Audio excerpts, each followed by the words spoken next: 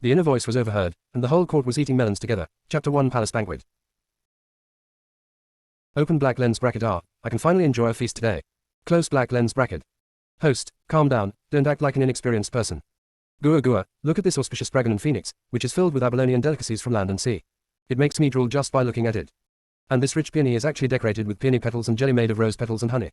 I will have to eat a few more bites of it later. The ouchy fairy fruits look pretty good, and they contain lychees, longans, dragon fruits, and other fruits.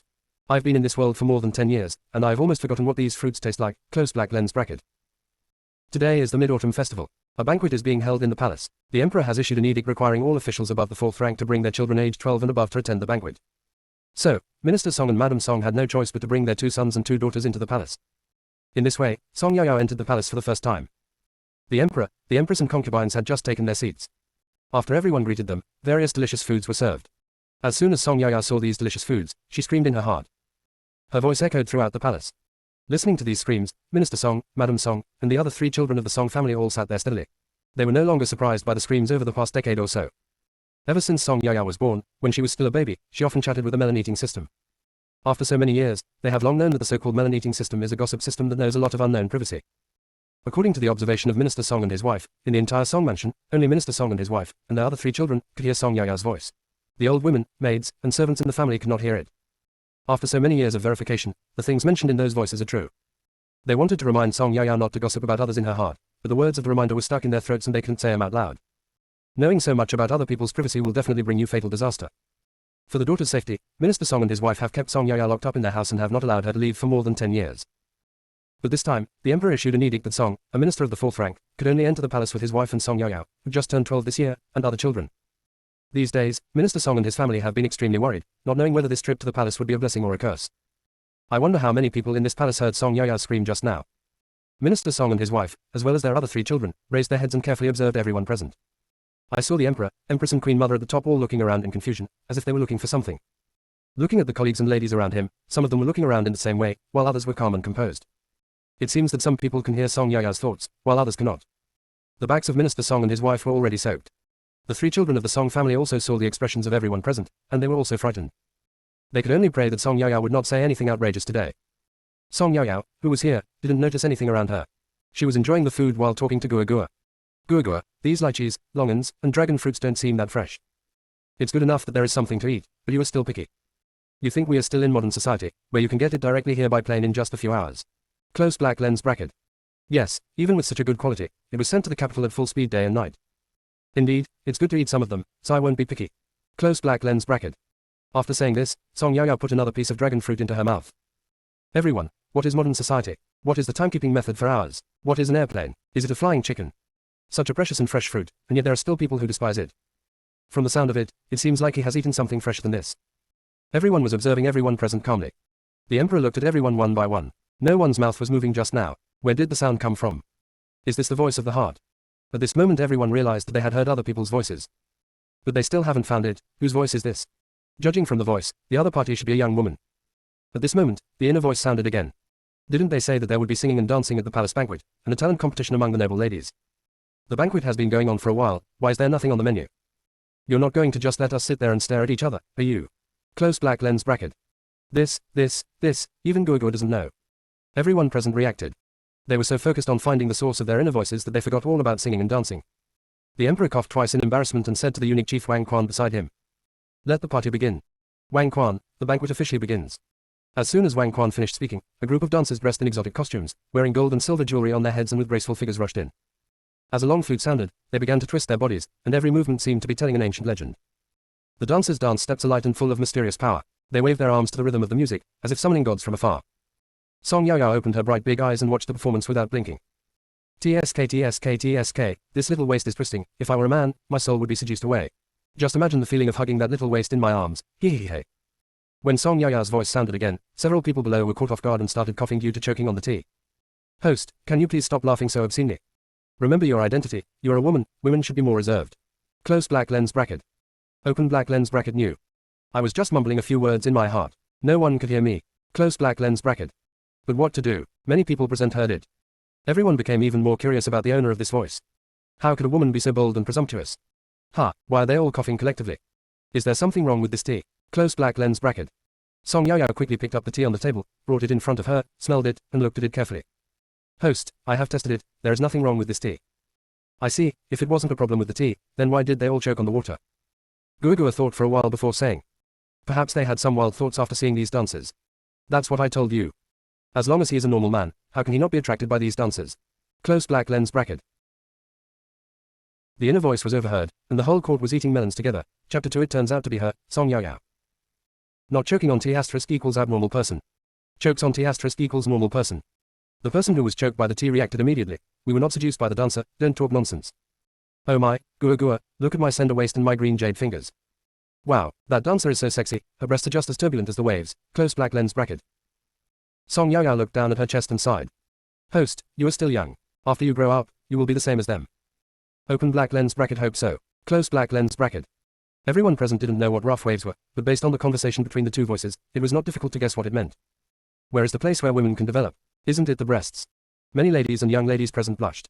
Some people who don't understand asked. Why are your faces red? Is it because there are too many people in the hall and it's hot? The lady who was asked could only say, and pass it off vaguely. Everyone became more and more curious about the owner of the voice. Whose daughter was so bold as to say anything? Minister Song and his wife and the 3 children, who were standing by, blushed when they heard Song Yaoyao's words. This damn girl, although she usually has some weird thoughts in the mansion, she never dares to say anything like she did today. There were many people present who could hear her thoughts. I'm afraid this girl will never be able to get married. Song Yaoyao didn't know that her family was already worried about her lifelong affairs. After the song finally ended, Song Yaoyao was still waiting to watch the next show, but she heard the emperor say. My dear ministers, during the Mid-Autumn Festival, how about all of us here saying a few words of blessing or composing a poem? Upon hearing this proposal, everyone's eyes lit up instantly. This is great, now they will know who the owner of the voice is. The emperor also wanted to know who the owner of the voice was, which is why he made the current proposal. Then, many ministers echoed. This is a good suggestion. I agree with it. I second the proposal. Ellipsis. Those people who don't understand, don't they know what the situation is now? Aren't civil officials and military officials always at odds? But what's going on now? When did these civil servants and military officers become so unanimous in their opinions? Minister Song's family became even more uneasy. It seemed that the youngest daughter's secret could no longer be kept. When everyone knows that it was the youngest daughter who spoke out, what should Yaoyao do? What will their minister's mansion face? Song Yaoyao was completely unaware of her family's concerns and was still standing aside, thinking about what words of blessing she would say later. When she saw Song Yaoyao, she stood up, walked to the center of the hall, saluted, and when she looked up again, she immediately screamed in her heart. Gua, isn't this emperor so handsome? Although he is a little older, it is not hard to tell how handsome he was when he was young. The emperor touched his face. When he was young, this face of his had indeed charmed many girls. Song Yaoyao looked at the queen again. This queen is so beautiful, her face is like peach blossoms in early spring, delicate and charming, her eyes are as bright as stars, her nose is straight, and her lips are as delicate and charming as flower petals. What a stunning beauty. Queen Empress. Gua, the queen is smiling, and this smile can make me feel the warmth of spring. Close black lens bracket. When the queen heard the praise from the heart, she was stunned at first, and then she laughed. This laugh was even more charming and graceful. Song Yaoyao looked at the queen mother again. This is the Empress Dowager. Why do I feel that she has a kind face and is just like the Bodhisattva in the temple? When the queen mother heard the inner voice, she was also stunned for a moment, and then she smiled even more kindly. Host, everyone is waiting for you to say your blessing. Please stop being a fangirl, okay? Oh, I see. This is my mother. When we went out, she repeatedly reminded me not to look around after entering the palace. Plus, I was so busy eating that I didn't even take a close look at what the emperor and the others looked like. Now that I'm so close, I can't help but take a few more glances. Don't rush me, I'll say my blessing right now. Close black lens bracket. Then, Song Yaoyao's clear voice rang out in the hall. The moon is bright in the sky, and the silver light is shining. May everyone's life be like this mid-autumn moon, perfect, fulfilling, and shining. Just as Song Yaoyao walked to the center of the hall, when the voice in her heart sounded again, everyone had already guessed that the owner of the voice might be the little girl in front of them. After Song Yaoyao finished her words of blessing, everyone was sure that the owner of her voice was the person in front of them. Because the voice in my heart was exactly the same as the voice of Song Yaoyao's words just now. The emperor, the empress, and the queen mother were all looking at the little girl in the center of the hall, and everyone present was also looking at Song Yaoyao curiously. The little girl's face has not yet lost its childish roundness, but one can already glimpse the outline of a future beauty. Her eyebrows are long and thin, like the dark green of distant mountains, giving people a calm and mysterious feeling. Her lips are as red as petals, and when she smiles, 2 small canine teeth are revealed. Song Yaoyao's real body. The emperor looked at the quiet little girl in front of him, and then thought about the voices he heard. Isn't this appearance and this inner heart totally inconsistent? What's your name? Whose child are you? Why have I never seen you before? Your Majesty, I am Song Yaoyao, the second daughter of Minister Song. I have never been out of the house before, and today is my first time going out. After hearing this, everyone understood. With her active mentality, no family would dare to let her go out. The queen mother smiled and said, I like this child very much. I will give him a pair of jade bracelets as a reward. Happiness came unexpectedly, and Song Yaoyao quickly knelt down to express her gratitude. The queen, I like this child very much, too. I will give her a pearl and ruby hairpin as a reward. Song Yaoyao quickly knelt down to thank the queen. The queen mother and the empress were particularly pleased to hear Song Yaoyao praising him, which is why they gave the rewards just now. Song Yaoyao didn't understand what was going on. Why did she get the reward? Song Yaoyao returned to her seat and presented the reward to her mother. Mom, please help me keep it. Mrs. Song gave a forced smile. It is good. Song Yaoyao continued chatting with Guagua. Guagua, why did I get the reward? Is it because I'm so cute that everyone likes me? As expected, I'm the most attractive one. Close black lens bracket. Guagua couldn't bear it anymore and said with contempt. Host, can you be a little self-aware? You are still a kid. If I don't look at your face but only at your figure, I can't even tell your chest from your back. Guagua, you're a rubbish system. The inner voice was overheard, and the whole court was eating melons together. Chapter 3 Encountering a Killer. Everyone's shoulders began to tremble as they listened to the conversation between Song Yaoyao and the guy named Guagua. They were trying so hard to hold back their laughter. One of the young masters couldn't help but laugh out loud. The people next to him quickly covered his mouth. Today, it was the first time for everyone to hear such a strange thing as other people's inner voices. Since the emperor didn't say anything, they didn't dare to take any action. Next, many young ladies from aristocratic families began a talent competition. Song Yaoyao watched with great interest. After the young lady from the aristocratic family finished her performance, another dancer came in to perform. Host, danger, danger. Among this group of dancers, the tallest one in the last row is a killer. Close black lens bracket. Hearing this voice, everyone present focused their attention on the tall dancer in the last row. Assassin, my father, my mother. This is too scary. Can I be assassinated while attending a palace banquet? Host, he is a man, dressed as a woman, mixed in with this group of dancers. He wants to take the opportunity to assassinate the emperor. His weapon was a flexible sword, which was wrapped around his waist. He also had a dagger hidden in his sleeve, which was coated with a deadly poison. Song Yaoyao said anxiously. What should I do? How can I remind the emperor and everyone present? If I remind them directly, will the emperor regard me as an accomplice of the killer? Let me think. What can I do? At this critical moment, why can't I think of any solution? Close black lens bracket. In the center of the hall, the dancers waved their long sleeves and began to dance. No one knows whether Song Yaoyao's words are true or false, but the emperor is now surrounded by several guards with high martial arts skills. While Song Yaoyao was still anxiously thinking of a solution, she saw the tall dancer suddenly took out the dagger hidden in her sleeve and rushed towards the emperor. The guards around the emperor immediately rushed forward. Everyone present screamed. Many people were so scared that they quickly hid aside. Minister Song protected his wife, and several of the Song family's children also quickly hid far away. When Song Yaoyao saw this scene, she was also shocked and quickly hid under the table. After hiding, Song Yaoyao looked at the battle situation in the hall while muttering in her heart. Guagua, I haven't figured out a solution yet. Why are they fighting? Wow, did that guard use the kick that can kill off all offspring? So cool, isn't he? He's definitely my idol. Close black lens bracket. Host, please don't give random names to other people's martial arts. How come such good martial arts moves sound so vulgar when they come out of your mouth? You'd better stop eating melons and watching the show. Your butt is still outside the table. Hide it quickly to avoid being accidentally injured. Close black lens bracket. Everyone heard the voice and quickly looked towards Song Yaoyao's position. At this moment, Song Yaoyao's upper body was under the table, and her lower body was outside the table. She was sticking her butt out and trying hard to push it inside. Seeing Song Yaoyao like this, the fear in those people's hearts was dispelled, and some people couldn't help but cover their mouths and laugh. This little girl from the Song family appears to be quiet and gentle on the surface, but I didn't expect that she is so wild at heart. She is simply a living treasure. When Song Yaoyao was about to continue to push herself under the table, someone pulled her out from under the table. Song Yaoyao turned around and saw that it was her elder brother, so she did not resist. Brother Song lifted Song Yaoyao by the back of her collar, and in a blink of an eye, the two of them were in a relatively safe place. Just now, after the Song family members had hidden far away, they realized that their little daughter was missing. Then they heard her inner voice, and when they looked up again, they saw Song Yaoyao with her butt sticking out under the table. She is already a 12-year-old girl. How can she stick her butt out in broad daylight? At this moment, Song Yaoyao looked at her parents' angry expressions, stretched out her hand to flatter them, tugged at Mrs. Song's sleeve, and said pitifully and tearfully, Mom, there are assassins, I'm scared. As she spoke, Song Yaoyao patted her chest with lingering fear. Although Mrs. Song knew that Song Yaoyao was pretending, she still softened her heart when she saw her pitiful appearance. What should she do? The child is her own, so she should go back and take more care of him and educate him. However, I wonder if it will be too late to teach immediately after returning. Mrs. Song suppressed her anger and blamed. You know you're afraid, but you don't know how to stay away. Got it. Next time, I will stay far away. Madam Song stared at Song Yaoyao. Do you still hope for a next time? Mom, don't be angry, it was just a slip of the tongue, a pure slip of the tongue. After we get home, I'll give you a shoulder massage and leg massage, how about that? It is good. Song Yaoyao stuck out her tongue and finally managed to get through this hurdle. Song Yaoyao's previous life was also called Song Yaoyao and was an all-round military doctor.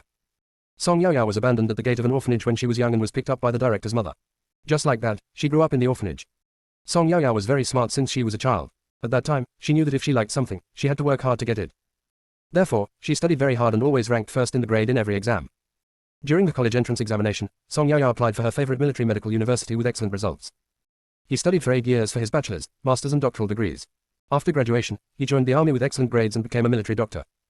Song Yaoyao worked as a military doctor for 10 years. In her spare time, she also learned a lot of Chinese medicine knowledge from an old Chinese medicine practitioner. She thought she would live like this for the rest of her life, but unexpectedly, during a border conflict, Song Yaoyao fainted from overwork while treating the wounded and never woke up again. When Song Yaoyao regained consciousness, she had become the unborn baby in Madame Song's belly, and was also connected to a melon-eating system. After Song Yaoyao successfully came to this world, she realized that she had come to a fictional dynasty that had never appeared in Chinese history. Her father, Song Shiyun, was a fourth-rank minister of the Ministry of Revenue. Her mother, Ning Weining, was the legitimate daughter of a second-rank general. They were deeply in love and had no concubines or illegitimate children in the backyard. The eldest brother, Song Qingyu, is 17 years old this year. He is both talented in civil and military affairs. He has already been engaged to Ji Minyu, the legitimate daughter of a fourth-rank loyal and martial general. In a few years, my sister-in-law will marry into the family. Song Qingyu. The second elder brother, Song Qinghui, is 15 years old this year. He has loved wielding guns and sticks since he was a child. He usually follows his grandfather to train in the military camp in the suburbs. Song Qinghui. This time, he returned from the military camp because of the palace banquet. The eldest sister, Song Qingling, is 14 years old this year. She is gentle, generous, quiet and beautiful. She is proficient in reciting poems, painting, playing the piano and embroidering. She is a typical lady from a noble family and is now looking for a boyfriend. Song Qingling. By the standards of a lady from a noble family, Song Yaoyao is simply a scumbag compared to her elder sister. In her previous life, Song Yaoyao was an orphan and had to rely on herself for everything, so she had to work hard. The inner voice was overheard, and the whole court was eating melons together. Chapter 4 breaking the news. However, this life is different. She has parents and siblings who love her. She is a rich lady and has no worries about food and clothing. Why should she work so hard? In her previous life, Song Yaoyao worked hard all her life and it was tiring. In this life, Song Yaoyao just wants to live an easier life. When Song Yaoyao died in her previous life, she didn't even have a boyfriend. It's such a pity just thinking about it. Song Yaoyao's current mentality is, drink today and worry about tomorrow when it comes. Lie down and look at the handsome guy, isn't it nice? In this life, Song Yaoyao just wants to live the most comfortably and freely. Song Yaoyao doesn't like reciting poetry or painting, and she doesn't like playing the piano or embroidering. There are no mobile phones or tablets here to kill time. Her parents didn't let her leave the house, saying that there were a lot of kidnappers out there and they were afraid she would be kidnapped.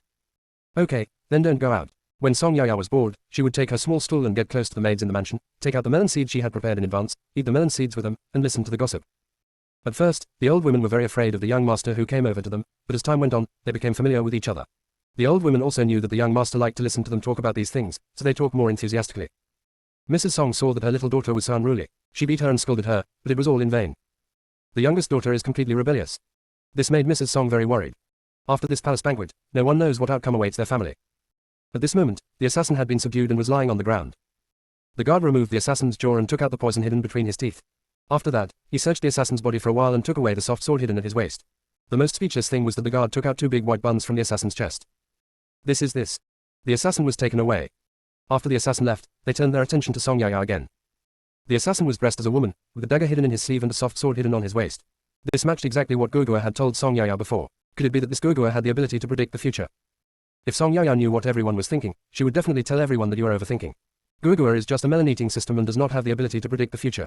However, Guogua knows everything that has happened. Song Yaoyao felt the gazes of the people around her and muttered to herself. Guogua, what's wrong with them? Is there something on my face? Why are they looking at me like that? Guogua doesn't know either. When everyone heard Song Yaoyao's thoughts, they quickly withdrew the gazes, fearing that Song Yaoyao might notice something. The queen asked the maids and guards to quickly clean up the damaged items in the palace, and then the banquet continued. Song Yaoyao looked at the queen's actions and asked in confusion. Logically speaking, since an assassination occurred at the palace banquet, the banquet should have ended, but how do we clean it up now? The banquet has started again. Is it because I have too little experience, or is it that everyone here is too strong inside? Alas, I am getting old, I am getting old. It turns out that I have lived a peaceful life for too long and I can't stand the hardships anymore. Close black lens bracket. Guogua couldn't help but twist his face in the system space. When everyone heard this, the corners of their mouths twitched. Little girl, listen to what you said. You are only 12 years old, still a kid, how can you be old? If you are old, there are many people who are older than you, so what are they? Old monsters. Song Yaoyao had lost interest in the songs in the hall and said to Guogua. Guogua, can't you detect the melons of those people within 10 meters of me? Tell me about it. Close black lens bracket. Host, I have been wanting to tell you for a long time. I saw you eating so happily before, and then you were attracted by the beautiful woman, so I didn't spoil your fun. Since you want to know now, I'll tell you. Do you see the fourth-rank doctor sitting not far from you? He is the thin, middle-aged man with a long beard who looks like a scholar. Close black lens bracket. Song Yaoyao turned her head to look at the fourth-rank doctor not far away, and immediately retracted her gaze. I saw it, what's wrong?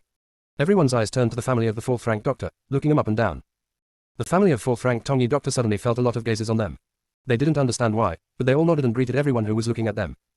At this time, I heard Guogua say. Don't be fooled by his appearance as a gentleman, he is actually a scumbag. The fourth-ranked Tongyi doctor was named Lu Guangxu. He was extremely intelligent since childhood, and his parents sent him to a private school. He could learn whatever the teacher said and could understand it thoroughly. He stands out among all the students. Mr. Wang liked the student Lu Guangxu very much, so after discussing with Lu Guangxu's parents, he arranged a marriage for his only daughter, Wang Shushu, and Lu Guangxu. When Lu Guangxu was 10 years old, his father went to the mountains to collect herbs for his tuition. He accidentally fell off a cliff and his body was never found. The family was already poor, and now without Lu's father, the family became even poorer. Even eating became a problem, let alone continuing their studies. Lu Guangxu was facing the situation of dropping out of school. At this time, Lu's mother took the marriage contract and found Mr. Wang, asking him to support Lu Guangxu to continue his studies. Mr. Wang looked at Lu Guangxu and felt that he was indeed a good student. It would be a shame for him to drop out of school now. Besides, he only had one daughter, and he also hoped that she would have a good life in the future, so he agreed. But the prerequisite for funding Lu Guangxu to continue his studies is that Master Wang is old, and his son-in-law and daughter must provide for him in his old age. After all, Master Wang's wife passed away early, and now he only has this daughter to rely on. In order to continue his studies, Lu's mother and Lu Guangxu agreed. Wang Shushu, the daughter of Master Wang, was a pretty girl from a small family. Master Wang also taught her to read and write, and she was also a very talented girl. When Lu Guangxu was studying away from home, Wang Shushu often went to Lu's house to take care of Lu's mother, helping with washing clothes, cooking, and taking care of Lu's mother in every possible way. Lu Guangxu was indeed a good student. A few years later, he passed the examination and became a scholar. In order to study better, Lu Guangxu proposed to go to the academy in the county town to study. Mr. Wang thought about his family background and agreed after gritted his teeth. Ever since Lu Guangxu passed the imperial examination and became a scholar, his mother began to dislike Wang Shushu, thinking that she was not worthy of her son. But Lu Guangxu still had to rely on Master Wang to continue his studies. Although he looked down on Wang Shushu, he did not do anything too excessive. Close black lens bracket. This Lu's mother is simply a double-faced person, so shameless. The inner voice was overheard, and the whole court was eating melons together. Chapter 5, Lu Guangxu, the Minister of Justice. Gua continued. Open black lens bracket. Who says it's not? After Lu Guangxu arrived in the county town, he unexpectedly hooked up with Li Weilin, the daughter of a wealthy merchant. Li Weilin admired Lu Guangxu's talent very much. Lu Guangxu took the opportunity to describe himself as an ugly girl who was forced by his teacher to marry his teacher's daughter, and made himself sound as miserable as possible. He also said that the master was relying on this marriage contract to force him to provide for her in her old age. Li Weilin was furious when she heard this. A daughter who is married off is like water spilled, so how can a son-in-law provide for his father-in-law in his old age? This is against the rules. It's against etiquette. The more Li Weilin thought about it, the angrier she became. She hired someone to bribe a group of thieves, who broke into Mr. Wang's house and brutally killed Mr. Wang and Wang Shushu. The thieves also turned Mr. Wang's house upside down, pretending to be robbing the house. Close black lens bracket. Song Yaoyao said angrily. This is too crazy. Gua, were the thieves finally caught by the government? Was Li Weilin implicated? Close black lens bracket. When everyone heard this, they all gasped. This was too fucking cruel. I didn't realize that Lu Guangxu was so vicious. He wanted to get rid of Master Wang and Wang Shushu, but he instigated Li Weilin and made her the murderous knife. Gua continued to expose. The thieves were quietly dealt with by the people sent by Li Weilin. When the neighbors found the bodies of Mr. Wang and Wang Shushu, it was several days later. The bodies of both were smelly. The neighbors immediately reported to the authorities, but the local government office could not find anything, and this matter became an unsolved case in the local area. Under Lu Guangxu's sweet talk, Li Weilin had sex with him without any matchmaker and got pregnant. When Li Weilin was discovered by Mr. Li, her belly was already visibly pregnant. After Mr. Li learned about Lu Guangxu's talent, he felt that one day, the Li family might be able to prosper because of this son-in-law. Although Mr. Li was very unhappy about Lu Guangxu's affair with his daughter without a matchmaker, things had come to this point, and for the sake of future wealth and glory, he agreed to their marriage. The Li family is wealthy and powerful, so they can still support Lu Guangxu. In this way, Lu Guangxu married the daughter of a wealthy businessman without spending a penny on the bride price, and thus lived a good life without worries about food and drink. After Lu Guangxu saved some money, he bought a house outside, hired servants and maids, and brought his mother to the county town to live the life of an old lady. Because of Master Li, Lu Guangxu got to know many wealthy businessmen. He gradually developed ambitions and began to be dissatisfied with the life suppressed by Master Li. Lu Guangxu conspired with outsiders to kill or make stupid several of Mr. Li's sons. Mr. Li suspected that someone was targeting their family, but he didn't think of Lu Guangxu at all.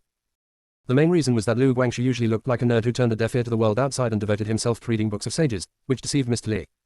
After killing Master Li's sons, Lu Guangxu captured the two sons of the brother of Master Li's personal attendant and forced the attendant to poison Master Li. The servant was infertile, and the family's inheritance depended on his brother's two sons. Nothing must happen to those two children, so he had no choice but to betray Master Li and give him a chronic poison. This servant had followed Master Li for more than 20 years. Master Li trusted him very much and did not set up any defense against him. A year later, Mr. Li died of poisoning, and Lu Guangxu took control of the entire Li family. After Master Li died, Lu Guangxu brought his mother into the Li mansion. Lu Guangxu was afraid of gossip from outsiders. Although he did not change the Li mansion into the Lu mansion, the entire Li mansion was controlled by Lu Guangxu. God is really blind. A few years later, Lu Guangxu passed the imperial examination and then went all the way to the palace examination. Finally, he was chosen as the second place by the current emperor. When he was paraded through the streets on horseback, Lu Guangxu's current wife Cheng Qinchin fell in love with him. Cheng Qinchin is the concubine's daughter of the Duke of Zhengguo. Although she is a concubine's daughter, she is definitely a good match for Lu Guangxu. When Lu Guangxu learned that the Duke of Zhengguo wanted to marry their concubine's daughter to him, he was very happy. But when he saw Cheng Qinchin's appearance, he was disgusted and disdainful. Although he disliked Cheng Qinchin for being fat and strong and not having any femininity, compared with power, what was an ugly woman? The daughter of a duke's mansion could never be a concubine, so Lu Guangxu had no choice but to demote Li Weilin to a concubine. How could Li Weilin be willing to accept this? Lu Guangxu finally became the second place in the imperial examination, and she could become an official's wife. Why should she be reduced from a legal wife to a concubine who cannot be seen in public? However, Lu Guangxu was adamant in his attitude, and Li Weilin had no choice but to use the deaths of Master Wang and Wang Shushu to try to force Lu Guangxu to give up the idea of demoting his wife to a concubine. This reminded Lu Guangxu of his past misfortunes. He decided to go all out. When Li Weilin went to the temple to burn incense, he had people disguise themselves as bandits and kill Li Weilin and his daughter. After Li Weilin died, Lu Guangxu pretended to be affectionate. Everyone said that he was affectionate and loyal, and deeply in love with Li Weilin. It was just that Li Weilin was unlucky. She died after just a few days as an official's wife, and her daughter died with her. It's really unpredictable. After Li Weilin's death, there was no more resistance, and Lu Guangxu used the Li family's money to marry Cheng Qinchin. With the help of the Duke of Zhengguo's mansion over the years, Lu Guangxu has now become a fourth-rank Tongyi doctor. Although Tongyi Dafu is an idle official position, it is still a fourth-rank official position after all, which means that one has to work a few decades less than others. Close black lens bracket. After listening to Lu Guangxu's promotion history, Song Yaoyao couldn't help but shudder. The officials who were sitting close to Lu Guangxu's family couldn't help but move their seats a little further away from them. Everyone present couldn't help but shudder. They didn't expect that Lu Guangxu, who usually behaved like a scholar, would do such a thing as killing his mentor, his fiancée, his wife, and his daughter. This man really can't be judged by appearances. At this time, Song Yaoyao's inner voice sounded again. Gua Gua, is this what they call a man without poison? Lu Guangxu has relied on women all his way to his feet. He's really a gigolo. Not only did he kill so many people, he even spared his own daughter. Even a tiger will not eat its own cubs. This Lu Guangxu is simply worse than an animal. If such a person is allowed to be an official, how can the people have a good life? Fortunately, it is just a sinecure now. If I were to be in an important position in the court, wouldn't I just kill someone if I didn't like him? Close black lens bracket. Those who heard the voice nodded in unison. If Lu Guangxu were to gain power one day, that would be disastrous. When the emperor heard these voices, his face changed drastically. How could there be such a vicious person among his ministers? The inner voice was overheard, and the whole court was eating melons together. Chapter 6. The emperor understands Song Yaoyao. If one day he becomes displeased with the emperor, will he kill himself? Thinking of this, the emperor immediately called Wang Quan and whispered a few words in his ear, and Wang Quan nodded. Wang Quan returned to his original position, waved to one of the guards, and asked him to investigate Lu Guangxu's case. The emperor wanted to take another look to see whether what Song Yaoyao said in her heart was true. Song Yaoyao continued to ask. Gua, do you think the Duke of Zhengguo knows about Lu Guangxu's affairs? I know. Before marrying off his daughter, he thoroughly researched Lu Guangxu's ancestors.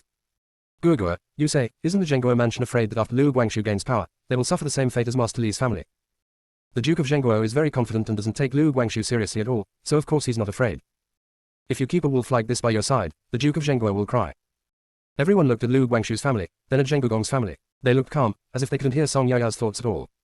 Everyone is curious, why some people can hear Song Yaoyao's voice but others can't. In just a moment, the singing and dancing in the hall had ended. Everyone was still waiting to hear the gossip, but Song Yaoyao's voice never sounded again. The queen continued to greet the ladies and young ladies, and the emperor found an excuse and took all the ministers present away to the Yangshan Palace. After arriving at the Yangshan Palace, the emperor spoke first. My dear ministers, have you heard what Minister Song's second daughter, Song Yaoyao, said? The emperor wanted to say the words, what's in my heart, but when the words reached his throat, it was as if someone was strangling him, and he couldn't utter those two words. The emperor's face turned red and he couldn't help coughing. Wang Quan hurried forward and patted the emperor on the back. The ministers also hurriedly asked. Your Majesty, are you okay? The emperor waved his hands. He tried several times, but whenever he wanted to say words like, inner voice, or, mind reading, he would suffocate like this. The emperor also discovered that he couldn't express himself with words like, voice of the heart. After calming down for a long time, the emperor continued to ask. Did you all hear what happened at the banquet just now? When the ministers heard this, some were puzzled. What did they hear? Why didn't the emperor speak clearly? Some nodded in understanding. When several ministers wanted to say the words, voice in their heart, they felt as if someone was strangling them by the neck. They started coughing violently and could not utter those two words. Only now did they understand why the emperor had coughed so violently just now. The emperor saw the ministers like this and continued. Those who can hear, stand on the left, and those who cannot hear, stand on the right.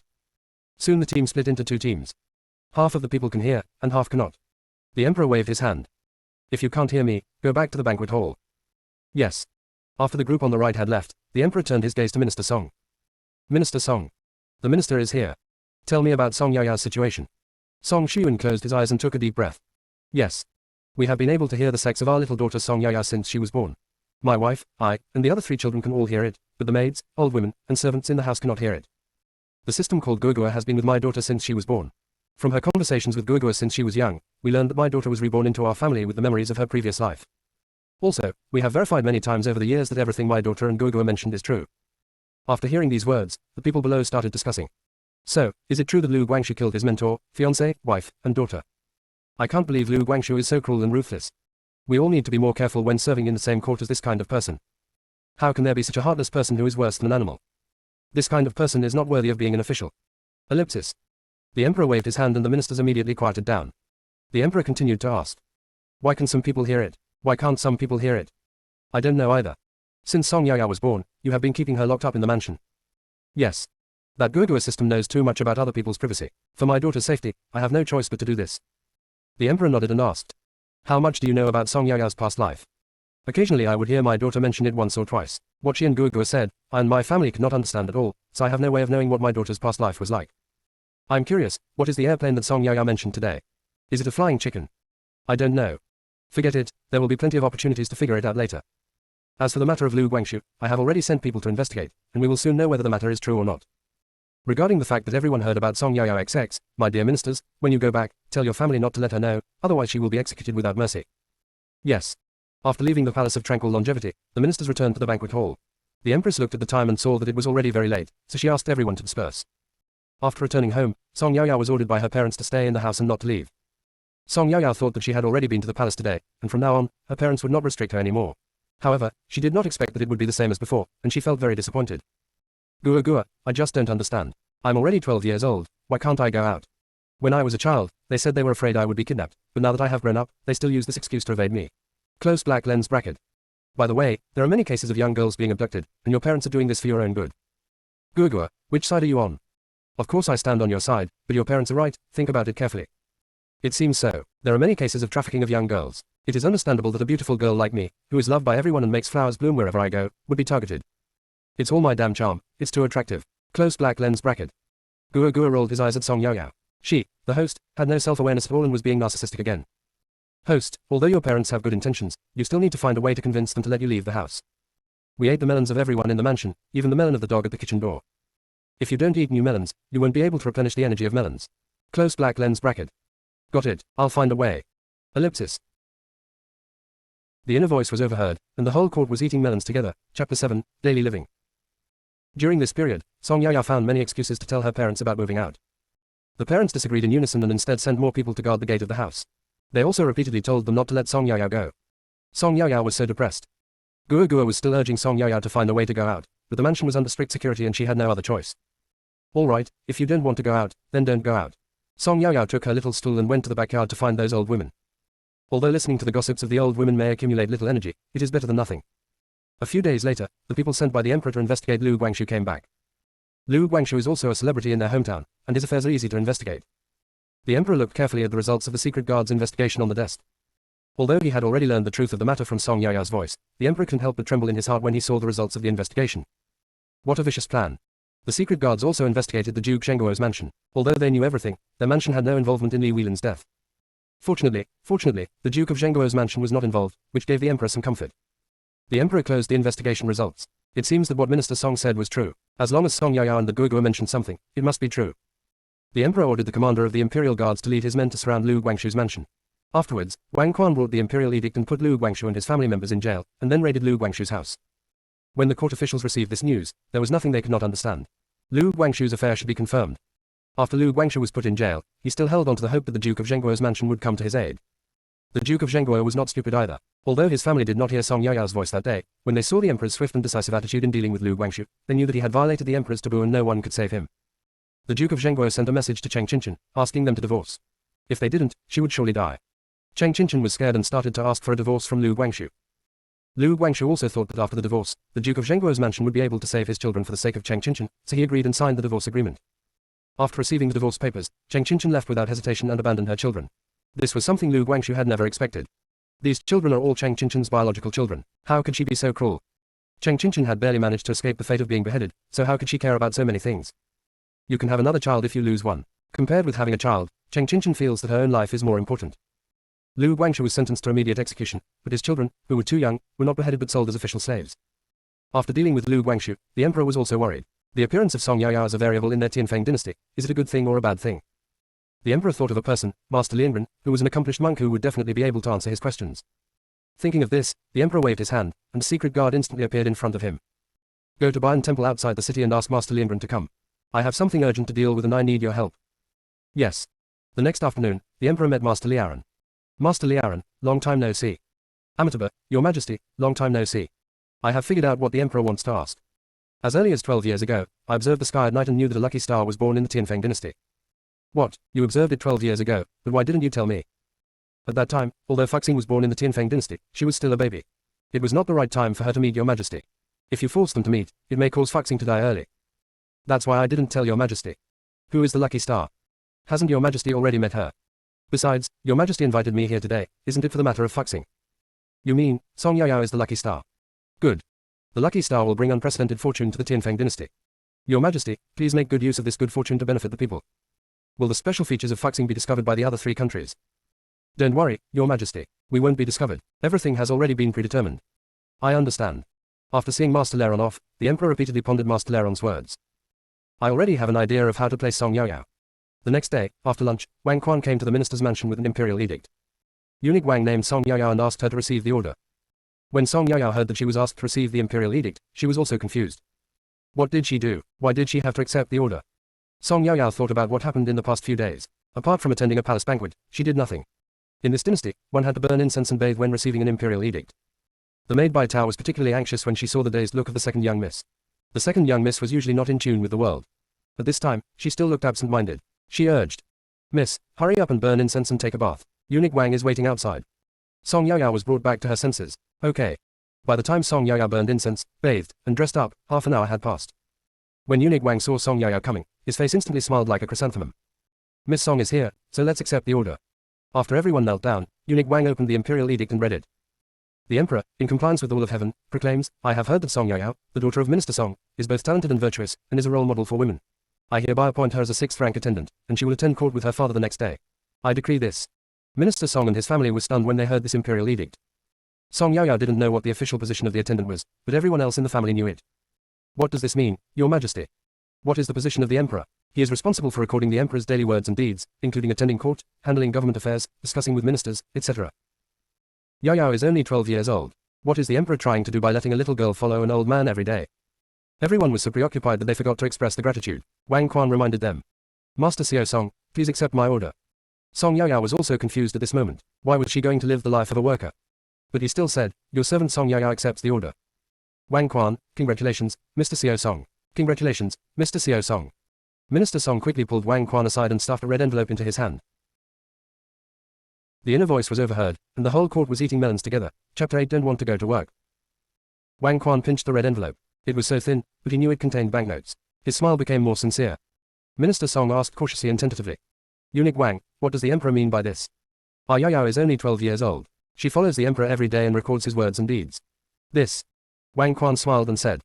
Master Song, you're worrying too much.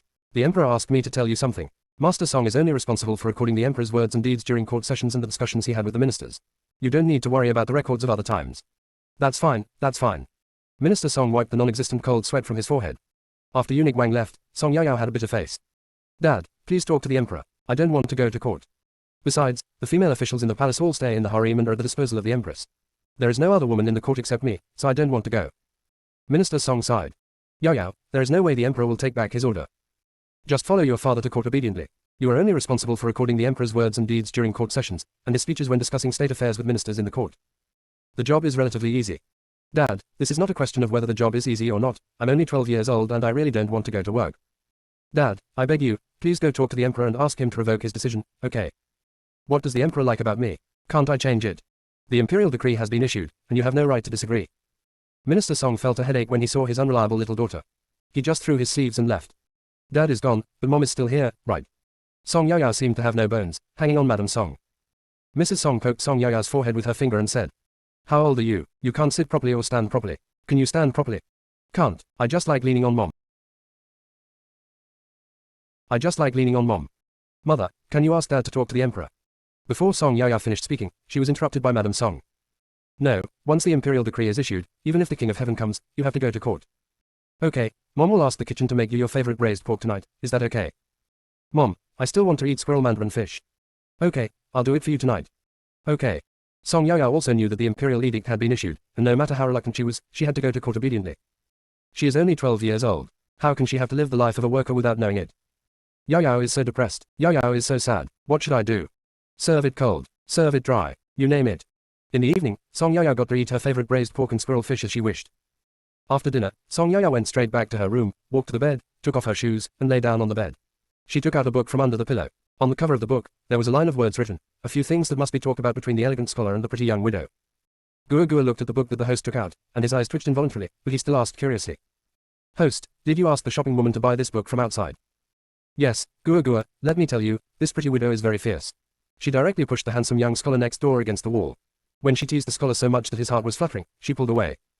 Damn girl, why did you leave? I took off my pants, that's it. Close black lens bracket. Host, do you remember that you have to get up early at 5 a.m. tomorrow to attend court? I know, don't rush me, I'll watch it for a while. Gua Gua stopped talking, and Song Yaoyao's voice was heard again in the room. This pretty widow is not good. It seems that she just likes to flirt and doesn't dare to do anything practical. Open black lens bracket. Hey, if you like me, come on. Close black lens bracket. I feel anxious for the pretty widow when I see this. Ellipsis. Before she knew it, it was already very late and Song Yaoyao fell asleep without knowing when. Song Yaoyao felt that she had just fallen asleep for a short time when Bai Tao was already calling her to get up in her ear. Song Yaoyao turned over, with her back to Bai Tao, and said in a daze. Don't make any noise, let me sleep a little longer. Miss, you can't sleep any longer. Hurry up and get up. You still have to go to court with the master today. Song Yaoyao only felt the noise in her ears and buried her head in the quilt. Bai Tao was still calling her, but Song Yaoyao just wanted to sleep. At this moment, Minister Song's voice came from outside. Yaoyao. Bai Tao hurried out. Master. Is the lady awake? No, I called for a long time, but the lady didn't get up. Minister Song said to the two maids at the door. Go help Bai Tao and make sure to wake up the young lady. Yes. Bai Tao and the other two walked into the room and forcibly pulled Song Yaoyao out of the quilt. Song Yaoyao didn't even open her eyes. Two maids supported her and kept her sitting. Then Bai Tao began to help her dress, wash and dress up. Song Yaoyao's official robe was delivered yesterday along with the imperial edict. It was a little big, so Madame Song had to ask someone to alter it overnight before she could wear it. When Song Yaoyao went out, she was supported by Bai Tao and the maids, and her eyes were closed the whole time. Minister Song looked at Song Yaoyao like this. Yaoyao, wake up. Song Yaoyao didn't even open her eyes. Dad, I'll take a nap for a while. Minister Song looked at Song Yaoyao like this, shook his head helplessly, resigned himself to his fate, carried Song Yaoyao on his shoulders, turned around and left. Song Yaoyao felt a sudden sense of weightlessness, woke up, saw that she was being carried by her father, and closed her eyes with peace of mind. Song Yaoyao was carried to the front of the carriage and stuffed directly into it. Only then did Minister Song get on the carriage himself. In the carriage, Song Yaoyao had found a comfortable position and fell asleep. Song Yaoyao smacked her lips from time to time. Delicious, really delicious. Saliva flowed down the corners of her mouth. Song Yaoyao seemed to feel something, reached out and wiped the corners of her mouth with her sleeve, and continued to sleep. This is simply unbearable to watch. Minister Song resisted the urge to kick his little daughter out of the carriage and closed his eyes. If he looked at it a few more times, he would definitely not be able to suppress his primordial power and would explode. How could he have given birth to such an unreliable daughter? He and his wife are a perfect match. Their two sons are outstanding men, and their eldest daughter is also a famous lady in the capital. Only the youngest daughter looks like a dandy. She is already 12 years old and will be of marriageable age in a few years.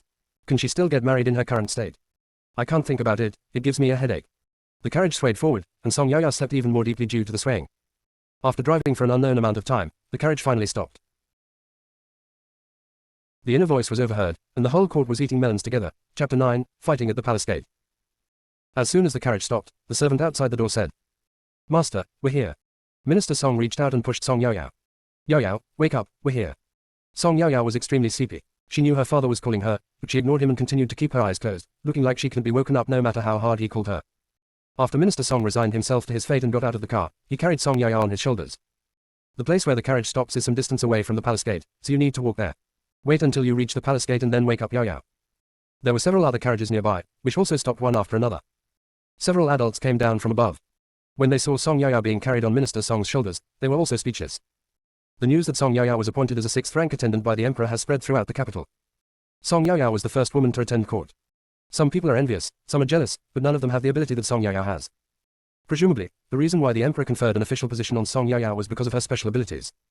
However, isn't Song Yaoyao a little too lazy? What kind of 12-year-old girl would let her father carry her around? One of them was Lord Yan, the Minister of Rights. He did not attend the palace banquet a few days ago due to illness and did not know about Song Yaoyao's special abilities. In addition, the emperor ordered that no one be allowed to spread the events of the palace banquet today, let alone let Song Yaoyao herself know that everyone could hear her inner voice. Although everyone was very curious, no one disobeyed the order and discussed what happened that day. Lord Yan usually doesn't get along with Minister Song, and he had no idea what happened on the day of the palace banquet. After learning that Song Yaoyao, the second daughter of Minister Song, was appointed as a 6th rank attendant, he was quite dissatisfied. A newly crowned top scholar had to start as a 9th rank county official. Why on earth could a good-for-nothing little girl be given a 6th rank official position? The more I think about it, the more I feel dissatisfied. Minister Yan was still cursing in his heart, saying that Minister Song's family was so lucky, and then he cursed the emperor for being an old fool. Just now, when I saw Minister Song carrying the good-for-nothing little girl, I got furious. Lord Yan hurried forward and caught up with Minister Song, then said in a sarcastic tone. Minister Song, your family is really lucky. I heard that your second daughter was appointed as a 6th rank attendant. Since the children are officials, they should act like officials. Look at you, how can you carry Lord Seo Song like this? Minister Song, I am not saying this, there is nothing wrong in loving children, but there must be a limit and you cannot spoil your children. As for children, they still need to be taught from a young age. Whose 12-year-old girl still needs to be carried by her father? If this gets out, how will she get married in the future? If a child is a lazy person, it means he is not beaten enough. Let me tell you, what we have believed since ancient times is that a filial son is born under the stick, and a top scholar is born under the stick. Your girl obviously didn't beat her enough. Song Yaoyao opened her eyes suddenly, with the cold light flashing in her eyes. Dad, put me down. Although Song Yaoyao's eyes were closed when she got off the carriage, she was already awake. She didn't want to walk, and her father wanted to carry her, which was just what she wanted. I was in a good mood, but I don't know whose crotch was not well managed, and something like this popped up. He started talking in a sarcastic tone and said that she would never be able to get married. Song Yaoyao didn't care whether she got married or not, but she encouraged her father to beat her. Even her uncle could tolerate it, but her aunt couldn't. Just as Minister Song was about to start arguing with Lord Yan, he heard his little girl's voice. He quickly stopped and put Song Yaoyao down. Yaoyao, you're awake. Well, wake up. Song Yaoyao glanced at Lord Yan, and Song Duodui immediately came online. Sir, what did you have for breakfast today? Lord Yan was a little confused by Song Yaoyao's question, but he still answered. The porridge I had in the morning. Song Yaoyao nodded and said. No wonder. I guess you must have eaten a lot of salted radish when drinking porridge, right? No wonder, people worry less and enjoy life.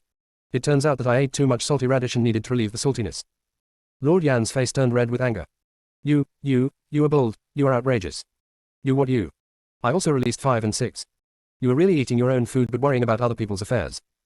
I'm not afraid of worrying too much and dying suddenly. You dare to curse me to death. Did I name any names? These days, I've heard of people robbing for money, robbing for credit, and robbing for reputation, but this is the first time I've heard of people robbing to die. How dare you talk to me like that, little brat? Old vegetable gangster, why are you acting so arrogant here? Others may be afraid of you, but I am not. It's none of your business whether I'm lazy or not, and you even instigated my dad to beat me. You really have the nerve to do that. He who cheeses first is the cheap one. More and more officials gathered to watch the fun. They didn't expect that the little girl of Minister Song was so good at talking. Lord Yan didn't expect that a little girl would dare to scold him like that. Even her father, Minister Song, didn't dare to point at his nose and curse at him like that, so how dare this girl? He couldn't scold the little girl, so he turned to Minister Song and said. Minister Song, is this how you teach your daughter? Just let a little girl like her point her finger at the elders and scold them. Minister Song glanced at Lord Yan and said. My daughter is right, the one who cheeses first is the slut. You guys. Song Yaoyao looked at the stupid thing in front of her and said. Whose elder are you? Don't think that just because you are old you can be treated as an elder to everyone. You really think you are a big clove of garlic? You. Lord Yan pointed at Song Yaoyao with trembling hands, and was so angry that he couldn't utter a word. All the officials present were stunned. These officials sometimes quarrel with each other, but when they're really angry, they will take each other's status into consideration and make indirect accusations. No one is like Song Yaoyao, who scolds directly.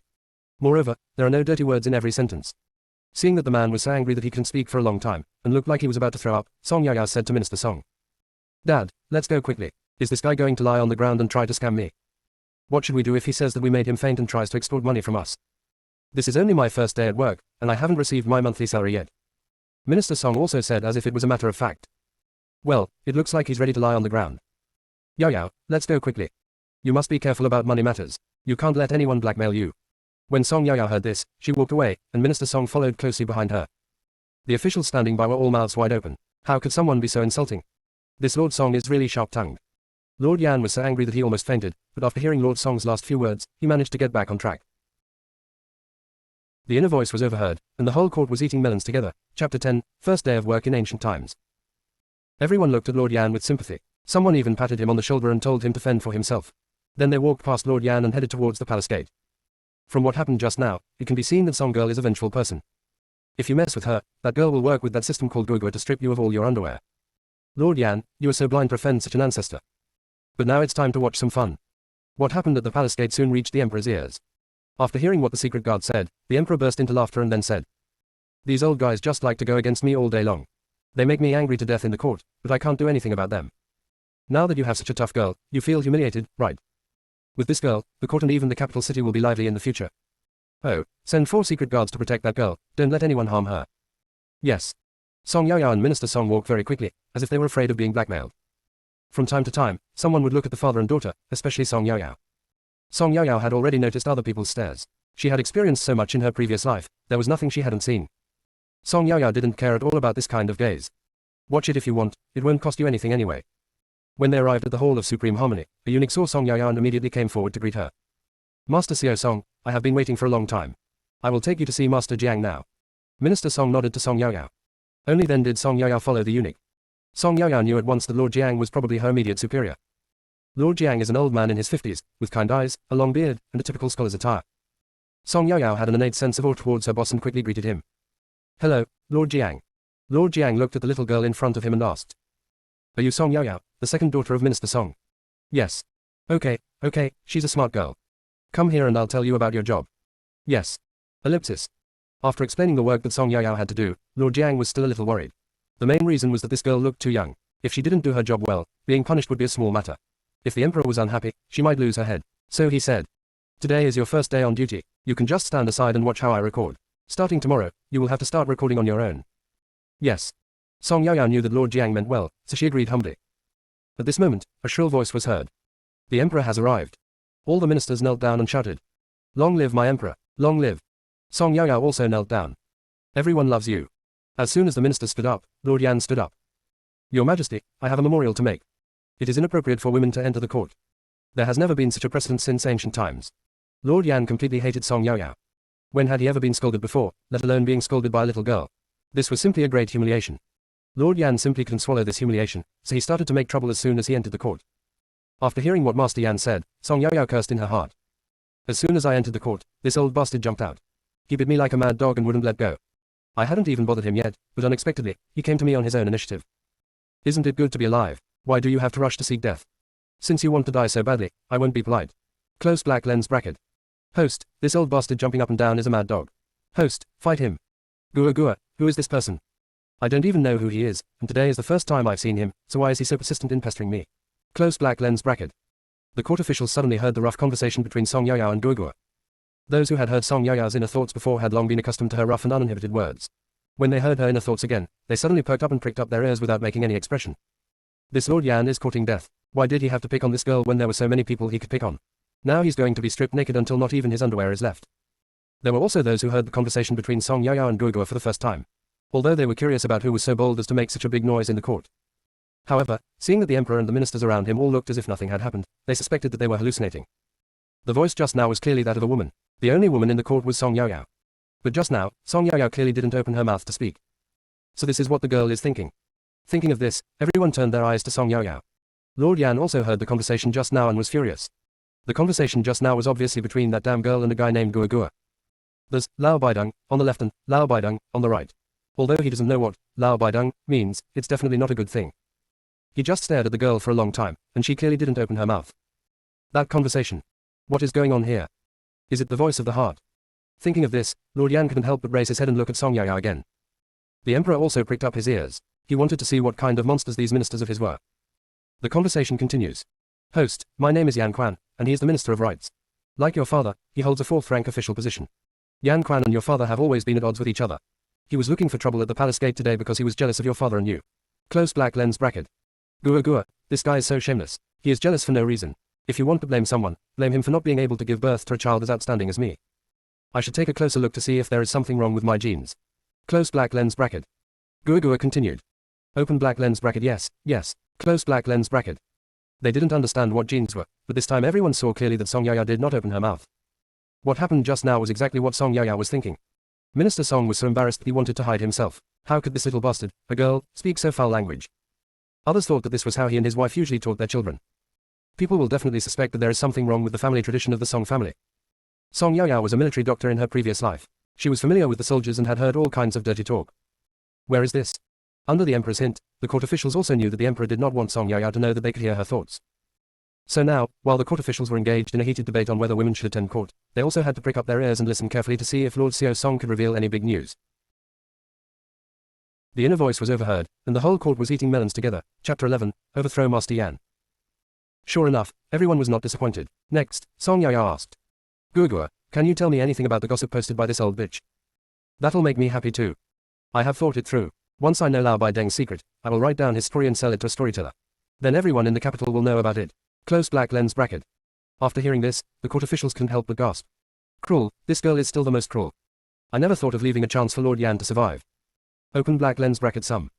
I never thought this old bastard is a cross-dresser. Close black lens bracket. Gugua, what did you say? A man in cross-dressing. Is it so exciting? Before Gugua could speak, Song Yaya looked up at Yan Quan, then lowered her head again. Song Yaya's inner voice rang out again. Oh my, I just took a look at Yan Quan, he looks like a decent human being, and he doesn't look like a sissy. TSK, you really can't judge a person by his appearance. Gugua, tell me quickly. Close black lens bracket.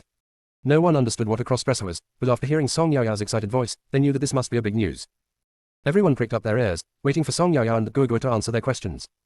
When Lord Yan heard the word, women's clothing, his body stiffened noticeably. Such a secret matter is unknown even to his confidants and wife, so there is no way anyone else could know it. Thinking of this, Yan Quan felt a lot more relieved. I only heard Gugua say. In Yan Quan's family, his parents gave birth to 8 daughters in a row before giving birth to him. The strict father and mother are so happy. Name him Yan Jinbao. Yan Jinbao was raised by his 8 sisters since he was a child. After spending a long time with his sisters, under their subtle influence, Yan Jinbao's behavior became somewhat feminine. Yan Jinbao likes girls' beautiful clothes, girls' headdresses, rouge and powder, and he also likes playing with girls. When he was 6 years old and ready for education, his strict father and mother sent Yan Jinbao to school. Because Yan Jinbao was effeminate, many children in the school were unwilling to play with him. They also gave Yan Jinbao a nickname, calling him the fake eunuch. Because of this incident, Yan Jinbao had a fight with his classmates. This time, Yan Jinbao hit them hard and sent them into the clinic. After the strict father and mother learned the reason for the fight, they realized the seriousness of the matter. From then on, Yan Jinbao was taught by his strict father and mother, and was not allowed to play with his sisters or like girls' things. In order to make their son more masculine, the strict father and mother changed Yan Jinbao's name to Yan Quan. Yan Quan didn't understand why his parents didn't allow him to like those things. He resisted at first, but after being severely beaten by his father several times, he no longer dared to confront his parents head-on. Song Yao continued. Just look at how persistent he is in holding on to me. I don't think he will give up that easily. Yes, the facts are the same as the host thought. On the surface, Yan Quan gave in, but secretly, he still liked those things. But he hid it very well and his strict father and mother never found out. After he graduated from high school and had his own mansion, he built a secret room in his study. This secret room is filled with various women's supplies that Yan Quan has collected over the years. Rouge, powder, women's underwear, belly bands, embroidered shoes, menstrual belts. There is nothing you can't find in that secret room, except what you can't think of. It can be said that it has everything. Every night, after dinner, Yan Quan would go to the study on the pretext of handling official business. In fact, he went into the secret room of the study, changed into women's clothes, drew eyebrows and put on powder, and after dressing up, he admired himself, and then reluctantly took off his makeup and changed back into his men's clothes. Ah, this pervert even collected the menstrual tape. Host, these are all unused. I know, if it was used, I would just smash his head. After hearing this, everyone looked at Yan Quan with a strange look in their eyes. So this is what the cross-dressing guy means. Yan Quan's face turned red and he wanted to rush out and cover Song Yaya's mouth. Yan Quan didn't even think about it, Song Yaya didn't even open her mouth to speak. They absolutely cannot let Song Yaya find out anything because of Yan Quan. Several officials in front of Yan Quan leaned together, blocking his way. The 2 officials next to Yan Quan also came closer to him, supporting him on both sides to prevent Yan Quan from rushing out. Yan Quan looked at the emperor's warning eyes again and could only continue standing there. He was extremely regretful at this moment. Why did he provoke such an evil star? Song Yao continued to ask. Does his wife know about the secret room? Open black lens bracket have no idea. He did it very secretly, and even his confidants didn't know about it. Host, Yan Quan has another hobby, guess what it is? Close black lens bracket. If you can't guess, just tell me directly. Gugua, if you let people eat half of the melon, they will be struck by lightning. Close black lens bracket. Yan Quan had an even worse premonition, but he couldn't move and didn't dare make a sound. As long as he dares to speak out, the emperor will never let him go, and his end will be miserable. Sure enough, the next second, Gugua's voice rang out. Okay, I'll tell you straight away. When Yan Quan and his wives and concubines were in bed together, he liked to put on women's clothes and let his wives and concubines wear men's clothes before. Yan Quan is still the one below, close black lens bracket. Ah, is it so exciting? Gugua, is there any video? I want to see it. Close black lens bracket. Host, my level is not high enough now. Once I upgrade, you can watch the video anytime. Gugua, when will you upgrade? I don't know either. It could be tomorrow, the day after tomorrow, or a year later. Ah, is the upgrade so random? The court officials all stared at Yan Quan with interest. Yan Quan raised his trembling hands, and without saying a word, he spat out a mouthful of blood and then fainted. Song Yao was startled by this sudden change. Open black lens bracket. Gugua, what happened? Close black lens bracket. Open black lens bracket. I do not know either. Close black lens bracket. Why did I vomit blood when I saw that old bitch Yan Quan just now? Moreover, the vomiting of blood was too exaggerated, it was sprayed more evenly than that of a high-pressure spray bottle. By the way, the hand he raised just now was shaking so violently, could it be that he was having an epileptic seizure? Close black lens bracket. That shouldn't be the case. When a person has an epileptic seizure, they will foam at the mouth and twitch all over, right? But Lao Bai Deng doesn't seem to have these symptoms. Really, it's too far away, I can't see clearly. I really want to go over and take a look. Close black lens bracket. Ellipsis. The imperial physician has arrived, and the hall is in chaos. Song Yaoyao and Guogua, the two culprits, acted as if nothing had happened, still commenting on Yan Quan's posture of spraying blood, the amount of blood sprayed out, and the symptoms of epilepsy. The court officials all looked at Song Yaoyao with complicated and obscure eyes, and then looked away. This girl is amazing. On her first day at court, she overthrew a court official. The inner voice was overheard, and the whole court was eating melons together. Chapter 12, the world is big, but eating is the most important. Song Yaoyao's voice continues. Guogua, it's been a long time and the old bitch hasn't woken up yet. Is he really dead? Host, the old bitch is still alive. Oh, I thought he was dead. Guogua, when I go back, I will write down all the stories about Lao Bai becoming a cross-dressing gangster and sell it to the storyteller. It is such an exciting story, and the tea house will surely be packed with guests. Let me think about it. I think it's not a one-time buyout. Taking a commission is pretty good, and I can make money steadily over the long term. When I think of this, I feel like a lot of money is waving at me. Close black lens bracket. As soon as Yan Quan opened his eyes, he heard Song Yaoyao was going to write down his story about being a cross-dresser and use it to make money. He couldn't catch his breath and fainted again. Everyone also heard Song Yaoyao's plan to make money, and their hearts were pounding. If one day they accidentally offend Lord Xiao Song, and their secrets are written down and used to make money, wouldn't everyone know about it? Thinking of this, everyone shuddered. It seems that they must establish a good relationship with Minister Song and ask her to take good care of her daughter and not let her make money from these things. If the little girl is short of money, they can contribute some for free, but the premise is that she absolutely cannot use their secrets to make money. Everyone looked at Lord Yan who had fainted again, and they all looked at him with sympathy. The emperor looked at Song Yaoyao with complicated eyes, and ordered Minister Yan to be carried out. The morning court continued, and after that, Song Yaoyao did not chat with Guogua anymore. I stood quietly by and watched carefully how Lord Jiang recorded. You have to read it carefully. Tomorrow, Song Yaoyao will have to record it by herself and no one can help her. Today it is equivalent to that in modern companies. The senior will guide you one day, and you have to come on your own the next day. As soon as the emperor left the court, Song Yaoyao hurried over to Minister Song. Dad, let's go home quickly. I'm starving to death. It is good. Dad, can you take me to the restaurant for dinner? No, the food at home is probably ready, so we can eat when we get home. Good. Father. Ellipsis. Looking at the backs of the father and daughter, everyone had their own plans in mind.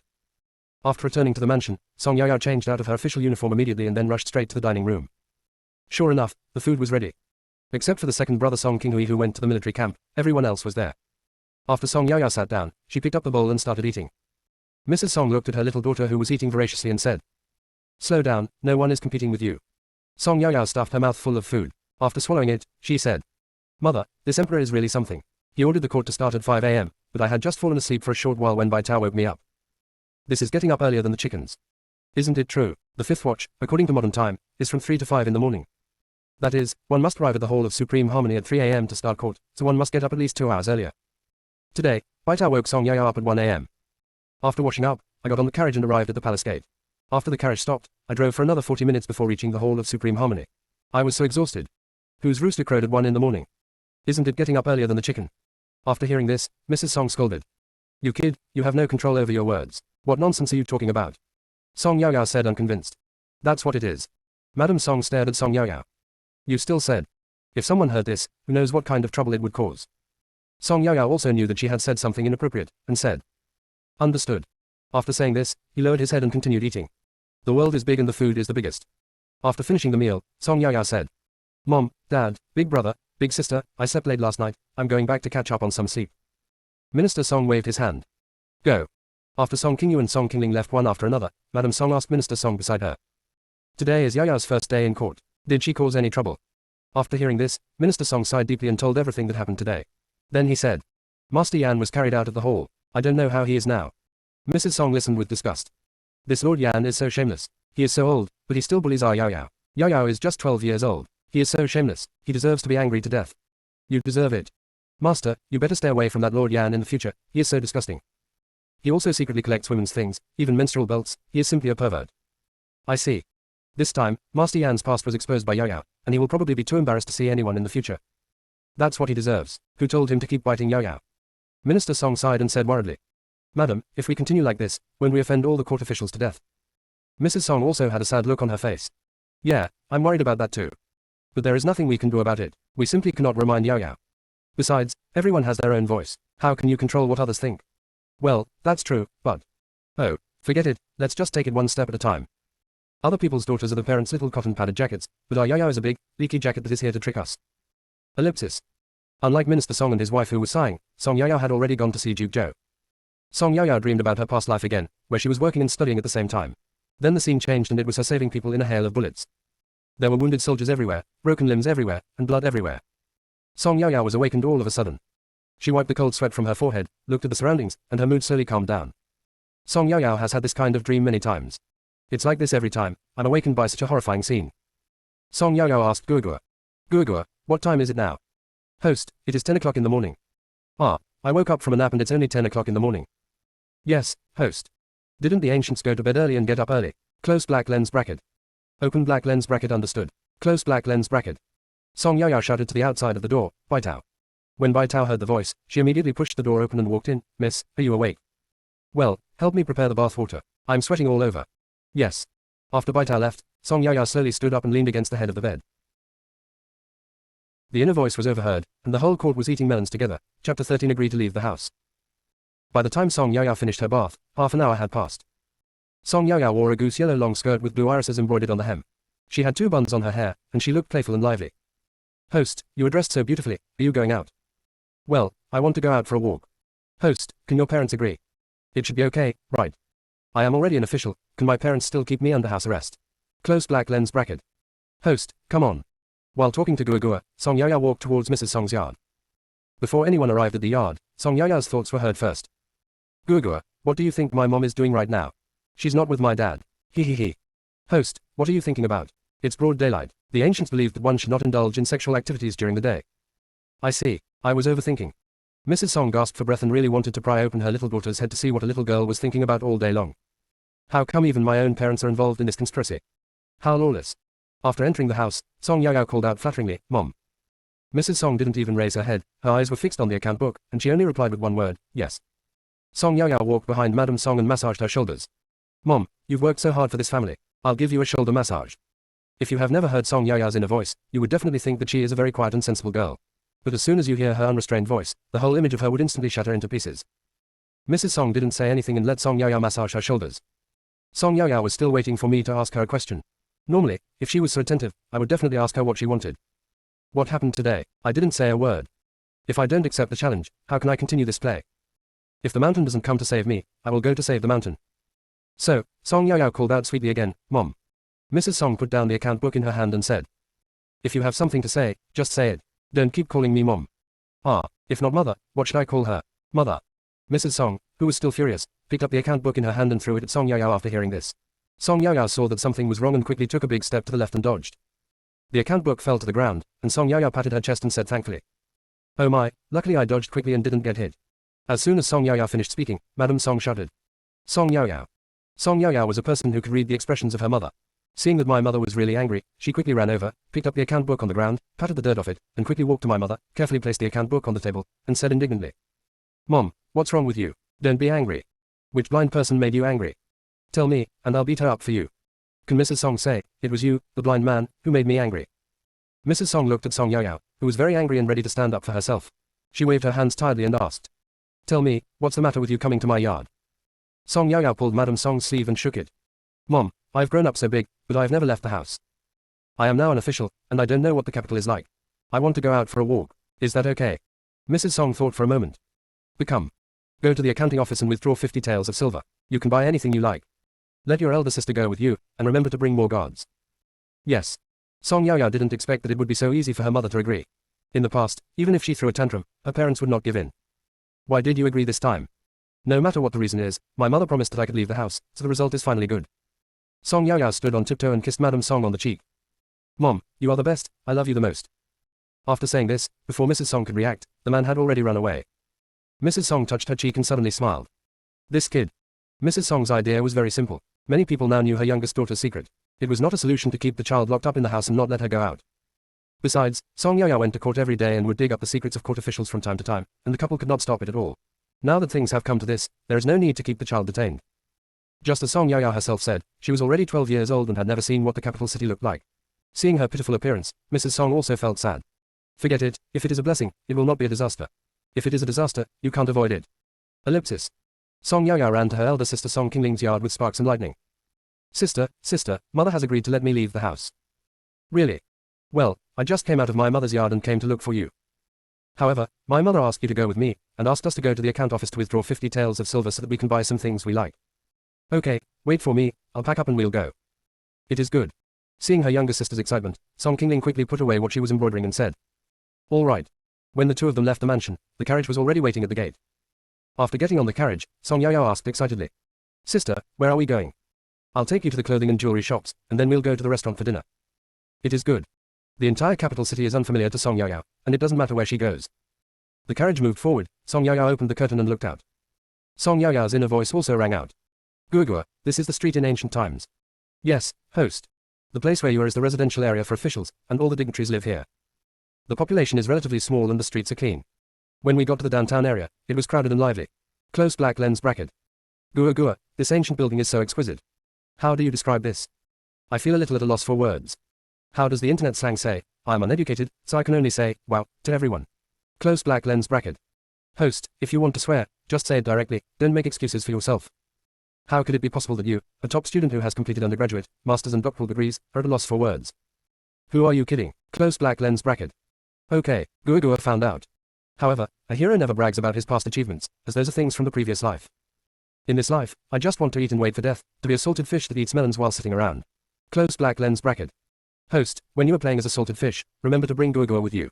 Guogua can also take the opportunity to collect some energy. Guogua, don't worry, I won't forget you. Ellipsis. The inner voice was overheard, and the whole court was eating melons together. Chapter 14 Shopping. Song Qingling listened to her sister's thoughts and found out that her sister was a top student in her previous life. Does Zuba mean a master in study? Does it mean someone is very good at studying? What is a top student who studies for a bachelor's, master's, and doctoral degree? Is he a learned person like a scholar or a Juran? Song Qingling is indeed a talented girl. She has already guessed the meaning of the conversation between Song Yaoyao and Guogua. After leaving this residential area, there were gradually more pedestrians on the road. As we walked along, more and more people came, and the carriage stopped in front of a clothing store. The driver said, Miss, here we are. Song Qingling said to Song Yaoyao, Little sister, we're here, let's get off. Okay, eldest sister. After getting off the carriage, the two sisters walked inside. Song Yaoyao also wanted to take a good look at the ancient clothing shop. A beautiful girl came up to me directly. Ladies, do you want to look at fabrics or ready-made clothes? Song Qingling looked at Song Yaoyao, and seeing that her sister had no suggestions, she said, Let's look at the fabrics first, then we'll look at the finished garments.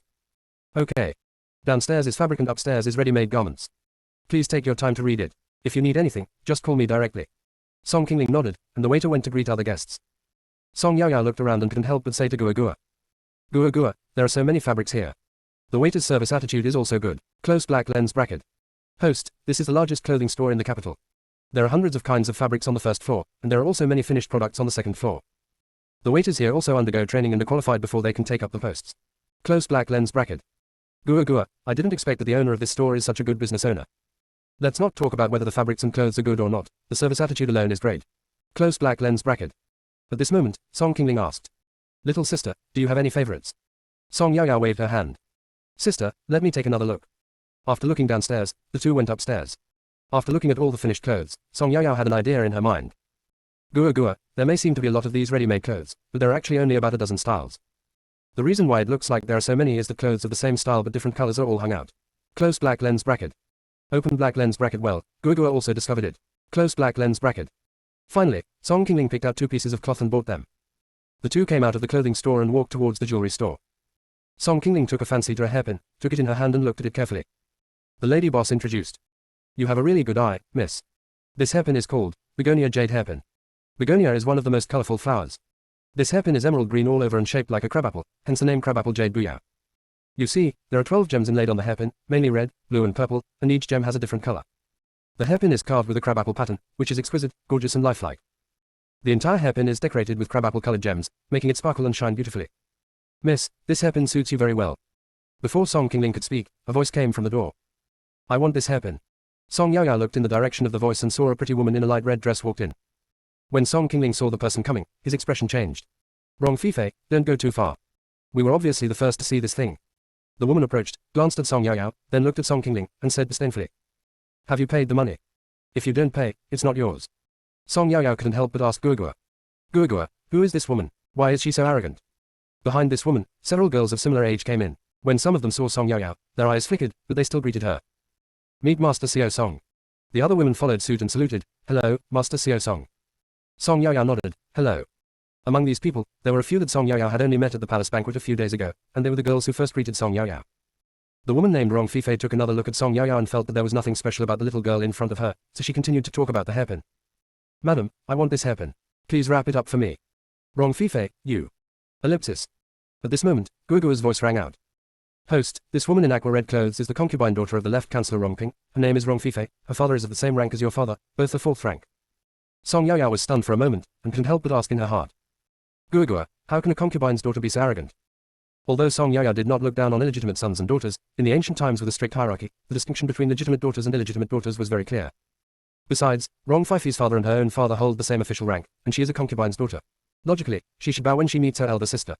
But what is the truth? Rong Fifei not only did not show courtesy, but also dared to snatch things openly. Who is she relying on to be so arrogant?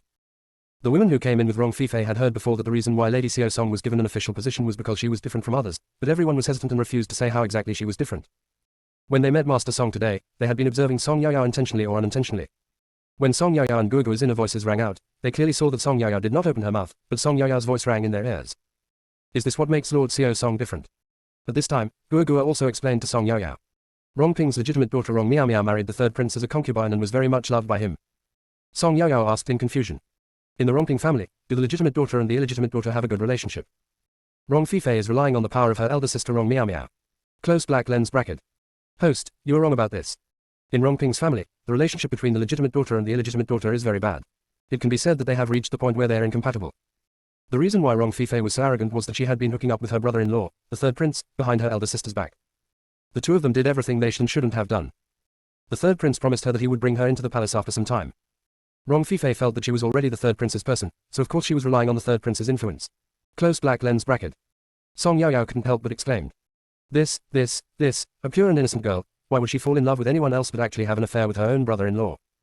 Song Yaoyao looked at Rong Fifei, who looked arrogant, and asked. Guoguo, Rong Fifei likes to snatch things so much, it must be a habit for her to snatch things. Snatch her brother-in-law, snatch her hairpin. This is what we know, and what we don't know, is there anything we don't know that was stolen? She likes to snatch things so much, Guoguo. If I tell her that the dog shit on the ground smells good, will she also want to grab it and eat a few bites? Close black lens bracket. The inner voice was overheard, and the whole court was eating melons together. Chapter 15 Rong Fifei, the crazy woman. Host, this Guoguo doesn't know either. Guoguo, do you think I should give it a try? Host, this is not good, right? Let's not try anything that has a flavor. Think about it, if Rong Fifei really ate it, wouldn't you feel disgusted? Close black lens bracket. It's quite disgusting. I think I'll vomit the food I ate the night before. That's it, host, so let's not try it. Song Yaoyao nodded seriously. Open black lens bracket okay. Close black lens bracket. Everyone who heard the conversation between Song Yaoyao and Guoguo opened their mouths wide. Rong Fifei has been having an affair with the 3rd prince. This news is so explosive. Also, this Lord Xiao Song is really interesting. I want to try whether Rong Fifei will snatch the dog shit to eat. Thinking of Rong Fifei eating dog shit, they covered their mouths and started to retch. It was such a vivid picture. Rong Fifei couldn't hear what Song Yaoyao was thinking, but she felt puzzled when she saw several women around her suddenly retching. Rong Fifei frowned unhappily and asked. What's wrong with you? The women answered in unison. Nothing. Before, those ladies, young ladies, and gentlemen who had met Song Yaoyao at the palace banquet, when they heard that Song Yaoyao was in the jewelry store, they immediately rushed over, hoping to get some big news. They like to eat melons very much, as long as they're not their own melons, they like them. Before we knew it, the jewelry store was packed with people. The people who came in pretended to be choosing jewelry, but in fact they all pricked up their ears for fear of missing something. Song Yaoyao didn't even notice the jewelry store. With so many new people around, she was still asking Guoguo. Guoguo, Rong Miao Miao doesn't know about the unmediated affair between Rong Fifei and the 3rd prince, so does the Rong family know? Rong Fifei's aunt knew, but no one else knew. It was her aunt who came up with the idea of snatching her sister's man. When Rong Fifei thought of the 3rd prince's handsome appearance, she agreed. After that, the mother and daughter began to plan how to accidentally meet the 3rd prince. Hard work pays off, and Rong Fifei really got a few opportunities and ran into the 3rd prince. One of them wanted to seduce her, and the other was attracted by her beauty. The two hit it off immediately and ended up living together. Rong Fifei wanted to get pregnant with the 3rd prince's child before her elder sister. She went out today to ask the clinic if there were any medicines that could help one get pregnant easily. Unexpectedly, the clinic really had that kind of medicine. The doctor told her that after taking the medicine, if they had sex more often, the chances of conception would naturally increase. Host, in fact, that medicine is not a medicine that makes it easier for women to get pregnant. It is a specially enhanced version of aphrodisiac, and its aphrodisiac effect is very strong. How could it not be strong? That's the medicine used for breeding animals. Close black lens bracket. Song Yaoyao said excitedly. Ah, no way. How can a clinic sell this kind of medicine to customers? It won't happen more than 10 times a night. By then, the third prince will die of exhaustion, right? Close black lens bracket. Gua continued. Rong Fifei didn't go to a regular clinic. They only care about making money, so why would they care about so many other things? The doctor made several thousand taels from this deal, but he was afraid of getting into trouble, so he packed up and ran away. Will the third prince be sick? This depends on the dosage of the medicine Rong Fifei gave him. Close black lens bracket. Gua, is Rong Fifei trying to kill herself? If they dare to use this kind of thing on the third prince, and if he really dies, all 9 clans of the Rong family will probably be finished. Killing the prince is no joke. Close black lens bracket. After hearing what Song Yaya said, everyone's eyes changed when they looked at Rong Fifei. Afterwards, everyone moved away from Rong Fifei. It's not enough that he is courting death himself, he is also trying to drag his entire clan down with him. This Rong Fifei is simply a lunatic. Song Yaya is still asking Gua, what kind of official position is Zhao Jianyi Dafu? Host, as far as I know, the duty of Zhao Jianyi Dafu is to advise the emperor and provide opinions and suggestions to correct mistakes and improprieties in government affairs. Oh, is Rong Ping a loyal minister? If he is a loyal minister, should we remind him that we cannot let Rong Fifei, this crazy woman, bring trouble to the entire Rong family? Close black lens bracket. Host, Rong Ping is indeed a loyal minister. Got it, I'll think of a way to remind the Rong family. Host, you can also remind the third prince. Gua, we are nothing in the eyes of the third prince. If someone asks how we know what Rong Fifei did, how shall I explain it? If you are not careful, you may lose your life. Gua, I want to help others, but I will only do so after ensuring my own safety. Let me risk my life to save others, I'm sorry, I'm not that great. I'd better start from Rong Mansion and think of a solution. Close black lens bracket. Yes, whatever the host says is right. Safety is the most important thing. Close black lens bracket. When Song Yaya looked up, she saw Rong Fifei, the crazy woman, still bullying her elder sister. She walked forward, pulled Song Qingling behind her, and questioned Rong Fifei. Where did you come from, you crazy woman? Why do you like to steal other people's things so much? Rong Fifei's face turned red with anger. Ever since her elder sister married into the third prince's mansion, everyone respected her. Although she didn't like her elder sister, she had to admit that she benefited a lot from her elder sister. Now that she was with the third prince, she felt that she would enter the third prince's mansion sooner or later. She looked down upon everyone and asked, who are you scolding? Who should be scolded? How dare you, a girl who hasn't even grown all her hair, scold me like that? Song Yaya looked Rong Fifei up and down before saying disdainfully, you said my hair hasn't grown fully. Is your hair fully grown? I want to ask, where did your hair grow completely? Tell me. I want to see it too. Rong Fifei's face flushed red. You are shameless. Song Yaya put one hand on her waist, raised her other hand with her orchid finger, twisted her hips, looked delicate and artificial, and said in a coquettish voice. You are shameless. You are so annoying. After saying this, Song Yaya began to dry heave, feeling really disgusted by herself. When Song Yaya finished saying this, everyone around her covered their mouths and tried hard to hold back their laughter. However, when you see their shoulders shaking constantly, you can tell how hard it is for them to hold back their laughter. This Mr. Xiao Song is so interesting. When Song Qingling saw her sister like this, she quickly patted her on the back and asked, Yao, are you okay? Song Yao retched for a long time before she stood up straight. Sister, I'm fine. I just imitated someone and made myself sick. Rong Fifei blushed and yelled. I'm not like that. Rong Fifei was almost driven crazy by the little girl in front of her. She couldn't argue with Song Yao, so she wanted to hit her. Song Yao scolded. Who gave you the guts to beat up an official appointed by the imperial court?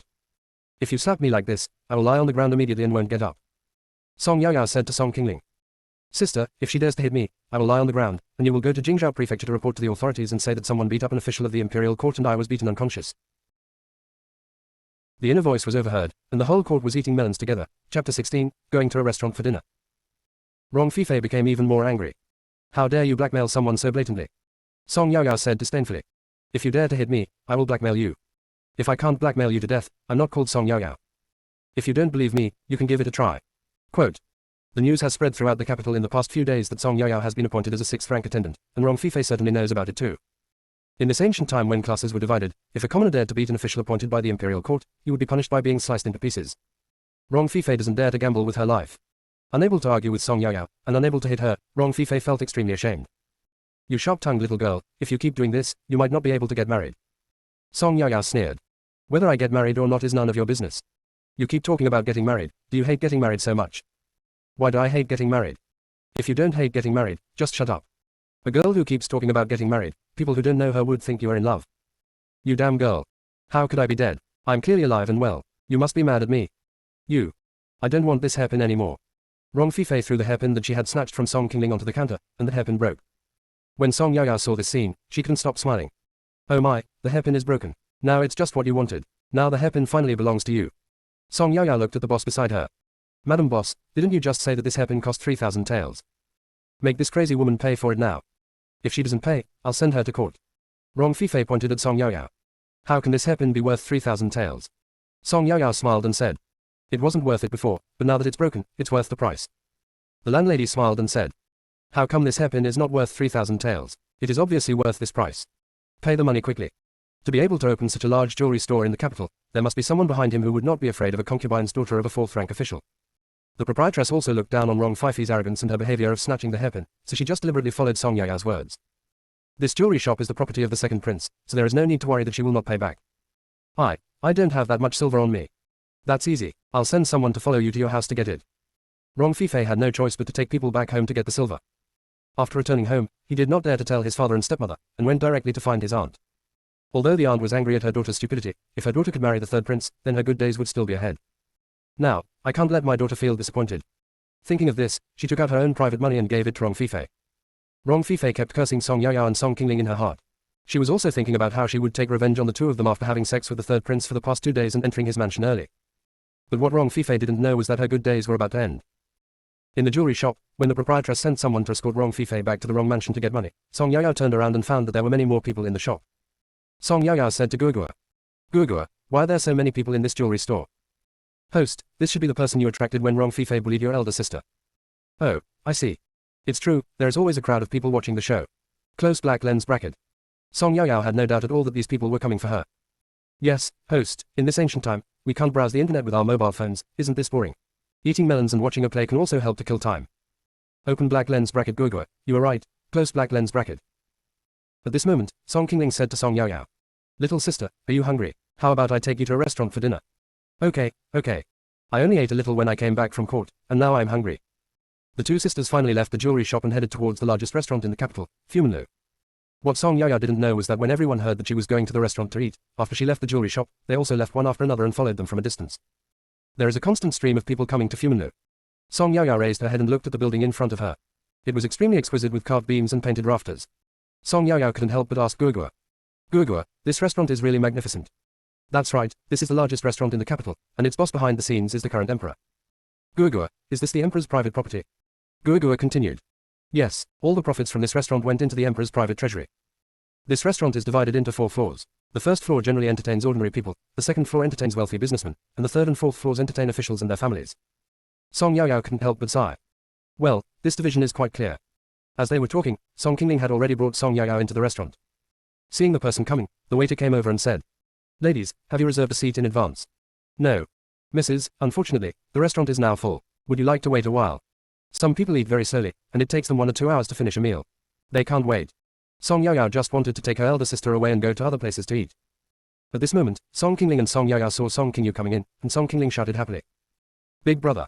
Song Qingyu also looked at her 2 younger sisters and walked over. Qingling, Yaoyao, why are you here? Song Qingling told the truth. Brother, I want to bring my little sister here to eat, but the waiter said that the place is full and asked us to wait. That's it. Today, I have an appointment with 2 classmates to have dinner here. We have booked a private room in advance. If you don't mind, please join us. Song Qingling glanced at her sister, and Song Yaoyao nodded. Then she asked. Brother, will this affect you? The 2 young men who came with Song Qingyu said quickly. It won't affect it. In Tianfeng country, people are open-minded and it is normal for men and women to go outings, boat trips, and have meals together. Just like now, Song Qingling and Song Yaoyao are following their eldest brother to have dinner with 2 men, and no one will say anything. The waiter took them to the private room on the 3rd floor. Song Yaoyao looked around, just like Granny Lu entering the Grand View Garden. After they sat down, they looked at the menu. Song Yaoyao waved her hand. Brother, just order whatever you want. I can do anything.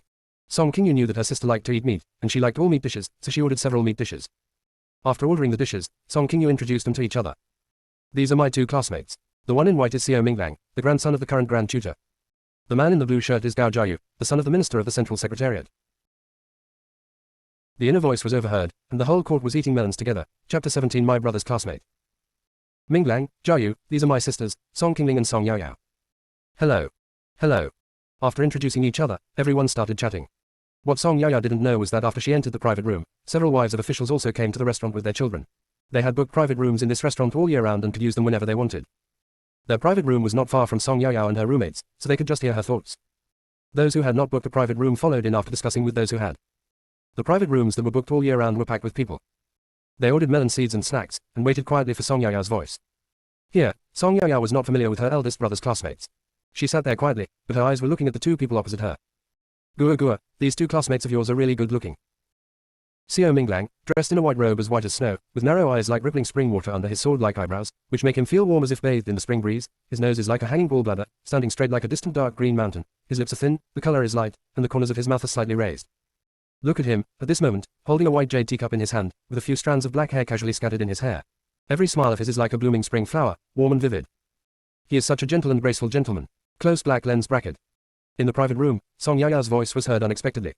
Xiao Minglang and Gao Jiayu were also present at the palace banquet that day and had already heard Song Yaya's thoughts. After hearing it again, I felt much calmer. It was the first time that Xiao Minglang heard a woman praise him like this, and his ears turned red. Gao Jiayu stared at Xiao Minglang teasingly. Song Qingyu and Song Qingling were so embarrassed that the little sister started again. The people in the other private rooms suddenly became excited. Here it comes, the voice of the dreams has finally come out. Guogua said loudly. Host, are you interested in Xiao Minglang? No, I just simply admire handsome men. Host, you can't do that. If I like you, just go for it. When it's time to act, act now. Closed black lens bracket. Guogua, I really just admire you, I don't have any intention of doing anything. Okay, host, I believe you. Host, what do you think of Gao Jiayu? Closed black lens bracket. Gao Jiayu was listening with great interest, but when he suddenly heard his own name, his ears pricked up. He wanted to see how the little girl in front of him evaluated him. Then, Song Yaya's inner voice rang out.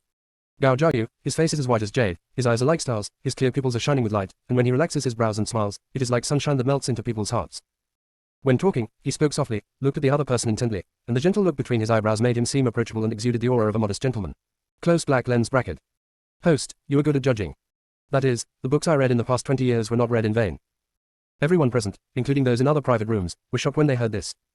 In her previous life, Song Yaya actually studied for 20 years. From Song Yaya's comments on Xiao Minglang and Gao Jiayu just now, it can be seen that she was also a very learned person in her previous life. Before anyone could think any more, Guogua's voice came again. Host, Gao Jiayu is so nice, why don't you just pounce on him? Everyone was stunned, especially Gao Jiayu, who spat out a mouthful of tea and then started coughing non-stop. This system called Guogua is very improper. Song Yaya looked at the people present in confusion. Open black lens bracket Guogua, what happened to them? Closed black lens bracket. This Guogua doesn't know either. Host, you haven't told me yet, should we pounce on Gao Jiayu? Closed black lens bracket. Gao Jiayu was afraid of hearing something terrible again, and in panic, he blurted out. I walk like a Buddha but my heart is like a demon. The golden crow dances and the wind scorches me. I can't calm down because of the sweat and rain. I am afraid that the rain will frighten the rain god. After saying this, he turned and left. Song Yaya was stunned when she heard this. Guogua, is Gao Jiayu seriously ill? Why did he suddenly start writing poetry? Moreover, he turned around and left. It was as if there was a wolf chasing him from behind. Closed black lens bracket. Not only Song Yaya was shocked, but the other three, including the people in other private rooms, were also shocked. At this moment, Guogua's laughter resounded throughout the private room. Ha ha ha, ha ha ha. This Gao Jiayu made me laugh to death. Closed black lens bracket. Guogua, what's wrong? What did you find? Tell me quickly. Guogua laughed for a long time before he stopped. Host, if you carefully read the poem Gao Jiayu just wrote, you will understand what it means. Song Yaya recited the poem twice in her mind. I walk like a Buddha, but my heart is like a demon. The golden crow dances and the wind burns. I can't calm down after sweating and raining, and I'm afraid that the raindrops will startle the rain god. Suddenly, Song Yaya understood. Fuck, I have to write a poem just to go to the toilet. Is this something a human would do? Closed black lens bracket. The other three people in the private room, as well as people in other private rooms, also reacted. Everyone's face turned red. They didn't expect Gao Jiayu to do this. Guogua's voice continues. Oh my, this is so funny. This Gao Jiayu is truly a talent. His poem was about going to the toilet during the day, so I added one about getting up at night. The moon is slanting in the night, and the breeze is blowing gently, making me feel uneasy. Suddenly I feel the stream is surging, and I want to find a small pavilion among the flowers. Song Yaya was stunned. Guogua, aren't you a melon-eating system? How can you write poetry now? Closed black lens bracket. Host, Guogua is a versatile system. There are still many things you don't know. Closed black lens bracket. Song Yaya gave Guogua a thumbs up in her heart. Guogua, you are awesome. I don't submit to anyone but you. Closed black lens bracket. Host, thank you for the compliment. Host, you haven't answered my previous question yet. Closed black lens bracket. What's the problem?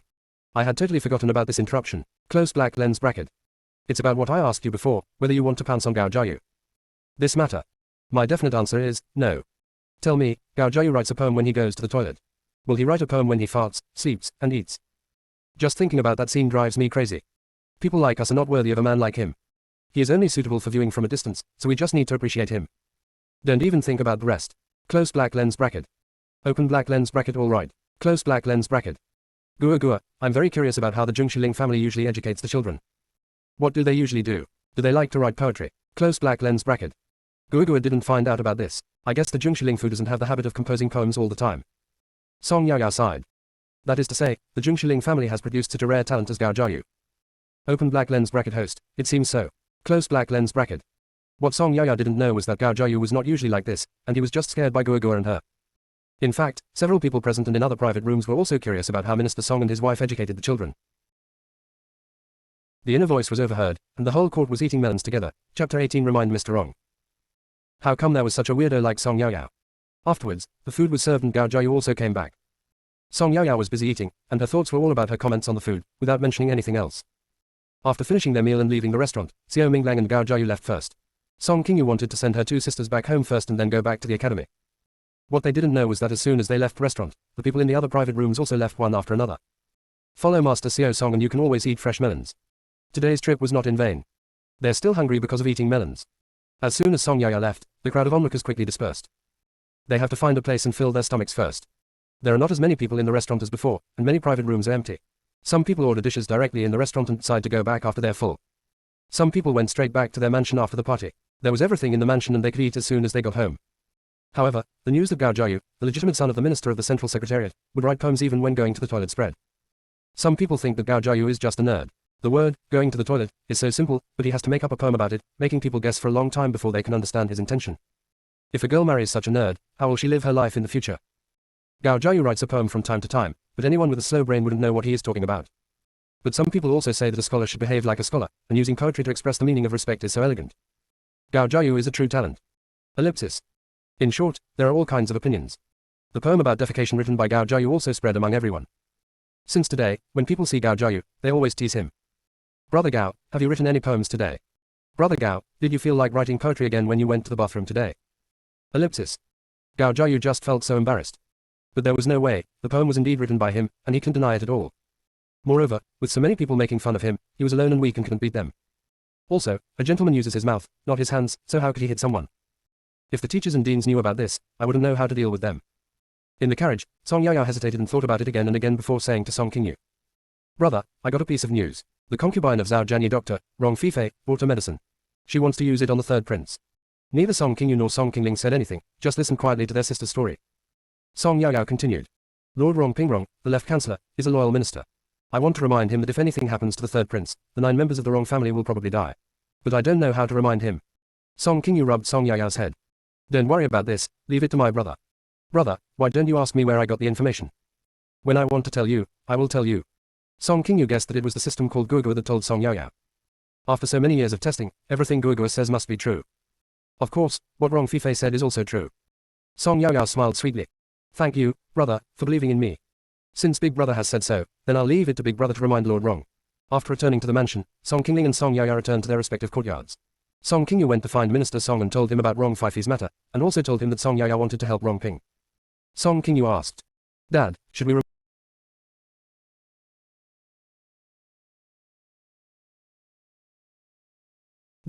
remind Lord Rong about this?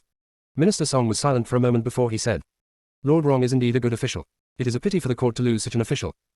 I'll leave this matter to Dad, you don't have to worry about it, you should hurry back to the academy and don't delay your afternoon lessons. Yes. After Song Qingyu left, Minister Song thought for a while, picked up his pen and wrote a letter. After sealing it, he had someone deliver it to Lord Rong's residence, instructing the guards to make sure the letter was delivered to Lord Rong personally and not to be handed over to anyone else in the meantime. The guard responded and left. The guards arrived at Rong Mansion and explained their purpose. The concierge was still wondering what was going on today. Several people asked to see the master. Although the doorman was puzzled, he still hurried to pass the message. After a while, the guard was brought into the Rong Mansion. When Lord Rong saw the contents of the letter, his face darkened, but he was not surprised at all. Mr. Rong thanked him and said, Thank you for your reminder. I will come to thank you in person after this matter is resolved in a few days. Lord Rong gave the guards some reward money and let them leave. This is not the first letter that Lord Rong has received today to remind him. Before this, several adults who were on good terms with him also sent people to deliver several letters with similar contents. When Lord Rong received the first letter, he had already sent someone to inquire about what happened today. There were a lot of people present at the time, so it's easy to find out what happened today. It's just that everyone deliberately avoided talking about Song Yao's inner thoughts and no one mentioned it. Lord Rong had already heard Song Yao's thoughts at the palace banquet and this morning's court session. What happened to Lu Guangxu has proved that what Song Yao said was true. So, if my concubine's daughter offended someone today and her secret was exposed in public, then it must be true. Lord Rong has already investigated it. Fortunately, after Rong Fifei was taken back to the mansion to get the money, she has not left the mansion since. Now, the matter had already been exposed, and the rebellious girl had not yet found an opportunity to leave the house to carry out her plan. Nothing had happened, and he still had time to stop it. Lord Wrong went to Madame Wrong and told her what had happened. After hearing what had happened, Madame Wrong was so angry that she almost passed out. Lord Wrong and Madame Wrong, along with their maids, old women and servants, walked straight towards Wrong Fifey's yard. When they got there, Mrs. Wrong asked the maid to drag Wrong Fifey out of the house. When Wrong Fifey was thrown to the ground, she still looked confused. Mrs. Wrong continued. Go in and search. Several maids rushed in and went straight into Wrong Fifey's boudoir. Wrong Fifey was now anxious. Her house must not be searched and those things must not be found. Wrong Fifey looked like she had suffered a great injustice, and said with tears about to fall. Father, mother, what are you doing? What did my daughter do wrong? Why did you search your daughter's room? Lord Wrong and Madame Wrong looked at the pretentious behavior of this concubine's daughter with disgust on their faces. Lord Wrong and Madame Wrong were too lazy to waste words with this concubine's daughter, so they said nothing and just waited for the results of the maid's search. The inner voice was overheard, and the whole court was eating melons together. Chapter 19 Wrong Fifey's End. Just then, the doctor that Madame Wrong asked the servant to invite also arrived. When Dr. Han saw this scene, he realized something was wrong, but since the other party had already arrived, it was not a good time for him to leave immediately, so he had to stand aside and wait. At this time, several maids came out of the house, holding a letter and a small paper package in their hands. The old woman handed all these things to Lord Wrong and then stepped aside. When Wrong Fifey saw those two things, her face turned pale and she knew she was finished. Lord Wrong opened the small paper bag, looked at Dr. Han standing beside him, and handed the bag directly to him. Dr. Han, look, what is this? When Dr. Han saw this scene, he felt that he should not have come here. Was he involved in some conspiracy? Dr. Han took the paper package tremblingly and examined it carefully. After a moment, he said, Sir, this is an aphrodisiac powder used for breeding animals. As soon as the old doctor finished speaking, Wrong Fifey shouted in disbelief. You're talking nonsense. This is clearly a powder that helps women get pregnant more easily. When the old doctor heard this, he became unhappy that someone dared to question his medical skills. He has been practicing medicine for decades and has treated many people without making any mistakes. But today he was questioned by someone. Who is he looking down on? Dr. Han was no longer afraid and suddenly became angry. What I said is the truth. This is originally an aphrodisiac powder used for animal breeding. If you don't believe it, you can ask other doctors to identify it. Lord Wrong already knew the truth of the matter a long time ago, which was the same as what was mentioned in those letters, so he certainly believed Dr. Han. Lord Wrong nodded. Of course we believe in Dr. Han. However, Dr. Han, please keep your mouth shut about what happened today. This is natural. Afterwards, Lord Wrong asked someone to pay the consultation fee and sent Dr. Han out of the house. After Dr. Han left, Lord Wrong opened the letter and began to read it. The content of the letter was not long. It expressed the author's longing and admiration for the third prince, and then made an appointment with the third prince to meet at the old place. After reading the letter, Lord Wrong handed it to Mrs. Wrong beside him. Lord Wrong came over and kicked Wrong Fifey to the ground, cursing. You shameless thing, you bought aphrodisiacs for animal breeding, what are you going to do with the third prince? Let's not talk about the fact that you shamelessly seduced your brother-in-law, let's talk about the matter of the powder. Do you know that if you use this thing on humans, it could be fatal? Are you trying to murder the prince? If you want to die, no one can stop you, but you want to drag the 9 clans of the Wrong family to die with you. When Wrong Fifey heard this, she also panicked. No, I didn't mean to harm the third prince. I just want to enter the third prince's palace and give birth to a child for him as soon as possible. I thought it was a powder that made it easier for women to get pregnant. That's right, it was that doctor who deceived me. It's not my fault. Lord Wrong became even angrier and kicked Wrong Fifey to the ground. You did something wrong and you're still trying to make excuses. Is that what we usually teach you? The kick just now was merciless. Wrong Fifey lay on the ground and didn't get up for a long time. At this time, Anton stumbled in, knelt on the ground, and kowtowed repeatedly. Master, madam, the third miss is still young. She knows she is wrong, so please forgive her this time. As soon as he saw Anton, Wrong Ping became even angrier. All these bad ideas came from the woman in front of him. This woman was a disaster. If we keep such a trouble in the house, who knows what bigger trouble will happen in the future. Lord Wrong ignored concubine Anne's pleas for mercy and had her beaten half to death. He then ordered the housekeeper to sell concubine Anne out. Anton never imagined that her plea would fail and she would be sold out instead. Anton supported her bloody body and pleaded. Master, you can't do this to me. I have been with you for more than 10 years. You can't be so heartless. Lord Wrong looked at Aunt Anne with disgust. It's because of our past friendship that I didn't beat you to death. Just look at what you did. I'm already giving you a bargain by just selling you out. When Anton tried to beg for mercy again, the old woman blocked her mouth and dragged her out. Wrong Fifey was stunned by what was happening before her eyes. She didn't expect that her father would even sell her aunt. She just wanted to marry someone better, so why did things come to this? Wrong Fifey shouted unwillingly. My aunt just wants me to marry someone better. I just want to marry a man of status. What have we done wrong? Why do you treat us like this? Lord Wrong had not yet figured out how to deal with this rebellious girl. Unexpectedly, this rebellious girl did not repent and instead questioned them. Lord Wrong hated this concubine even more, but still said. You're right to want to marry someone better, but you're wrong. Are all the men in the world dead? You insist on having an affair with your brother-in-law. It would be fine if you were together, but how dare you give the third prince that kind of medicine? If anything happens to the third prince, our Wrong mansion and the entire Wrong family clan, with tens of thousands of people, will be beheaded because of you. Why don't you think carefully about the seriousness of the matter before you do anything? How dare you question us? Your aunt is giving you advice behind your back, but that is not helping you, that is trying to kill you and the entire Wrong family. Rong Fifei knew that she knew everything, but she was just unwilling to accept it, so she asked like that.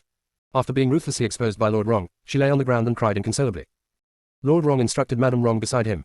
Send this evil creature to the manor as soon as possible, and make sure someone keeps a close eye on him to prevent him from causing any more trouble.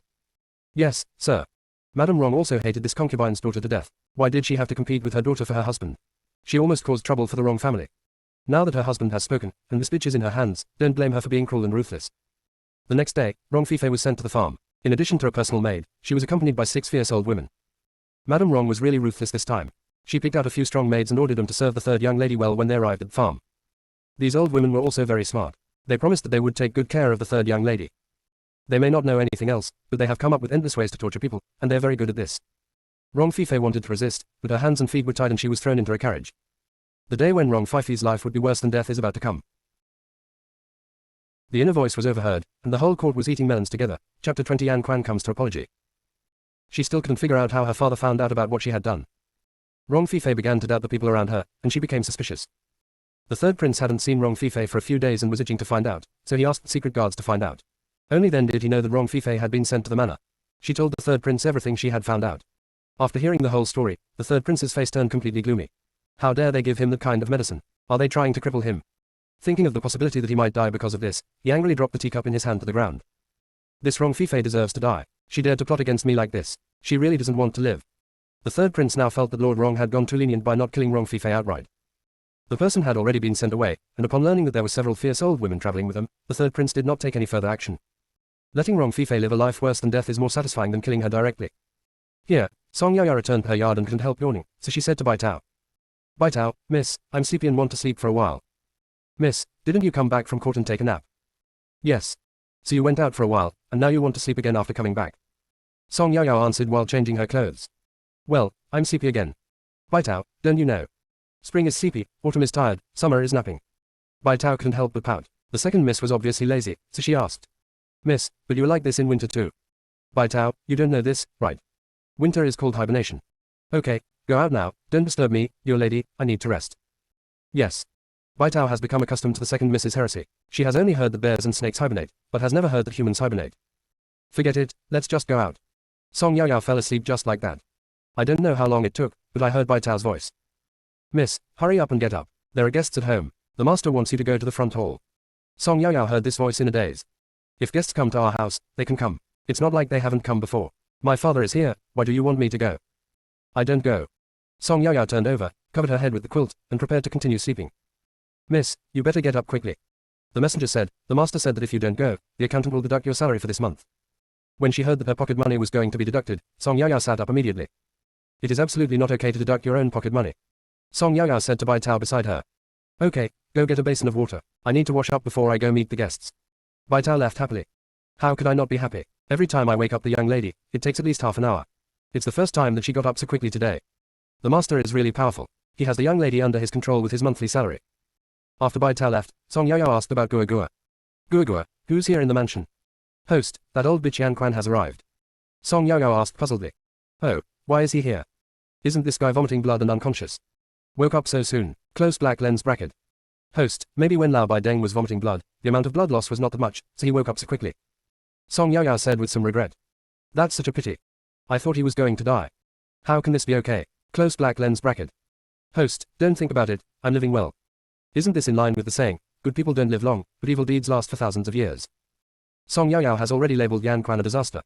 At this time, Bai Tao came in with some water. While washing up, Song Yao asked Gua Gua. By the way, Gua Gua, why did Lao Bian come to our house? Could it be that he came to me and my father because of the vomiting blood, saying that we made him angry at the palace gate and wanted to blackmail us? That won't work, I don't have the money to compensate him. Close black lens bracket. Host, you think too much. Lao Bai Deng came to your house this time to apologize. Song Yao asked in disbelief. What, to apologize? Did my dad do something that I don't know about? Let that old bitch come to apologize. Close black lens bracket. It seems like your dad didn't do anything. How is this possible? Could it be that the old bitch suddenly felt guilty and thought it was immoral to bully a child like me, so she came to apologize? Given Lao Bai Deng's behavior, why am I so unconvinced? Close black lens bracket. Host, believe it or not, you can go and see for yourself, and you will know. Although Song Yao had some doubts, she still quickened her pace of washing. When Song Yao arrived, she saw Yan Quan as expected, with 2 large wooden boxes next to him. Yan Quan stood up immediately when he saw Song Yao. Master Xiao Song is here. After all, Yan Quan was of a higher rank than himself. The way he stood up to greet Song Yaya really frightened her, and she quickly asked Gua Gua. Gua Gua, this person vomited blood. Does his brain become abnormal as a result of vomiting? After all, he is an official of the 4th rank. Why did he welcome me, a small and idle official of the 6th rank, so warmly? I always feel like I am being watched by Grandma Wolf. Is this person holding back some big move? Close black lens bracket. Upon hearing this, Minister Song and Yan Quan both started coughing. Although they didn't know what Grandma Wolf meant, they knew that wolves were ferocious, cruel, bloody and very brutal animals. Based on the meaning of the context, it is not difficult to guess that Song Yaya said that Yan Quan was too enthusiastic, and felt that he had bad intentions and that she felt like she was being stared at by a wolf. Yan Quan was afraid that Song Yaya would misunderstand, so he quickly explained. I came here today to apologize to Minister Song and Master Song. It was my fault this morning. I shouldn't have talked nonsense. I brought some gifts with me, I hope you can forgive me. Yan Quan was sent back to the mansion. After waking up, the first thing he did was to ask the housekeeper to go to the warehouse and pack 2 boxes of things the little girl liked. He wanted to go and apologize. If it's too late, his deeds will be written into a storybook by that girl, used to make money, and spread to everyone. Just now, Yan Quan had intentionally or unintentionally communicated with Minister Song. These 2 boxes of gifts are an apology. Please don't let Minister Song write stories about his affairs anymore. Minister Song said that they simply could not speak out what Song Yaya was thinking, and he could only try his best to stop it. Yan Quan also knew that there were things in his heart that he couldn't express, and he was already very satisfied that Minister Song could help. What Yan Quan needs to do now is to leave a good impression on Song Yaya and give up the idea of writing a storybook. Otherwise, he would never be able to gain a foothold in the imperial court, and he would probably be pelted with rotten eggs and vegetable leaves whenever he went out. The inner voice was overheard, and the whole court was eating melons together. Chapter 21. Give up writing chapters. Song Yaya was still on guard against Yan Quan. Gua Gua, this old bastard Yan Quan, isn't he planning on having some big moves? Host, he shouldn't. Gua Gua, when I see this old bitch laughing, I always feel hairy all over. After hearing Song Yaya's thoughts, Yan Quan's face froze. He came here sincerely to apologize and has no bad intentions at all, okay. Yan Quan thought about it and felt that he might be acting too hastily. However, in order to prevent the little girl from misunderstanding him, Yan Quan quickly opened the 2 large wooden boxes and said, I don't know what Lady Song likes, so I prepared some things that girls like. Song Yaya stretched her head to look at the things in the wooden box. There were quite a lot of things, including headdresses, jewelry, and fabrics. These are indeed things that little girls like. Song Yaya pursed her lips. She was a soul in her 30s. Although these things were valuable, they were not what she liked. She couldn't help but complain to Gua Gua. These things are what little girls like, and they're indeed valuable, but I don't like them because I'm not a little girl. By the way, Gua Gua, please help me check if there is anything hidden in this box that shouldn't be there. For example, things like rebellion and treason, aren't those how TV dramas play out? Someone used the excuse of apologizing to frame a loyal and honest person. When the emperor discovered the evidence, the loyal and honest person was executed along with his entire family. Close black lens bracket. Host, Gua Gua has checked it. The box does not contain the things you mentioned. It is indeed filled with things that little girls like. Ah, no. It seems that I am overthinking it. These things are indeed valuable. I guess I can get a lot of money if I sell them. It's just a little troublesome. In fact, I still prefer real money. Silver, gold ingots, and banknotes, I like them all. Close black lens bracket. After hearing these words, Yan Quan was so depressed. He thought how unpopular he was that made Lord Xiao Song so wary of him. But this morning, they seemed to be on edge, but in the afternoon, he suddenly came to apologize and it was understandable that people were suspicious of him. This girl is quite vigilant. But what is a TV series? Act, do you mean acting? What was Mr. Xiao Song's past life like? How dare he even perform such a beheading drama? But there is still a long time to go, and we will figure it out in the future.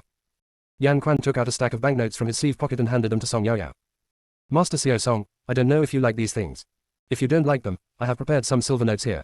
You can go buy something you like. Song Yaya was surprised for a moment, and immediately called Gua Gua. Gua Gua, Gua Gua, how does this person know that I like silver bills? Can he hear my voice? Close black lens bracket. Host, please stop being so suspicious, okay.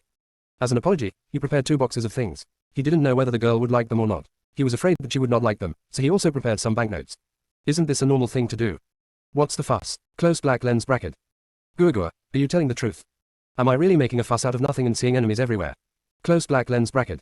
Well, host, just accept it with confidence. When Yan Quan heard that Song Yaya suspected that he had heard her thoughts, he was scared. If Song Yaya knew this, and knew that her thoughts were being eavesdropped on, who knows what kind of trouble would arise. What's even more terrifying is that if the emperor knew that it was because of him that Song Yaya found out that her secrets were overheard, he would probably be finished. Even if Minister Song is Song Yaya's biological father, the emperor would probably vent his anger on him. Fortunately, Gua Gua helped resolve the issue.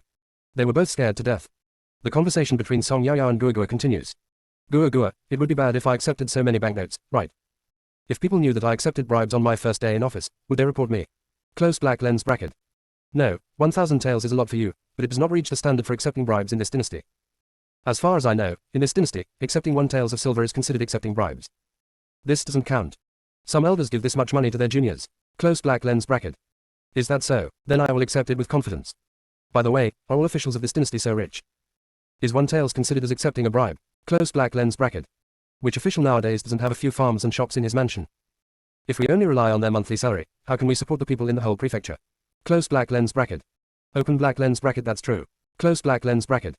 After Song Yaya let down her guard, she stared at the banknote in Yan Quan's hand with shining eyes and asked. Really? This is 1,000 taels of silver, please accept it, Master Xiao Song. Before Minister Song could speak out to stop him, Song Yaya had already taken the banknote and said. Easy to say, easy to say. Song Yaya counted the banknotes in front of Yan Quan. Each silver note has a face value of 100 taels, and there are exactly 10 notes of 1,000 taels. Seeing so many banknotes, Song Yaya's attitude suddenly changed. Master Yan, please take a seat. Song Yaya said to the maid next to her. Go, bring Master Yan a new cup of tea, and some freshly made cakes from the kitchen. Yes. Seeing the change in Song Yaya's attitude, Yan Quan felt relieved a lot. Minister Song was chatting with Yan Quan. Song Yaya didn't say anything and silently put the banknote into her sleeve pocket. Song Yaya is in a good mood at the moment. Gua Gua asked.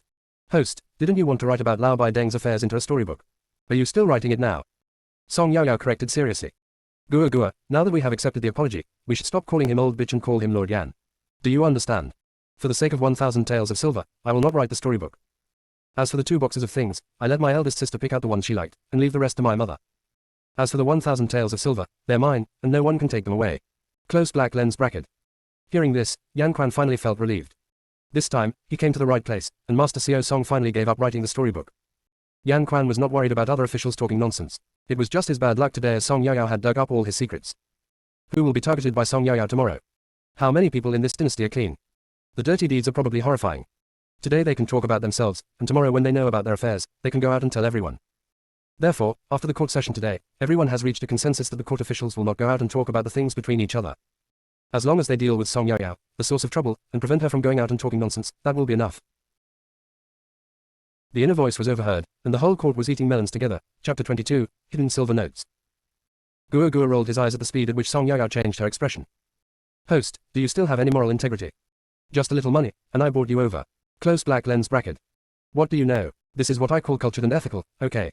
It is very immoral to take someone's apology and then go out and spread their affairs. Gua Gua, don't you agree? As long as the money is in place, everything is fine. Close black lens bracket. Okay, the host is right. Yan Quan got the result he wanted and left soon after. After Yan Quan left, Minister Song was about to speak when Song Yao covered her sleeve pockets vigilantly and took several steps back. Dad, this 1,000 taels was given to me as compensation by Lord Yan. You can't rob a child of his money. Minister Song stared at Song Yao. In your mind, is your father this kind of person? Song Yao didn't say anything, but still looked at Minister Song with vigilance. No answer means yes. Minister Song looked at Song Yao's defensive expression and really wanted to slap her. Minister Song took a few deep breaths, suppressed his anger, and said, I don't want your money. I mean, since these 2 boxes are given to you by Lord Yan, you can decide for yourself. After hearing this, Song Yao let down her guard. It's just this matter, Dad, you should have told me earlier. You made me nervous for a long time. Minister Song became even angrier. Didn't he seem to be at fault? Forget it, this is my own child, I'll just have to endure it. Minister Song waved his hands feebly. Carry the box and get out of here. Okay. Song Yao quickly asked the servant to carry the box and walked quickly towards Song Qingling's yard. Big sister, your lovely sister Yao is here. Song Yao always makes this much noise every time she comes, and Song Qingling has long been used to it. Song Qingling looked out the window into the yard, and sure enough, she only heard the voice, but did not see Song Yao in the yard at all. Once again, the voice arrives before the person arrives. After a while, Song Yao appeared in Song Qingling's yard. Big sister, look what good things I brought you. Song Yao asked the servants to carry the wooden box into Song Qingling's boudoir. After putting it down, she let the servants leave. Song Yao opened the box and said proudly, Big sister, take a look and see if there's anything you like, just pick whatever you want. Song Qingling looked at the things in the box. They were all things suitable for girls, including headdresses, jewelry, rouge, powder, cloth, etc. Each one was very exquisite. She asked, Yao, where did you get these things? Someone rushed to give it to me. After hearing this, Song Qingling twitched his lips. Song Yao saw her elder sister's expression and said, Big sister, don't disbelieve me, these things were given to me by others, and I had no choice but to accept them. I'll tell you. Next, Song Yao told Song Qingling everything about the argument she had with Yan Quan at the palace gate in the morning. Sister, do you think Yan Quan has a problem with his brain? He had just had an argument with us in the morning, and in the afternoon, for some reason, he came to our house with gifts to apologize. After hearing the whole story, Song Qingling had already guessed that Yao might have revealed some big secret about Lord Yan, which was why he had to come to him to seek peace. Song Qingling's guesses are always correct. I only heard Song Yao say proudly, Big sister, you can pick whatever you want, it's free anyway. Song Qingling picked 3 and said, That's all. Seeing that Song Qingling had picked too few items, Song Yaoyao picked out 7 or 8 more and stuffed them into her hands. Big sister, I think these are suitable for you, too. You can keep them all. Since Yaoyao said it's suitable, then I'll stay. Song Yaoyao also gave each of her eldest sisters 2 personal maids a string of pearl flowers and said, "Serve the young lady well." "Yes, thank you for the reward, Miss Second." Song Yaoyao picked out another string of pearl flowers for herself, preparing to give it to Baitao later. Song Yaoyao sent the remaining things to Mrs. Song. Mrs. Song had heard about this from the servants a long time ago, so she was not surprised to see Song Yaoyao coming. "Mom, please take care of these 2 boxes. We took some and the rest is here." "Ah. Mom, you are busy, I will leave first." And many more. Song Yaoyao turned around mechanically and asked, "Mom, what else?" Mrs. Song was not polite and asked directly, "I heard that you got 1,000 taels of silver today. Who is this nosy person who told Mom so quickly?" Song Yaoyao covered her sleeve pocket. "That's all mine. What do you, a little girl, need so much money for?" "I'm useful."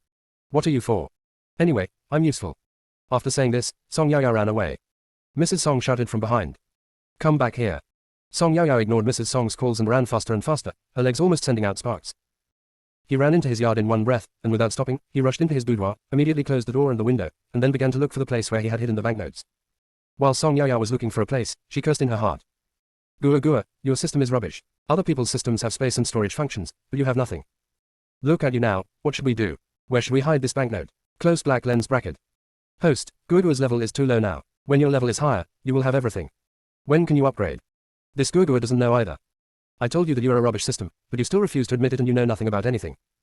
Open black lens bracket. Host, I am very useful. Closed black lens bracket. Okay, can you help me see where the banknote is hidden? With the help of Gua Gua, the banknotes were finally hidden. Song Yaoyao didn't even think about it. Mrs. Song didn't really want the 1,000 taels of silver, otherwise she would have ordered the maids to arrest her. Mrs. Song just wanted to ask Song Yaoyao what she was going to do with the money. Song Yaoyao was just overthinking it. In my previous life, during the Chinese New Year, I often saw videos online of parents taking red envelopes from their children using various excuses. Song Yaoyao felt that the 1,000 taels of silver notes in her hand were just like the New Year's red envelopes she received in her previous life. Maybe her parents would ask for them too, so she ran away. Song Yaoyao had made up her mind that she must keep the banknotes safe and not give them away. After hiding the banknotes, Song Yaoyao opened the door and walked out. Standing at the door was Bai Tao, who looked worried. "Miss, are you okay?" "I'm fine, what can happen to me?" As she spoke, Song Yaoyao took out the string of beads she had prepared in advance and handed it to Bai Tao. "Bai Tao, this is a reward for you." Bai Tao took the pearl flower and couldn't let it go. This thing was the latest style of pearl flower, and a string of it cost several taels of silver. She didn't expect the second miss to give it to her like this. She knelt down quickly. "Thank you, miss, for the reward." The inner voice was overheard, and the whole court was eating melons together. Chapter 23, Sikongsi, the remnant of the former dynasty. Song Yaoyao looked indifferent and said, "Stand up, don't kneel all the time. When no one is around, you don't need to be polite." "Yes." Song Yaoyao looked very arrogant and continued. "Bai Tao, serve your young lady well, and you will get benefits in the future." "Yes." After dinner, Song Yaoyao went to bed early, closed her eyes, and wanted to fall asleep quickly so as not to be unable to wake up the next day. Maybe, because she slept too much during the day, Song Yaoyao tossed and turned in bed, unable to fall asleep. Song Yaoyao resisted the urge to look at the storybook, closed her eyes, and began to count. 1 sheep, 2 sheep, 3 sheep, 1,118 sheep, 3,888 sheep. After an unknown amount of time, Song Yaoyao finally fell asleep. Song Yaoyao felt that she had not slept for long when Bai Tao came to wake her up. Song Yaoyao closed her eyes and let Bai Tao wash and dress her up. Just as I finished washing up, Minister Song arrived. Seeing Song Yaoyao walking with her eyes closed and supported by the maids, Minister Song squatted down resignedly, carried Song Yaoyao and walked away. Just like yesterday, Song Yaoyao was stuffed into the carriage, and she found a comfortable place and continued to sleep. The carriage stopped and after getting off, Minister Song continued to carry Song Yaoyao towards the palace gate. When the ministers saw Minister Song and his daughter today, none of them rushed over to make trouble. Yesterday, Lord Yan provoked this girl. I heard that he had to pay 2 boxes of things and 1,000 taels of silver as compensation, and the matter was settled. If you mess with this girl, you will lose a lot of money. They can't afford it. When they arrived at the palace gate, Song Yaoyao was let down and left to walk on her own. Arriving at the Hall of Supreme Harmony, Song Yaoyao went to look for Lord Jiang on her own initiative. Lord Jiang saw Song Yaoyao and gave her repeated instructions before going about his own business. As soon as the court started today, someone stood up. Your Majesty, recently, continuous rainfall in the Jiangnan area has caused many river dams to collapse due to floods, resulting in heavy casualties, homes being destroyed, and thousands of acres of fertile land on both sides of the river being submerged. When Song Yaoyao heard this, she also felt distressed. Although she wanted to give up, she couldn't just watch so many innocent people lose their lives. At this time, the Emperor's voice was heard. Shang Shu of the Ministry of Finance. The Minister of Revenue took a step forward and said, I am here. How much silver is left in the treasury now? 100,000 taels. What, why is it so little? Your Majesty, some time ago, 20 taels were allocated to the frontier military camps, and then another 5 taels were spent on repairing the imperial palace, and there is also The emperor interrupted the Minister of Revenue. You don't have to say it, I know. The emperor's face was full of worry. There were only 100,000 taels of silver in the national treasury. If all this silver was used for disaster relief, then if the country needed silver urgently, where would he get the silver? No one spoke in the hall. Everyone was waiting for the emperor's decision. You could hear a pin drop. Song Yaoyao had been recording when suddenly there was no sound. She looked up and saw that everyone had a worried look on their faces. Song Yaoyao called Guogua. Guogua, what's going on? Why is no one talking? Host, it's all because of poverty. There are only 100,000 taels of silver in the national treasury account now. If all of it is used for disaster relief, then if the country needs silver urgently, wouldn't it be a problem? Close black lens bracket. Guogua, is the imperial court so poor? I estimate that some ministers' houses are richer than the national treasury. Close black lens bracket. Host, your guess is right. Is there a big fat sheep among the people standing below? With their wealth, not to mention solving the flood in the south of the Yangtze River, even supporting an army of 300,000 for 30 years would not be a problem. Close black lens bracket. Originally, the emperor was still worried about money, but when he suddenly heard Song Yaoyao's voice, he immediately pricked up his ears. He wanted to know who this fat sheep was. The ministers below, who were open-minded, suddenly became excited, as it seemed that there was something big to eat. Those who had something to hide were frightened and broke out in cold sweats, praying silently in their hearts that Master Xiao Song would not expose their secrets. The conversation continues. Guogua, are you telling the truth? Are you really that rich? Tell me, who is that person? Close black lens bracket. Okay, host. The fattest sheep is the second-ranked Great General Xun Yuanxi. Close black lens bracket. Song Yaoyao exclaimed. What, this fat sheep is actually a military commander? At this moment, everyone turned their eyes to Xun Yuanxi. No one expected that Xun Yuanxi would be so rich. When those ministers who had something to hide heard Xun Yuanxi's name, they suddenly relaxed. They just hoped it wasn't them. They were really scared to death. When Xun Yuanxi heard his name, his body stiffened noticeably. His affairs were very secretive and no one should know about them. At this moment, Xun Yuanxi still held on to a glimmer of hope. When the emperor heard Xun Yuanxi's name, he was obviously stunned. He never thought that this fat sheep would be Xun Yuanxi. Guogua's story continues. Yes, no one would have thought that in the Tianfeng dynasty, the richest official was a military general. This has to start with Xun Yuanxi's background. Xun Yuanxi, formerly known as Sikongxi. Close black lens bracket. When the court officials heard this surname, their faces changed drastically. Sikong was the national surname of the previous dynasty. The general standing behind Xun Yuanxi took a step forward and pressed his acupoints before Xun Yuanxi could react. Xun Yuanxi was completely unable to move or speak. Xun Yuanxi is a military general with superb martial arts skills. What if he gets angry and starts killing people in the hall? Fortunately, someone was smart and pressed his acupoints when he was not paying attention. The emperor waved his hand, and the officials standing around Xun Yuanxi were quickly replaced by several military generals, who completely surrounded him from 8 directions. Song Yaoyao was so immersed in eating melons that she was completely unaware of the tense situation in the court. Song Yaoyao continued to ask. Guogua, I remember Sikong, it seemed to be the surname of the emperor in the previous dynasty. Could this Xun Yuanxi be a remnant of the previous dynasty? Close black lens bracket. Host, you guessed right. Xun Yuanxi, no, he should be called Sikongxi. He is the son of the former emperor Sikong Jing and his most beloved woman Zhongli Zhu, who is the concubine's daughter of a 7th-rank official. Zhongli Zhu's status and position were too low, and Sikong Jing was afraid that after she entered the palace, she would be eaten up by the women in the palace, so he kept her outside.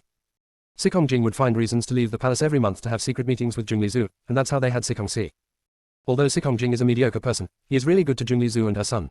He has always been planning to get rid of those women in the harem and find a suitable opportunity to bring them into the palace. However, things did not go as planned.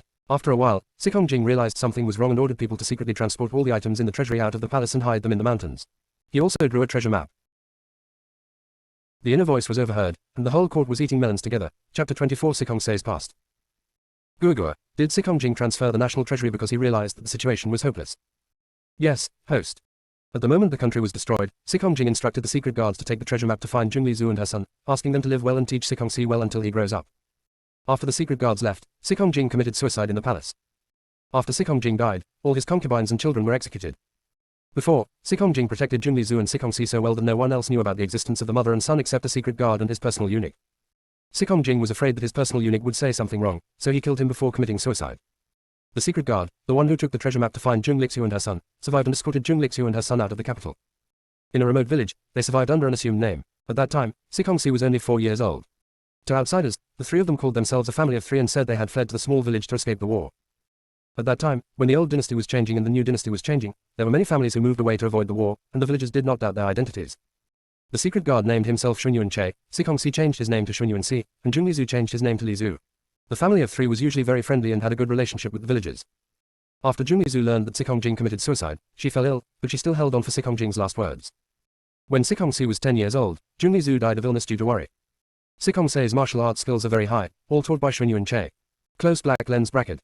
Guogua, Xun Yuanche is a very loyal secret guard. Yes, host, he is quite loyal. Shun Yuan-che had always wanted to revenge Sikong Jing, so he sent Sikong Si to join the army when he was 12 years old. Relying on his superb martial arts, Sikong Si gradually emerged in the army. At that time, the mighty General Shi Ming took a liking to Sikong Si, accepted him as his disciple, kept him by his side, and taught him tactics and strategies with all his heart. With Shi Ming's help, Sikong Si quickly gained a foothold in the army. Sikong Se's purpose of coming to the army was to seize military power. However, the military power is firmly in Shi Ming's hands. Unless Shi Ming dies, this military power will have the possibility of falling into the hands of others.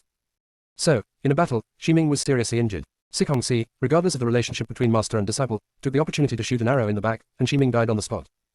Sikong Si was afraid that others would suspect him, so he stabbed himself in the chest. The knife was very close to his heart and almost took his life. Seeing that he was so badly injured, no one suspected him. Although there were heavy casualties in that battle, the Tianfeng dynasty finally won. As soon as Shi Ming died, Sikong Si became the most popular figure in the military camp. Moreover, he was Shi Ming's apprentice. Everyone said that he was brave and fearless in that battle, and he deserved to succeed the position of the great general. Sikong Si was also a ruthless man. In order to achieve his goal, he almost killed himself. In this way, Sikong Si got his wish and sat on the position of the great general of divine martial arts. Close black lens bracket. Gua, people like Sikong Si are really scary. He killed his own master and was so cruel to himself in order to achieve his own goal. It gives me the creeps just thinking about it. By the way, didn't Shi Ming realize Sikong Se's evil ambitions at all? Close black lens bracket. No, Sikong Si usually disguises himself very well. He is always humble and polite to everyone he meets, and no one noticed anything unusual. Just look at the ministers in the court, and even the emperor sitting above, aren't they also deceived by his appearance? Close black lens bracket. That's true. Gua, besides the treasure map, does Sikong Si have any other assets? Close black lens bracket. Open black lens bracket sum. Shun Yuan-che, the secret guard, faked his death a few years ago and disappeared from everyone's sight. In fact, he was secretly helping Sikong Si manage his businesses, including restaurants and brothels. By the way, Sikong Si discovered a gold mine on the border, but he did not report it to the court at all and started mining it privately. With the smelted gold, 5 private soldiers have been stockpiled, and Shun Yuan-che is also in charge of training the private soldiers. Close black lens bracket. What, he has a gold mine? The imperial court was so poor that it could barely make ends meet, but unexpectedly, Sikong Si had a gold mine. It's really like drought and waterlogging. If only this gold could fill the treasury, the emperor wouldn't be so worried. Close black lens bracket. Ellipsis. While discussing the flood problem in the south of the Yangtze River, the ministers pricked up their ears and listened carefully to Song Yaya's thoughts. When Song Yaya talked about filling the national treasury with gold, both the emperor and the ministers agreed with her very much. When Sikong Si heard this, he stared at Song Yaya with resentment. This damn Song Yaya revealed everything about him. Sikong Si knew that he was finished, and he wished he could cut Song Yaya into pieces. Song Yaya only felt a chill all over her body, as if she was being stared at by a poisonous snake. The feeling was so terrifying. Gua, why do I feel a chill all over my body, as if I was stared at by a poisonous snake? Gua comforted. Host, did you kick off the quilt when you slept last night? Now you have a cold. No, I am sure I am in good health and not sick. Host, since you are not sick, it is just your illusion. Maybe. Gua, do you know all of Sikong Se's industries? And where is the gold mine? Oh, and there's also the treasure map. Do you know where it's hidden? Close black lens bracket. Open black lens bracket no, close black lens bracket. Gua was about to speak when he was interrupted by Song Yaya. Gua, please stop talking. I can't remember so many industries and their specific locations. After the court session, I will find paper and pen, and you can tell me. After I write it down, I will find a way to hand it over to my father. Judging from my father's loyalty to the emperor, he will definitely hand it over. Close black lens bracket. Open black lens bracket all right. Close black lens bracket. Originally, the emperor was worried that Xin Sheng would expose the addresses of those industries, treasure maps, and gold mines in public, but he did not expect that Song Yaya would make such an arrangement. This is good. He can send a secret guard to go with her. As long as Song Yaya records it and hands the thing over to Minister Song, the secret guard can deliver it to the palace immediately. Today, Song Yaya went to court with her head down the whole time. She was recording what the emperor and ministers were discussing in the court, while also chatting with Gua. She was very busy. Song Yaya didn't notice the changes in the court at all, nor did she notice Sikong Se's look that seemed to want to eat her. Song Yaya continued to ask. Gua, Shun Yuan-che is a dangerous person. Do you know where he is now? The inner voice was overheard, and the whole court was eating melons together. Chapter 25 Song Yaya discovers something unusual.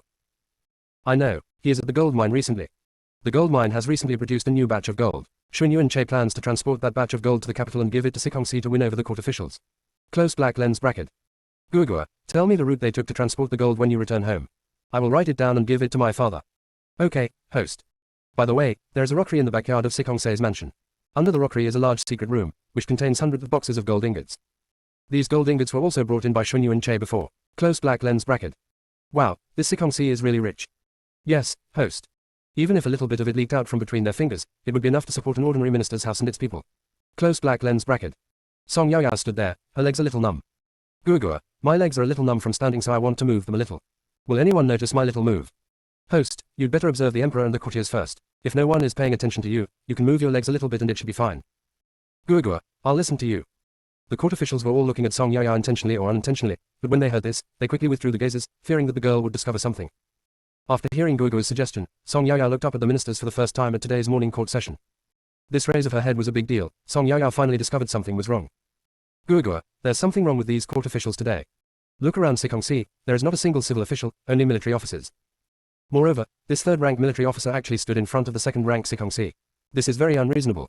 Is this a big thing that happened that I don't know about? Close black lens bracket. This Gua doesn't know either. Host, don't worry about these things for now. Don't you want to stretch your legs? Take a quick look now, has anyone noticed you? Close black lens bracket. Gua, apart from Sikongsi who was glaring at me angrily, no one else noticed me. So what did I do? Did I dig up Sikongse's ancestral graves? Or did I steal his wife and concubine? He's going to stare at me with that resentful look. Stare at me again, do you still dare to stare at me? I am very vindictive. Where's my 80-meter long sword? It's ready to go. I can't defeat you, a remnant of the previous dynasty, but I can deal with you behind your back. Gua, when you return home, tell me everything about Sikongsi, the remnant of the previous dynasty, his property, and the people who were involved with him. I will record everything. Close black lens bracket. Okay, host. Close black lens bracket. Being stared at by Sikongsi so intently, Song Yaya didn't dare to move, let alone move her legs. Gua, is Sikongsi sick? He kept staring at me and I didn't even dare to move my legs. If you stare at me again, I will dig out the eyes of this remnant of the previous dynasty and use him as a light bulb to step on. What a pervert. Why are you staring at me? Was it because his concubines didn't work hard enough last night and didn't serve him well? That's why he is so unsatisfied. Close black lens bracket. Everyone was embarrassed after hearing this. This Lord Xiao Song really dares to say anything. Minister Song wanted to cover his face even more. This damn girl only knew how to talk nonsense all day long. Is this the kind of thing a little girl who hasn't even reached marriage age should say? Host, you think too much. She just doesn't like you and is glaring at you. This look makes me creepy, as if he wants to eat me. Doesn't Sikongsi just want to eat Song Yaya alive? He had been hiding his identity and planning for so many years, but Song Yaya revealed his true colors. Decades of planning vanished in an instant. If Sikongsi was able to move now, he would probably want to take action directly and take Song Yaya's life. Song Yaya didn't know yet that she had already brushed shoulders with death, and her voice continued. By the way, Gua, why hasn't today's morning court session ended yet? It felt like a century had passed. If this doesn't end, my legs won't be able to hold on any longer. Close black lens bracket. The court officials always heard new words from Lord Xiao Song. Century. A century, how long is that? Even though they don't understand, they will figure it out over time. Host, today's morning court session is indeed quite long. It's almost an hour already. Everyone was so busy eating melons that they really forgot about the time. The emperor winked, and then eunuch Wang said, when there is something to do, we will start to act, but when there is nothing to do, we will retreat. I have no basis to start this memorial. Retreat. The court could finally be dismissed, and at this moment, eunuch Wang's shrill voice became pleasant to the ear. Song Yaya handed her notes to her immediate superior, Mr. Jiang. After Lord Jiang checked and found nothing wrong, Song Yaya ran towards Minister Song. Daddy. When Song Yaya passed by Sikongsi, she glanced at him. Sikongsi was still glaring at her. Song Yaya shrank her neck and quickly left. She was a military doctor in her previous life. Although she knew some martial arts and could deal with a few people who had no martial arts foundation, she was not good enough to face a master like Sikongsi. All the other court officials had dispersed, only Sikongsi and the military officers around him remained motionless, including the emperor, who did not leave the hall. Song Yaya asked doubtfully. Dad, why haven't the emperor and those military officers left the palace? I don't know about this either. I guess the emperor left them here because he has something to tell them. This is not something we should worry about. Let's go back home quickly. Oh. Song Yaya was so anxious. Gua, the emperor doesn't know that Sikongsi is a remnant of the previous dynasty. Is he going to give him some important tasks to do? This is not possible. The emperor was deceived by the appearance of this traitor. Isn't this definitely handing the knife to him? This is absolutely not okay. Gua, let's go back home quickly, write everything down, and go find my dad. Close black lens bracket. Okay, host. Close black lens bracket. Hearing Song Yaya's thoughts, the emperor gave a wink and a secret guard followed quietly. Everyone in the hall left, and the emperor waved his hand and said, capture him. Several generals directly suppressed Sikongsi. Sikongse's martial arts skills were so high that the emperor was afraid that something unexpected might happen and he might escape, so he immediately gave orders to have his tendons in his hands and feet cut and his legs broken. At this moment, Sikongsi was lying on the ground in a bloody mess, staring at the emperor with resentment. You old thing, if it weren't for that damn girl, would you still be kept in the dark by me? You were such an idiot. Sikongsi wanted to curse again, but his jaw was cut off. The inner voice was overheard, and the whole court was eating melons together. Chapter 26. The paper ball reached the emperor's hands. The emperor was not angry either. Come here, take Sikongsi, the remnant of the previous dynasty, to the prison, and don't allow anyone to approach him. Yes. Sikongsi was dragged away, his eyes full of unwillingness and resentment. Long before Gua said that Sikongsi was a remnant of the previous dynasty, the emperor had already sent troops to surround Sikongse's mansion. Now, the emperor is just waiting for the secret guard to bring back what Song Yaya recorded. No one mentioned the gossip that the court officials heard today in private. They are the remnants of the previous dynasty, who dares to mention them? If things go wrong, it will be a serious crime of confiscation of property and extermination of the entire clan. Song Yaya returned home and went straight back to her own courtyard. After changing into her official uniform, she started writing on the table immediately. Song Yaya changed the font, and it took half an hour to finish writing everything. After checking again and finding no problems, Song Yaya prepared to go find Minister Song. Minister Song has been staying in the study, waiting for Song Yaya. Song Yaya quietly came to Minister Song's study and saw that there was no one around. She asked curiously, "Guogua, why is there no servant around here today?" In order to make it easier for Song Yaya to move around, all the servants around the study were sent away today by Minister Song. Guogua doesn't know either. Host, while there is no one around, quickly wrap the things with stones and throw them at the door of your father's study. Close black lens bracket. Open black lens bracket, it is good. Close black lens bracket. Song Yaya wrapped a small stone in paper and hit it squarely at the door of Minister Song's study, then turned around and ran away. After running a little further away, he hid in the corner and looked at the study. At that moment, Minister Song came out and scolded. "Who?" After finding nothing unusual, Minister Song noticed the ball of paper on the ground, picked it up, and returned to the study. Song Yaya watched the paper ball being picked up by her father before she returned to her yard. Minister Song took a look at the contents on the paper ball and, after confirming that it was what the emperor wanted, he immediately handed the paper ball to the secret guard sent by the emperor to the study. The secret guard bowed to Minister Song, then turned and left. In order to cooperate with Song Yaya, Minister Song's acting talent was forced to come out. The secret guard took the note and immediately returned to the palace. The emperor looked at the contents of the note and issued a series of decrees. Song Yaya didn't know yet that what she wrote had reached the emperor's hands so soon. After Song Yaya finished doing all this, she realized that her stomach was rumbling. She was hungry and her stomach was protesting, so she had to fill her stomach first. Mrs. Song had already prepared breakfast and was waiting for her in the dining room. "I ate it all in one swoop and finally filled my stomach." Mrs. Song's head started to hurt again when she saw Song Yaya like this. "You are such a grown-up girl, but how can you eat like a lady? Every time you eat, you look like a starving ghost. No matter how many times I tell you, it's no use." Song Yaya eats like this because she was trained in the army in her previous life. Everyone eats like this. Although Song Yaya is a military doctor, she also needs to train with the soldiers regularly. At that time, after every training, I was tired and hungry, rushed into the cafeteria, and all I wanted to do was eat. At the beginning, we were given 10 minutes to eat, but later we had to finish eating within 5 minutes. How could we be slow? If I don't eat like this, I will have to continue training on an empty stomach in the afternoon. In the army, no one cares about women. Women are used as men. What about men? They're used as animals. Even though Song Yaya has been reborn, she thinks there is nothing wrong with that. She wants to live her life freely and carefree, doing whatever makes her feel comfortable. Song Yaya will not cater to others just because of other people's opinions. Living like that is too tiring and is not the life she wants. When Song Yaya returned to her yard, she heard Guogua's voice. "Host, Guogua is about to upgrade, and may not be able to contact you for the time being." "Guogua, how long does it take you to upgrade?" Close black lens bracket. "I don't know this either, it should be quick." "Is that so? Okay, go ahead. I am looking forward to the upgraded Guogua." Close black lens bracket. "I also look forward to meeting the host again after the upgrade." After that, Guogua fell silent. Song Yaya was lying on the bed, and she still felt uneasy when she thought of Sikongse's terrifying look today. In her previous life, as a military doctor, her combat power was not high, and she was not at the same level as the special forces and the king of soldiers. She had only learned some mediocre kung fu, which was not good enough in the ancient times. If she met a master like Sikongse, she would be dead in an instant. Thinking of this, Song Yaya suddenly lost her composure. She had finally been able to live a new life, had a family that loved her, was a rich lady, and had the means to live a life of idleness and waiting for death. She hadn't even had time to enjoy herself in the ancient times, so how could this end?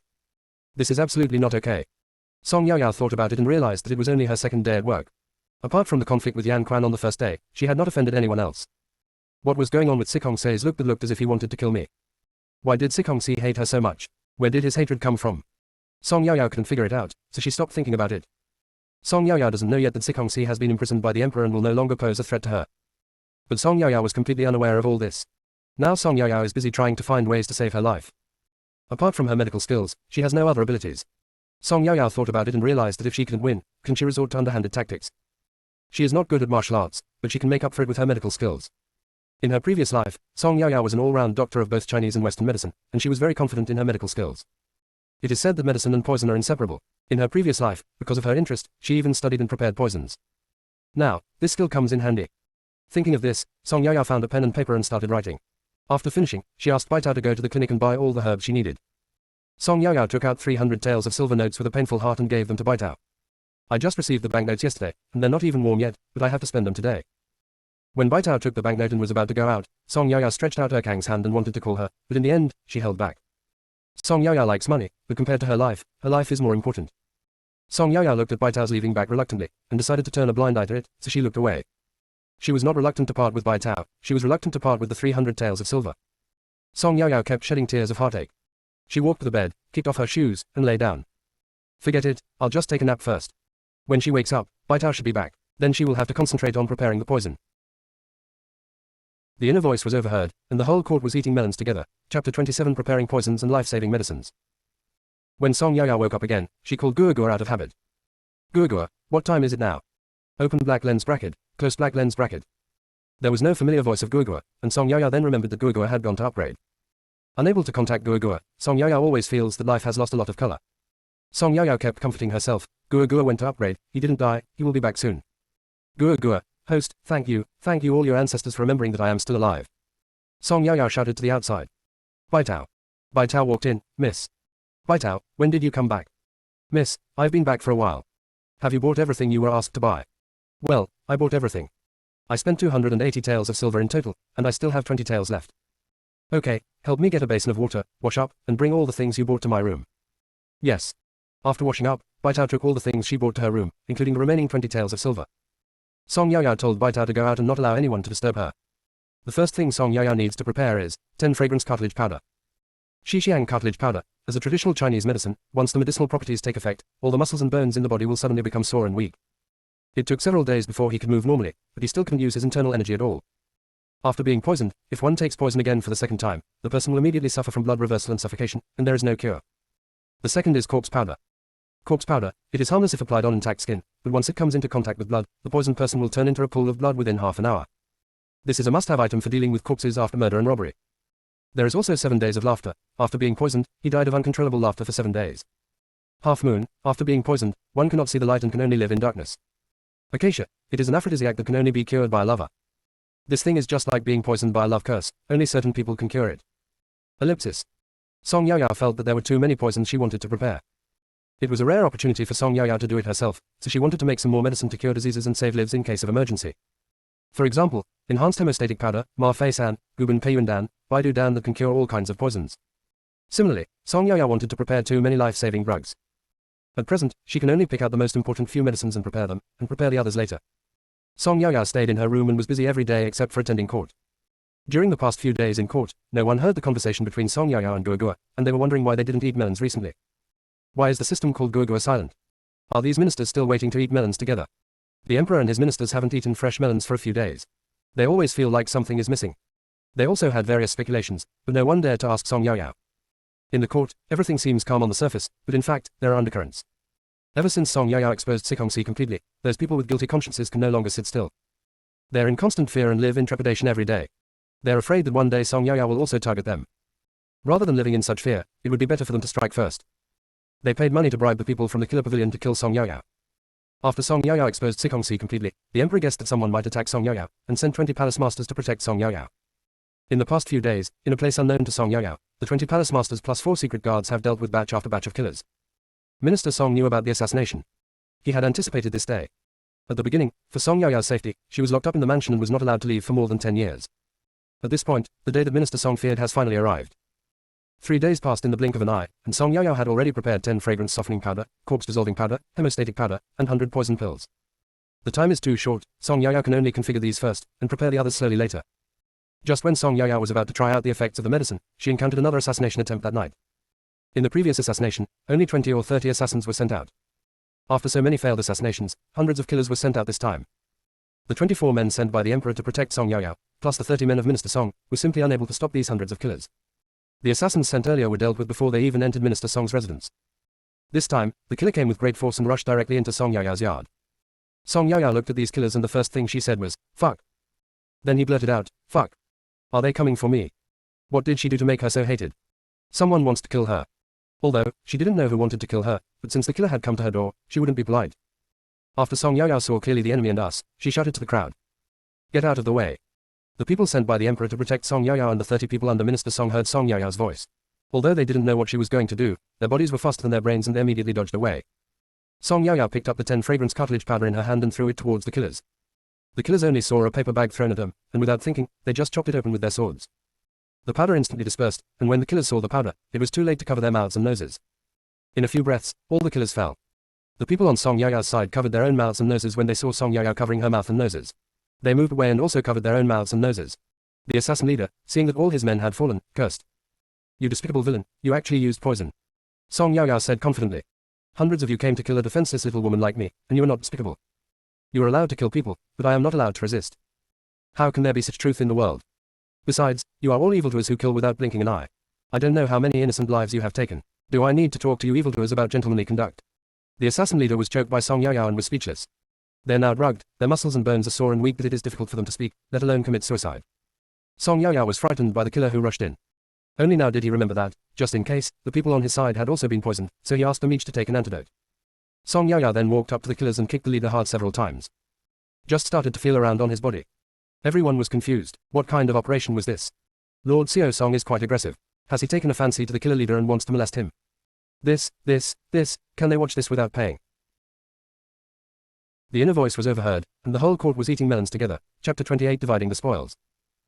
If Song Yaoyao knew what they were thinking, she would definitely say, you are overthinking. Minister Song hurried over and grabbed Song Yaoyao. Yaoyao, what are you doing? Dad, don't stop me. I heard that assassins are very rich. They can make a lot of money by killing one person. I just want to borrow some money to spend. Everyone looked at Song Yaoyao in silence. They thought that Master Song was going too. Their thoughts are impure and they think too much. Minister Song only realized now that his little daughter was so greedy for money, and said to her, you wait aside and let others do this. It is good. Only then did Song Yaoyao step aside.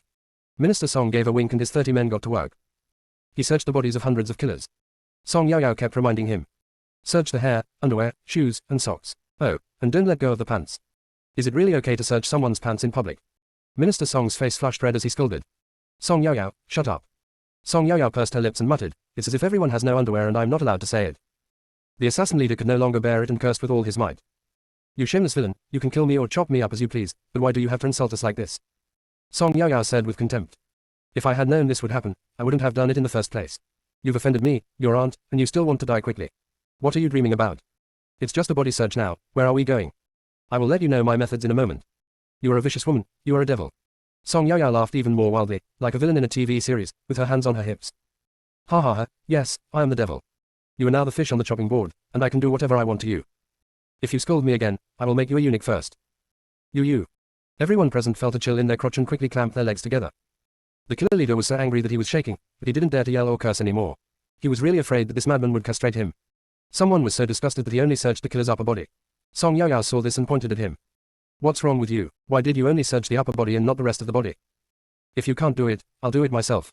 After hearing this, the man dared not let the young lady do it herself. If he let the young lady touch these stinky men, the master would skin him alive. Thinking of this, he could only search her body as Song Yaoyao had instructed. After a while, someone came with a stack of banknotes and some silver and handed them to Song Yaoyao. Song Yaoyao wouldn't mind where these banknotes and silver were found from. As a military doctor in her previous life, she had seen and touched every part of men's bodies. It's just a pair of shorts, but she doesn't take it seriously. I can use these banknotes to buy more medicinal herbs. Song Yaoyao counted and found that there were more than 2 taels. Did she say that? How can there be a shortage of killers? Look, these are all rich people. Song Yaoyao gave 24 taels to each of the 30 people sent by the emperor and the 200 people sent by her father, and thus the taels were gone. Those people refused. It's not that Song Yaoyao is generous. If these people hadn't protected her, she would have died long ago. Although they were also following orders, Song Yaoyao felt that the money was what they deserved. Song Yaoyao insisted on stuffing the banknote into their hands. Take it, it's a windfall, we all deserve a share. More than 50 people thanked Song Yaoyao. Thank you, Master Xiao Song, for the reward. Thank you for the reward, Miss Song. Song Yaoyao waved her hand, no need to thank me, this is what you deserve. Song Yaoyao gave another 1,000 taels to her father, and took out another 1,000 taels to leave for the emperor. She remembered that the emperor sent people to protect Song Yaoyao. The 1,000 taels of silver will be brought to the emperor by the secret guard when he returns to the palace to report to the emperor what happened there. Although the emperor has a large family and great power and may not look down on such a small thing, it is still at least his own thought, isn't it? A portion of this unexpected fortune must be left for the emperor. After Song Yaoyao had finished the distribution, she said, I'll keep the remaining several thousand taels for myself. I need to prepare a lot of medicinal powder. Keep this money for me to buy medicinal materials. Song Yaoyao still wanted to explain to everyone the purpose of this money. The subordinate asked, Master Song, what should we do with these hundreds of assassins? Minister Song also had a headache. Catching so many killers at once, how to deal with them was really a problem. Seeing that her father didn't say anything, Song Yaoyao moved forward. Dad, can these people be killed directly? Minister Song looked at Song Yaoyao. What kind of daughter did he give birth to? Why was she so violent and bloody? Minister Song sighed and said, these people should have been sent out directly to carry out the mission. They don't even know who their employer is. Even if they tortured him severely, he probably wouldn't get anything out of him. Just kill him. But how to deal with so many corpses? Song Yao blinked. Dad, I can handle the body. Minister Song looked at his troublesome little daughter and wondered what she was going to do next. Asked rhetorically. Can you really handle this? Song Yao nodded firmly. Okay. What are you going to do? Dad, except for the killer leader, knock out all the other killers. Although he didn't know what his little daughter was going to do, Minister Song still had his men as Song Yao requested and knock out everyone except the leader of the assassins. Seeing this scene, Song Yao nodded with satisfaction. She took out a packet of medicine powder from her pocket and walked towards the killer leader with a ruthless step. When the assassin leader saw the devil Song Yao walking towards him, he subconsciously wanted to retreat. Witch, what are you doing? Song Yao laughed even more arrogantly. Ha ha ha, oops. In this short while, I turned into a witch again. Thank you for the compliment, but there is no reward. As for what, you will soon find out. Song Yao looked at the killer leader. He was dressed in black and it was hard to tell whether he was injured or not. Song Yao picked up the sword on the ground and slashed it across his arm. Before the assassin leader could exclaim, Song Yao opened the paper bag in her hand and poured the powder on it. The killer leader was already weak due to the Chinese medicine, but now he let out a miserable cry. The assassin leader stared at Song Yao with hatred and roared. What have you done? Song Yao said innocently. Didn't you say before that you could kill me or chop me up as you wish? Am I not meeting your requirements?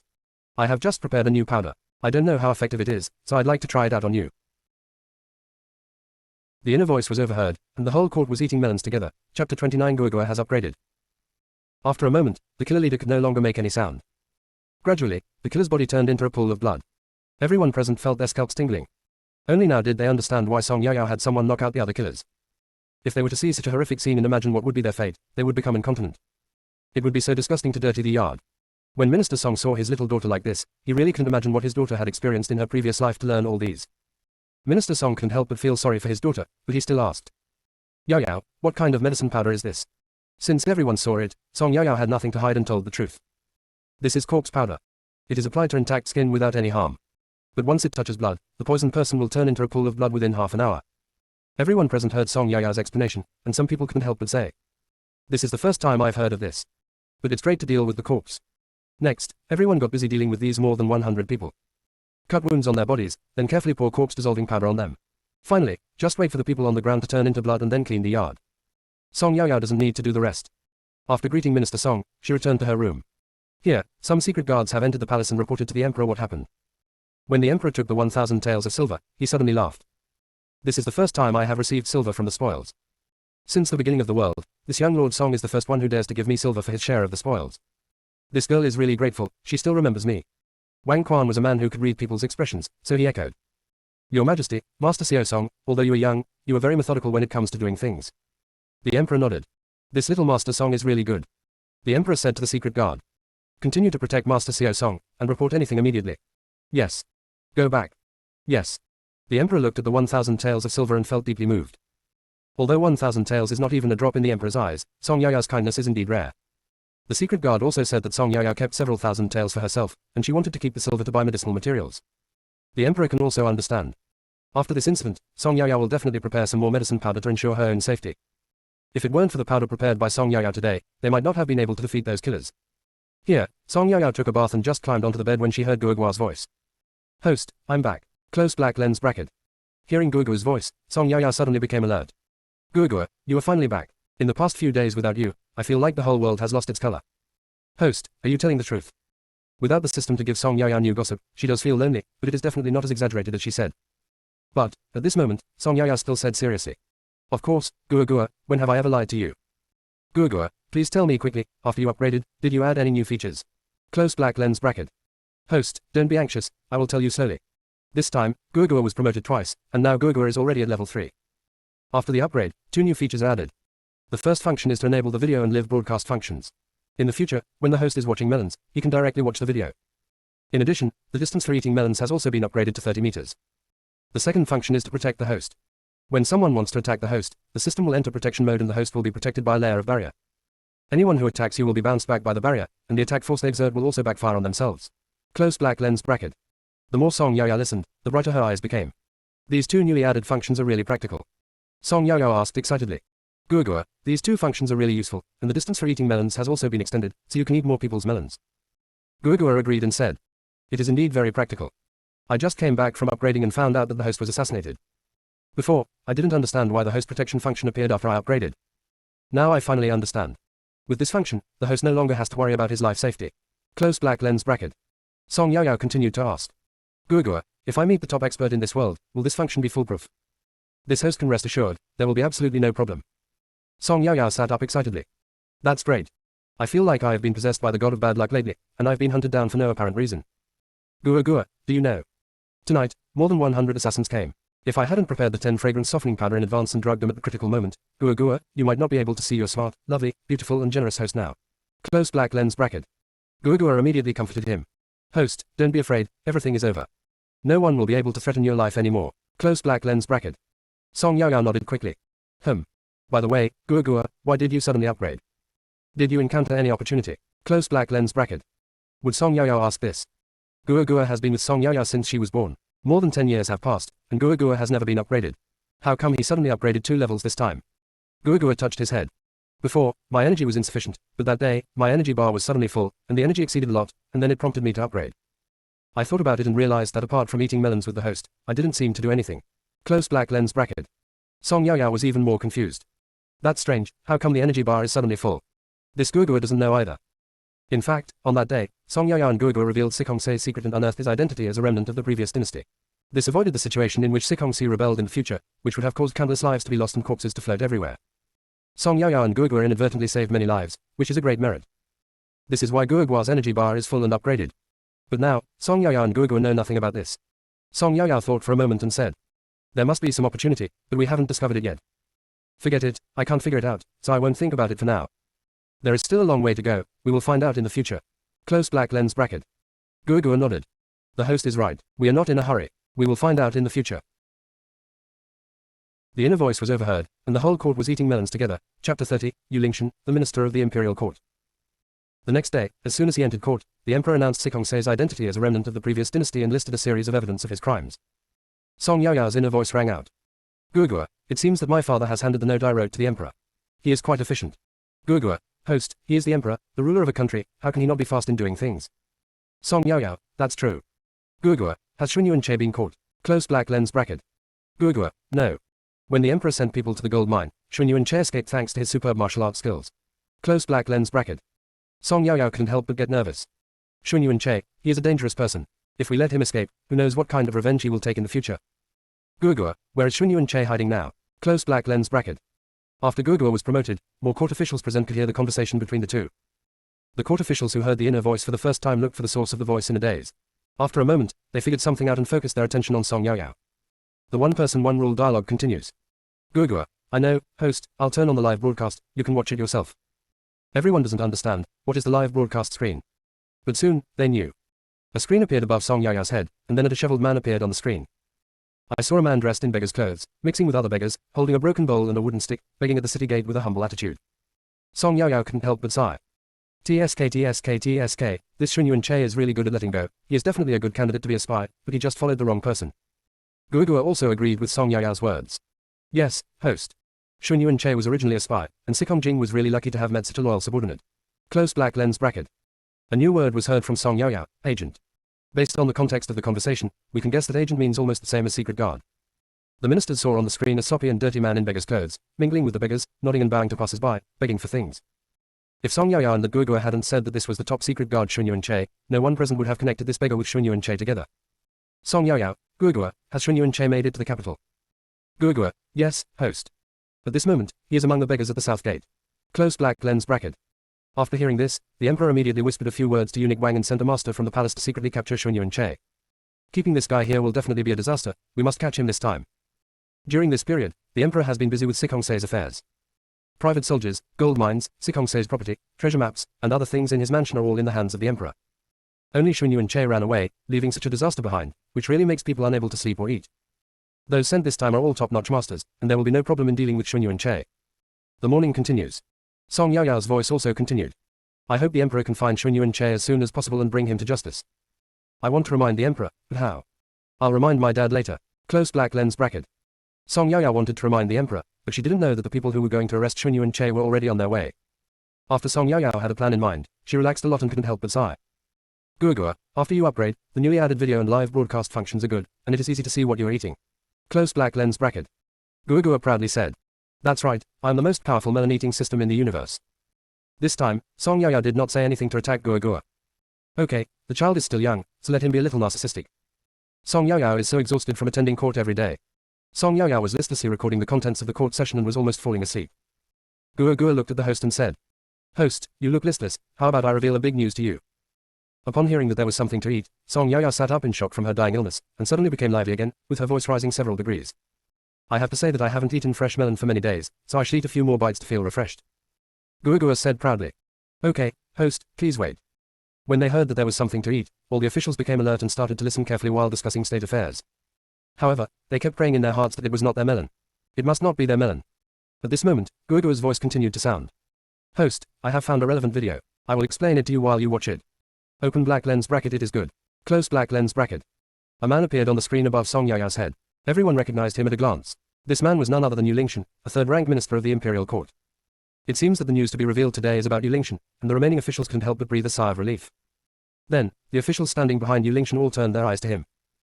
The officials were unable to turn around to look at Yu Lingshan, their eyes were secretly fixed on the screen above Song Yaoyao's head. Yu Lingshan had an ugly look on his face at the moment. Are his deeds going to be exposed? After people know those things, how can he gain a foothold in the court in the future? Will his father-in-law, the minister of the Central Secretariat, continue to help him as always?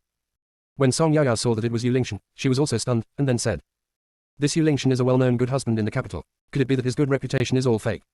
Gua Gua, host, you guessed right, this Yu Lingshan is a hypocrite. Song Yaoyao asked in disbelief. "Hypocrite? No way." Gua Gua, host, please listen to me slowly. Yu Lingshan was a top scholar and married Kong Xie, the daughter of the minister of the Central Secretariat. Kong Xie is smart, beautiful, gentle and virtuous. At that time, given Yu Lingshan's status, being able to marry Kong Xie was simply a blessing from his ancestors. Close black lens bracket. Song Yaoyao agreed and said, "That's right, just based on his status as the top scholar, he wants to marry a noble lady. His ancestors' graves are really filled with smoke." Gua Gua, at the beginning, Yu Lingshan and the Yu family also felt that being able to marry such a noble lady was a blessing that their family had accumulated over several lifetimes. After marriage, the two lived a life of love and intimacy. But a year later, Kong Xie's belly was still not moving, and the Yu family was already dissatisfied. However, Yu Lingshan felt that they had only been married for a year and would probably have a child soon. He suppressed all his dissatisfaction with his family. Close black lens bracket. The inner voice was overheard, and the whole court was eating melons together. Chapter 31 Yu Lingshan. Song Yaoyao sneered. "Why do I feel that Yu Lingshan is simply afraid of Kong Xie's family, the Zhongxiling mansion?" Gua Gua, the host is right. 1 year, 2 years, 3 years, Kong Xie's belly still didn't move. The Yu family's dissatisfaction with Kong Xie reached its peak. This also included Yu Lingshan. He had long lost the love he had for Kong Xie at the beginning, but due to the Zhongxiling mansion, he did not dare to show it. Everyone in the Yu family felt that their family could not be extinct because of Kong Xie, but now, they did not dare to take a concubine for Yu Lingshan. Because when Yu Lingshan married Kong Xie, he repeatedly assured the minister of the Central Secretariat, Lord Kong, that he would not take a concubine in his life and would only have Kong Xie as his wife. If it weren't for this guarantee, Lord Kong would not have married his daughter to Yu Lingshan even if he admired his talent. Yu Lingshan is just the son of a small merchant family. He is not qualified to marry a noble lady. With this guarantee, Lord Kong finally gave in. However, the Yu family did not expect that Kong Xie was infertile. After repeated discussions, the family came up with a solution, which was to let Yu Lingshan keep a mistress. At that time, if the concubine gave birth to a child, they could adopt the illegitimate child and raise him under Kong Xie's name. Close black lens bracket. Song Yaoyao sneered. The Yu family and Yu Lingshan really had a good plan. They were reluctant to give up the Zhongxiling mansion as a backer, but they also wanted a child, so they came up with this. Shameless. If Kong Xie had registered the illegitimate child under her own name, she would have done her best to teach and train him. If the child grows up and becomes a grateful person, that would be fine. If he was an ungrateful person, Kong Xie would die immediately after taking a packet of arsenic. Then he would set fire to her yard and tell others that there was a fire in the house and her stepmother didn't run out and was burned to death. Just drop a few drops of cat urine and the matter will be over. Kong Xie was burned to ashes, and the Secretariat could not investigate even if they wanted to. This is a typical case of destroying the body and covering up the traces. In the end, because of his status as the legitimate son, the child can inherit all of Kong Xie's dowry and also receive support from the Zhongxiling mansion. After a year or so, Yu Lingshan brought the concubine into the house, and their family of 3 could finally be reunited. What a touching love story this is. Bah, a scumbag like Yu Lingshan deserves to die. He pretends to be deeply in love with Kong Xie every day, and sets off his affectionate persona everywhere. His reputation of doting on his wife has spread all over the capital. It's really disgusting. Kong Xie is the stepping stone for this family of 3. Close black lens bracket. Everyone's face changed drastically after hearing Song Yaoyao's thoughts. Oh my god, what did they hear? They knew that Kong Xie did not give Yu Lingshan any children, and Yu Lingshan's deep affection for his wife was all fake. What a sanctimonious hypocrite. They were all deceived by Yu Lingshan. Lord Kong clenched his fists in anger, the veins on the back of his hands were exposed. He wished he could kill this scumbag Ling Tian right now. After hearing what Song Yaoyao said, Yu Lingshan's face turned pale and his whole body was soaked in cold sweat. He knew that he was finished. Gua Gua, host, don't get excited. What you said are things that haven't happened yet. Song Yaoyao said disdainfully. Even if it didn't happen, you can already guess what would happen next. Kong Xie and Zhongxiling were simply enemies. Close black lens bracket. Gua Gua, host, don't get excited, I haven't finished speaking yet. Yu Lingshan has 3 mistresses outside. Close black lens bracket. After hearing this, Song Yaoyao became even more angry. What? A third concubine? Raised so many. Close black lens bracket. Gua Gua let out an unkind laugh. Host, in order to have a baby, Yu Lingshan often found excuses to go out at night and told Kong Xia that he was going to a party with his colleagues. In fact, he went to the third room's concubine's place. He often finished running through one outer room and then went to run through another. In short, he treated all 3 concubines equally and visited every one of them. Song Yaoyao raised her head and glanced at Yu Lingshan. Look how busy he is at night. Gua Gua, I just took a look at Yu Lingshan. He looks as pale as a ghost. I know why he looks so pale. Close black lens bracket. Gua Gua asked curiously, why? Song Yaoyao, you're in such a rush to make babies every day. You must have been drained of your energy by those little devils. Look at him. He's not afraid of having a stroke and dying in a woman's belly. Don't let yourself get killed before the baby is born. Close black lens bracket. Gua Gua continued. Host, you are wrong. Among the 3 outer rooms, one of them has given birth to a child for Yu Lingshan, and the child is already 3 months old. During this period, the Yu family and Yu Lingshan were planning how to get Kong Xia to agree to adopt the child. Close black lens bracket. Song Yaoyao, I wonder what kind of drama the Yu family and Yu Lingshan are going to stage. To get Kong Xia to agree. I'm very curious. Gua Gua, host, there is one more thing. The child is not actually Yu Lingshan's. It is the child of that concubine and someone else. Song Yaoyao suddenly became energetic. Open black lens bracket real. What is going on? Tell me quickly. Close black lens bracket. Not only Song Yaoyao was alert, but everyone present was listening attentively, fearing that they would miss anything. Gua Gua, that concubine was the first one among the 3 concubines to follow Yu Lingshan. After following Yu Lingshan for so long, she has never been pregnant. She was afraid that Yu Lingshan would dump her, but she knew that Yu Lingshan was with her just to have children. Now there has been no movement in my stomach, and the mistress has been very worried. So I thought of a solution. She found her old lover and told him about her situation. When the old lover thought about his child being recognized as the son of a third-rank official in the court and even being recognized as a grandson by the secretariat, wouldn't he be able to live a good life with him in the future? The two hit it off immediately and rolled together. Not long after, the mistress became pregnant. Close black lens bracket. Song Yaoyao made a gloating sound. Ha ha ha, it's true, evil will be punished. Gua Gua continued to expose. In fact, it's not that Kong Xia is infertile. The fact is that Yu Lingshan himself is infertile. Look, among the 4 women who followed him, except for one who cheated on him and gave birth to a child, the other 3 did not get pregnant. It is clear that Yu Lingshan is not good enough. Close black lens bracket. Song Yaoyao looked up and couldn't help but glance at Yu Lingshan. Yu Lingshan's body couldn't help but tremble. It turned out that it was not his wife's problem, but his own problem. Everyone was excited after hearing this, but the 3 mistresses in the video looked so ordinary. I don't know how Yu Lingshan could bring himself to say that.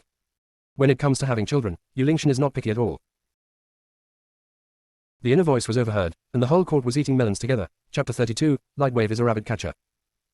The adulterer was even more so, with his pointed face and monkey chin, and it was obvious at first glance that he was not a good person. Everyone looked at Yu Lingshan with contempt and sympathy. Everyone thinks that it is normal for a man to have 3 wives and 4 concubines, but no one is as hypocritical as Yu Lingshan. Yu Lingshan could no longer bear the fact that he was unable to do it. He spat out a mouthful of blood and passed out. Song Yaoyao was startled by the sound of Yu Lingshan fainting. Open black lens bracket. What happened? Close black lens bracket. Gua Gua, host, it seems that Yu Lingshan has fainted. Song Yaoyao pursed her lips. I just said that if he did less that every night, he wouldn't be squeezed to death by women. TSK, it's just a silver-plated gun tip, good-looking but useless. You deserve it. Close black lens bracket. This Lord Xiao Song is still as brave as ever and dares to say anything. Minister Song glared at Song Yaoyao. Stupid girl, who taught him to say something like tin-plated gun tip. This daughter is probably going to be destroyed in my hands. After hearing this, everyone felt that Yu Lingshan deserved it. The emperor immediately ordered people to carry Yu Lingshan away. Song Yaoyao's voice continues. Gua Gua, do you know where these 3 concubines live? There are 3 places in the video. Song Yaoyao is not familiar with Beijing and has no idea where they are. Gua Gua's voice also rang out. Number 8 Liushu Hutong, number 28 Xinghua Lane, number 16 Faikui Lane. Just because Song Yaoyao doesn't know about these 3 places doesn't mean that everyone in the court doesn't know about them. These 3 places are not close to each other. Yu Lingshan had to rush to visit each of the mistresses every night, and he was really rushed. The minister of the Central Secretariat, Lord Kong, had already memorized these 3 places. After the court session, he took his men and went straight to the attack sites. Song Yaoyao suddenly said, Gua Gua, why do I feel that it's not appropriate to say that Yu Lingshan is not good enough? It should be said that there is fertile land, but the ox that plows the land is not good enough. Close black lens bracket. The court officials were choked by their own saliva. What Lord Xiao Song said made sense, but is it really okay for a little girl like you to say these things? Minister Song, we can't keep this damn girl anymore. She must be punished according to the family rules when she returns. Gua Gua, host, it seems like this. Ellipsis. After finally waiting until the court session was over and handing in her notes to Lord Jiang, Song Yaoyao hurriedly ran towards Minister Song. Daddy. Minister Song looked at the reckless Song Yaoyao and shouted. Run slower. Song Yaoyao ran to Minister Song, pulled his arm, got closer, and whispered. Dad, let's walk slower. I have something to tell you. It is good. The two slowed down the pace, and Minister Song asked, "What's up?" Song Yaoyao said seriously, "Dad, just now in the court, the emperor said that the traitor Xuanyuan Che has not been caught yet. I think the most dangerous place is the safest place. Dad, do you know that it is dark under the lamp? I think Xuanyuan Si should have come to the capital, and is hiding in places we can't even imagine, such as brothels, gambling houses, beggars. Dad, what do you think?" Minister Song cooperated with Song Yaoyao and nodded in agreement. "I will report this to the emperor." After getting the answer she wanted, Song Yaoyao couldn't help but breathe a sigh of relief, and in her heart she couldn't help but give herself a thumbs up. "I am so smart." Then, Song Yaoyao asked calmly, "Dad, are you going to see the emperor now?" In order not to arouse Song Yaoyao's suspicion, Minister Song nodded, "Yes." Song Yaoyao said, "Dad, then you go see the emperor. I'll wait for you at the palace gate." "It is good." Minister Song left. Song Yaoyao walked towards the palace gate alone, and her inner voice rang out again. "Open black lens bracket Guogua, play a song for me. Close black lens bracket." "Okay, host. Close black lens bracket." After a while, the ministers heard a song they had never heard before. Then, they saw the subtitles of the song appear on the screen above Song Yaoyao's head. Open black lens bracket wild waves. ... Rampaging is an attitude. The waves are rising and falling. Wild waves. Wild waves. Wild is an attitude. Wild waves are not restrained. Wild waves. Crazy and wandering all the way. All the way to the distance, close black lens bracket. Song Yaoyao sang along with the music in her heart. The ministers felt that it was simply a magical sound. All they could hear was, "Light waves are like catching rabbits, light waves are wild beasts that never return, light waves, light all the way, wandering all the way, flying all the way." At this moment, the ministers couldn't help but curse in their hearts, I go, Lord Seo Song, can you please shut up?" This voice lingered in the ministers' ears for a long time, and they almost had the urge to beat Song Yaoyao violently. Such a good song completely changed its taste when it came out of Song Yaoyao's mouth. In order to escape the poison of the evil sound, the ministers quickened their pace and left Song Yaoyao behind. Song Yaoyao didn't mind at all, there was no one around her anymore. When they arrived at the palace gate, all the court officials left in their own carriages, leaving only Song Yaoyao sitting in her own carriage waiting for Minister Song. I don't know how long it took, but the music suddenly stopped and Guogua's voice came. Host, the show is about to begin." After leaving the court, the minister of the Central Secretariat, Lord Kong, returned to his mansion and rushed to number 8 Liushu Hutong with dozens of servants and servants. Song Yaoyao was lying lazily in the sedan chair, but when she heard this, she sat up excitedly. "Yu Lingshan's mistress, has this been discovered by the minister of the Central Secretariat, Lord Kong?" "That's great. I just need to punish that scumbag and that shameless mistress." Close black lens bracket. Song Yaoyao said anxiously. "Why hasn't my dad come back yet? I'm anxious to see the fight. I wonder how far this palace gate is from Liushu Hutong. I wonder if I can run over there and take a look with my 2 legs." Close black lens bracket. Guogua said helplessly. "Your father hasn't come out yet. As far as I know, it takes at least an hour to get to Liushu Hutong by horse carriage. If you run there on foot, it will probably take even longer. I can show you a live broadcast, why do you have to go there in person to watch it?" Close black lens bracket. "It seems that I can't run over there on my own 2 legs. Song Yaoyao felt very sorry. However, she explained. "That's different. It's like a celebrity concert, although everyone can watch the recording afterwards, there are still a lot of people who go to the event. Do you know why? Watching it live, the atmosphere and mood are different. It can be said that the live version is more exciting and more immersive." Close black lens bracket. Guogua became even more helpless and asked, "Then do you still want to watch the live broadcast?" Close black lens bracket. Song Yaoyao nodded rapidly. Yes. If I can't go to the site to watch it, I can only watch the live broadcast." Guogua, quickly upload the live footage. Close black lens bracket. "Okay, host." Close black lens bracket. Behind the minister of the Central Secretariat, Lord Kong, a large group of people rushed to number 8 Liushu Hutong. The inner voice was overheard, and the whole court was eating melons together. Chapter 33 Fighting. The minister of the Central Secretariat, Lord Kong, gave a wink, and a burly servant walked over and kicked the door open. A person dressed as an old woman came out of the room, followed by a servant. The old woman yelled at the visitor. "Who are you?" The burly servant stepped aside and Lord Kong came out. The old woman and the servant saw the man coming in, dressed in fancy clothes, and asked cautiously, "Sir, you may have mistaken me for someone else. We are all good people." Lord Kong looked at the 2 of them. "You didn't find the wrong person. Tell your master to come out." The old woman said tremblingly. "I'll go and call the master out." After the old woman went in, a young woman came out after a while. She had an ordinary face, but fair skin, and you could tell at a glance that she was well maintained. When the young woman saw the minister of the Central Secretariat, Lord Kong, her eyes shrank noticeably, but she still pretended to be calm and asked, "What are you doing here?" Lord Kong saw the person in front of him and his expression just now. Did he know who he was? Lord Kong has the majesty and domineering aura of a superior, and most people would be timid and afraid when they see him. What's more, he now has a dark face, which makes him look even more frightening.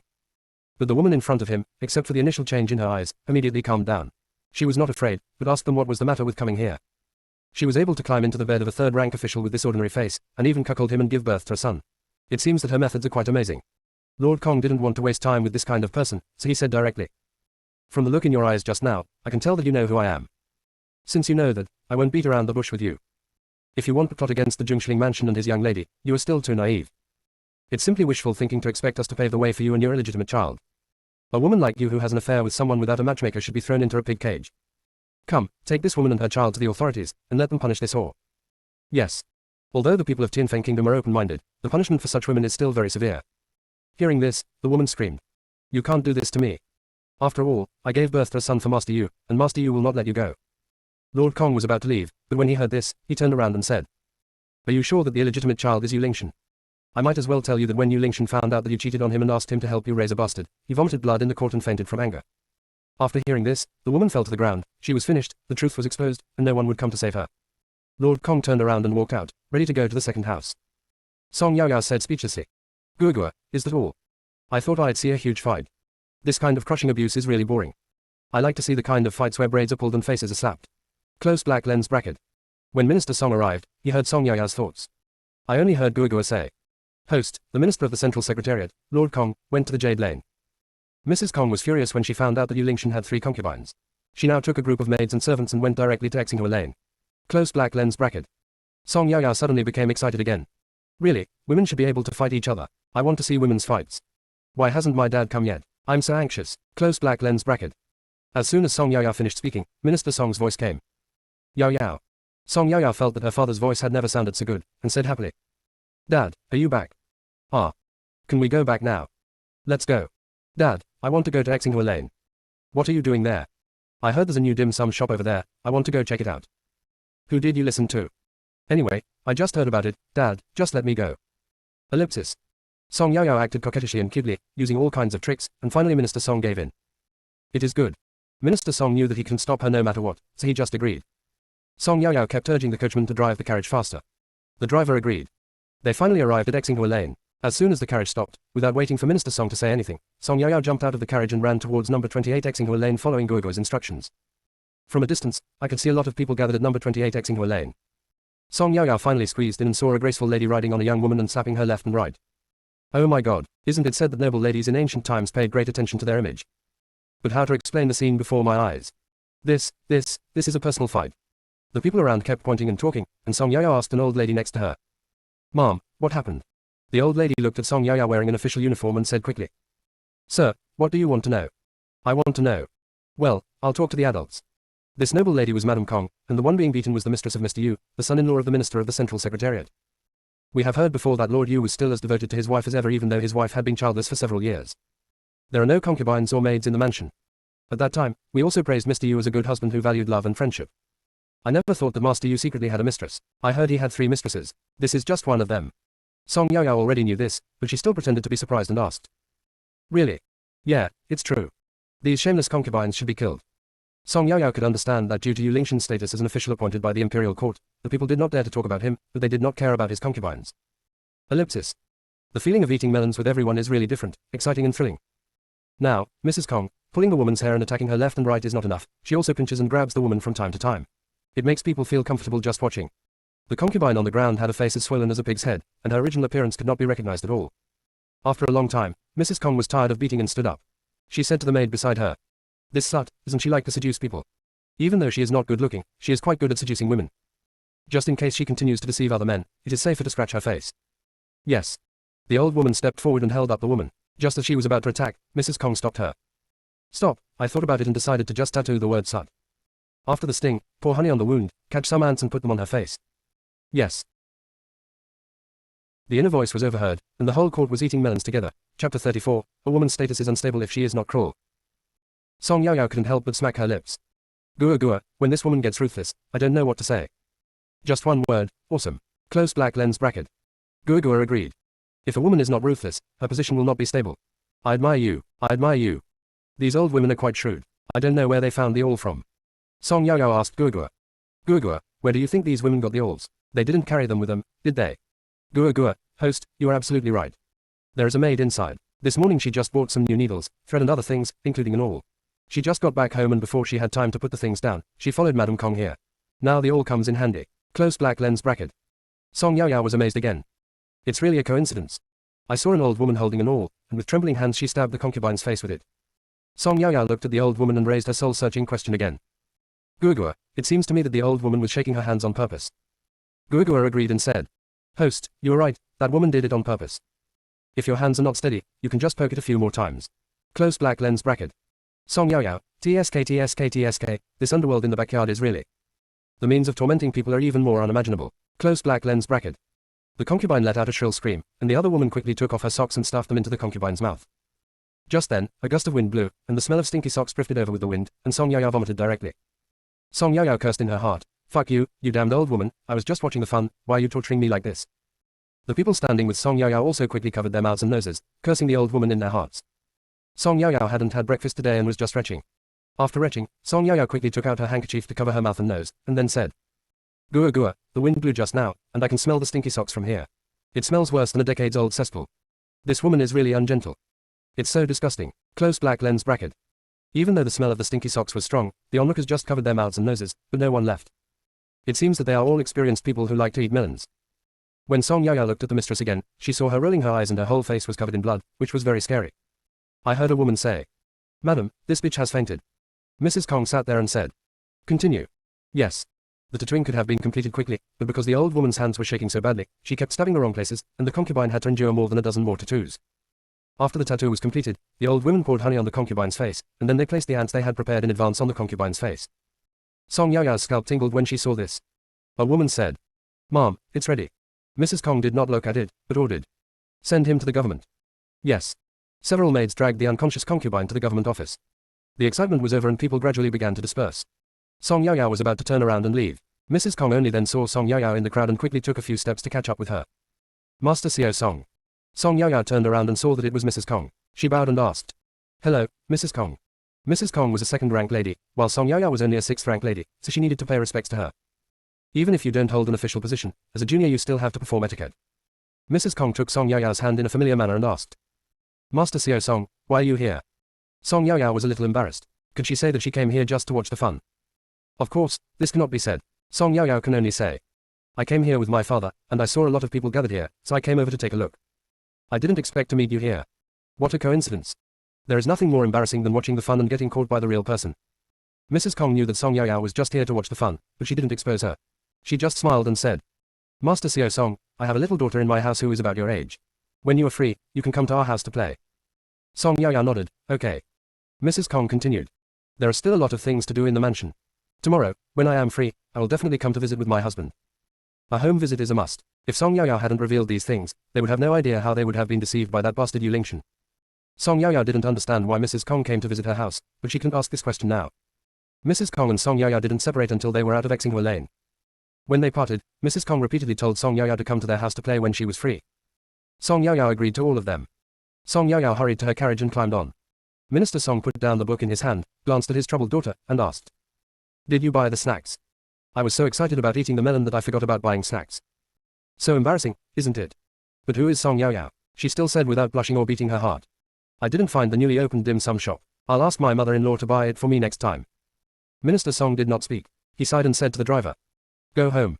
After returning to the mansion, Song Yao Yao changed into her official uniform and went straight to the dining room. But she was starving to death.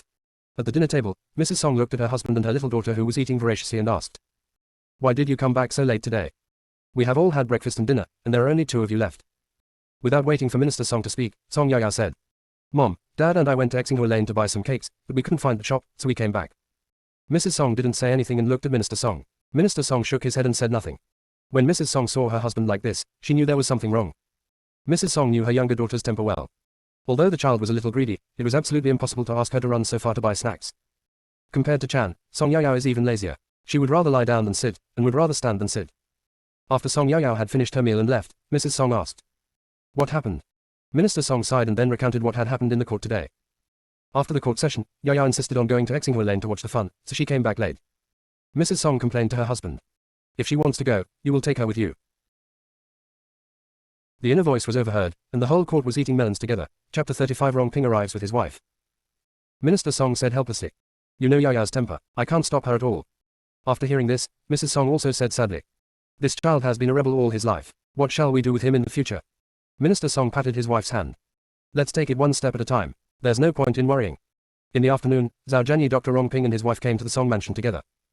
Minister Song asked Song Yao Yao to go to the front hall. When Song Yaoyao heard the news, she asked Bai Tao in surprise. Bai Tao, what's going on? Aren't my father and mother the guests at home? Why do you want me to go to the front hall? At this moment, Song Yaoyao didn't know that the guests were Rongping and his wife. Bai Tao urged. This servant doesn't know either. Miss, master and madam, and the guests are all waiting in the front hall. Understood. After Song Yaoyao finished washing up, she went to the front hall. When they got there and saw Rongping, Song Yaoyao remembered what she had reminded him of before. As soon as the Rongping couple saw Song Yaoyao, they stood up. Song Yaoyao hurried over and saluted. Greetings, Lord Rong, and Madam Rong. Rongping nodded, and Madam Rong said enthusiastically. I haven't seen you for a few days. Miss Song looks so pretty again. Song Yaoyao touched her face. As expected, she was the beautiful girl who was loved by everyone and made flowers bloom wherever she went. When Mrs. Rong saw Song Yaoyao's narcissistic expression, she thought this girl was really interesting. I had met her once before at a palace banquet, and this close contact made me like this girl even more. Although she is a little eccentric, she is pure at heart and not the kind of girl who has many schemes. Ellipsis. Next, Minister Song and his wife were chatting with Rongping and his wife, while Song Yaoyao sat there and didn't say anything. It's not that Song Yaoyao doesn't want to talk, it's just that she can't get a word in on the topic they're talking about. When Rongping and his wife were about to leave, Mrs. Rong pointed to the gifts they had brought and said. We brought some gifts, please accept them. Then, Madam Rong took out a stack of banknotes from her sleeve pocket and handed them to Song Yaoyao. I don't know whether Master Xiao Song likes the gifts. If not, use the money to buy something you like. Mrs. Song hurriedly spoke out to stop him. Madam Rong, this is unacceptable. Madam Rong waved her hand. Take it. Compared with the lives of our entire Rong family, these are nothing. Thank you for your reminder, which enabled us to stop that evil girl's actions in time, otherwise the consequences would be disastrous. If you don't accept it, we will feel bad about it. After hearing this, Mrs. Song finally relented. Song Yaoyao was so happy holding a large stack of banknotes. I never thought that an act of kindness would be rewarded in this way. It really proves the saying, good people will be rewarded.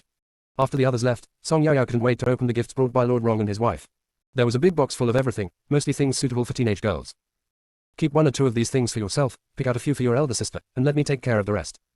Just as Song Yaoyao was about to run, Madam Song grabbed her by the collar. What are you running for? Song Yaoyao silently hid the banknote and stammered. I didn't run. Mrs. Song stretched out her hand. Hand it over. Song Yaoyao pretended to be confused and asked. What? Madam Song stared at Song Yaoyao. Don't play dumb with me. Hand over the banknotes. Song Yaoyao pretended to be crazy and said. What banknotes? Mother, I didn't take your banknotes. Mrs. Song took several deep breaths before yelling. Song Yaoyao, stop pretending to be confused in front of me. Hand over the banknote that Madam Rong gave you. Song Yaoyao looked at her mother who was suppressing her anger and couldn't pretend anymore. She cautiously tried to test him. Mom, can you give me a little bit, just a little bit? Song Yaoyao gestured with her thumb and little finger. Mrs. Song said. Hand over the banknotes first, and we'll decide based on the situation. Good. Song Yaoyao reluctantly took out the banknote. Seeing her reluctant look, Mrs. Song snatched the banknotes away and started counting them. Song Yaoyao stretched her head unwillingly, staring at Mrs. Song counting the money. Song Yaoyao was also counting the banknotes in her mind. It took a long time to count them. Each one was of a denomination of 100 taels. There were 50 of them, which was a total of taels. So much silver. Song Yaoyao reached out, pulled Madam Song's sleeve, and acted coquettishly. Mother, look at all these banknotes, how much can you give me? Mrs. Song thought for a moment, took out a 100 liang silver note, and handed it to Song Yaoyao. For you. Song Yaoyao pursed her lips, this is too stingy, and said dissatisfiedly. Mom, 5,000 taels, and you only give me 100 taels. Isn't that too little? Mrs. Song said unhappily. That's all, take it or leave it. Mrs. Song was about to take back the banknote, but Song Yaoyao snatched it away. Who said I don't want it? Even if it's just a mosquito leg, it's better than nothing. Mrs. Song listened to her mumblings, snorted coldly and prepared to leave. Song Yaoyao was quick-witted and grabbed the corner of Mrs. Song's clothes. Mom, wait a minute. Mrs. Song turned around again and asked. What happened again? Since so many banknotes have been taken away by my mother, Song Yaoyao wants to get some benefits for her elder sister and the others.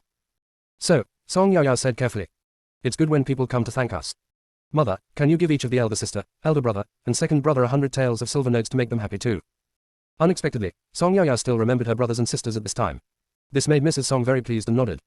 I'll do as you wish this time. Then, he took out another 300 taels of silver note, handed it to Song Yaoyao, and said. Here you go, 100 taels for each of the 4 of you brothers and sisters. Song Yaoyao nodded, took the banknote and left. Song Yaoyao wanted to send the 100 taels of silver notes to her eldest sister first, and then give her eldest brother's share when he came back in the evening. She would give her second brother's share when he came back from the military camp next time. Although Song Yaoyao likes money, what belongs to whomever it belongs to is whoever it belongs to. She doesn't have the habit of hiding other people's money. A gentleman loves money but gets it in a proper way. She even disdains to do such a shameful thing. What's more, these 300 taels are for her family, so Song Yaoyao would never do that. Mrs. Song looked at Song Yaoyao's leaving back and shook her head. This child already has several thousand taels of silver notes in her hands, we can't give her any more. Mrs. Song will not spend the banknotes that Rongping and his wife sent today carelessly. She will save them for Song Yaoyao and leave them as her dowry in the future. The inner voice was overheard, and the whole court was eating melons together. Chapter 36 Xiu Mu. When it comes to dowry, Mrs. Song becomes worried again. Given Song Yaoyao's current condition, it will probably be difficult for her to get married in the future. I don't know what to do with this child in the future. Mrs. Song rubbed her temples before ordering someone to carry the boxes out of the front hall. Song Yaoyao went directly to her elder sister Song Qingling's yard. Today, Song Yaoyao was not as noisy as usual. When Song Qingling saw Song Yaoyao, she was a little surprised and asked, "Little sister, what's wrong with you?" Song Yaoyao hugged Song Qingling and started crying.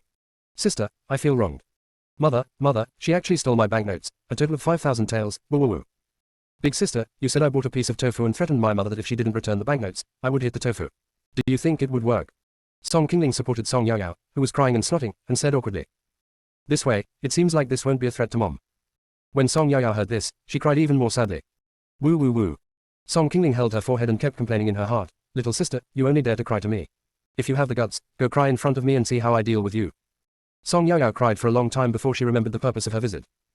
Song Yaoyao wiped her tears. Song Qingling looked at her tear-stained little sister and said to the maid outside, "Bring a basin of water. The second young lady needs to wash here." "Yes." The maid responded and went to fetch water. After Song Yaoyao cleaned herself, she took out a few accessories from her arms and handed them to Song Qingling. "Big sister, here you go." Song Qingling looked at the accessories in Song Yaoyao's hand, each of which was exquisite and unusual, and asked, "Yaoyao, where did you get these things?" Song Yaoyao sighed and then explained the whole story, including the sources of these ornaments and 5,000 taels of silver. "Sister, among those gifts, I think these are suitable for you, so I picked them out. Take it quickly." Song Qingling accepted the things. "Thank you, Yaoyao, for thinking of big sister." Song Yaoyao waved her hand, took out another 100 taels of silver from her pocket, and said, "This is your share, sis." Song Qingling waved her hand. "Don't take the banknotes. Keep them for yourself." Song Yaoyao directly stuffed the banknote into Song Qingling's arms. "I finally got this benefit from my mother, so take it now." "Okay, then I'll take it." "Yeah, put it away quickly." After Song Qingling packed up her things, Song Yaoyao said, "Sister, I have a day off tomorrow, shall we go for a walk?" "Have you told mother about this?" "Not yet, but I think mother will agree." "Okay, as long as Mom agrees, we'll go out tomorrow." "It is good." In the evening, Song Yaoyao talked to Madam Song about leaving the house. Madam Song agreed, but asked them to bring more people with them when they left. Song Yaoyao agreed. The next day, after breakfast, Song Yaoyao went to Song Qingling's yard. "Big sister, are you ready?" "All right." Today, Song Qingling, wearing a light purple long dress with exquisite makeup, looks particularly extraordinary. Song Yaoyao praised generously. "Sister, you are dressed so beautifully today. You girl, you just know how to tease me." "Sister, I'm not kidding you. What I said is true." Ellipsis. The two of them walked out while talking. "Big sister, where are we going today?" "Where do you want to go?" "I'm not familiar with Beijing, so I'll just take care of the arrangements, big sister." "It is good. Last time, we went to a clothing store and a jewelry store. I will take you to a rouge and powder store later." "It is good." The carriage was shaking. Song Yaoyao opened the curtain, looked for a while, and then lowered it. "Today I am not as curious as the first time, nor do I have such a strong desire to see things on the street." The two sisters chatted in the carriage. The carriage stopped and the driver said, "Miss is here." After the two sisters got off the car, Song Yaoyao saw a big shop, beauty shop. The name is very clear and you can tell what it does at a glance. It's very down to earth. "Yaoyao, let's go in." "Okay, eldest sister." Song Yaoyao followed behind Song Qingling, looking at everything inside curiously. As soon as they entered, a beautiful girl came to greet them. "What would you like to order, ladies?" Song Qingling asked. "What new items have arrived in the store recently?" "There are a lot of new products coming in recently." This girl never stops talking and she is extremely eloquent. If it were put in modern times, it would definitely be the sales champion. Song Qingling listened attentively, while Song Yaoyao looked around, extremely curious. Lip balm, black eyebrow pencil, eyebrow ink, makeup powder, rouge, and flower ornaments, they have quite a complete range of things. In her previous life, although Song Yaoyao seldom wore makeup, she knew everything about skincare and makeup. Compared with the cosmetics and skincare products of previous lives, ancient things are still a bit too rough. "When I have time, I can make some myself." Song Qingling finally bought a box of lip balm. She asked Song Yaoyao, "Yaoyao, what do you need?" Song Yaoyao waved her hand. "Sister, I'll just take a look. I don't need anything at the moment." She is only 12 years old. At this age, her skin is in the best condition. She just needs to take care of her skin and there is no need to put on makeup. Although Song Yaoyao was curious about these things, she was not that enthusiastic about them. Coming out of the cosmetics shop, Song Yaoyao said, "Big sister, is there any snack shop around here? I want to go and see it." "Yes, let's go now." The dim sum shop was not far from here, so they decided to walk there instead of taking a carriage. A few people came towards them and blocked the way of Song Yaoyao and the others.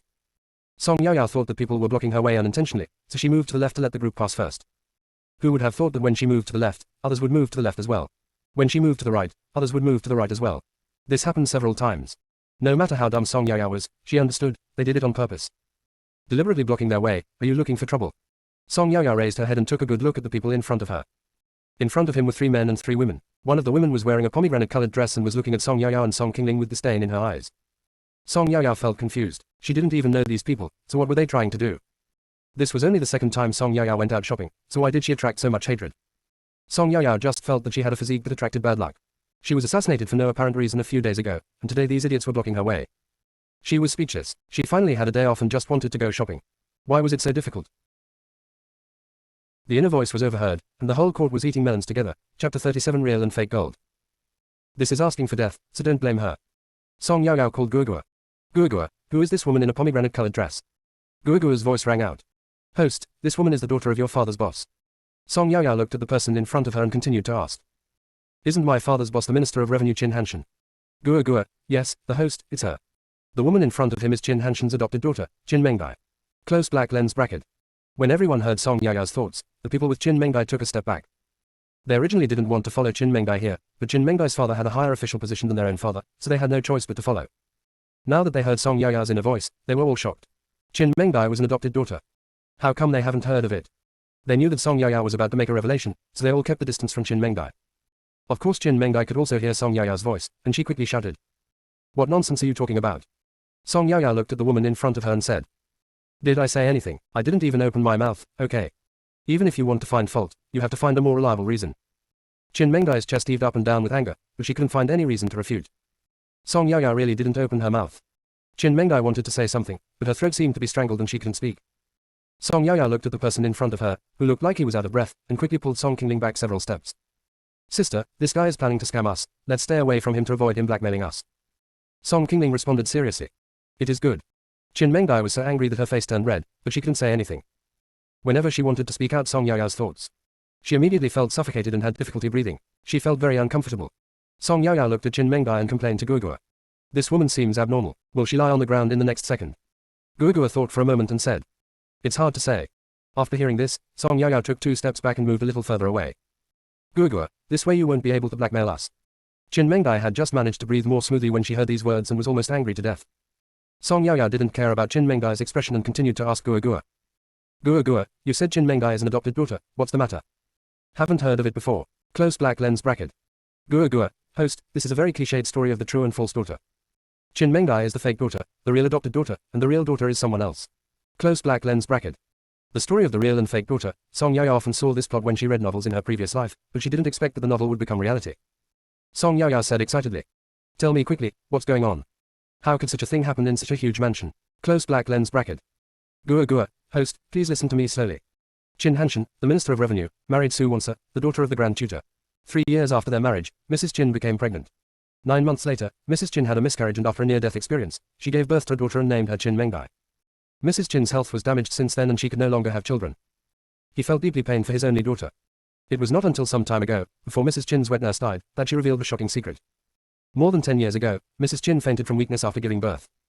Just then, the wet nurse switched the children. The wet nurse took away the child born by Madam Qin and placed a child who came from nowhere next to Madam Qin. Mrs. Qin asked the wet nurse why she did this. The wet nurse cried and said that she didn't want to do it, but her husband owed 1,200 taels of silver to the gambling house, and the people from the gambling house came to their house and threatened to chop off her husband's hand if he didn't pay back the money. They were terribly frightened. Just then, a man dressed in black and wearing a conical hat appeared.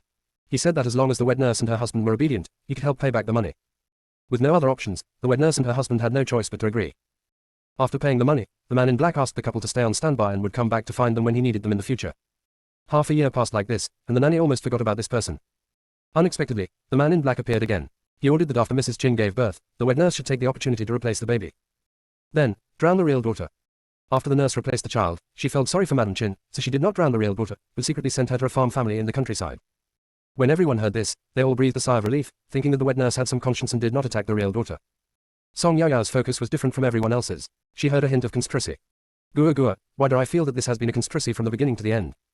Someone deliberately lured the wet nurse's husband to the casino, and made him lose 1,200 taels of silver. He could not pay it back, and when the gambling house was about to cut off his hands, a man in black appeared and paid off the gambling debts. Thus, the wet nurse and her husband were taken control. How could this all happen so coincidentally? It seems that all this is done specifically to control the wet nurse and prepare for her to switch the baby in the future. Close black lens bracket. After Song Yaoyao's reminder, everyone felt that the whole thing was very suspicious. Guogua praised. Host, you are so smart, it is exactly as you guessed. This was a conspiracy from the beginning to the end, a preparation for exchanging children. But the people behind the scenes didn't expect that the wet nurse would tell the truth before she died. After Mrs. Chin learned the truth, even if she was angry, the wet nurse was already dead, and she couldn't hold her breath. Lord Chin and his wife went to the countryside to bring back the real daughter according to the address given by the wet nurse. They named their real daughter Chin Yu. However, after bringing the real daughter back, things were completely different from what the couple had expected. The couple discovered that Chin Yu was raised to be timid and cowardly. She would hide and dodge when she saw people, and was submissive. Her skin was rough and sallow, and her hands were covered with calluses. This is not the rich girl in their minds at all. The two began to dislike Chin Yu for being embarrassing. As soon as Chin Yu came back, she was arranged to live in a remote small courtyard and was not allowed to go out at all. On the surface, Chin Yu is a rich lady, but in reality, her life is worse than that of the servants in their house. The servants in Chin Yu's yard all looked down on Chin Yu. They usually did no work and just ate melon seeds and chatted all day long. Chin Yu did all the work in the yard by herself. It's even worse in the kitchen. Chin Yu is given leftovers every day. Sometimes there is not enough food left, so the kitchen staff will give her some water for washing the pots. That life is even worse than when we were in the countryside. The couple, however, still loved this fake daughter as always. Close black lens bracket. The inner voice was overheard, and the whole court was eating melons together. Chapter 38 Fighting. Song Yaoyao said angrily. Did Chin Hanshan and his wife get kicked in the head by a donkey? He tortured his own daughter in every way, but was very kind to a fake one. You can't do this without having a cerebral thrombosis for 10 years. Bar, close black lens bracket. Guogua agreed and said. That's right, it's disgusting. Song Yaoyao continued to ask. Guogua, do you know who that man in black is? Is that the man behind this conspiracy? Guogua, host, the person behind this conspiracy is not the man in black. The man in black is just an errand boy. Host, do you want to guess who is behind this conspiracy? Close black lens bracket. Song Yaoyao, I can't guess. Guogua, stop keeping me in suspense and just tell me directly. Close black lens bracket. Guogua, okay. The person behind this conspiracy was none other than Chin Hanshan's concubine Guo. Guo, whose original name was Guo Billion, was a famous wealthy businessman in Jiangnan and the eldest daughter of the Guo family. More than 10 years ago, the Guo family offended someone and was sorted overnight. With the help of several guards, Guo Billion escaped. She was the only one who escaped from the entire Guo family. When Guo Billion escaped, she also took away some of the Guo family's assets. After stumbling along the way, they finally arrived at the capital. As soon as she arrived in the capital, Guo Billion fainted. Chin Hanshan saw her and sent her to the clinic. After a few interactions, Guo Billion and Chin Hanshan became familiar with each other. Guo Billion was afraid that her enemies would not let her go, so they followed her trail. For her own safety, she simply set up a trap, and Guo Billion and Chin Hanshan got together, and she finally became Chin Hanshan's concubine. When Mrs. Chin was pregnant, Guo Billion found out that she was also pregnant. After the old doctor examined both of them, he said that they were both pregnant with girls. After hearing this, Guo Biting set up this scheme of real and fake daughter for the sake of her own daughter. The man in black was one of the guards who escorted Guo Billion all the way from Jiangnan to the capital, and he was very loyal to Guo Billion. Close black lens bracket. Song Yaoyao became excited. In other words, Chin Mengdai was actually born to Chin Hanshan's concubine Guo Billion. Guogua, yes, host. Song Yaoyao, what a great trick. She really has the most poisonous heart. In order to achieve one's own goals, one does such things. By the way, the real daughter Chin Yu was sent to the countryside, and the fake daughter Chin Mengdai was replaced by Madam Chin. So when Guo Billion was giving birth, she didn't give birth to a child. How did she get around it? Close black lens bracket. Guogua, when Guo Billion gave birth, she bribed the midwife and told others that the baby was stillborn. Because of this, Chin Hanshan was afraid that Guo Billion would be sad, so he specially gave her a lot of good things. Close black lens bracket. Song Yaoyao, Guo Billion is such a talent. She has figured out how to manage the harem by herself. Everyone in the Chin mansion was played around by this woman, Guo Billion. Close black lens bracket. When Chin Mengdai heard this, her face turned pale. She finally understood why Aunt Guo was so good to her. It turned out that she was her biological mother. All the things that I couldn't understand before are now clear to me. It turned out that she was a concubine's daughter in the Shangshu mansion. Chin Mengdai's body was crumbling. When Song Yaoyao looked up, she saw Chin Mengdai with a pale face. Song Yaoyao complained. Guogua, Chin Mengdai is not done yet, right? Are you still thinking about scamming someone? This is the rhythm that will not stop until we are strangled today. Close black lens bracket. Everyone, is there a possibility that Chin Mengdai is really not feeling well and is not pretending? Song Yaoyao continued to complain. Let's not talk about Chin Mengdai's identity, just look at her face, she is really good looking. She has a bright and elegant appearance, and a hot and sexy figure. Look at her thin waist and big breasts. What do you think of her appearance? Her waist was so thin that it could be pinched with one hand, but the lumps on her chest were so big that she trembled when she walked. Oh my, I can hardly control myself now. Close black lens bracket. Everyone who heard this blushed with shame. Lord Xiao Song, you are really something. You even don't let women go. Chin Mengdai was so angry that her chest heaved up and down. Song Yaoyao saw it and continued to complain. Is Chin Mengdai possessed by a ghost? She is no longer dizzy now. But why is her face as red as a monkey's butt, and those two lumps on her chest are rising and falling with her breathing? As if everyone has breasts, why is it necessary to show off her breasts? Close black lens bracket. After hearing Song Yaoyao's thoughts, everyone looked at Chin Mengdai's chest at the same time. As expected, those two lumps are not ordinary big. Chin Mengdai noticed that many eyes were fixed on her chest. She was so angry that her eyes were full of fire and her face was flushed. She pointed at Song Yaoyao. You. Song Yaoyao, wow, she's shaking even more violently now that she's angry. Song Yaoyao is just like a street urchin in her heart. I was whistling in my heart. She's a real female hooligan. Qin Mengdai, this was the first time she was teased by a woman. Qin Mengdai was shaking with anger. Not only was her past exposed by Song Yaoyao, but she was also teased by that female hooligan. Song Yaoyao held an official position, so Qin Mengdai didn't dare to hit her. However, Song Qingling, who was next to Song Yaoyao, was just an ordinary citizen, so she immediately transferred her anger to Song Qingling. Qin Mengdai suddenly rushed out and no one reacted. Song Yaoyao thought that this woman was coming for her, but she didn't expect that she would rush directly towards Song Qingling. Song Qingling was pushed and staggered, taking several steps back. Fortunately, Song Yaoyao held her back and she did not fall. Song Yaoyao was angry, very angry. How dare you bully your gentle and beautiful elder sister in front of me? This is simply costing her life. This is a slap in her face. After Song Qingling stood firm, Song Yaoyao rolled up her sleeves, rushed over, and pushed Qin Mengdai hard. Qin Mengdai was caught off guard and was pushed to the ground. Song Yaoyao was furious. She walked over in 2 or 3 steps, sat directly on Qin Mengdai, and slapped her in the face, cursing non-stop.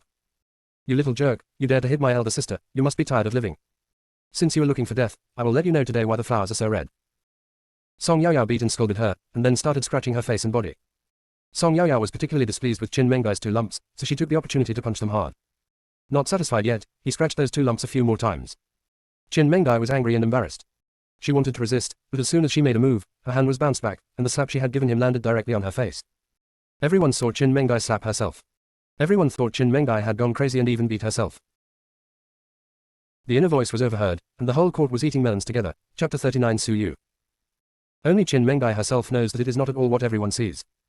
Song Yaoyao also saw this scene, and then she remembered that Gua had activated the self-protection function for her after he upgraded. This is really good. Qin Mengdai hit Song Yaoyao several times, but she didn't hit her. Instead, the blows bounced back onto herself, so she didn't dare to move again. Now it's Song Yaoyao who is beating me unilaterally. After hitting her breasts, he pinched the soft flesh on her waist. After pinching the soft flesh, he punched her eyes twice. Then he hit Qin Mengdai's acupuncture points again. In this way, no scars could be seen on her body and they could not be examined, but it was extremely painful. After such a long time, everyone finally reacted and rushed over to pull the 2 people apart. To be precise, it was Song Yaoyao who was riding on Qin Mengdai who was pulled up. Song Yaoyao was clean, but Qin Mengdai's face was swollen like a pig's head, her eyes were bruised, and her clothes were torn on her chest, which was covered with scratches. Is Lord Xiao Song fighting or taking advantage of Qin Mengdai? Look at the scratches on the chest. Many people watching on the side blushed with shame. This is too fierce. Lord Xiao Song doesn't even let women go. Qin Mengdai didn't notice anything wrong with her chest, she just felt pain all over her body. Qin Mengdai got up from the ground and found that everyone was secretly looking at her with eyes that seemed to want to see her but didn't dare to. Qin Mengdai knew that she must be in a very embarrassed state at the moment, but there was no need for everyone to look at her in that way, right? Qin Mengdai followed everyone's gaze and looked where they were staring. Don't look at it, look at it. Then, Qin Mengdai let out a shrill scream. Qin Mengdai covered her chest with her hands and shouted. You are not allowed to look at it. If you look again, I will dig out your eyes. When some people heard this, they immediately retracted the gazes, while others, not afraid of Qin Mengdai's threats, looked at her even more unscrupulously, and kept talking. Those 2 lumps are even bigger than the big white steamed buns in Lao Wang's shop. The steamed buns you mentioned are too small. I think they are bigger than the pot cake sold by Aunt Kai. Hehehe, I also think it's bigger than the pot cake. Ellipsis. The voices of these people talking were not hidden from everyone at all, and they spoke very loudly, as if they hoped that no one else could hear them. Song Yaoyao looked at the people who were discussing this and asked Gua. Gua, who are these men who are talking about this? Aren't they afraid of the Shangshu? Close black lens bracket. Gua, they're well-known playboys in the capital, and they're not afraid of the minister at all. Their father's official positions are higher than that of the Shangshu. Close black lens bracket. Song Yaoyao nodded in understanding. This shows that he has nothing to fear. Today, Qin Mengdai was wearing a strapless long dress, and at this moment, she was already wearing the cloak handed to her by her maid. The reason why the maid didn't hand over the cloak immediately was because she ran to her own carriage to get the cloak. At this moment, a man suddenly rushed out from the crowd, raised his orchid finger, and said in a sissy voice. What are you doing? Everyone was silent, staring at the person who suddenly appeared. The man acted pretentiously and rushed to Qin Mengdai, saying in a coquettish voice. Cousin, are you okay? Hearing this voice, Song Yaoyao couldn't help but rub her arms. She felt so disgusted. Song Yaoyao asked Gua. This sissy, is he Qin Mengdai's cousin? Gua, yes. He is Su Yu, the son of Madame Qin's brother. Close black lens bracket. Song Yaoyao, however, the Grand Master is also a high-ranking official of the current dynasty, how could he have given birth to such a grandson? Gua, Su Yu felt that he was born with the wrong gender since he was young. He should be a girl. He likes girls' things and also likes to play with girls. For this reason, Su Yu's father and grandfather, the Grand Master, had beaten him countless times. Even if he was beaten to the point of only having one breath left, he would still be the same after he recovered. Once, Su Yu was nearly beaten to death and was rescued with great difficulty. The same thing happened again afterwards. The family members also knew that Su Yu couldn't change it. Since then, his family has ignored him. Close black lens bracket. Song Yaoyao nodded. How persistent. If you were born in modern society, you could just go to Thailand and cut off the bird. Just get a breast augmentation and that'll be all. Suyu was really born in the wrong time and space. Close black lens bracket. Gua nodded in agreement, and said with some regret. What a pity. If I were born in modern times, becoming a woman is not a dream at all. Close black lens bracket. As everyone listened to the conversation between Song Yao and Gua, the men all felt a chill in their crotches. What did it mean to just cut off the bird and augment the breasts and be done with it? Listening to their conversation, could Song Yao, in her previous life, be able to turn a man into a woman? They all know about cutting off the bird, just like being a eunuch. What does it mean to have a breast augmentation? All the men present couldn't help but lower their heads and look at their chests. They could understand what the words meant, which was to make the man's breasts bigger. But this is too amazing. There is actually such a method in the world. After hearing this, Suyu, who was originally asking Chin Mengai about her well-being, suddenly turned his gaze to Song Yao, and his eyes became more and more passionate. Song Yao felt uneasy when Suyu stared at her like this. Gua, why is Suyu staring at me?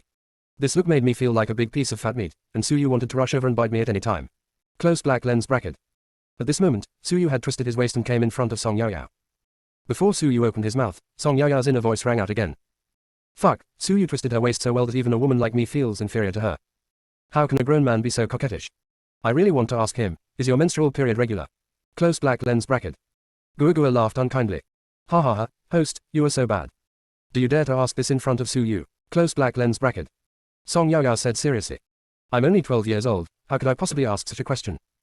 When the people around heard this, their faces flushed. Some were trying hard to hold back their laughter, but looking at their trembling shoulders, you could tell how hard it was for them to hold back. What do you mean? I want to ask, is your menstrual period regular? In fact, they also wanted to ask Suyu the same question. However, due to Grand Tutor Su's identity, no one dared to step forward and ask. Suyu was broken by Song Yao's inner voice. I can't ask what I want to ask. Although he wishes he was a woman, he is still a man now. How could Song Yao complain about him like that in her heart? Doesn't he have any respect? This Song Yao is so abominable. The inner voice was overheard, and the whole court was eating melons together. Chapter 40, The Green Tea Boy I Met Year 1. Suyu glared at Song Yao. Song Yao took a step back defensively, and when she took a step back, she did not forget to pull Song Qingling back a step as well. There are more and more people watching the excitement around. Song Yao had already noticed the people watching, but she didn't care. Isn't it something that everyone likes to eat melons and watch a show? The same goes for her, Song Yao, there's nothing to be surprised about. However, Song Yao discovered that the people watching were all wives, daughters, and young masters of officials, but there were very few ordinary people. Song Yao thought that it was understandable that when officials' families fought, the common people avoided them for fear of getting into trouble. What no one knew was that the people could not hear Song Yao's true feelings at all. On the one hand, they were afraid of getting into trouble, and on the other hand, Song Yao and her friends had already finished fighting, and there was nothing to see anymore, so they left. Those who are watching the excitement now can all hear what Song Yao is thinking. All those people watching came here for Song Yao. They were shopping happily when they heard that Song Yao had a fight with someone else on the street. They dropped the things they were selecting and rushed over. This allowed them to see the scene of Lord Seo Song fighting, and also hear that a man can turn into a woman. It's so exciting. Today's trip was not in vain. In order not to arouse Song Yao's suspicion, some ladies and young ladies walked up to Chin Mengai, blocked her way, pretended to care about her, and asked about her well-being. After this person asked Chin Mengai, he switched to another person and asked the same question. After several waves of this, Chin Mengai finally understood that these people didn't really care about her, they just did it so that they could have a good time. She is just a tool. These people are so abominable. Chin Mengai finally became annoyed by the questions and was about to lose her temper, but a few young ladies walked over and squeezed out Chin Mengai's maid. They personally supported Chin Mengai and took the opportunity to cover her mouth. Don't let Chin Mengai make any sound. In addition, some ladies and young ladies took the opportunity to provide cover and surrounded Chin Mengai. From Song Yao's perspective, it was the ladies and young ladies who kept comforting Chin Mengai. Song Yao didn't expect that Chin Mengai had such a good relationship with people, and she couldn't help but pout. Actually, it was totally different from what Song Yao saw. These ladies and young ladies surrounded and blocked Chin Mengai's mouth in order to prevent her from saying anything bad. Is it easy for them to enjoy the melons? While preventing Song Yao from discovering any clues, she also had to prick up her ears and listen carefully to his thoughts, for fear of missing anything. Chin Mengai glared angrily at the people surrounding her, among them were her mother's best friend and her own close friends. These people are so abominable. Just for the sake of eating melons, he treated her like this. All of this was caused by that damn Song Yao. She will remember this grudge. Song Yao didn't know yet that she was being hated again. If Song Yao knew what Chin Mengai was thinking, she would definitely say, I have a natural tendency to attract bad luck, and I'm used to it. Song Yao continued to complain in her heart. Gua, is Suyu sick? Why is he staring at me? It wasn't me who stopped him from becoming a woman. I am speechless. Close black lens bracket. Suddenly Song Yao's voice became sharp. Gua, look quickly. Oh no, I can't stand it anymore. Look at Suyu, biting his lips with tears in his eyes. Doesn't it make me feel like I've bullied him? Everyone is watching, I didn't do anything. I was several steps away from Suyu from beginning to end. Look at him, is he trying to blackmail me like Chin Mengai? These cousins from the Su family are indeed a family, as they all have a skill passed down from generation to generation, that is blackmailing people. Chin Mengdai was like this just now, and Su Yu is like this now. I am so unlucky. I finally got a day off and wanted to go out for a walk, but I met these two weird flowers. Gua gua, I suddenly feel that why does Su Yu look so much like a green tea? Well, that's the feeling, a rare green tea man in 1,000 years. Close black lens bracket. Gua gua also agreed. I feel it too, it has a strong green tea flavor. Although everyone knows what green tea is, the green tea that Song Yaya is talking about is definitely not the green tea they usually drink. The green tea here should have other meanings. Although, no one knows what green tea means, but you can tell it is not a good word. Well, they remembered the word, green tea. There is still a long way to go and they will figure it out in the future. How did you sing that song in the old version of White Snake? After a moment, Song Yaya finally remembered. At this moment, everyone suddenly heard Song Yaya's penetrating voice. Waiting for 1,000 years, waiting for a cup of green tea, waiting for 1,000 years, the green tea is so bad to drink. Who is saying in my ear? What's wrong with Master Xiao Song? Why is he singing? That voice is so sad and mournful that it makes people feel like they have eaten shit. Everyone kept shouting in their hearts, Master Xiao Song, please stop singing. They just want to eat melons and don't want to listen to your horse howling. Although Su Yu didn't know what green tea meant, it was definitely not a good word. The tears in Su Yu's eyes were about to fall, but he forced them back. Su Yu glared at Song Yaya angrily, snorted coldly, stomped his feet, twisted his waist and left. Song Yaya looked at Su Yu who was walking away. The waist is twisted so much that it's almost 2 miles away. Everyone's hearts burst out again, ha ha ha. It's amazing that Lord Xiao Song could think of such words and even go 2 miles away. Interesting, interesting. At this time, Song Yaya took out her handkerchief, shook it in her hand, and imitated Su Yu, snorting coldly, stamping her feet, and then twisting her body. As a result, before she had twisted it a few times, she felt her waist was sprained. Song Yaya was in so much pain that tears were about to come out, and she shouted. Sister, help me, I sprained my waist. Song Yao kept blaming herself in her heart. Song Yao, I let you show off, but now you're too happy and end up in tragedy, right? When everyone saw Song Yao like this, they couldn't help but burst out laughing. This Mr. Xiao Song is so interesting. Song Qingling quickly ran forward, supported Song Yao, and blamed her. Who told you to learn from others? It's okay now, is your back hurt? Song Yao pursed her lips. Big sister, you can't blame me for this. A man can be twisted like that. As a woman, I feel like a loser. I wanted to try it too, but I didn't expect it to turn out like this. Song Qingling said angrily. I'll help you get on the carriage, and we'll go to the infirmary now and let the doctor check your waist. Song Yao is a doctor herself, so she said. Sister, your waist is sprained. It will be fine after a while. It's nothing serious. Let's not go to the clinic. The inner voice was overheard, and the whole court was eating melons together. Chapter 41 The Hospital Saves People. Song Qingling said without a doubt. You must listen to me this time, or I'll go back and tell mother that you won't be allowed to leave the house next time. When Song Yao heard this, she immediately gave up. Good. Compared to freedom, just go to the clinic. A group of people heard that Song Yao was going to the clinic. In order to better follow her and eat melons, many people said. Master Xiao Song, shall we take you to the infirmary? Song Yao waved her hands quickly. No need, I'm fine. Song Yao thought to herself, this is not a big deal. Besides, I am not familiar with these people, so there is no need to trouble others. As a result, everyone started to persuade him. Master Xiao Song, please take care of yourself. Mrs. Xiao Song is a role model for us women. She is the only woman who can attend the morning court. You must take care of your health. That's right, we must take you to the infirmary in person.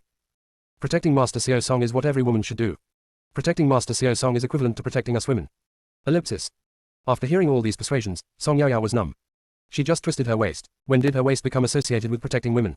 These people are so weird. By the way, this, Song Yao, was only her second time out shopping. When did she become so popular? Song Yao even started to doubt herself. Is it because she is naturally friendly that she is so popular? Looking at all the people who were trying to persuade and comfort her, Song Yao couldn't say no anymore. The main point of these people is, they must follow Song Yao to eat melons no matter what. It's a rare opportunity for them to meet Lord Xiao Song today, so they must eat the melons to their heart's content. Finally, a group of people followed Song Yao to the clinic. Song Yao was the only injured person, and there were hundreds of people following behind her. That scene was incredible. When passers-by saw this, they all made way for them. They were not sending patients to the clinic at all. If people who didn't know were there, they would think they were going to the clinic to cause trouble or start a fight. If it were in modern times, with everyone wearing black suits, they would definitely look like a group of gangsters. When they got there, a little medicine boy at the door saw the scene and his legs started shaking. He was so frightened that he couldn't speak clearly. You, who are you? Let me tell you, we are a century-old medical clinic, and we have people behind us. Don't mess around. After hearing this, everyone looked at each other in surprise. They just followed Lord Xiao Song to eat melons, not to cause trouble. Someone quickly explained, don't get me wrong, they're here to see a doctor, not to cause trouble. After hearing this, the little medicine boy was afraid, but he still asked. Where is the patient? Only then was Song Yao helped out of the carriage by Song Qingling. Song Yao raised her hand, I'm here. When the little pharmacist saw Song Yao's slow movements, he finally believed that this group of people were really here to send the patients away, not to cause trouble. The little medicine boy said to Song Yao. Miss, please come in. Song Yaoyao walked into the clinic, and others wanted to follow in. But the clinic is so small, it can't accommodate so many people. After Song Yaoyao and Song Qingling went in, the little medicine boy bravely blocked the door and said, "Just wait here. The clinic is small and can't accommodate so many of you." Everyone looked at each other, agreed, and so they agreed to stay outside. Anyway, standing at the door, they could hear Song Yaoyao's thoughts. When the little medicine boy saw that these people were really standing at the door waiting, he quickly ran into the clinic. He had to tell his master about this as soon as possible, in case his master neglected the girl and angered this group of people. What should he do if they got beaten up? The little medicine boy ran to an old doctor with white hair and a goatee and whispered a few words. The old doctor was stunned at first, then calmed down, glanced at Song Yaoyao and the others, then retracted his gaze, and continued to take the patient's pulse as if nothing had happened. There were quite a few people in the clinic, and there were more than a dozen people in front of Song Yaoyao. Song Yaoyao and the others have to wait a little longer before it is their turn. While waiting, Song Yaoyao couldn't help but look around this clinic. Isn't it said to be a century-old store? The medicinal materials inside are indeed complete. Half an hour later, it was finally Song Yaoyao and the others' turn. The old doctor became obviously more cautious. After asking about Song Yaoyao's condition, he prescribed some medicine for bruises and injuries and also took out the medicinal oil he had prepared. The old doctor told Song Yaoyao to take the medicine on time and go back to massage the sprained area with medicated oil, so that it would heal faster. After getting the medicine and paying the money, Song Yaoyao and Song Qingling were about to leave when a man rushed into the clinic with a child in his arms. The child in her arms rolled his eyes and looked like he was having trouble breathing. The old doctor stood up quickly and pointed to the curtain next to him and said, "There is a bed behind the curtain. Lay the child flat on the bed." This bed was originally used by the old doctor for his daily medical consultations. The man took a few steps and came behind the curtain. After putting the child down, the old doctor hurried over and asked, "What the hell is going on?" A woman just ran in behind the man, crying as she ran. "Jinbao, Jinbao." The old doctor signaled the man not to care about the woman who came in later and to talk about the symptoms first. The man almost cried. "My wife and I were busy, and the child was playing nearby. He took a jujube and ate it, swallowing the whole thing. The child became like this." The old doctor knew this man, who opened a pastry shop a few steps away from the clinic. The child was choking. The old doctor opened the child's mouth, looked at it, shook his head, and said, "My condolences." The man knelt down directly. "Doctor, please save my son. He was alive and kicking just now. We can't live without him. You must save him." The woman also knelt down. "Doctor, you must save my child. We are over 40 years old and we just had this one child. Nothing must happen to the child." The doctor could understand their feelings, but he had no emergency treatment. Ellipsis. At this critical moment, Song Yaoyao endured the pain and hurried over. "I can save it." The old doctor hesitated when he saw a little girl. However, the couple had already regarded Song Yaoyao as their last straw. Song Yaoyao didn't want to waste any more time. It would be too late if it was any later. Song Yaoyao walked over and asked the man to support the child. Then, she stood behind the child, wrapped her arms around the child's waist, clenched one hand into a fist, and grabbed the clenched fist with the other hand, and quickly and forcefully pushed upward on the child's abdomen. After repeating this several times, the child finally spit out a date from his mouth. The inner voice was overheard, and the whole court was eating melons together. Chapter 42 Heimlich Maneuver. The dates rolled straight to the old doctor's feet. The child burst into tears only after he spit out the dates. Song Yaoyao comforted. It's okay. Such a young child needs to be watched more closely in the future." The couple was about to kneel down to Song Yaoyao again, so she quickly helped them up. "No need to thank me, it's just a small favor. Take good care of the children." The man's voice was a little choked up, he was crying with joy. "Thank you, benefactor. I wonder how much the consultation fee is." Song Yaoyao glanced at the old doctor, who understood what she meant. This girl saved the child, so of course the medical fee should be given to her. As for how much the medical fee is, it is up to her to decide. Since she had the final say, Song Yaoyao just said, "It's just a small favor, no consultation fee required." The woman waved her hands quickly. "How can this be possible? This is absolutely not possible." Song Yaoyao continued. "I am not a doctor here, I am a patient here, and I encountered this incident. Coincidentally, I happen to know how to give first aid. There is no need to pay for the consultation." Ellipsis. The couple talked for a long time, but Song Yaoyao refused. Song Yaoyao finally advised, "You should go back quickly and take good care of the children. The child's throat may be a little injured, so give him some light, soft food in the next few days." "Okay, we've got that all noted. Thank you, girl." Song Yaoyao waved her hand, and the couple left with the child. The people at the door of the clinic had already heard the noise inside and were all listening with their ears pricked up. They all saw the scene where the man carried the child in just now.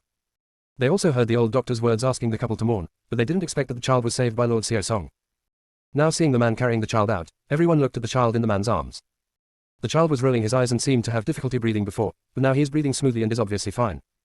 They never thought that Lord Xiao Song also knew medical skills.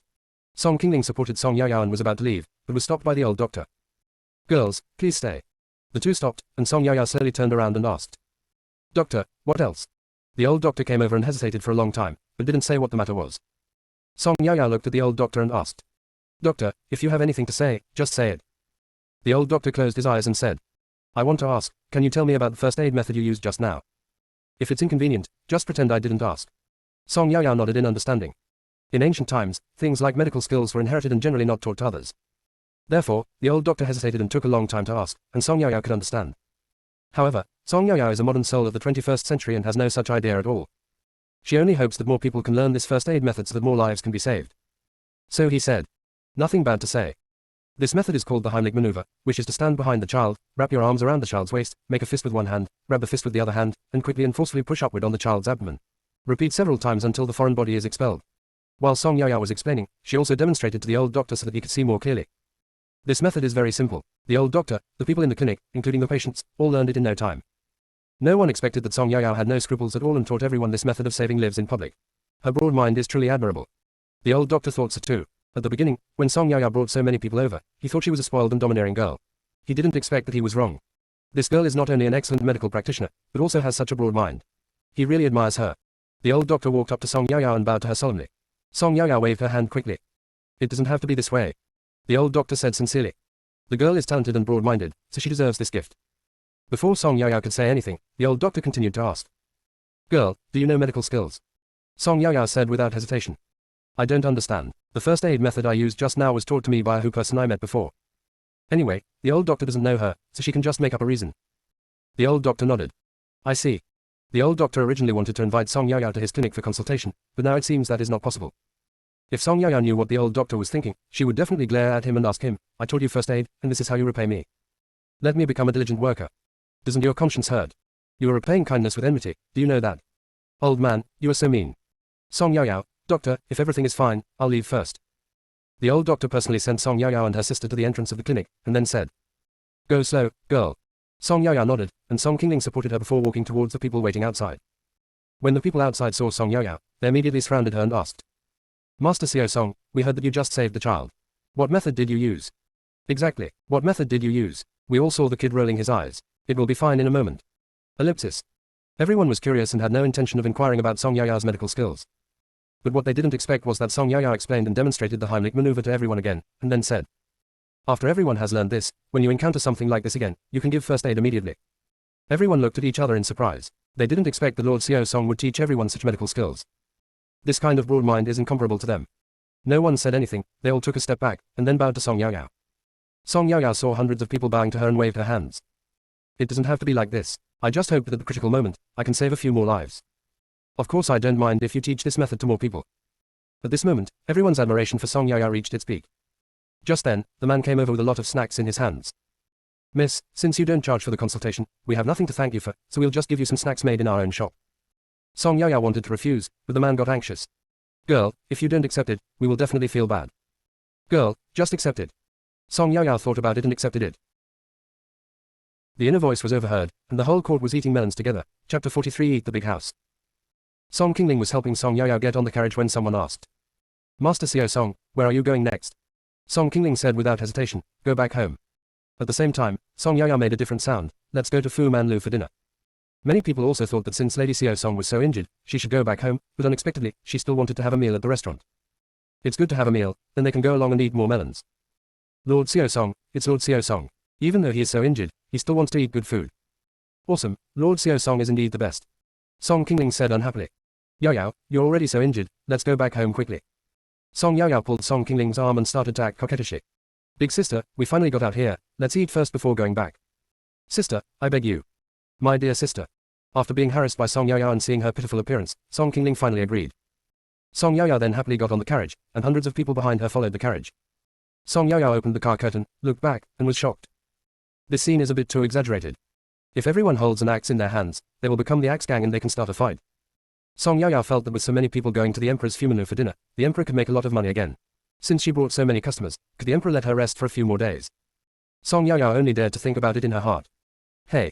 The carriage wobbled to the entrance of Fu Manlu and stopped. After getting off the car, looking at the people in the restaurant hall, Song Yaoyao already knew that there would definitely be no seats available today. Sure enough, a waiter came up to greet us. Ladies, have you reserved a seat in advance? No. The waiter said apologetically. I'm so sorry, the restaurant is full. You two ladies will have to wait a while. I was so focused on eating that I forgot about the booming business at Fu Manlu. It seems that I have no choice but to go home. Everyone watched Song Yaoyao retreat again, and then looked at the situation in the restaurant hall, and they knew that there were no vacant private rooms.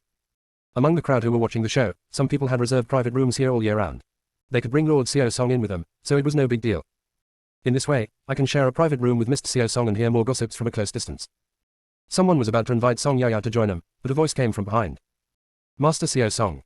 Everyone turned their heads to look, and the person who came was none other than the sixth prince Chen Yishao. Everyone knelt down and greeted him. Greetings, sixth prince. The sixth prince approached and said, everyone, get up. After everyone stood up, the sixth prince asked. I saw a group of you guys walking towards Fu Manlu from afar. How come you're leaving right after you got to the door without even going in, Master Seo Song? Song Yao tells the truth. I came at a bad time. Fu Manlu is full and I didn't reserve a seat in advance, so I plan to leave. The sixth prince waved his hand. If you don't mind, Master Seo Song, you can come with us. It was the first time that Song Yao was invited to dinner. Her eyes lit up immediately. Without waiting for Song Qingling to speak, Song Yao replied. Since the sixth prince has sincerely invited me, I will not refuse. The sixth prince nodded. So, the sixth prince and his entourage walked in front, and Song Qingling and Song Yao followed behind. Song Qingling leaned close to Song Yao and whispered. Yao, why did you agree to have dinner with the sixth prince and the others without discussing it with me? Song Yao looked up at the people in front of her and found that there was nothing wrong with them. Then she moved closer to Song Qingling and said in a low voice. Sister, someone is treating us to a free meal, isn't that a good thing? There's a saying, if you don't take advantage of an opportunity, you're a bastard. I, Song Yao, am not stupid. I don't want to be that bastard. Besides, the last time I came to Fu Manlu, I saw several dishes that I wanted to eat, but the prices were too expensive, so I couldn't bear to order any. Today, we don't have to spend any money. How great is that? Later, we can pick the most expensive ones, so that I can experience the feeling of eating at a lavish restaurant. Song Qingling, Yao, this is not good, right? Song Yao said disapprovingly. What's wrong with that? Besides, this restaurant is the emperor's property. If I make money from my son, isn't that equivalent to putting money from my left pocket into my own right pocket? There's nothing wrong with that. Song Qingling, can you still understand it this way? Song Yao nodded seriously. Yeah, that's how I understand it. Song Qingling has been fooled by Song Yao. All she could think about was this, if I make money from my son, doesn't that mean I'm putting the money from my left pocket into my own right pocket? The sixth prince and his men were all martial artists, so no matter how softly the Song sister spoke, they could hear them clearly. It turns out that Lord Seo Song has taken them for granted. They invited the sisters to dinner with good intentions, but they didn't expect that they would want to rip them off. Do these people look like the ones being taken advantage of? It's true that my uncle can bear it, but my aunt can't. After listening to the conversation just now, the sixth prince couldn't help but twitch his mouth. A person next to the sixth prince was so angry that he was about to turn around and scold him, but was stopped by another person next to him. The sixth prince hasn't spoken yet, so they shouldn't act on their own. When they reached the fourth floor, they were welcomed by the shopkeeper into the Hongmei Pavilion. This place was much larger than the private room that Song Yao and the others had visited last time. The sixth prince said, Master Seo Song, Miss Song, please take a seat. After Song Yao and Song Qingling sat down, the sixth prince spoke again. What would you two girls like to eat? Song Yao didn't know how to write the word polite, so she said directly. I like to eat expensive food, the more expensive the better. After hearing this, the corners of everyone's mouth twitched even more violently. How dare you say that? Song Qingling felt that it was inappropriate to say this, so she tugged at the corner of Song Yao's clothes. Song Yao of course knew what Song Qingling meant, so she moved closer and said. Sister, why are you pulling me? Isn't this because your highness asked me sincerely, and I just told him the truth? The sixth prince still looked gentle and kind. He didn't care about the meal. Since he had already said he wanted to treat everyone, Master Seo Song also said what he wanted to eat, so he said to the shopkeeper. Serve a few of your signature dishes, and also 2 of your most expensive dishes. As for the rest, you can make the arrangements as you see fit. Yes. The shopkeeper asked someone to bring a pot of tea and went to the kitchen to make arrangements. Song Yao discovered that the man sitting next to the sixth prince kept rolling his eyes at her. The inner voice was overheard, and the whole court was eating melons together. Chapter 44 Six Princes. Song Yao asked in confusion. Sir, your eyes keep twitching. Are you feeling unwell? Everyone then followed Song Yao's gaze and looked at the man next to the sixth prince, and sure enough, they saw that his eyes were moving around constantly. Being stared at by so many people, the man's face turned red. Besides, it wasn't that his eyes were uncomfortable. He clearly disdained Song Yao's behavior of taking advantage of her. Okay. Guoguo's voice sounded at this time. Host, it's not that my eyes are uncomfortable, I'm just rolling my eyes on purpose because I disdain your pettiness. Guoguo's voice suddenly rang out, startling everyone present. Song Yao, Guoguo, I didn't call you today, why did you speak first? Guoguo said speechlessly. The person opposite you is rolling his eyes to the sky, and you are stupid enough to ask him if his eyes are hurting. I have never seen a host like you who is so tactless. Close black lens bracket. Song Yao explained. I had already seen that the boy was dissatisfied with me, so I said that on purpose. Can't you see that now everyone's attention is drawn to him? Look how embarrassed he is now. Close black lens bracket. After listening to Song Yao's inner thoughts, everyone realized that this girl was deliberately embarrassing others. At this moment, no one knew that the hundreds of people who had followed Song Yao before had always booked private rooms on the 3rd floor, and no one had ever booked a private room on the 4th floor. This made him very anxious. Finally, after everyone raised funds and paid a large sum of money, several other private rooms around the sixth prince's private room were vacated. Hundreds of people all went into these private rooms. They spent a lot of money to eat the melon. As soon as they arrived, they heard the conversation between Gua Gua and Mr. Song. They didn't know who dared to roll his eyes at Song Yao Yao. Aren't you afraid that your underwear will be stripped off? Then I heard Song Yao Yao ask. Gua Gua, who is the kid rolling his eyes? Why does he look so annoying? The sixth prince didn't say anything. He is like the dog shit on the shopping board, jumping out first. Look at what he can do. Close black lens bracket. Gua Gua, he is the other cousin of Gokui girl Chin Mengdai, Su Mu. Song Yao Yao looked at the man opposite her and said disdainfully. Who are these people in this family? Gokui girl, Chin Mengdai, male green tea, Su Yu, white-eyed guy, Su Mu. Close black lens bracket. Although everyone didn't know what had happened before, they all knew that these were the nicknames Song Yao Yao gave to them.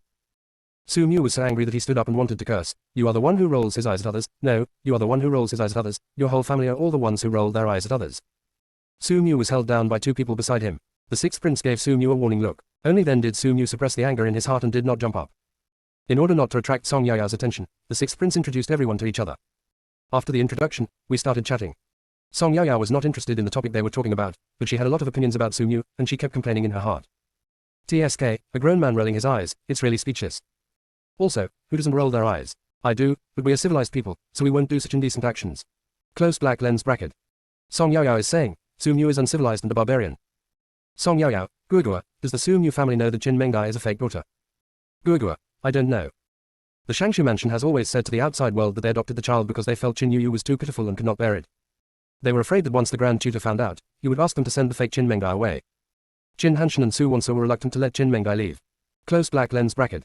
Song Yao Yao, I said that Chin Hanshan and Su Wonsa are mentally abnormal.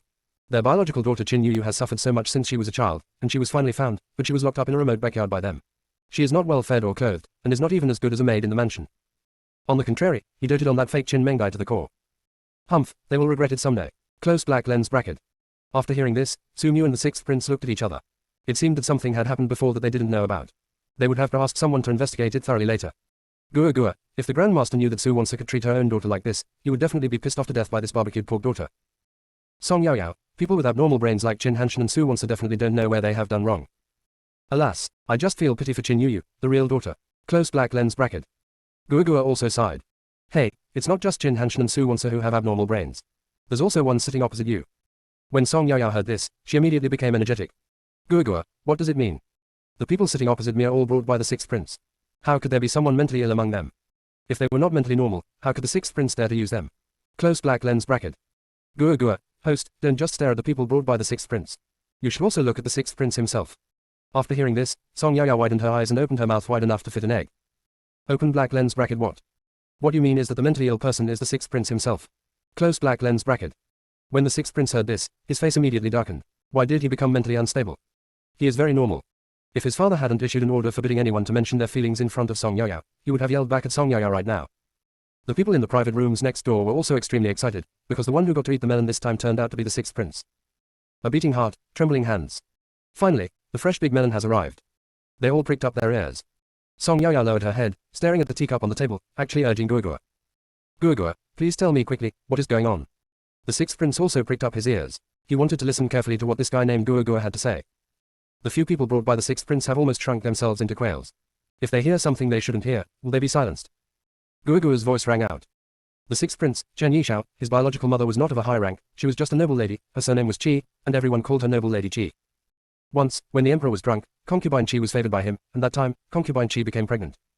She found out she was pregnant and didn't dare tell anyone. Every day she carefully hides in her palace and tries not to go out unless necessary. When she was pregnant later in the month and her belly could no longer be hidden, everyone realized she was pregnant. The queen mother knew about this and was afraid that concubine Qi was of little influence and her mother's family was of low status, so she could not be trusted and could be easily plotted against. The inner voice was overheard, and the whole court was eating melons together. Chapter 45 Savior. Song Yao Yao, that's for sure. Where there are many women, there are many troubles. The queen mother's concerns are correct. Close black lens bracket. Gua Gua continued.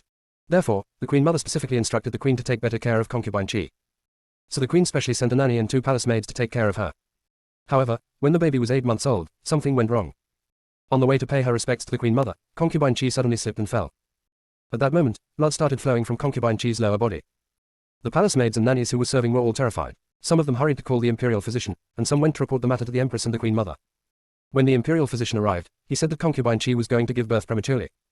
Concubine Qi was sent to the delivery room. Here, the queen has asked someone to investigate why concubine Qi fell. Not long after, the investigators came back. Someone poured oil and scattered soybeans on the road where concubine Chi passed. This is a blatant attempt to murder the royal heir. When the queen and the queen mother learned about this, they immediately ordered an investigation to continue. When concubine Chi was giving birth, someone tampered with the baby, hoping to kill 2 people at once. The people sent by the queen mother caught him red-handed.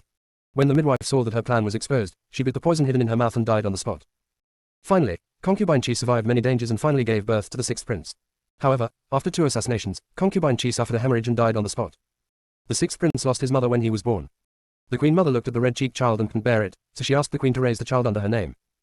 After hearing this, the 6th prince finally understood everything. When he was young, he had heard a lot of rumors that he was not the queen's biological son. He also asked his mother, and she dealt with those who gossiped about him, saying that he was her biological son. It seems that only the 2nd brother is the queen mother's biological son. People around, it turns out that the 6th prince is the queen's adopted son, and only the 2nd prince is the queen's biological son. Have they heard royal secrets? Will he be silenced? So many people heard it, it should be okay. Song Yao asked, does the 6th prince know about this? Gua, I don't know. At that time, the palace issued a ban, forbidding anyone to talk nonsense about the 6th prince's origins. Even if there were people gossiping about him, they were dealt with by the empress. Close black lens bracket. Song Yao, I really want to know, who wants to harm Lady Chi? Gua, speaking of which, concubine Chi is really unlucky. She was just a small noble, but she was attacked by several groups of people. Close black lens bracket. Song Yao, what, several groups of people? Gua, yeah. The first wave was concubine Lu. Although she was the most favored concubine in the harem, she had no children. Of course she was unhappy when she saw the concubines in the harem were pregnant. She asked someone to find out the time and route of concubine Chi's travel, and then spread oil on the road that concubine Chi had to take. The people sent by concubine Lu thought they had done a perfect job, but the scene of spreading the oil was still seen by concubine Liang's people. After the people sent by concubine Lu left, concubine Liang's maid dared to come out quietly. After returning, she told concubine Liang about this. After hearing this, concubine Liang not only did not stop the incident from happening, but also sent the maid to sprinkle 2 more handfuls of soybeans on the oiled road surface. Song Yao, this is because they're worried that concubine Chi's death is not thorough enough, so they want to have a double insurance. At this moment, the 6th prince's face was as dark as ink. Thinking of concubine Lu's arrogant look and then thinking of concubine Liang's gentle and quiet look, he really wanted to kill them. Gua continued. Sure enough, just as concubine Lu and concubine Liang had expected, concubine Chi gave birth prematurely. Unexpectedly, concubine Chi also got involved in the delivery. That midwife was the one that concubine Chi had placed on concubine Chi's side a long time ago. Just like that, concubine Chi is gone. Close black lens bracket. Song Yao sighed. Alas, such a beautiful woman is gone just like that. How sad. Aren't concubine Lu, concubine Liang, and concubine Chi all doing well in the palace now? Did the queen fail to find out who was behind the murder of concubine Chi, or was there another hidden story? Close black lens bracket. Gua, of course there is another hidden story. The maternal families of concubine Lu, concubine Liang, and concubine Chi were very powerful, and a single move would affect the entire family, so the death of a small noble lady was a death, and in the end, the matter was left unresolved. Close black lens bracket. Song Yao sighed. Hey, Gua, you said so much, what does this have to do with the 6th prince's mental disorder? Everyone reacted at this time. Yes, you said so much, what does this have to do with the 6th prince's mental abnormality? Please continue, we want to know what's next. Gua was really awesome, and then he said. Host, don't be anxious, just listen to me slowly. The 6th prince grew up slowly under the queen's lap. The queen treats her adopted son, the 6th prince, very well. Whatever the 2nd prince has, the 6th prince will have a share. When the 6th prince was 5 years old, he was so playful that he left the eunuchs and palace maids who followed him and went to play by the lotus pond alone. As a result, someone pushed him from behind and he fell into the lotus pond. The 6th prince couldn't swim at all. He struggled a few times with his short arms and legs. When he felt he was about to die, he came to a daze and someone rescued him. Before he passed out, the 6th prince saw a little girl pulling him out of the lotus pond. The little girl had a necklace around her neck. After he memorized the appearance of the necklace, he fainted completely. The 6th prince was very ill that time and was bedridden for 2 months. After the 6th prince recovered from his illness, he began to inquire about which family members from the mansion had entered the palace that day. That day, several ladies brought their children into the palace to pay homage to the empress. The 6th prince did not see clearly which mansion the little girl came from who saved him, he only remembered the necklace. The 6th prince remembered several families that entered the palace that day and decided to investigate them slowly. 2 years passed like this, and the 6th prince finally saw someone wearing the necklace again at a palace banquet. The necklace was worn on the neck of Ou Beiqing, a daughter of the 3rd rank general's mansion. The 6th prince also confirmed that the wife of the 3rd rank general of the guards had indeed entered the palace on the day he fell into the water. The 6th prince believed that it was Ou Beiqing who saved him. After that, whenever the 6th prince got anything good, he would send it to Ou Beiqing. It can be said that as long as he has something, he will give it to Ou Beiqing unconditionally, and he simply dotes on Ou Beiqing to the sky. Close black lens bracket. Song Yao asked in confusion. The 6th prince treats his savior better, is there anything wrong with that? Everyone also felt that there was nothing wrong in treating the girl better since saving her life was a life-saving favor. Judging from the current incident, the 6th prince is still mentally normal. Isn't this the truth? Is there something else going on? The inner voice was overheard, and the whole court was eating melons together. Chapter 46. Someone else. Otherwise, why would that idiot say that the sixth prince is mentally ill? Gua continued to expose. Things are not at all what the sixth prince saw. The sixth prince's savior was not Ouyou Beiqing at all, and the owner of the necklace was someone else. Close black lens bracket. Song Yao exclaimed. Is this going to be a shocking reversal? Tell me quickly, what is going on? Close black lens bracket. Everyone, sure enough, things are not what they seem. Gua, please tell us quickly, we are all waiting. When the sixth prince heard that he had recognized the wrong person for so many years, his heart sank. Gua, let me first tell you about Ouyou Yunshao, a third-rank general of the guards. Ouyou Yunshao's original wife was General Han's legitimate daughter, Han Lin. Ouyou Yunshao didn't like Han Lin, but in order to repay the old general for saving his life and supporting him, when the old general proposed to marry his daughter to him, he agreed. Half a year after his marriage, Ouyou Yunshao quickly married a concubine, whose name was Chang Yan, and she was very good at winning people's hearts. Yunshao's heart was firmly held in Chang Yan's hands. Ever since Chang Yan came into the house, Ouyou Yunshao seldom went to Han Lin's house. He only went there on the 1st and 15th day of every month. He usually stayed at Chang Yan's place. Han Lin and Chang Yan became pregnant one after another, and 10 months later, both gave birth to daughters. Han Lin's daughter was named Ouyou Ruoxuan, and Chang Yan's daughter was named Ouyou Beiqing. After giving birth, Han Lin's body was damaged. Coupled with Ouyou Yunshao's neglect, she became depressed and became ill. She passed away 3 years later. Half a year after Han Lin passed away, Ouyou Yunshao made Chang Yan his principal wife. General Han and his family have been stationed at the border, and they are unable to reach the granddaughter Ouyou Ruoxuan. Having lost her mother, not having the love of her father, and with her maternal family very far away, Ouyou Ruoxuan had an extremely difficult life in the mansion. It was common for her to not have enough to eat or wear warm clothes, and she was often beaten by Ouyou Beiqing and the servants. Chang Yan would often find reasons to punish Ouyou Ruoxuan, and she would be forced to kneel for hours. In this way, Ouyou Ruoxuan grew up to be 5 years old. On this day, the queen issued an edict to summon the wives and legitimate sons and daughters of several generals. Ouyou Ruoxuan, as the legitimate daughter of the original wife, had to enter the palace as well. After entering the palace, all the children, except Ouyou Ruoxuan, were fair and plump. Only Ouyou Ruoxuan was dark and thin, as if she came out of a refugee camp. The other children looked down on her and refused to talk or play with her, so she had to play alone. A man strolled to a lotus pond and saw a little boy struggling in the pond. So he jumped into the pond without hesitation and rescued the little boy. After she rescued the little boy, she fainted due to exhaustion. When Ouyou Ruoxuan woke up again, she was already on the carriage being taken to the manor, and the necklace she was carrying was gone. That necklace was the relic that Han Lin left for Ouyou Ruoxuan. After searching her entire body, she still couldn't find the necklace. Although Ouyou Ruoxuan was very disappointed, she was also very happy thinking that she would no longer have to suffer from hunger or beatings when she returned to the farm. Close black lens bracket. Upon hearing this, the sixth prince's face turned pale as paper. If what Gua said was true, then what had he done? He didn't dare to think about it. After hearing this, everyone also smelled the conspiracy. Ouyou Ruoxuan was sent away overnight, so how did the necklace appear on Ouyou Beiqing later? What kind of shocking conspiracy is hidden here? Without letting everyone wait for long, Gua continued to speak. After arriving at the farm, Ouyou Ruoxuan's life indeed became much better. In this way, when Ouyou Ruoxuan was 14 years old, she was brought back to the mansion. The reason for bringing her back was very simple. General Han used his military achievements to hope that the emperor would find a good marriage for his granddaughter Ouyou Ruoxuan. After consideration, the emperor gave Ouyou Ruoxuan to the sixth prince Chen Yishu. Many people knew that the sixth prince only had Ouyou Beiqing in his heart. Suddenly a wild girl from the countryside showed up and took the position of the sixth prince's consort. The sixth prince would definitely not be happy about it. In the eyes of the sixth prince, his princess can only be Ouyou Beiqing. Now Ouyou Ruoxuan is using General Han to force me to marry her.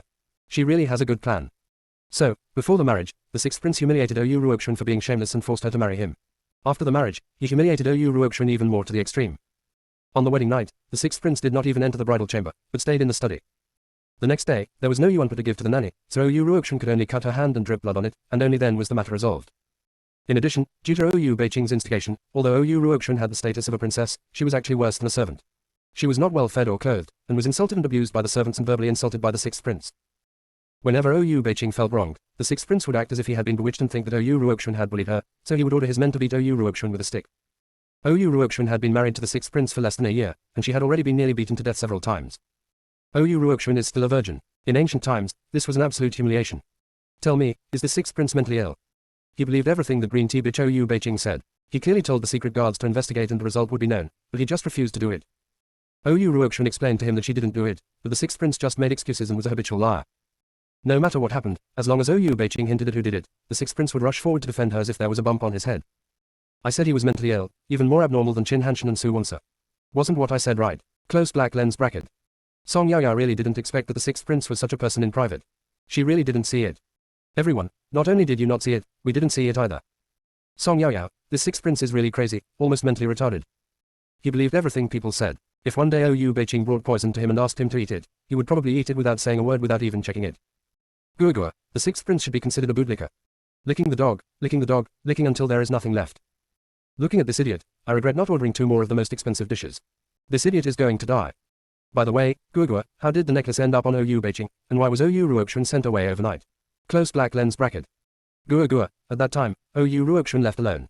OU Beijing couldn't find her, so she took her maid to look for her, and saw 2 people lying unconscious on the ground.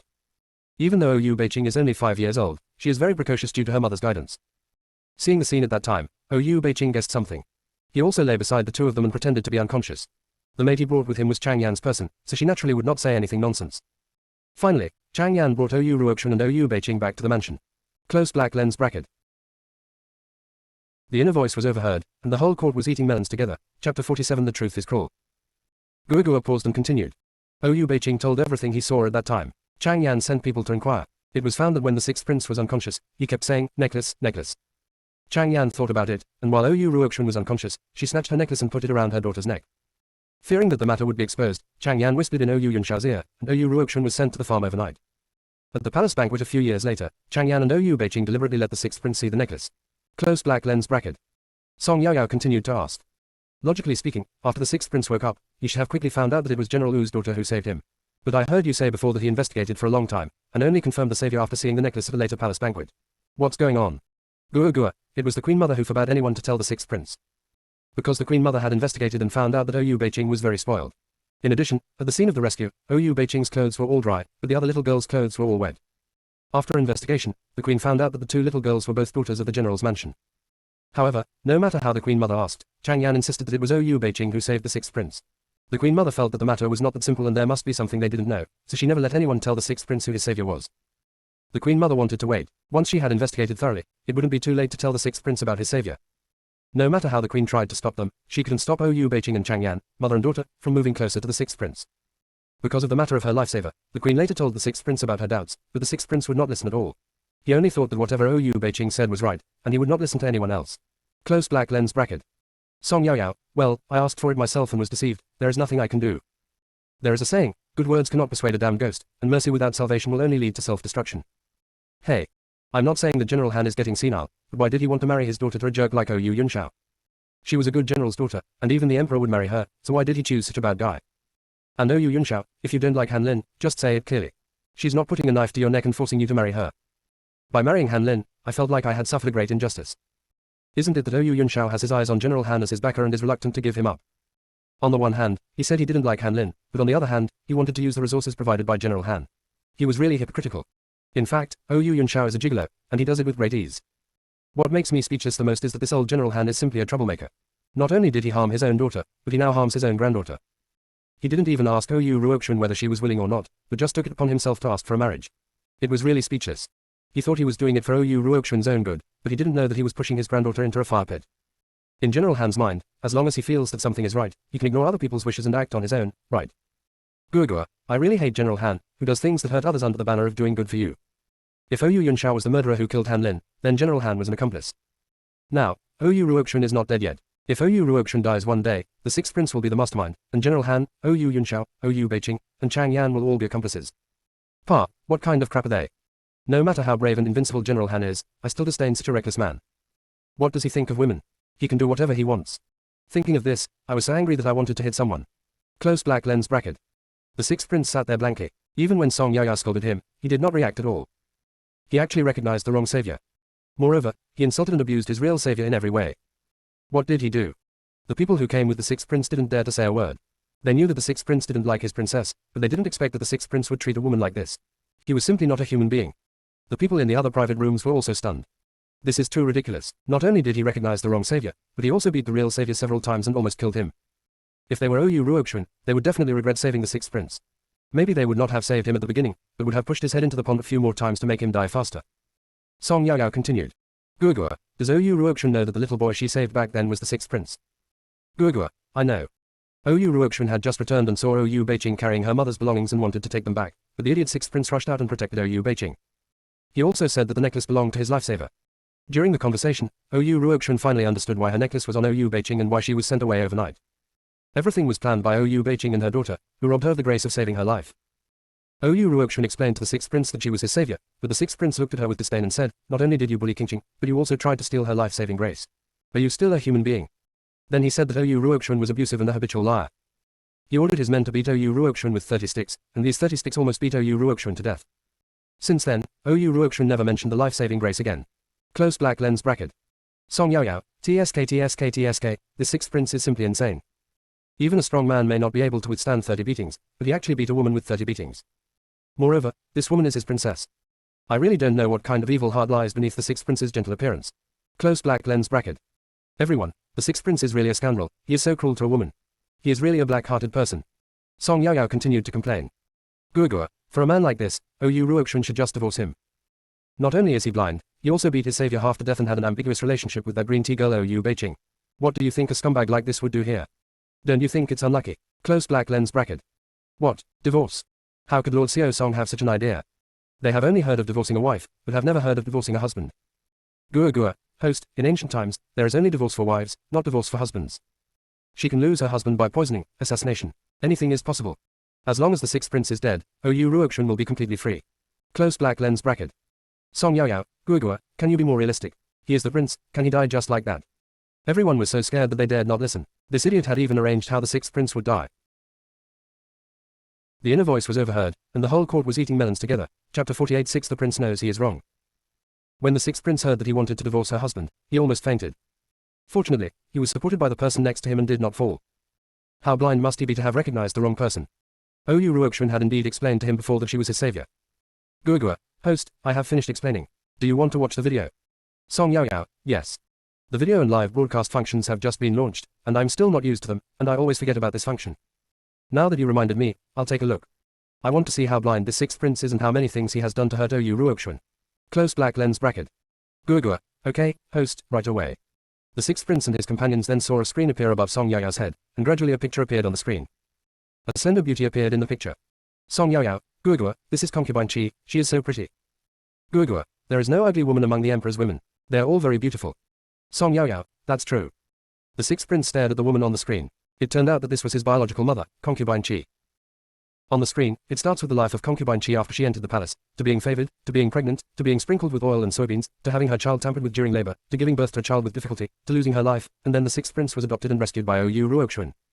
How was Oyu Ruoxuan wronged and beaten until she married into the sixth prince's mansion? Just listening to it is far less shocking than watching the video. Song Yaoyao watched the video and started to curse when Oyu Ruoxuan was beaten to death. Gua, when I saw Oyu Ruoxuan being beaten, I felt very uncomfortable. I really wanted to go up and help her. When I saw Oyu Ruoxuan was beaten until she was only breathing her last breath, I felt that the sixth prince was simply not a human being. How incompetent must a grown man be to beat his wife again and again to show off his ability? It's so disgusting. Bah, what a scumbag. Only Oyu Beiqing would treasure a man like this. Disgusting, despicable, no bottom line, close black lens bracket. Song Yaoyao cursed the sixth prince 1,000 times in her heart. Everyone was silent. Lord Xiao Song is really a man of temperament. When he is angry, he will even scold the prince. Everyone gave Song Yaoyao a thumbs up in their hearts. The sixth prince did not react at all. He was still thinking about what he had just seen. He didn't know whether other things were true or not, but everything he did about beating Oyu Ruoxuan was true. From this, we can infer that every scene in the video is real. When Song Yaoyao looked up, she saw the sixth prince staring at her head in a daze. Song Yaoyao looked up above her head, but there was nothing. Gua, is the sixth prince planning on using some powerful trick to deal with Oyu Ruoxuan? He looks like a decent person, but what he does is really inhuman. Close black lens bracket. Song Yaoyao glanced at the people sitting next to the sixth prince again and snorted in her heart. Open black lens bracket snort. Those who can be with the sixth prince are probably not good people. It is said that a red plum becomes redder if you keep company with a red plum, and a black plum becomes blacker if you keep company with. They're all the same. Especially that guy with the rolling eyes, he rolled his eyes at me as soon as he came. I guess he's just like the sixth prince, a guy who likes to target women. Close black lens bracket. Su Mu, Mr. Xiao Song, can you please be reasonable? I haven't said anything now, what do you mean I like to target women? It's really unfair. The people who came with the sixth prince were all scolded by Song Yaoyao, and they all looked at each other in bewilderment. They didn't do anything, so why were they scolded? They were obviously implicated by the sixth prince. At this moment, the shopkeeper knocked on the door and said, "My lord, the food is ready." The sixth prince came back to his senses and said, "Let's go." A voice came from outside the door, "Yes." After a while, the door opened and exquisite dishes were served on the table. Song Yaoyao looked at the delicious food with her eyes sparkling.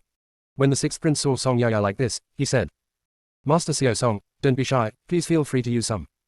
Song Yaoyao then felt that the sixth prince was a little more pleasing to the eye, just a little bit, and said, "Then I won't be polite." Song Yaoyao picked up the chopsticks, picked up some for Song Qingling first, and then started eating herself. Everyone present, except Song Yaoyao, was trembling with fear. The sixth prince hardly touched his chopsticks, and the others ate very little. Song Yaoyao was not affected at all and started to eat with relish. The sixth prince couldn't stand it any longer and said, Master Xiao Song, I remember that I still have some things to deal with in the palace, so I will leave first. The money has already been paid, Master Xiao Song, enjoy your time. After hearing this, Song Yaoyao quickly said, Since your highness has something to do, go ahead and do it. Don't worry about me. When the sixth prince left the private room, he could still hear Song Yaoyao's inner voice. The damn scumbag finally left. The sixth prince walked back to his mansion with heavy steps. The first thing he did was to ask the secret guards to investigate what had happened before. Regarding the things that happened before, Ouyou Beiqing seemed to have great confidence that the sixth prince would believe what she said, and she did not try to cover up too much. Those things were full of loopholes, and the secret guards could find them all. A day later, the secret guard came back. When the sixth prince saw the evidence, his hands were shaking. How stupid is he to not investigate anything and unconditionally believe Ouyou Beiqing's lies? Since Ouyou Beiqing and her daughter dared to plot against him, he must be prepared for revenge. The sixth prince wants to go see Ouyou Ruoxuan right now, but he is afraid to see Ouyou Ruoxuan. How could he have the face to see Ouyou Ruoxuan? He recognized the wrong savior, but the real savior was insulted by him and beaten all over by his men. How could he have the face to see Ouyou Ruoxuan now? The sixth prince wanted to see her but didn't dare to, so he finally went to Ouyou Ruoxuan's yard. For the first time, the sixth prince discovered that Ouyou Ruoxuan's courtyard was so remote and so simple, with only 2 servants here. When the sixth prince arrived, a woman and a maid in the yard were sitting under the eaves, chatting and eating melon seeds. You said, this person has self-awareness. The prince only has Miss Ouyou in his heart, so what if Ouyou Ruoxuan occupies the position of the princess? Isn't it true that he is not even as good as us servants? That's right, that's right. If I were her, I would have jumped into the lake and committed suicide long ago. Living is such a waste of air. Yes, if I die early, maybe I can be reborn into a good family in the next life.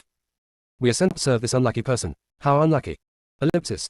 The voices of the 2 servants were still continuing. Not far away, Ouyou Ruoxuan was squatting on the ground, wearing clothes that had turned white from washing, and was scrubbing the clothes. Ouyou Ruoxuan seemed not to have heard the conversation between the 2 servants. Her face remained calm as she continued to wash clothes mechanically. The inner voice was overheard, and the whole court was eating melons together. Chapter 49 Belated affection is worse than grass. The sixth prince stood outside the yard for an unknown amount of time before he slowly walked in. When the 2 servants saw the sixth prince, they were obviously frightened. They wondered how much of the insults they had just said to their master had the prince here. But then he thought again, the sixth prince dislikes Ouyou Ruoxuan, and everyone in the palace knows it, so they can just scold her, and it probably won't be a problem, right? The 2 servants felt much more relaxed when they thought of this. At this moment, the sixth prince waved to the guard, and the guard stepped forward. Prince. The sixth prince uttered a few cold and ruthless words. Drag him out and kill him with a stick. The 2 servants were originally fearless, but after hearing this, they were stunned and then uttered miserable cries for mercy. The sixth prince said nothing, but waved his hand and asked the guards to drag the man away. Ouyou Ruoxuan still didn't react and continued to work. The sixth prince walked up to Ouyou Ruoxuan. She did not greet him, nor did she speak, nor did she even look up at the person who came. She continued to wash clothes mechanically. The sixth prince squatted down, preparing to pull Ouyou Ruoxuan up. Unexpectedly, as soon as he stretched out his hand, Ouyou Ruoxuan shrank back and then hugged her head. Don't hit me, don't hit me. I don't want the position of princess, you can take it. Please don't hit me. Seeing Ouyou Ruoxuan like this, the sixth prince felt extremely uncomfortable. How could a good person become like this? If Song Yaoyao were here, she would definitely roll her eyes and say, why did she become like this? Don't you have any idea? The sixth prince came closer to Ouyou Ruoxuan and forcefully held her in his arms. Ouyou Ruoxuan kept trembling in the sixth prince's arms. The sixth prince suppressed his discomfort and picked up Ouyou Ruoxuan. She was so light and thin. The sixth prince carried Ouyou Ruoxuan to his own yard. As soon as Ouyou Ruoxuan was placed on the bed, she immediately shrank to the innermost corner of the bed, curled up her body, and looked at the sixth prince with wary eyes, her body shaking constantly. The sixth prince looked at Ouyou Ruoxuan like this and said softly, you will live here from now on. I will send a few reliable maids to serve you. The sixth prince wanted to say something, but when he saw Ouyou Ruoxuan who was so wary of him, he couldn't say the words. Misunderstandings don't happen overnight. It will probably be a long process to make Ouyou Ruoxuan trust herself again. Take it slow. Acting too hastily will only make things worse. The sixth prince sighed, turned and left. Ouyou Ruoxuan only breathed a sigh of relief after watching the sixth prince leave. Ouyou Ruoxuan kept thinking in her heart, is this a new way of torturing people that the sixth prince has come up with? He shows kindness to you first, and after you believe him, he will give you a severe blow and send you to hell. She no longer cares and will no longer believe the sixth prince. The sixth prince only has Ouyou Beiqing in his heart. When has he ever believed in himself or cared about himself? What's happening now is just a new way of torturing people. When Ouyou Ruoxuan was beaten to death time and time again and had a close brush with death, she had already given up on the sixth prince. Asked if she regretted it, Ouyou Ruoxuan's answer was yes. If she had known that this day would come, Ouyou Ruoxuan would not have saved the sixth prince from drowning. She would not have suffered the fate she has now. In the year that Ouyou Ruoxuan married the sixth prince, her grandfather, General Han, also sent people to visit her. Her mother was killed by her grandfather's self-righteousness. Now she has pushed herself into a deep fire pit, she really hates it. Why should he decide your life? He never cared about me in the past 10 years. Why should he interfere in my marriage? Grandpa even sent someone to ask me if I was doing well. Ouyou Ruoxuan said nothing, but just pulled up her sleeves to let the visitor see. Then he said, "You can see for yourself whether you are doing well or not." The man's pupils constricted when he saw the new and old scars on Oyu Ruoxuan's arms. How could this be? Oyu Ruoxuan pulled down her sleeves and said, "How could this happen? Doesn't General Han know? It was not enough that my mother was killed by General Han, but he also pushed me into the fire pit. Are you satisfied to see that I am not living a good life? Go back and tell General Han the truth about what you saw. And please help me tell him a message. I, Oyu Ruoxuan, am worthless and cannot afford to marry General Han. From now on, he doesn't need to worry about my affairs." Before the visitor could say anything else, Oyu Ruoxuan asked him to leave and threw him out of the palace along with the things he brought. After the man returned, he told General Han everything he had seen and also conveyed that sentence. General Han suddenly fell down on the chair, tears streaming down his face. Why have things developed to this point? This granddaughter doesn't recognize them. Later, General Han sent people to the sixth prince's mansion several more times, but Oyu Ruoxuan never saw anyone again. General Han knew that his granddaughter completely hated him. General Han also sent people to investigate what happened after Oyu Ruoxuan married into the palace. You don't know until you check, and once you do, you'll be so angry that your lungs will explode. This was all caused by him, no wonder his granddaughter hates him. If they were an ordinary family, they could still get a divorce, but this was a marriage bestowed by the emperor, so it was too difficult to get a divorce. While General Han was still trying to find a way to get the emperor to agree to their divorce, the sixth prince already knew all the truth. The sixth prince tries his best to compensate Oyu Ruoxuan every day. No matter what he did, Oyu Ruoxuan would avoid him, not letting him get close to her, and wouldn't talk to him. Oyu Ruoxuan seems to be living in her own world, shutting herself off. The belated affection is cheaper than brass. Live it. Here, after the sixth prince and the people he brought with him left, Song Yaya said, "Finally I am leaving. Big sister, there are so many dishes, eat them quickly." Song Qingling watched the sixth prince leave and finally breathed a sigh of relief. Song Yaya cursed the sixth prince in her heart, and Song Qingling was afraid that he would be angry and order his men to drag her sister out and chop her to pieces. But she was scared to death. Song Qingling never imagined that the sixth prince, who looked as gentle as jade, would be so cruel to his own princess. She also watched the video just now. Every time she saw Oyu Ruoxuan being beaten to death, she was worried that Oyu Ruoxuan would not be able to survive. After what happened today, it is estimated that the number of officials who still want to send the daughters to the sixth prince's palace will be reduced by half. Any family that loves their daughter would not be willing to send the daughter to be abused. When seeing the video, Song Qingling felt her heart trembling. Oyu Ruoxuan is also pitiful. He was not liked by his father since he was young, and after his mother passed away, there was no one to protect him. The inner voice was overheard, and the whole court was eating melons together. Chapter 50, the Minister of Revenue is impeached. After being sent to the farm, he spent a few years of leisurely life there. Being taken back again would mean the beginning of a life of hell. She couldn't think about it anymore. When she thought of the bloody scene, Song Qingling couldn't eat anymore and even felt a little nauseous. Song Qingling looked at Song Yaya standing beside her. Only she could eat so heartlessly. Song Yaya felt her elder sister's gaze, and when she looked up, she saw Song Qingling looking at her. She quickly swallowed the food in her mouth and asked, "Sister, why don't you eat? Not to your taste." Song Qingling shook his head. "No, eat it yourself." Song Yaya looked at the dishes on the table, most of which were meat and fish, and said, "Big sister, would you like me to order a few lighter dishes for you?" Song Qingling shook her head. "No, just eat it quickly, it won't taste good if it gets cold." "Good." Song Yaya lowered her head and continued eating. After eating, Song Yaya looked up at the dishes on the table. There was still a lot left. Song Yaya quickly called the shopkeeper and asked him to help pack. Some of the dishes were freshly cooked but not yet touched before being packed up to be eaten. It was the first time the shopkeeper had seen people packing up leftovers, and he was a little confused for a while. Song Yaya saw the shopkeeper standing there stupidly and asked, "Boss, what's wrong? Is there any problem with packing?" The shopkeeper came to his senses and said quickly, "No problem, I'll pack it for you right away." The shopkeeper immediately called the waiter and asked him to help pack the food. Song Qingling was also a little confused by Song Yaya's action. "Yaya, do we really have to pack up?" Song Yaya patted Song Qingling's arm. "Let alone delicacies from land and sea, even the most ordinary meals are not enough for many people to eat, so we cannot waste food. Since you have spent money, of course you should take the leftovers home and eat them at the next meal. It's nothing. As for other people's opinions, I don't care." In her previous life, Song Yaya had already developed the good habit of diligence and thrift. The food on the table was originally enough for 7 or 8 people. After the sixth prince and his men left, the eldest sister did not eat anything. Now she was the only one who ate some, and there was a lot left. Moreover, these dishes are very expensive, it would be a shame to waste them. Song Qingling nodded, "Okay." After packing up, Song Yaya and Song Qingling left the restaurant. After Song Yaya left, someone from the other private rooms asked, "Should we continue to follow Master Xiao Song? Master Xiao Song has sprained his waist and probably can't walk around anymore. He will probably go back to the mansion next, so we can't follow him." "No more. I've been following you all morning and my legs are almost broken from walking. I won't follow you. I'm almost starving to death. It's quite enjoyable to eat melons, but I won't follow you. I'll eat my fill first." Ellipsis. Following Lord Xiao Song allows you to eat fresh melons, but you can't follow him 12 hours a day. Their bodies can't take it. Some people left the private room and went home, others started ordering food in the restaurant. Song Yaya and Song Qingling got on the carriage, and the carriage drove towards their own house. After returning home, Mrs. Song was the first to learn about Song Yaya's injury and rushed over. As soon as she entered the yard, Mrs. Song began to criticize Song Yaoyao. How come you twisted your waist when you were just going out on the street? Can't you be more stable like your sister? Song Yaoyao felt very aggrieved. Didn't she just imitate Su Yu and twist a few times? Who knew she would sprain her waist? When facing her own mother, Song Yaoyao is still very timid. Song Qingling looked at her quail-like sister before she told her mother the whole story. Madam Song stared at Song Yaoyao. Why do you want to imitate others? While Mrs. Song was scolding, she did not forget to instruct the old nanny beside her to apply medicated oil to Song Yaoyao. After applying the medicated oil, she also had to massage it so that the medicated oil could be well absorbed and her waist would heal faster. Massage hurt so much. Song Yaoyao screamed in pain. The old lady's hands started to tremble with fear. Mrs. Song said to the old nanny, "Don't worry about her, just continue." Then, he said to Song Yaoyao, "It's okay for it to hurt. I want you to suffer a little. Remember this lesson. Let's see if you dare to do it again next time." Song Yaoyao pursed her lips. "Are you still my mother?" Mrs. Song said unhappily. "No. You were picked up by the maid who sells night incense. I felt sorry for you, so I kept you in the mansion." Song Yaoyao. Song Qingling. I didn't expect Mrs. Song to say that. Oh, this life is unbearable. Finally, the medicated oil was completely absorbed by the massage and the old lady stopped.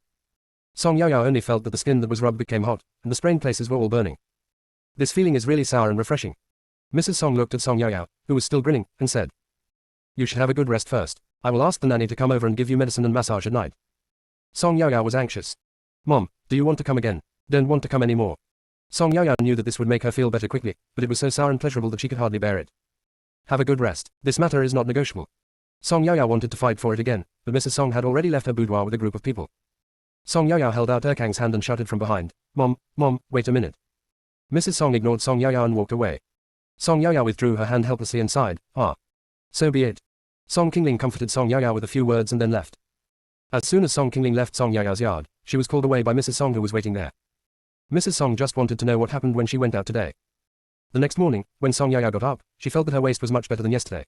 The massage from the nanny was indeed very useful. As soon as the court started today, Censor Qian stood up and impeached the Minister of Revenue Qin Hanshan, impeaching him for not managing his family properly, letting his concubine secretly replace his legitimate daughter, and not treating her well after finally getting her back. Song Yaoyao's eyes lit up immediately. Gua, Qin Hanshan's affair has finally been discovered. That is really good. People like this are not worthy of being parents. You tell me, if Madam Qin knew that Qin Mengdai was the daughter of Aunt Guo's concubine, would she collapse? But that's not necessarily the case. Madam Qin is mentally ill to begin with, so maybe she still won't let go of Qin Mengdai. Close black lens bracket. Gua, Master Su knows about this. I guess even if Madam Qin is reluctant, she can't do anything about it. Song Yaoyao, that's true. The Emperor had known about Qin Hanshan's affairs for a long time. Among the people the Emperor assigned to Song Yaoyao, there were a few who could hear her thoughts. They had already reported this matter to the Emperor yesterday, and the Emperor was also very surprised. How could there be such a mentally abnormal person among his ministers? The inner voice was overheard, and the whole court was eating melons together. Chapter 51:6 The prince was impeached. This really surprised the Emperor. Now the ministers are waiting for the Emperor to speak. The Emperor looked at Qin Hanshan and asked, "Minister Qin, do you have anything to say?" At this moment, Qin Hanshan's entire back was soaked. He never thought that Qin Mengdai was actually the dead daughter of Guo Bilian. Guo Bilian had ulterior motives when she approached him from the very beginning. Now she was even trying to replace the original with the fake. She was trying to kill him. Your Majesty, I am guilty. However, I was unaware of the fact that Aunt Guo had replaced the concubine's daughter with the lady's. I have always believed that Qin Mengdai was a child brought back from outside. Okay. Minister Qin, as a minister of the court, you actually abused the legitimate daughter of the Emperor. You must be punished for this. You will be sentenced to reflect on your mistakes at home for 1 month and to serve in the imperial court for 3 years as a warning to others. In addition, do not abuse the legitimate daughter anymore. Yes. At this time, the Grand Master stood up. Your Majesty, I want to take my real granddaughter Qin Yu to live in my house for a while. That's right. The Emperor felt that even if he punished the Minister of Revenue and asked him to treat his daughter well, Minister Qin might pretend to obey him behind his back and might not necessarily treat his own daughter well. Since the Grand Tutor wanted to take her to their house to raise her, he thought it was a good idea and agreed. It's not that the Emperor doesn't want to severely punish the Minister of Revenue, but making him reflect on his mistakes for a month is already the limit. The accounts of the entire national treasury are in the hands of the Minister of Revenue. If this man does not attend court for a long time, who will he turn to when the court needs money? Isn't it that the Emperor is going to send someone to the Shangsha mansion to call for help? Just as Qin Hanshan's matter was dealt with, another censor Wu stood up and began to impeach the 6th prince. Song Yaoyao's eyes became brighter. Gua, has the 6th prince's affair also been discovered? This censor is really admirable. He impeached the prince just as he said so. Close black lens bracket. Gua, host, these imperial censors are like this. If the Emperor says or does something wrong, they will advise him. During this time, the censor Wu had finished telling the story of the 6th prince's abuse of the princess. The Emperor knew about this yesterday. The Emperor never imagined that his son would be so cruel and ruthless. At the beginning, General Han knelt in front of him and used his military achievements to ask for a good marriage for his granddaughter Ou Ruoxuan. The emperor considered that among the several adult princes who had no principal wife, he felt that the sixth prince was the most gentle and kind and was the best candidate, so he issued an imperial decree to grant him marriage. He didn't expect that Lao Lu would treat his princess like this. When he listened to the report from the secret guard yesterday, he felt uneasy. I'm really afraid that Oyu Ruoxuan will be beaten to death. What would General Han, who is far away at the frontier, think about this? I thought that he, the emperor, was dissatisfied with General Han and deliberately sent his granddaughter to the sixth prince's palace to be tortured. The sixth prince has already knelt on the ground. Father, my son is guilty. The emperor did not speak, and the sixth prince knelt on the ground and kowtowed. At this time, Song Yaoyao's inner voice rang out. Gua Gua, the emperor can't be reluctant to part with this dead scumbag, right? This is the first time I have seen such a black-hearted person. I hope the emperor will allow the sixth prince and Oyu Ruoxuan to divorce, and keep this black-hearted man away from Oyu Ruoxuan. To be honest, I really think that the sixth prince is not worthy of Oyu Ruoxuan. Close black lens bracket. Everyone, Lord Xiao Song, you are so brave. The emperor hasn't spoken yet, but you have already taken over his duties and made clear arrangements. Minister Song was so frightened that he almost fell to his knees. Everyone looked up at the emperor at the same time, and the emperor looked normal. After listening to Song Yaoyao's thoughts, the sixth prince looked up and stared at her angrily. It is said that it is better to demolish 10 temples than to ruin a marriage, so why does Lord Song want him to divorce? Besides, she is just a minister, so what qualifications does she have to point fingers? How did Minister Song teach his daughter? When Song Yaoyao looked up, she saw the murderous look in the sixth prince's eyes and shrank back involuntarily. Gua Gua, this damn scumbag looks like he wants to eat me. How did I offend him? I stood here but didn't say a word. It's not like I exposed his past, right? It wasn't me who asked him to bully Oyu Ruoxuan. He himself is mentally ill and he just believes what Oyu Beijing said. If he wanted to glare at him, he should glare at Oyu Beijing. Why is he glaring at me? This has nothing to do with me. What a psychopath. Close black lens bracket. Gua Gua comforted. Host, please don't bother too much with mentally ill people. We should be more generous to the disabled. Close black lens bracket. Song Yaoyao, well, Gua Gua, what you said makes sense. After being comforted by Gua Gua, Song Yaoyao felt much better. The sixth prince felt uncomfortable. Gua Gua, you are the disabled one, your whole family is disabled. I am fine. The ministers all looked at the sixth prince with strange eyes. Could it be that the sixth prince really had a problem with his brain, so he was played around by that woman Oyu Beijing? The sixth prince felt the gazes of the ministers. Now that he was kneeling, he couldn't turn around and glare at them. He was really angry and annoyed. The emperor also looked at his son. He also felt that his son was probably mentally ill, which was why he had been deceived by Oyu Beijing and her daughter for so many years. I'll ask the imperial kitchen to make some pig brain soup next time and send it to the son to nourish his brain. The emperor sighed and said, some time ago, General Han submitted a memorial to me, requesting that you and Oyu Ruoxuan be allowed to divorce. The letter only said that you are not suitable, and did not say anything else. I was wondering why General Han suddenly asked you to divorce. We originally wanted to send someone to investigate, but the flood in the south of the Yangtze River happened at that time, so the investigation was delayed. I think General Han already knew about your treatment of the sixth princess, which is why he wrote that memorial. The sixth prince said hurriedly. Father, I really know I was wrong. I will make it up to Oyu Ruoxuan. Please don't let us divorce. After saying this, he kowtowed to the ground. The emperor sighed. Things have come to this point, you can't just kowtow and get away with it. During this year, you never brought Oyu Ruoxuan to any banquets in the palace. Every time your mother and I asked about it, you said that Oyu Ruoxuan was not feeling well. No matter she was really unwell or you deliberately didn't let her attend the party, have you ever thought about what consequences your behavior would bring to her? Isn't it obvious that you don't like the sixth princess? How do you want Oyu Ruoxuan to behave in the sixth prince's mansion, and among the ladies and young ladies in the entire capital? General Han has only asked me for 2 things in his life. One is to choose a good marriage for Oyu Ruoxuan, and the other is to let you divorce. Choose a good marriage for Oyu Ruoxuan. I didn't check this clearly before I granted you a marriage, which is why she has suffered so much. The inner voice was overheard, and the whole court was eating melons together. Chapter 52 Cement and Concrete Recipes. In fact, the emperor was also feeling uncomfortable. He had good intentions, but he never expected it to come to this. The emperor sighed deeply and continued. I thought about it, since it was my fault, I will end it all. General Han requested that you file a divorce petition, and I have approved it, and I will allow Oyu Ruoxuan to choose her own marriage in the future. When the sixth prince heard this, he felt as if he had fallen into an ice cellar and kowtowed even faster. Father, I know I was wrong. I beg you to take back your order and not let us divorce. The emperor sighed again. The imperial decree has been issued. There is absolutely no possibility of taking it back. The emperor paused and continued. If you really know you are wrong, go pursue Oyu Ruoxuan again. As long as she nods, I will grant you marriage again. But you must not force her, she must nod willingly on her own. When the sixth prince heard this, his heart sank. He knew how cruel the things he had done were at the beginning. Now Oyu Ruoxuan doesn't allow him to get close to her at all.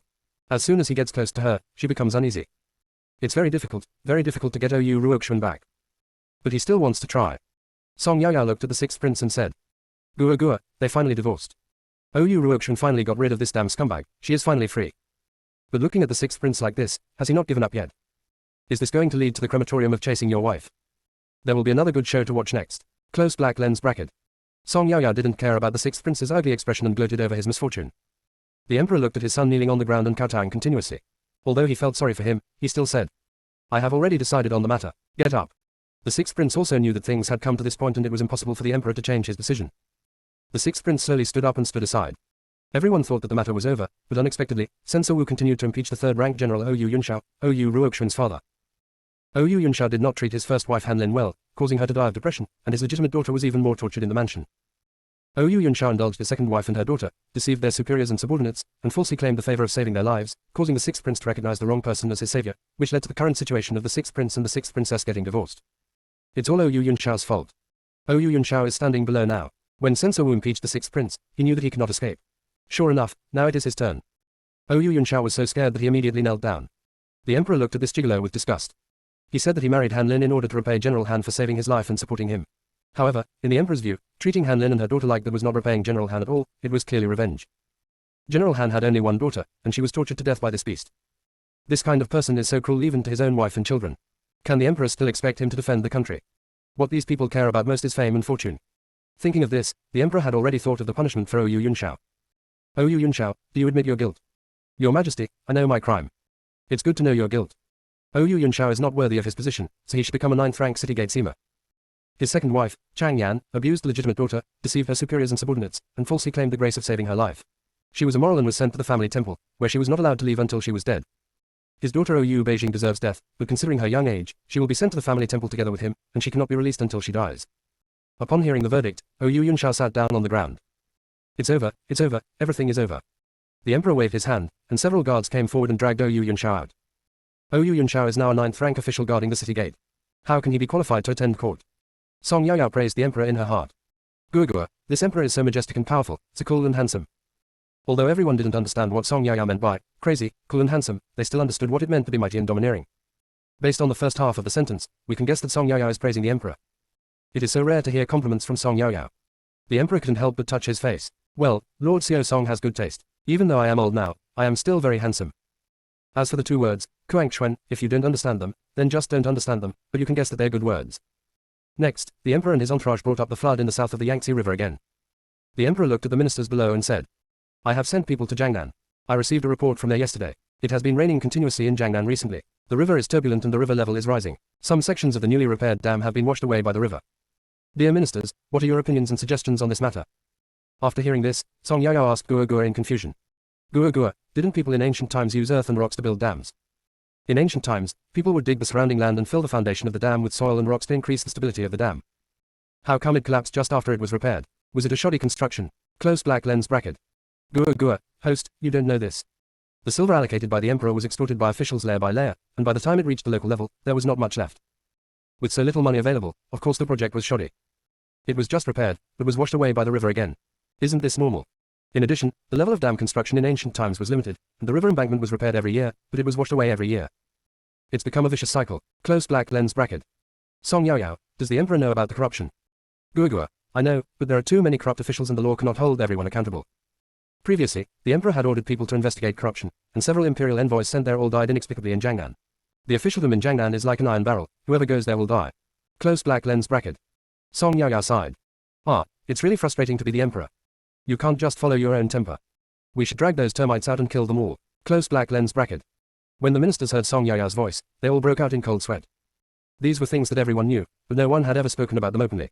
However, Lord Song was brave enough to discuss them with that little Guogua.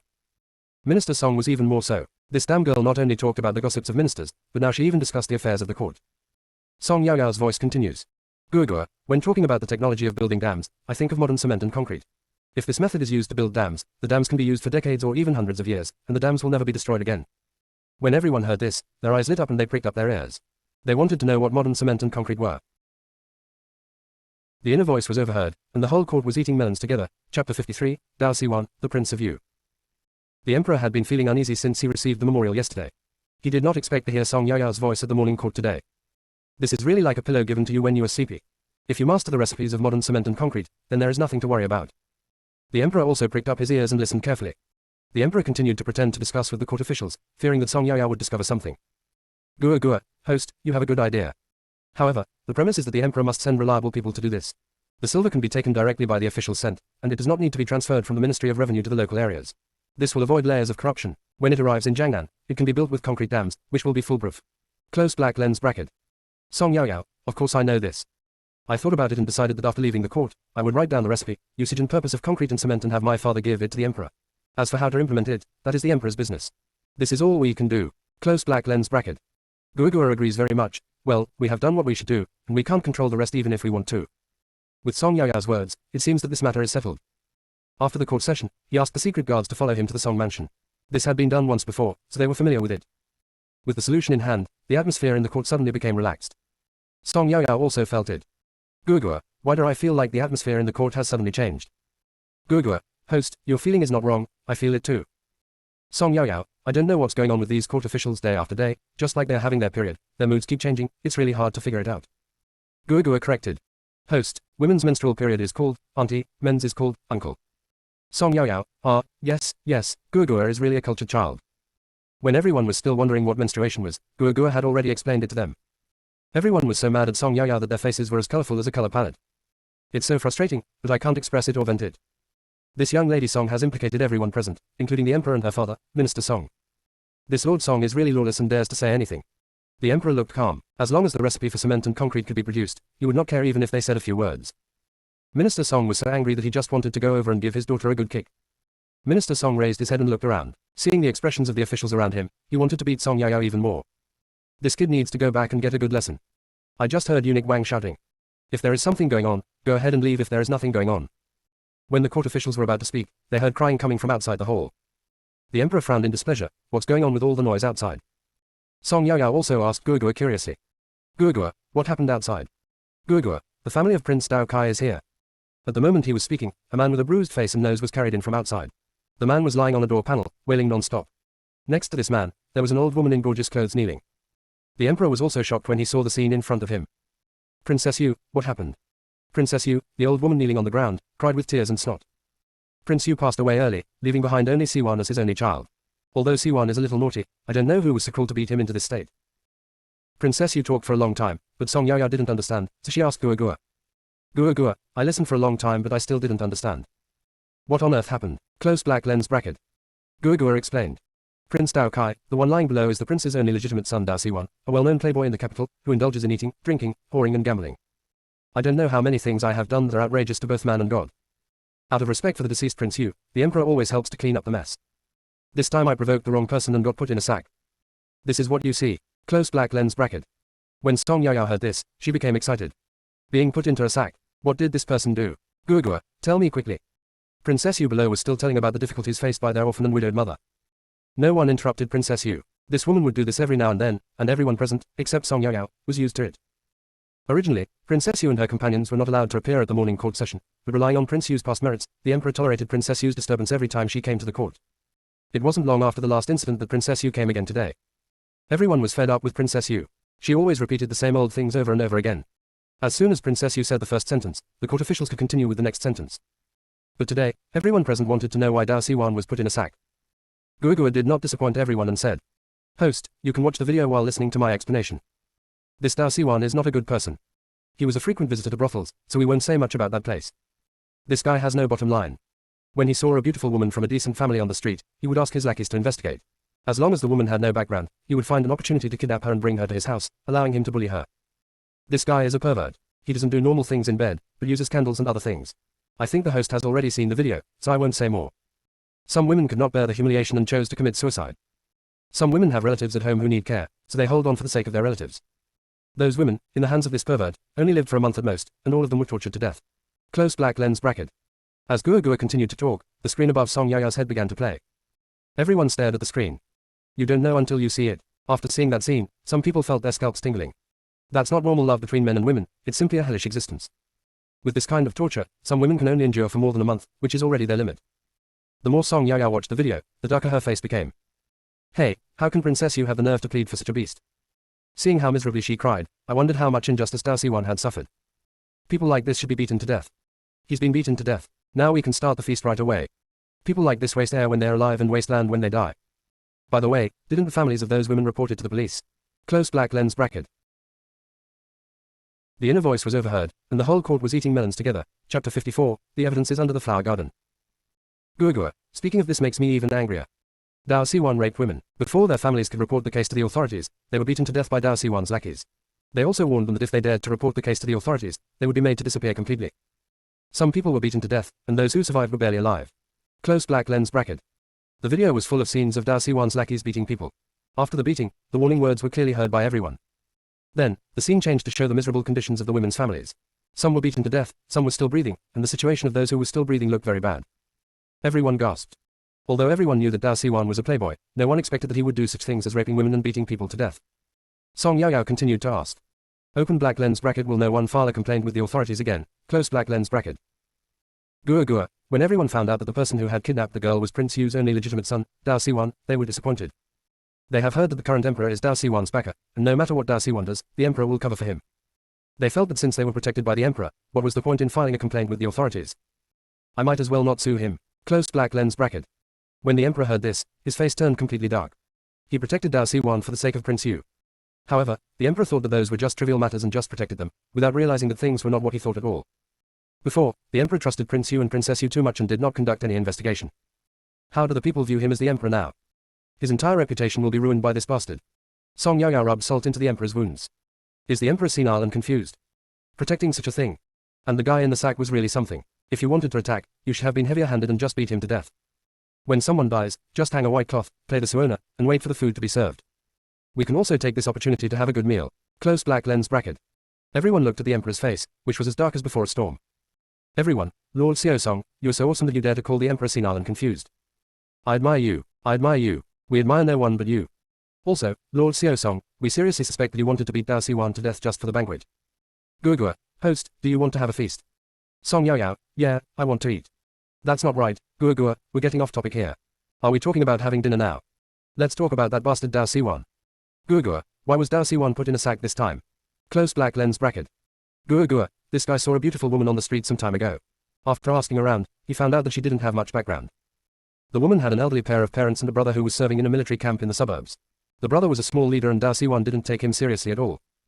A few days ago, when I met the woman on the street again, I wanted to snatch her back. It happened that during these few days, the woman's brother was sent back to do some work. As soon as he came back, he encountered a few lackeys trying to snatch his sister on the street. He took his soldiers and drove those lackeys away. Afterwards, when the elder brother found out that Dao Siwan was the culprit, he brought his men and guarded the gate of Prince Yu's mansion. Yesterday they finally got the chance they had been waiting for. At night, on his way to the brothel, Dao Siwan was put in a sack and beaten up by the soldiers. Close black lens bracket. Song Yaoyao said regretfully. Hey, you still have the energy to howl. I think I didn't hit you enough. If I were to do it, I would first cut off the tools he used to commit the crime, then cut the tendons in his hands and feet, pull out his tongue, and throw him into the pile of beggars. How could he wail like that now? It sounds like a donkey's bray. It's so annoying. Close black lens bracket. At this moment, no one felt that what Song Yaoyao said was harsh, but instead everyone agreed with what Song Yaoyao said. Such a scum should be made to experience what it feels like to live in hell. Gua, host, as long as you are not discovered, what the host said is completely fine. Song Yaoyao sighed. Hey, I'm just talking nonsense. Let's be realistic. Gua, although we can't do that, we can find evidence and hand it over to the authorities, so that you will never be able to turn over. What do you think? Close black lens bracket. Gua, this is possible. Song Yaoyao, Gua, do you know where the evidence is?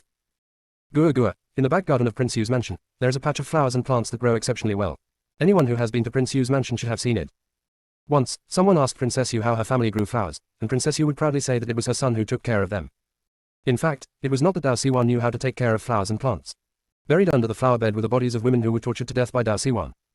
After they died, their bodies were buried in the flower bed and used as fertilizer. How can those flowers and plants not grow well? Close black lens bracket. Song Yaoyao was shocked. What, using corpses as fertilizer? Dao Siwan is so vicious that he doesn't even spare the corpse even after the person died.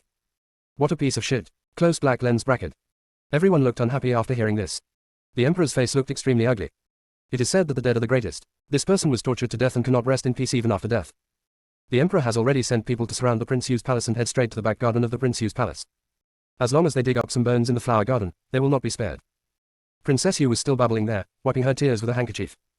When the emperor saw Princess Yu's expression, he said impatiently, Princess Yu, what do you want me to do? Princess Yu had been crying for so long, waiting for this sentence, and immediately said, Your Majesty, you must catch the people who beat my son and make them receive the punishment they deserve.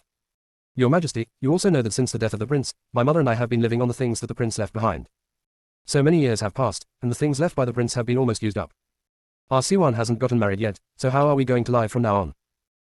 Everyone could hear that this was a reward from the emperor, relying on Prince Yu's merits. Princess Yu indulged Dao Si1 in doing so many things worse than pigs and dogs. How could she have the nerve to ask the emperor for a reward? Song Yaoyao couldn't bear it anymore. Gua, how dare this old woman ask for a reward from the emperor? What did she regard the emperor as? A baka or an ATM? It's really shameless. Closed black lens bracket. Gua, host, Princess Yu's shamelessness should be inherited from that old thing Prince Yu. They're both equally shameless. The inner voice was overheard, and the whole court was eating melons together. Chapter 55 The True Cause of the King's Death. Song Yaoyao widened her eyes. Isn't Prince Yu a meritorious official? Gua, why do you say that? What is the hidden secret here that we don't know? Gua, please tell me what you have to say. Closed black lens bracket. Everyone was looking at the flower garden in the Prince Yu's mansion in the video. Before they could react to the bright colors of the flowers and plants, they heard Gua's words. They were all puzzled and pricked up their ears. Gua, since the host wants to know, I will start from the beginning. Prince Yu, whose original name was Dao Kai, was a sworn brother of the late emperor who had fought together to conquer the country and had once saved the late emperor's life. When the Xin dynasty was established, Dao Kai was conferred the title of a prince of a different surname, that is, the Prince of Yu. According to seniority, the emperor has to call Prince Yu uncle. When the previous emperor was alive, Prince Yu was very obedient. But after the previous emperor passed away and the current emperor ascended the throne, Prince Yu became somewhat dissatisfied with the current emperor. Dao Kai felt that he, a prince with great military achievements, had to listen to a young boy. He felt aggrieved and unconvinced. Prince Yu wanted to rebel, but he also knew that this could not be done hastily and had to be done slowly. It just so happened that at this time, there were unusual movements on the border and someone was needed to lead troops to the border. The emperor was originally sympathetic to Prince Yu's advanced age and had no intention of letting him go. However, Prince Yu volunteered to guard the border. The prince was a man of great eloquence, and his words were so heartfelt that he almost moved himself to tears. The emperor was deeply touched when he heard them, and finally, he agreed. King Yu finally got what he wanted and obtained half of the tiger talisman. Prince Yu was afraid of arousing the emperor's suspicion, so he left his princess and son in the capital and led the army to the border alone. Closed black lens bracket. Song Yaoyao, hasn't the emperor noticed Prince Yu's evil ambitions at all? Also, this Prince Yu has the intention to rebel, so how did he get his military merit? Closed black lens bracket. Gua continued. The emperor was young at the time and did not notice Prince Yu's ambition at all. The main reason was that Prince Yu hid it too well and even left his princess consort and son in the capital. In addition, before the late emperor died, he told Your Majesty that the Prince of Yu was a trustworthy person and that if there was anything, you could consult the Prince of Yu. The emperor is now completely free of suspicion of Prince Yu. Closed black lens bracket. Song Yaoyao, I see. The late emperor never thought that his most trusted brother would have the intention of rebellion, right? What about military merit? What is that about? Closed black lens bracket. Gua, host, don't be impatient, just listen to me slowly. When the king arrived at the frontier, it was like the sea was wide enough for fish to leap and the sky was high enough for birds to fly. The king of Yu completely let himself go at the frontier. King Yu arrived at the border and won several battles, which indeed shocked other countries. Originally, King Yu could have pursued the victory, captured the city in one fell swoop and captured the enemy leader, but King Yu did not do so. If we defeat the enemy in one fell swoop, then we have to return to the capital and hand over the tiger talisman to the emperor. How is this possible? Without military power, one will lose confidence. Therefore, as long as the enemy does not attack the city, the king will not take the initiative to fight. Closed black lens bracket. Song Yaoyao, is the king just going to waste his time like this? Gua, good, just wait and see. The king of Yu just wants to waste time like this. If the enemy doesn't move, I won't move. During the years that Prince Yu was at the border, he secretly recruited soldiers and trained his own army at the border. These private soldiers are used for future rebellion. As for Prince Yu's military achievements, that is even more speechless. Besides his lust for power, the prince also has another hobby, which is lust for beauty. When Prince Yu was at the frontier, he kept more than a dozen beautiful women outside the military camp. When the military camp was not busy, he would go to the villa where the women were. These women were kept in the city outside the military camp. The prince is very good at having fun, sometimes he would order several women to have sex with him in one night. Closed black lens bracket. Song Yaoyao, TSK, this Prince Yu is still strong and healthy. He really enjoys himself and plays like a bridegroom every night. I am not afraid of grinding an iron rod into a needle. Closed black lens bracket. Gua, host, this royal king is not as hard as grinding an iron rod into a needle, but he will soon be able to do it. Song Yaoyao widened her eyes. What, he didn't die in battle. He just had a stroke. This is completely different from the cause of death that was reported at the time, right? If that's not the case, why is it rumored that he died in the war? Closed black lens bracket. Gua, the prince was old, and he died suddenly because he played too much and was too excited. Prince Yu died in such an ignominious way that his confidants killed all the women in the villa and told the public that Prince Yu died of a sudden heart attack due to worry about the war. Just like that, the king of Yu received a military merit. Closed black lens bracket. Song Yaoyao, is there no one to check the body? Gua, I checked, but this also doesn't reveal anything. Prince Yu originally died of a heart attack due to excessive excitement.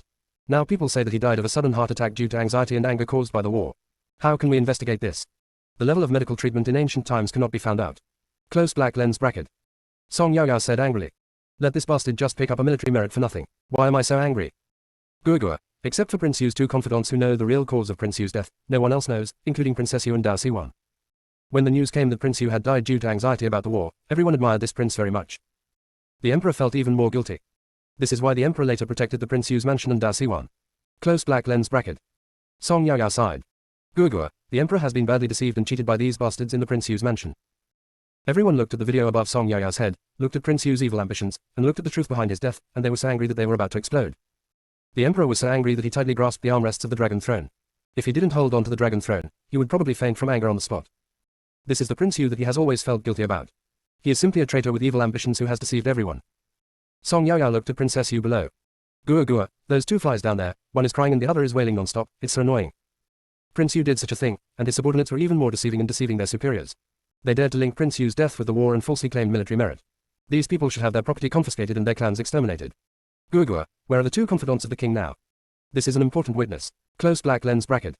Guogua, the two of them are still in the military camp on the border, and their official positions are quite high. One was Fan Qingyun, a 5th-rank general from Dingyuan, and the other was Hu Changming, a 5th-rank general from Dingyuan. As Guogua said the names and official positions of the two confidants, the faces of the two men also appeared in the video. Song Yaoyao, yes, I have memorized the appearance of these two people. Guogua, I'm not good at drawing. I'm afraid I can't draw the looks of these two people. Originally, I wanted to draw the appearance of these two people and give it to the emperor when the time comes. But, what should I do now? Close black lens bracket. The inner voice was overheard, and the whole court was eating melons together. Chapter 56 exposed. Guogua, host, I forgot to tell you last time. After the Guogua upgrade, it also has a printing function, which can print out the pictures the host needs. Close black lens bracket. Song Yaoyao was overjoyed. That's great. When you get back, print out the appearance of these two people and give it to my father together with the cement and concrete recipes. The emperor must capture these two witnesses so that he can punish Prince Yu's family. Close black lens bracket. Guogua, okay, host. The emperor held the dragon throne tightly, loosened his hands, tightened them, and loosened them again. The ministers below were all observing the emperor's expression carefully, for fear of running into the emperor's gun. In addition to observing the emperor's expression, Minister Song's other focus was on Song Yaoyao. Doesn't this little daughter know too much? Even the wind on horseback knows it. This damn girl revealed such a thing in front of so many people. Her reputation is completely ruined. Reputation was gone on the first day that Song Yaoyao's voice was heard by everyone. Minister Song is now worried that it may be too late. Song Yaoyao's voice continues.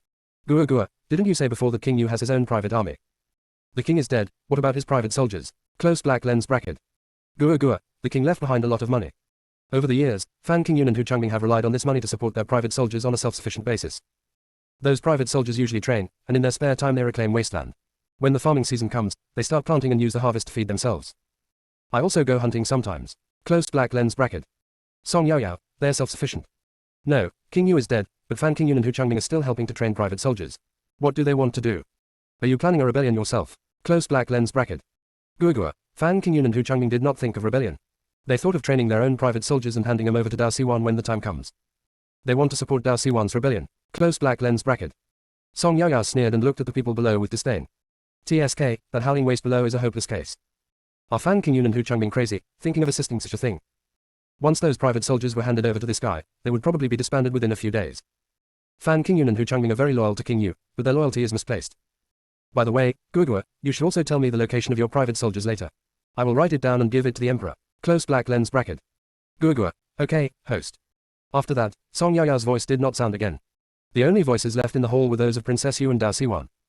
The emperor interrupted the two and asked, Princess Yu, Dao Siwan, do you admit your guilt? The voices of Princess Yu and Dao Siwan stopped abruptly, and they stared at the emperor blankly. Seeing the emperor's livid face, both of them were frightened. Could it be that the emperor discovered what they had done? After a while, Princess Yu said tremblingly, Your Majesty, I don't know. Please tell me clearly. Dao Siwan also said, I don't know, please let the emperor know. The emperor looked at the two people below and said, What have you done over the years? Do you want me to tell you? You are using my name to rape women and kill civilians. What do you take me for? When Princess Yu and Dao Siwan heard this, they knew that the truth had been revealed, and their heads were covered with beads of sweat. Princess Yu is still quibbling. Your Majesty, those are just rumors. Rumors cannot be trusted. At this moment, Dao Siwan's face was pale and his whole body was shaking.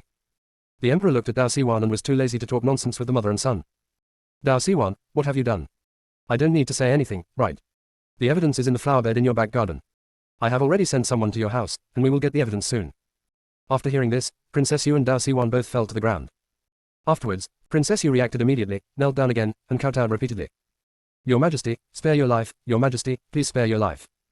Dao Siwan also knelt down and kowtowed. Your Majesty, spare your life, Your Majesty, please spare your life.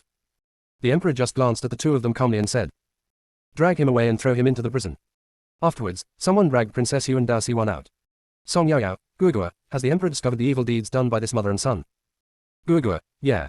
Song Yaoyao, your majesty is wise. Your majesty is mighty. The pleasant voice of eunuch Wang rang out. When there is something going on, we will start, and when there is nothing going on, we will retreat. Everyone, we have nothing to report. Eunuch Wang, dismiss the court. If it weren't for Princess Yu and Dao Siwan and his mother doing this, the court would have been dismissed long ago. My get-off work time is always delayed by this mother and son. After the court session, Song Yaoyao followed Minister Song back to the mansion. After returning home and changing into official uniform, Song Yaoyao began to write what she was going to hand over to the emperor, cement and concrete recipes, as well as its usage, uses, and precautions. The portraits of Fan Qingyun and Hu Changming have been printed out, and their high-definition photos, as well as Fan Qingyun and Hu Changming's families, and their relationship networks, were all printed out. Song Yaoyao took a look at their network of relationships, and it was really true that when you pull out a radish, you bring out some dirt. This network of relationships is extremely large. Song Yaoyao also asked Guogua to print out the location where the king's private soldiers were hiding, and also attached a map to the place. Song Yaoyao checked these things several times and made sure there was no problem before she secretly went to Minister Song's study. Following the original method, Song Yaoyao smashed the things on the door and ran away. Only after making sure that her father had picked up the things and entered the house did Song Yaoyao leave. Minister Song opened the thing and took a look at it, then asked the secret guards to take it back to the palace. Was the emperor shocked after seeing the high-definition photo? Is this what Song Yaoyao meant by printing? Is this a rubbing of a real person onto paper? The hair is clearly visible, the scars on the face and the texture of the skin are clearly visible. This is amazing. But now, the emperor had no time to study the printed photos, but instead sent people with secret orders to secretly go to the border to arrest Fan Qingyun and Hu Changming, as well as their families and networks. The emperor looked at these networks of relationships and couldn't help but cover his heart. King Yu has been dead for so many years, but his power still exists. Has it reached this point? Afterwards, the emperor arranged for someone to go to Jiangnan with cement and concrete recipes. As soon as all this was done, the people sent to Prince Yu's palace came back. After listening to the report, the emperor wished he could cut Princess Yu and Dao Siwan into pieces. More than 30 skeletons were dug out from under the flower bed. How cruel was Dao Siwan to torture so many women to death. The inner voice was overheard, and the whole court was eating melons together. Chapter 57 Oyu Ruoxuan is here. It is not the right time yet. We have to wait until we receive news that the arrest was successful from the border before we can deal with the mother and son. Otherwise, when King Yu's men at the border learned of the death of the mother and son, who knows what they would do. To prevent the situation from getting out of control, it is better to save the lives of the mother and child. Although we cannot kill the mother and son immediately, we can still get some interest back. The emperor ordered the jailer to treat the mother and son well, but not to kill them. With the emperor's words, the jailers had plenty of ways to torture people, but they would not torture them to death. Here, after Song Yaoyao gave those things to her father, she went to court and recuperated every day. The old lady comes over every day to help Song Yaoyao massage her waist. 7 days later, Song Yaoyao's waist had healed. That day, after court dismissal, Song Yaoyao prepared to go out and have fun. She had been staying in the mansion for a long time, and she was feeling suffocated. Unexpectedly, several unexpected people came to the mansion. Mrs. Song asked Song Yaoyao to go to the front hall. When Song Yaoyao saw the person in the front hall, she looked at the other person for a long time and found out that it was none other than Oyu Ruoxuan. She came with a young girl and a young man, neither of whom Song Yaoyao knew, so she asked Guogua. Guogua, why is Oyu Ruoxuan here? Also, who are the other two people? Close black lens bracket. Guogua doesn't know why Oyu Ruoxuan came. As for the other two people, the woman is General Han's granddaughter, named Han Mangxi, and the man is Han Mangzai's biological brother, Han Chuyu. Close black lens bracket. The three of them had heard that Master Xiao Song was different, but they didn't know exactly what was different. Just now, they clearly didn't see anyone in the hall speak. But they definitely heard a sound. Where did that sound come from? The few of them didn't hesitate anymore, and quickly stood up and saluted Song Yaoyao, Master Song. Song Yaoyao nodded to them and said, please sit down. This voice is exactly the same as the one that just spoke, but Master Xiao Song clearly did not open his mouth just now. What is going on here? Several people stared at Song Yaoyao intently. Song Yaoyao looked at them and asked. Everyone, what brings you to your house? Oyu Ruoxuan quickly said. We all admire Lord Xiao Song. He is so young, yet he is able to serve as an official in the court. We would like to make some friends with him. Song Yaoyao nodded. Guogua, my damn charm. It's so attractive. Guogua rolled his eyes. Host, can't you have a little self-awareness? You are just a little kid, where does your charm come from? Only these three people in front of you are blindly chasing stars, so they would be deceived by you. Close black lens bracket. Song Yaoyao, admit that I am attractive, can you die? Guogua, I can't die. But I can be disgusted and vomit. Close black lens bracket. This time the three of them were sure that Song Yaoyao did not open her mouth, but the voice was indeed hers. Could this be her inner voice? Is this what makes Lord Xiao Song different? Listening to the bickering between Song Yaoyao and the Guogua, everyone found it extremely funny. This little Mr. Song is really interesting. Oyu Ruoxuan heard from others that it was all thanks to Lord Xiao Song that her case was finally solved, and she wanted to come and thank Lord Xiao Song. But when she came, others reminded her not to say thank you, but to say that she admired Mr. Xiao Song and came to visit him specially. Oyu Ruoxuan didn't understand why she couldn't say thank you. The other party said, you will know when you go there. Now, she finally realized that most of her troubles were exposed through Lord Xiao Song's inner voice. Today, not only Mrs. Song but also my eldest sister Song Qingling is here to accompany me. Song Yaoyao was not interested in the topic they were talking about, so she sat there and dozed off. It's not a good idea to take a nap in front of guests. Song Yaoyao forced herself to cheer up and said to Guoguo, Guoguo, please share some new news to wake me up. I am almost dying of sleep. Guoguo, okay, host. After a moment, Guoguo's voice sounded again. As Guoguo spoke, a person appeared on the screen above Song Yaoyao's head. That person was none other than Han Mangxi. Guoguo, let's eat Han Mangxi's melon today. Han Mangxi's father is General Han's eldest son, Han Fei. Han Fei, who has been training in the army with his father since he was a child, has superb martial arts skills. When Han Fei reached marriageable age, he married An Pingru, the legitimate daughter of Duke Anguo. After marriage, the two lived a sweet and loving life. However, after 3 years, An Pingru's belly still showed no sign of pregnancy. Old Madame Han put a woman from her own family into Han Fei's room. This woman is Han Mangxi's biological mother, Aunt Mei. Close black lens bracket. Song Yaoyao, is An Pingru infertile? Guoguo, no. An Pingru is not infertile, it's just it's difficult for her to conceive. Host, please stop interrupting and listen to me. Close black lens bracket. Song Yaoyao, okay, I won't interrupt you anymore, go ahead. Oyu Ruoxuan and the other two looked at Han Fei, and Pingru and Aunt Mei on the screen and were all extremely surprised. How did Song Yaoyao know what these people looked like? Song Yaoyao, I don't know, it's Guoguo who knows. Guoguo continued. Aunt Mei was very hardworking and soon found out that she was pregnant. Old Madame Han was afraid that something might go wrong, so she took Aunt Mei to her own courtyard and sent someone to take care of her. 10 months later, Han Chuyu was born. The whole family was very happy and liked the child very much. Although Han Chuyu is a bastard son, he is the first grandson of the Han family and his status in the mansion is different. All his education, food, clothing and other expenses were given as if he were the legitimate son. 2 years later, An Pingru found out she was pregnant. She was so happy that she looked forward to giving birth to a son every day. But things went against her wishes. 10 months later, An Pingru gave birth to her eldest daughter, Han Jingwen. It is so rare for An Pingru to give birth to such a daughter. Although she regretted giving birth to a daughter, An Pingru loved her daughter very much. Close black lens bracket. Everyone was watching the scenes on the screen while talking about other things to prevent Song Yaoyao from noticing anything unusual. Guoguo paused and continued. In this way, 3 years later, Aunt Mei became pregnant again and gave birth to Han Mangxi. Han Fei has only one wife and one concubine, and they get along pretty well. Gradually, the children grew up, and Han Jingwen married her cousin Lei, the eldest grandson of Duke Anguo, and gave birth to a son and a daughter. This kind of life makes Han Jingwen very satisfied. But the good times didn't last long, as Han Jingwen was diagnosed with an incurable disease. Han Jingwen won't live more than a year. Han Jingwen cried every day. It is said that if there is a stepmother, there will be a stepfather. If she died and the stepmother took office, would her 2 children have a chance to survive? Her children, one 3 years old and the other one 1 year old, are still very young and need their mother. Han Jingwen's heart ached terribly when she thought of the scene of her child being tortured. Close black lens bracket. The inner voice was overheard, and the whole court was eating melons together. Chapter 58 Han Jingwen's plan. Song Yaoyao couldn't help but interrupt Guoguo. Guoguo, this Han Jingwen is quite pitiful. She has a terminal illness, but what does this have to do with Han Mangxi? Guoguo, Han Jingwen thought about it and felt that instead of her husband finding a second wife whose character she didn't know after her death, it would be better for her to help her husband find a second wife who knew her well while she was still alive. Han Jingwen observed for a while but couldn't find a suitable candidate in Beijing. Some time ago, because the divorce of the 6th prince and Oyu Ruoxuan caused a lot of controversy, General Han got the news and wanted to take his granddaughter to live with him, so he sent Han Chuyu and Han Mangxi to the capital to pick her up. After Han Chuyu and Han Mangxi arrived in the capital, they went to visit the Duke of Anguo's mansion and met Han Jingwen. Han Jingwen looked at her beautiful concubine sister Han Mangxi and set her sights on her. Close black lens bracket. Song Yaoyao said in astonishment. Is Han Jingwen crazy? She wants her concubine's younger sister to be her successor. How did she come up with that? Besides, how could Han Mangxi, a beautiful girl, be willing to marry an old man who was divorced? Not only does this man have 2 children, but most importantly, he is also her brother-in-law. Close black lens bracket. When Han Mangxi heard this, her face turned extremely pale. When Han Chuyu heard this, his face turned dark. Guoguo continued to expose. There's no need to think about it, Han Mangxi definitely wouldn't want to.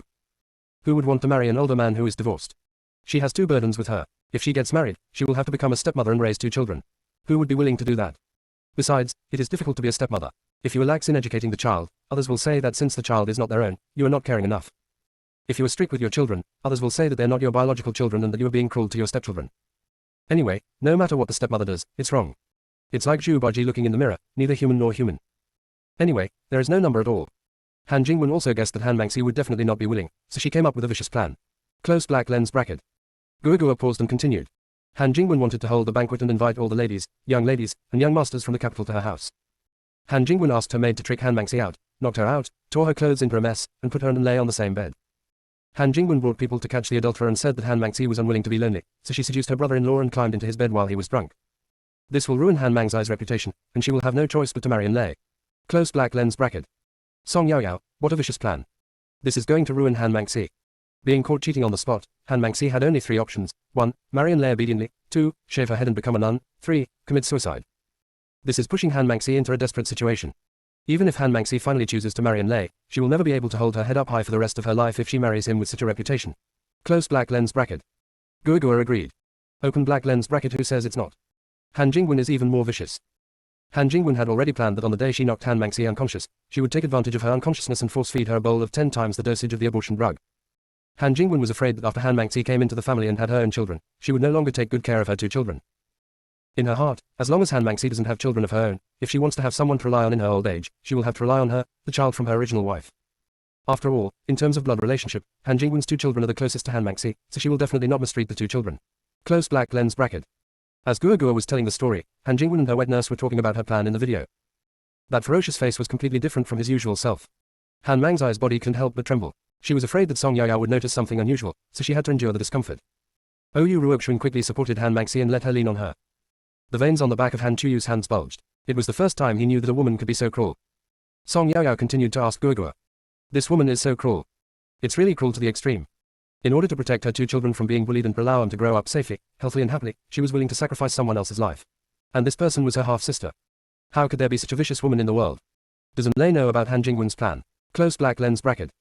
Gua, on the day when Han Chuyu and Han Mangxi went to visit the Angua mansion, and Lei met Han Mangxi. The first time Lei saw Han Mangxi, he was attracted by her pure appearance. When Han Jingwen proposed to make her half-sister her second wife, Lei did not refuse. Although Han Mangxi is a concubine's daughter, her elder brother Han Chuyu is training her as the legitimate son and heir to the general's mansion. If nothing unexpected happens, the general's mansion will fall into the hands of Han Chuyu in the future. With such a powerful brother-in-law, Lei is of course happy. He could marry a young and beautiful wife who could help him take care of the elderly and children, and the Han family could continue to be his support. Of course Lei would not refuse this opportunity to kill 2 birds with 1 stone. Close black lens bracket.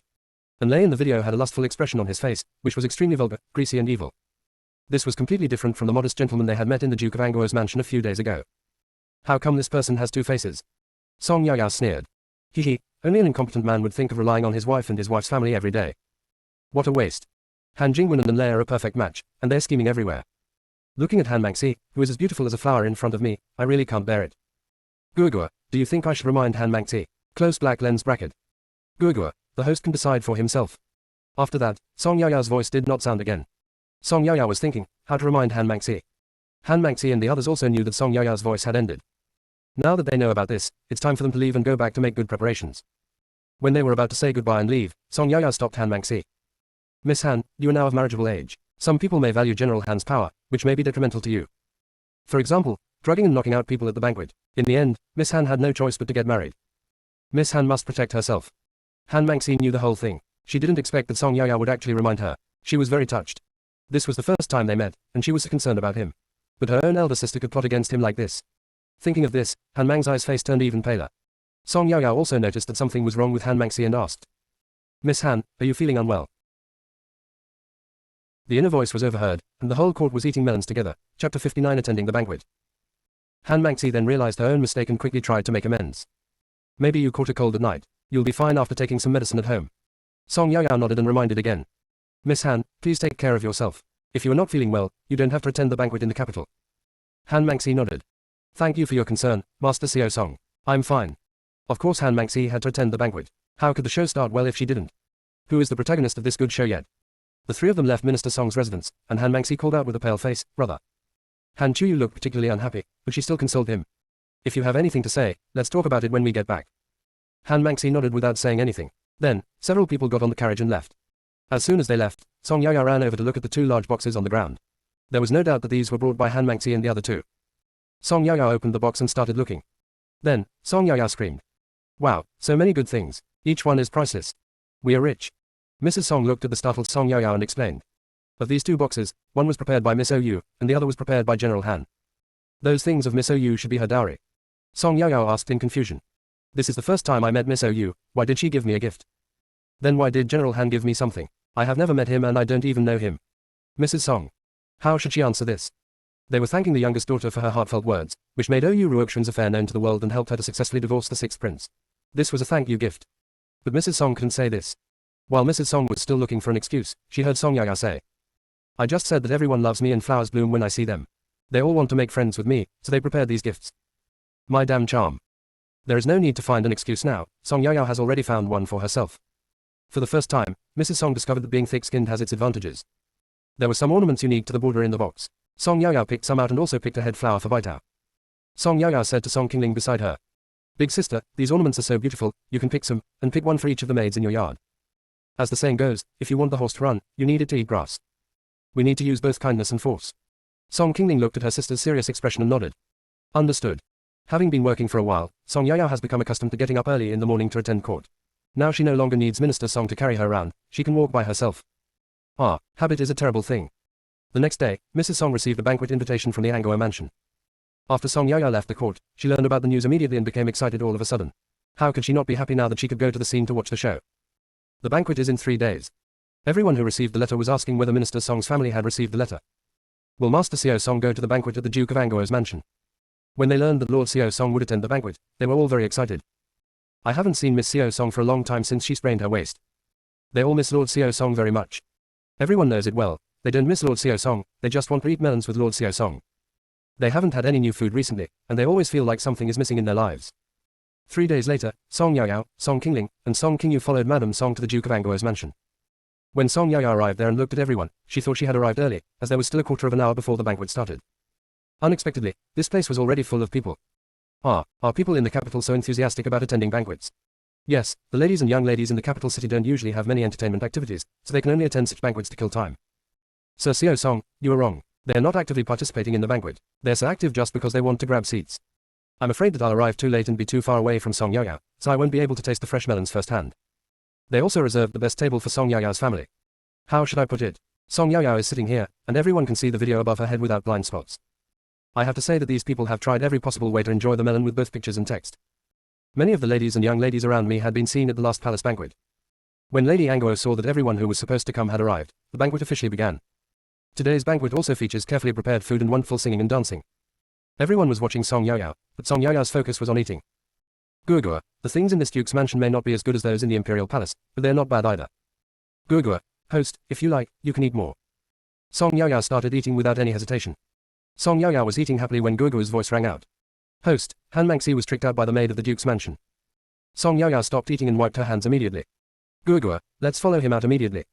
As Song Yaoyao's voice sounded, everyone saw a young and beautiful girl above her head. They thought that this girl was Han Mangxi that Master Song mentioned. She was called out by a little maid. Song Yaoyao turned to Madame Song and said, Mom, I ate a lot. I want to go out for a walk to help digest the food. Mrs. Song nodded. Mom will go with you. Song Qingling, Song Qingyu, I want to go too. Before Song Yaoyao could say anything more, Madame Song, Song Qingyu and Song Qingling all stood up. Seeing this situation, everyone also said that they wanted to go out for a walk. Just like that, a group of people followed behind the Song family. Of course Song Yaoyao saw it, but she thought that everyone was following Han Mangxi, and with so many people around, she was not afraid of being ruined by others. Just as Song Yaoyao was about to chase after Han Mangxi, Gurgua's voice rang out. Host, you don't have to help. Han Mangxi can handle it herself, don't worry. Close black lens bracket. Song Yaoyao stopped. Song Yaoyao watched the video and saw that the maid took Han Mangxi to a remote place. Suddenly, a man appeared, knocked Han Mangxi unconscious while she was not paying attention, and carried her towards a room. When they reached the door of a room, the man carrying Han Mangxi was about to push the door open when suddenly another person jumped out and knocked the man carrying Han Mangxi unconscious. The inner voice was overheard, and the whole court was eating melons together. Chapter 60 Counterattack. At this time, Han Mangxi opened his eyes and asked, Are you all ready? Don't worry, miss, we are ready. The person who spoke nodded to the person beside him, and suddenly a woman as big as a hill appeared in the shadows next to him. This person was none other than Princess Yuping, Chen Jiaping. Her father is the emperor's uncle, Prince Shan. It can be seen from his title that he is an idle prince. No matter how idle a prince he is still a member of the royal family. Everyone held their breath and stared at the screen intently. Song Yaoyao didn't understand and asked, Gurgua, who is this fat girl? Gurgua, she is Princess Yuping, Chen Jiaping. Song Yaoyao nodded. It turned out to be her. I've heard of her, but this is the first time I've seen her in person. Close black lens bracket. Gurgua said gloatingly. Now it's time to watch some fun. Song Yaoyao had heard a long time ago that Chen Jiaping had been in poor health when he was a child and had to take medicine all year round, which caused him to gain weight and become out of shape. When I reached the age of dating, no one came to propose marriage. She knew that this was all because of her body, so she tried her best to lose weight. There is no scientific way to lose weight in this era, everyone relies on starvation. Once, Chen Jiaping didn't eat for 5 days, but he didn't lose any weight and he fainted from hunger. Prince Shan invited many imperial doctors from the palace to his mansion at that time, and this matter caused a big uproar. After this incident, Chen Jiaping's plan to lose weight by starving herself was no longer feasible, because Princess Shan had specially assigned a nanny to look after her. Now, Chen Jiaping is 20 years old and still hasn't found a marriage. Before, some people wanted to marry Chen Jiaping because of her family background. They planned to take in several concubines after the marriage. Prince Shan and Princess Shan also took this into consideration. They were afraid that if a concubine came into the family, Chen Jiaping's life would become difficult. Therefore, the first condition for marrying Chen Jiaping is to never take a concubine. Many men cannot do this. So, Chen Jiaping's marriage was delayed. Song Yaoyao then asked, Gua, what's going on today? Isn't the condition for marrying Chen Jiaping that you never take a concubine? And Lei not only has a wife, but also several concubines. Will Prince Shan and Princess Shan agree? Close black lens bracket. Gua, Chen Jiaping is already 20 years old, and still hasn't found a marriage. She herself is anxious. Before, when Chen Jiaping attended a palace banquet, several princesses laughed at her. And Lei spoke a few words for her, and she noticed in Lei. This was the first time that anyone her age had ever spoken up for her. The more Chen Jiaping got to know Lei, the more she felt that he was a good person. Gradually, Chen Jiaping developed a crush on Lei. Chen Jiaping was very disappointed when she learned that Lei was married. I can only hide this aberration in my heart. Close black lens bracket. Gua paused and continued.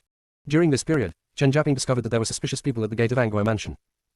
After investigation, she learned about Han Jingwen's plan and also knew that Han Chuyu and the others were trying to find a way out of the situation, so she went to find Han Chuyu in person and said that she was willing to be the one to break the situation.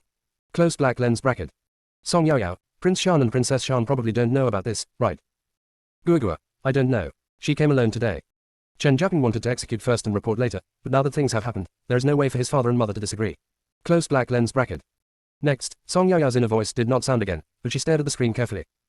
After hearing what Song Yaoyao was thinking, everyone had already guessed what was going on. Everyone doesn't know that Han Jingwen has a terminal illness. They're just curious about why she is plotting against her own half-sister. Everyone stared at the screen intently. On the screen, Chen Jiaping entered the room, while Han Chuyu and Han Maxi hid themselves. After a while, Lei appeared at the door of the room. Lei looked around and saw nothing unusual, so he pushed the door open and walked in. Chen Jiaping had already lit a powerful aphrodisiac incense in the room, and soon, sounds that even adults could understand came from inside. Only able to hear the sound but not see the image, Song Yaoyao said to Gua anxiously.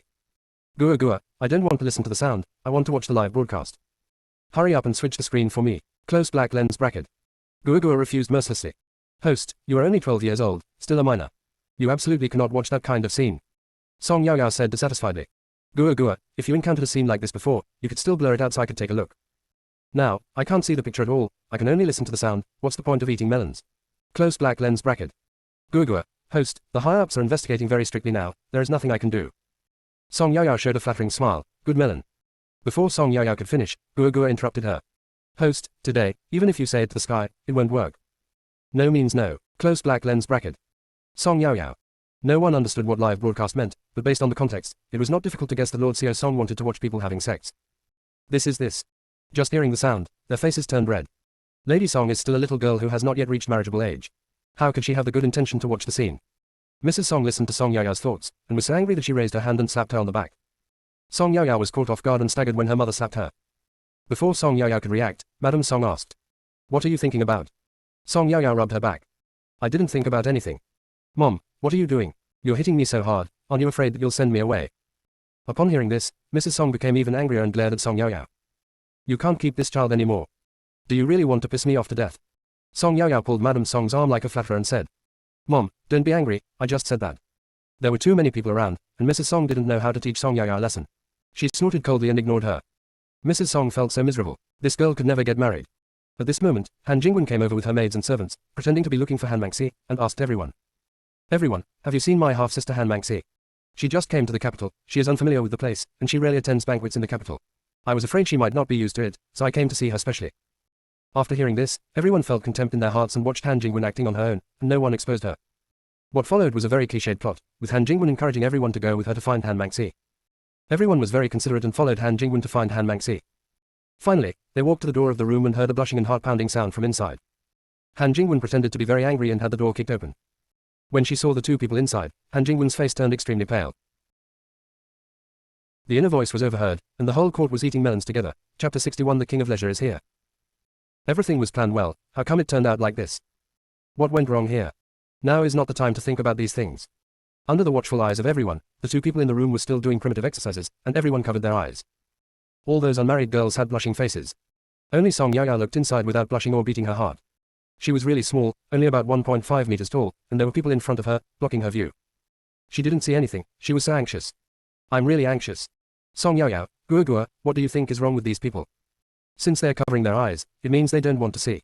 If they don't want to see, then what are they doing standing in front? Do they know that they are blocking me? I'm the one who wants to see it, but I'm blocked by them and can't see anything. I'm so anxious. Family members, can you please make way for me so I can go to the front and take a look? Close black lens bracket. When everyone heard this voice, they all looked at Song Yaoyao. I saw her holding onto the person in front of her, preparing to squeeze through the gap and rush forward. When Song Qingyu saw her sister like this, without waiting for Mrs. Song to say anything, she reached out and grabbed Song Yaoyao's collar and walked behind the crowd. Song Yaoyao couldn't resist at all and shouted, "Brother, what are you doing? Haven't I seen enough?" After hearing this, Song Qingyu's face darkened and he said, "You're not allowed to go. Is this kind of scene something a little girl like you can watch? You won't be afraid of getting sty after watching this. If you continue like this, just wait and see how I will punish you." At this time, Mrs. Song and Song Qingling also withdrew, and some other ladies with their children also withdrew. Mrs. Song didn't say anything, but just glared at Song Yaoyao fiercely. Song Yaoyao knew that her mother was angry again, and she quickly smiled at Madame Song. Mrs. Song looked at her shameless little daughter and really wanted to use the Song family rules to teach her a lesson. It is said that from childhood to adulthood, every time Minister Song and Madame Song were pissed off by Song Yaoyao, they always thought about teaching her a lesson, but when it came to actually applying the family rules, they couldn't bring themselves to do it because they were reluctant. Hey. This is how Song Yaoyao was spoiled. Mrs. Song held her breath. She had already made up her mind that after returning home today, she would treat Song Yaoyao according to the family rules no matter what. The two people in the room were still hugging each other, inseparable. Han Jingwen felt like she was holding her breath and almost fainted. The maid next to her saw this and quickly supported her. Han Jingwen calmed herself down and shouted to the maid beside her, "Separate the two of them quickly." When the experienced old woman saw this scene, she quickly fetched a basin of cold water and poured it on the two of them. The two finally woke up. When Enlei saw that the woman opposite him was not Han Maxi but Princess Yuping, he fainted again. Soon, Prince Shan and Princess Shan learned about this and came to the Duke Anguo's mansion in a rage. When Princess Shan saw Chen Jiaping, she hugged her and started crying. "Jiaping, my daughter, you have been greatly wronged. Your father will definitely seek justice for you." Chen Jiaping nodded. "It has already happened, how can we get justice? Of course it's negotiation. The question is how to solve this problem in the most beneficial way." Chen Jiaping would not get involved in this matter. With her father around, she would definitely not suffer any loss. When the two families were negotiating, the wife of Duke Anguo said that today's banquet would be over and everyone should go back first. Song Yaoyao was also very depressed. The host had already ordered them to leave, so they had to leave. "How can I eat melons now that I have left the Duke's mansion?" "You can't be too far away when eating melons, otherwise you won't be able to eat them." "Worry. Song Yaoyao, Guogua, we are too far away from Anguo mansion and can't eat melons anymore. What should we do?" "Guogua, host, think of a way. You also know that there is a distance limit for eating melons." After hearing this, everyone understood that as long as they left the Anguo mansion, they would not be able to eat the melons from the Anguo mansion, so everyone began to help Song Yaoyao find a solution. After what happened just now, everyone can be sure that the people in the Anguo mansion cannot hear Song Yaoyao's inner voice. As long as we can't hear Song Yaoyao's inner voice, this matter will be easy to handle. We can all work together to find a solution. Suddenly a lady said, "Madam, when I came here, I saw that the scenery in your back garden was nice, and I wanted to go take a look." Before the Duke's wife could say anything to refuse, someone else echoed her. "Yes, when we came here, we also thought the scenery there was nice and wanted to take a look." "Yeah, I don't know how you take care of the flowers and plants in your house, how come they grow so well?" Yes. It's a rare opportunity for us to come to your house, so let's enjoy the scenery of the back garden before we leave." "That's right, I think the rockery and lotus pond in your house are also very unique." Ellipsis. Is the back garden in their house really that good? Although Lady Anguo was doubtful, she agreed and took everyone to the back garden. "Can I stay here just like this?" Song Yaoyao was still a little confused. Is the garden of the Duke of Anguo's mansion really unique? When they arrived at the garden, Song Yaoyao looked left and right. The flowers, rockery and pond here, pardon her poor eyesight, seemed, as if, probably, just like that. Song Yaoyao didn't see anything special. Maybe her aesthetic is different from everyone else's. Song Yaoyao didn't worry about it anymore. As long as she could continue to eat melons here, that was enough. Song Yaoyao continued to ask Guogua. "Guogua, where is the situation going?" As Song Yaoyao asked the question, the picture appeared on the screen above her head again. In the picture, Enlei was kneeling on the ground in a mess, as if he had just been beaten. His hair was messy and there were several scratches on his face. With Guogua's answer, everyone knew that they had guessed correctly. Host, Princess Shan just accused Enlei of raping a woman. He is shameless. He is an old man, but he still bullies her daughter, who is still a virgin. The more Princess Shan spoke, the sadder and angrier she became. In the end, she just pounced on Enlei and started fighting. The maids and servants didn't dare to step forward to pull her away, and in the end it was Chen Jiaping who finally pulled Princess Shan away. Close black lens bracket. Song Yaoyao asked excitedly. "Really, a fight broke out. It's such a pity that I didn't see it at the critical moment. I just love watching scenes of slapping, hair pulling, and face scratching. Alas, I missed such a wonderful scene." Close black lens bracket. Hearing Song Yaoyao's voice of regret, everyone couldn't help but twitch their lips. Lord Xiao Song really enjoys watching the fun. In fact, what they're embarrassed to say is that they also like to watch such scenes. It's just that normally, due to their status, no one shows it. The inner voice was overheard, and the whole court was eating melons together. Chapter 62 Han Jingwen is offline. In the picture, the King Shan was sitting on the upper seat, and asked with a gloomy face. It has already happened, how do you want to solve it? Duke Anguo said tremblingly. Our Anguo mansion will be responsible to the end, please rest assured, your majesty. The King of Idleness said unhappily. Stop playing dumb with me. I want to know the specific solution. Duke Anguo was in a dilemma. Princess Yuping absolutely could not be a concubine. However, Enlei's current wife was Han Jingwen. Although Han Jingwen had a terminal illness, she was still alive. What should he do? Prince Shan saw that Duke Anguo had not spoken for a long time, so he asked. Why don't you speak? Are you in trouble? Duke Anguo said. This is a bit troublesome. Then he expressed his concerns. Duke Anguo continued. Princess Yuping cannot be a concubine. Han Jingwen has a terminal illness and won't live long. I thought we could get engaged first, and then marry Princess Yuping after Han Jingwen passes away. This matter is indeed very troublesome. It is impossible for them in the Anguo mansion to demote the wife to a concubine. General Han commands a large army and guards the border. If his granddaughter is demoted to a concubine, wouldn't there be a slap in the face of General Han? Besides, Han Jingwen is the niece of Duke Anguo, so he can't do that. The only way is to wait for Han Jingwen to pass away. Of course, King Shan also understands this principle. Before Prince Shan could say anything, a servant came running in hurriedly from outside. When the man came in, he didn't care about his rashness. He knelt down and said to the Duke of Anguo. Master, it's not good. Duke Anguo scolded. What nonsense are you talking about?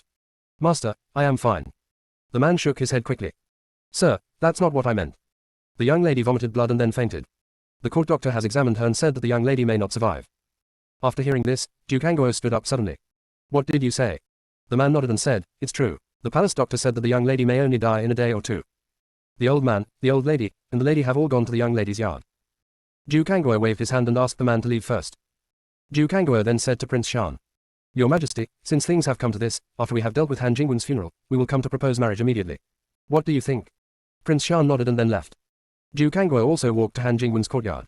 The scene on the screen turned to Han Jingwen's yard. The old duke, the old lady, and the wife of Duke were all there, and they were asking the court doctor about Han Jingwen's condition.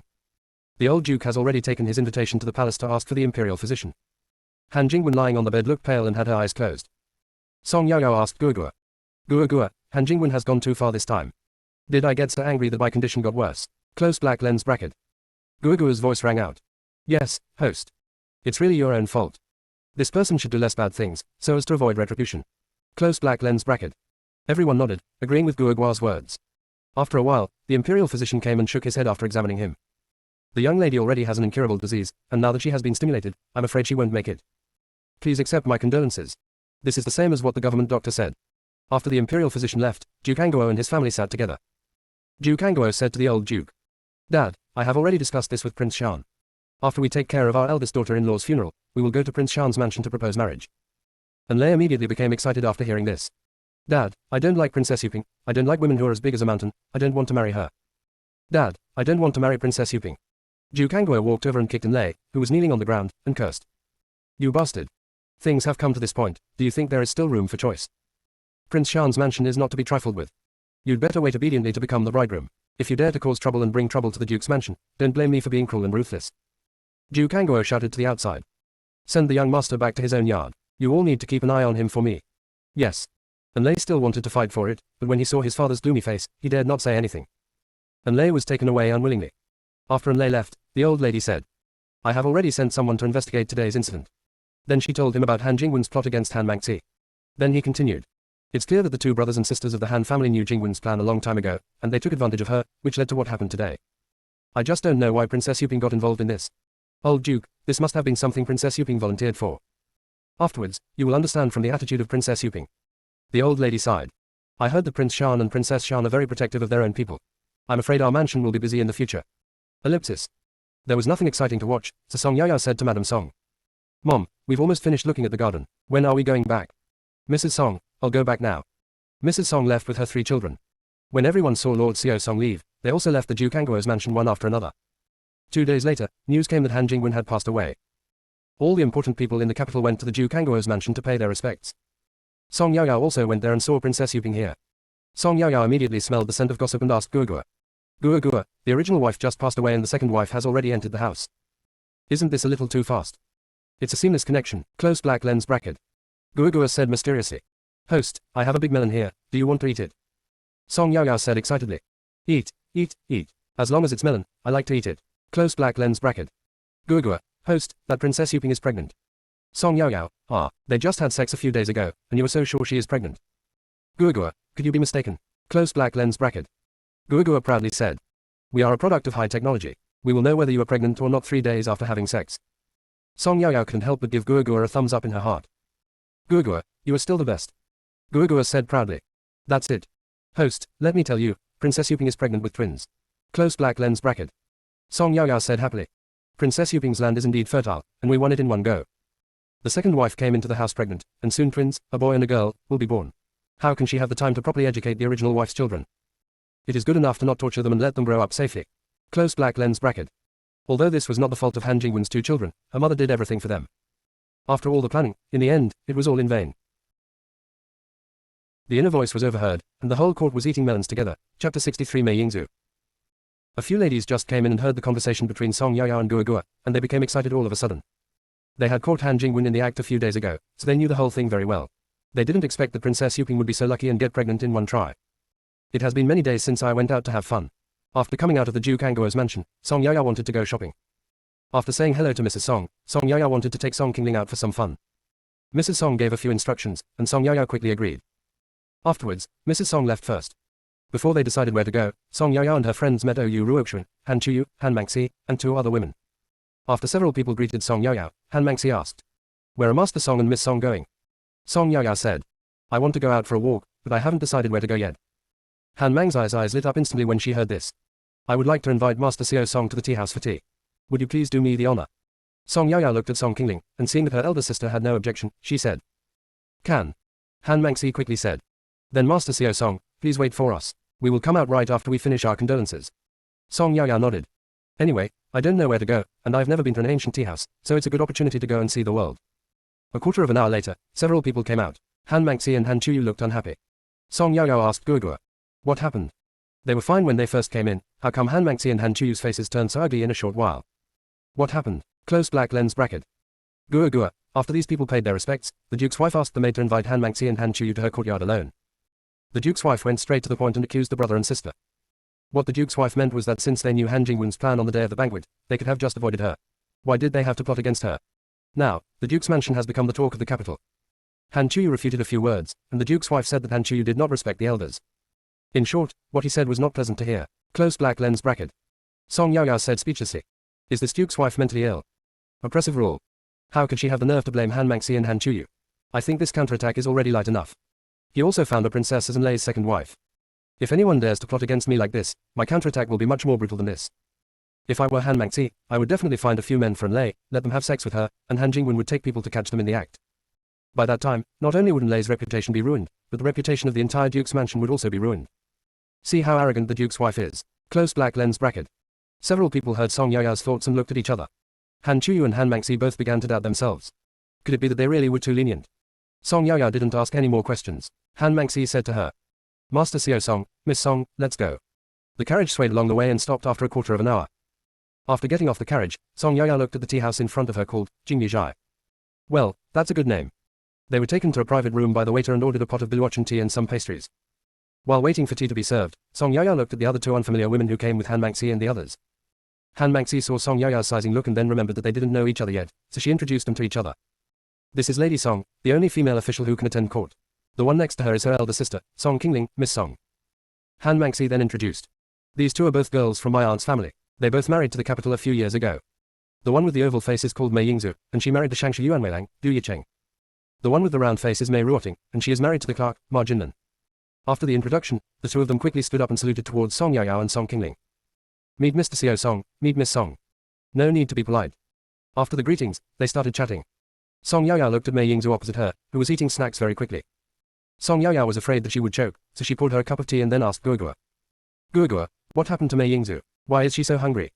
What happened to the Shangshu Yuanweilang mansion that made the mistress of the house starve to this state? Close black lens bracket. Gua, in fact, Mei Yingzhu is Han Mangxi's real cousin, and the daughter of Aunt Mei's brother. This person also has a miserable life. She has been married to Du Yicheng for several years, but she is still not pregnant. Her mother-in-law always blames her for something else, calling her a hen that doesn't lay eggs. Torturing her in different ways every day. Yesterday, the old lady punished her by making her kneel in the ancestral hall all night. When she was released, she was not allowed to eat anything and was sent to the Duke's mansion to pay her respects. She hadn't eaten for 2 days and was starving. She followed you to the tea house just to fill her stomach first. If she went back, she would probably continue to be hungry. Close black lens bracket. Song Yao, how can there be such a vicious mother-in-law? By the way, the inability to have children is not necessarily the woman's problem. Maybe there is something wrong with the son himself and he is infertile. This needs to be checked out at a clinic. It is not right to just label a woman as infertile. Close black lens bracket. Gua Gua, host, things are not what you think. After being married for so many years, Du Yicheng has never touched Mei Yingzhu. Mei Yingzhu is still a virgin, how could she be pregnant? Close black lens bracket. Everyone was stunned when they heard this, and then they listened more carefully. Mei Yingshui's body visibly stiffened for a moment, then she relaxed and continued to eat snacks with her head down. Song Yaoyao's gossip fire burned fiercely. Gua Gua, is it that Du Yicheng is impotent? Gua Gua, when they first got married, Du Yicheng told Mei Yingzhu that his penis was injured and he had lost his fertility, and asked Mei Yingzhu to keep it a secret for him. Mei Yingzhu felt like she was struck by lightning when she heard this. She thought about it for a long time. She didn't want to cause trouble for her parents' family because they were in decline. And since she had already married into the Du family and was a member of the family, she just endured it.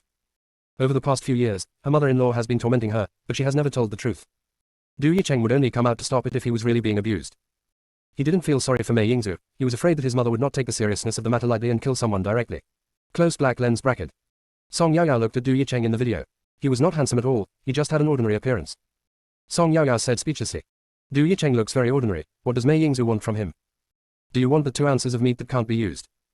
It's really speechless. The mother opened the door to speechless people. I am speechless at home. Close black lens bracket. The inner voice was overheard, and the whole court was eating melons together. Chapter 64R. Song Yaoyao's chest rose and fell in anger. Is Mei Yingzhu a masochist? Does she like to take the blame and be abused? I really don't know what she is thinking. Close black lens bracket. Gua Gua continued to expose. In fact, the situation was not what Du Yicheng said. His vitals were not injured at all. He had been lying to Mei Yingzhu all along. Mei Yingzhu raised her head suddenly and stared at Song Yaoyao. Seeing her like this, Han Mangxi was afraid that Song Yaoyao would notice something was wrong, so she quickly pulled her back. Mei Yingzhu finally reacted and quickly lowered her head again. Song Yaoyao was shocked. What? He's fine. He's really bullying me, isn't he? Why did he lie to Mei Yingzhu from the very beginning? Does he have someone he likes? His family did not agree, so they were forced to separate, and finally he had to marry Mei Yingzhu. Du Yicheng is keeping his virginity for that woman. Close black lens bracket. Gua Gua, host, it's not what you think. Let me tell you. Close black lens bracket. Just then, there was a knock on the door. Who is this person at this critical moment? How ignorant. When she saw the person knocking on the door, Song Yaoyao was speechless and cursed in her heart. Why is this person here? Do you regret it now? Late. What kind of wife-chasing crematorium game is this here now? If I were Oyu Ruoxuan, I would ignore him at all.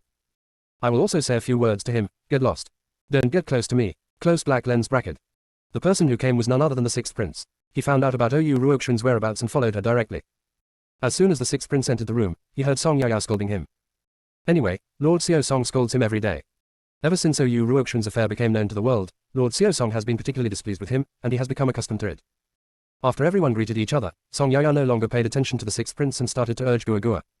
Gua Gua, let's ignore the 6th prince and continue what you just didn't finish. Gua Gua, okay. In fact, Du Yicheng has always liked men. Close black lens bracket. Song Yaoyao was so excited that she almost screamed. Was there such a thing in ancient times? Song Yaoyao was a little unbelievable and asked anxiously. Open black lens bracket, what's going on? Tell me now. Close black lens bracket. Gua Gua, when Du Yicheng was a teenager, he discovered that he liked men. At that time, his family was strict and he didn't dare to show it. After he became an official, he would go to the brothel every now and then. Every time he went out, he told his family that he was going to keep an appointment with a colleague. No one in the family has ever doubted him. Close black lens bracket. As Gua Gua continued to tell the story, the video showed scenes of Du Yicheng going to the brothel and enjoying himself so much in the brothel that he didn't want to leave. Everyone who watched it felt uncomfortable. Gua Gua's revelations continue. Once, when Du Yicheng went to a brothel, he met a prostitute inside. This prostitute was exceptionally good-looking, and Du Yicheng fell in love with him at first sight. The prostitute's name was Lu Zhu. Du Yicheng redeemed him and arranged for him to live in a house outside. Lu Zhu was unwilling at first, but as time went by, he gradually fell in love with Du Yicheng. Close black lens bracket. Song Yaoyao, TSK, this is a two-way journey. Gua Gua, when they have sex, who is on top and who is on the bottom?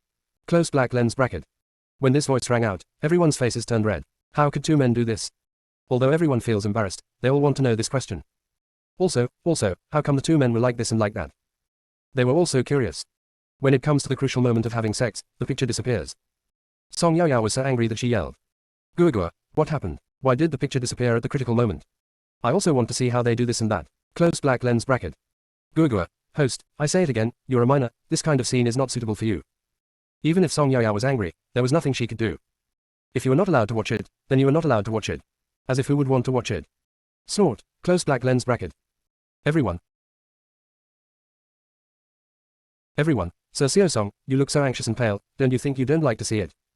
Although Song Yaoyao was depressed, she continued to ask Gua Gua. Guogua, what next? Please continue. Guogua, Du Yicheng and Lu Zhu are very much in love and live in their own world. However, Du Yicheng soon reached marriageable age and his family began to arrange his marriage. This made the two of them helpless and sad. They simply cannot let others know about their feelings. After the two discussed, they finally decided to let Du Yicheng marry a wife openly, whose family background must be lower than Du's, so that it would be easier to control the other party.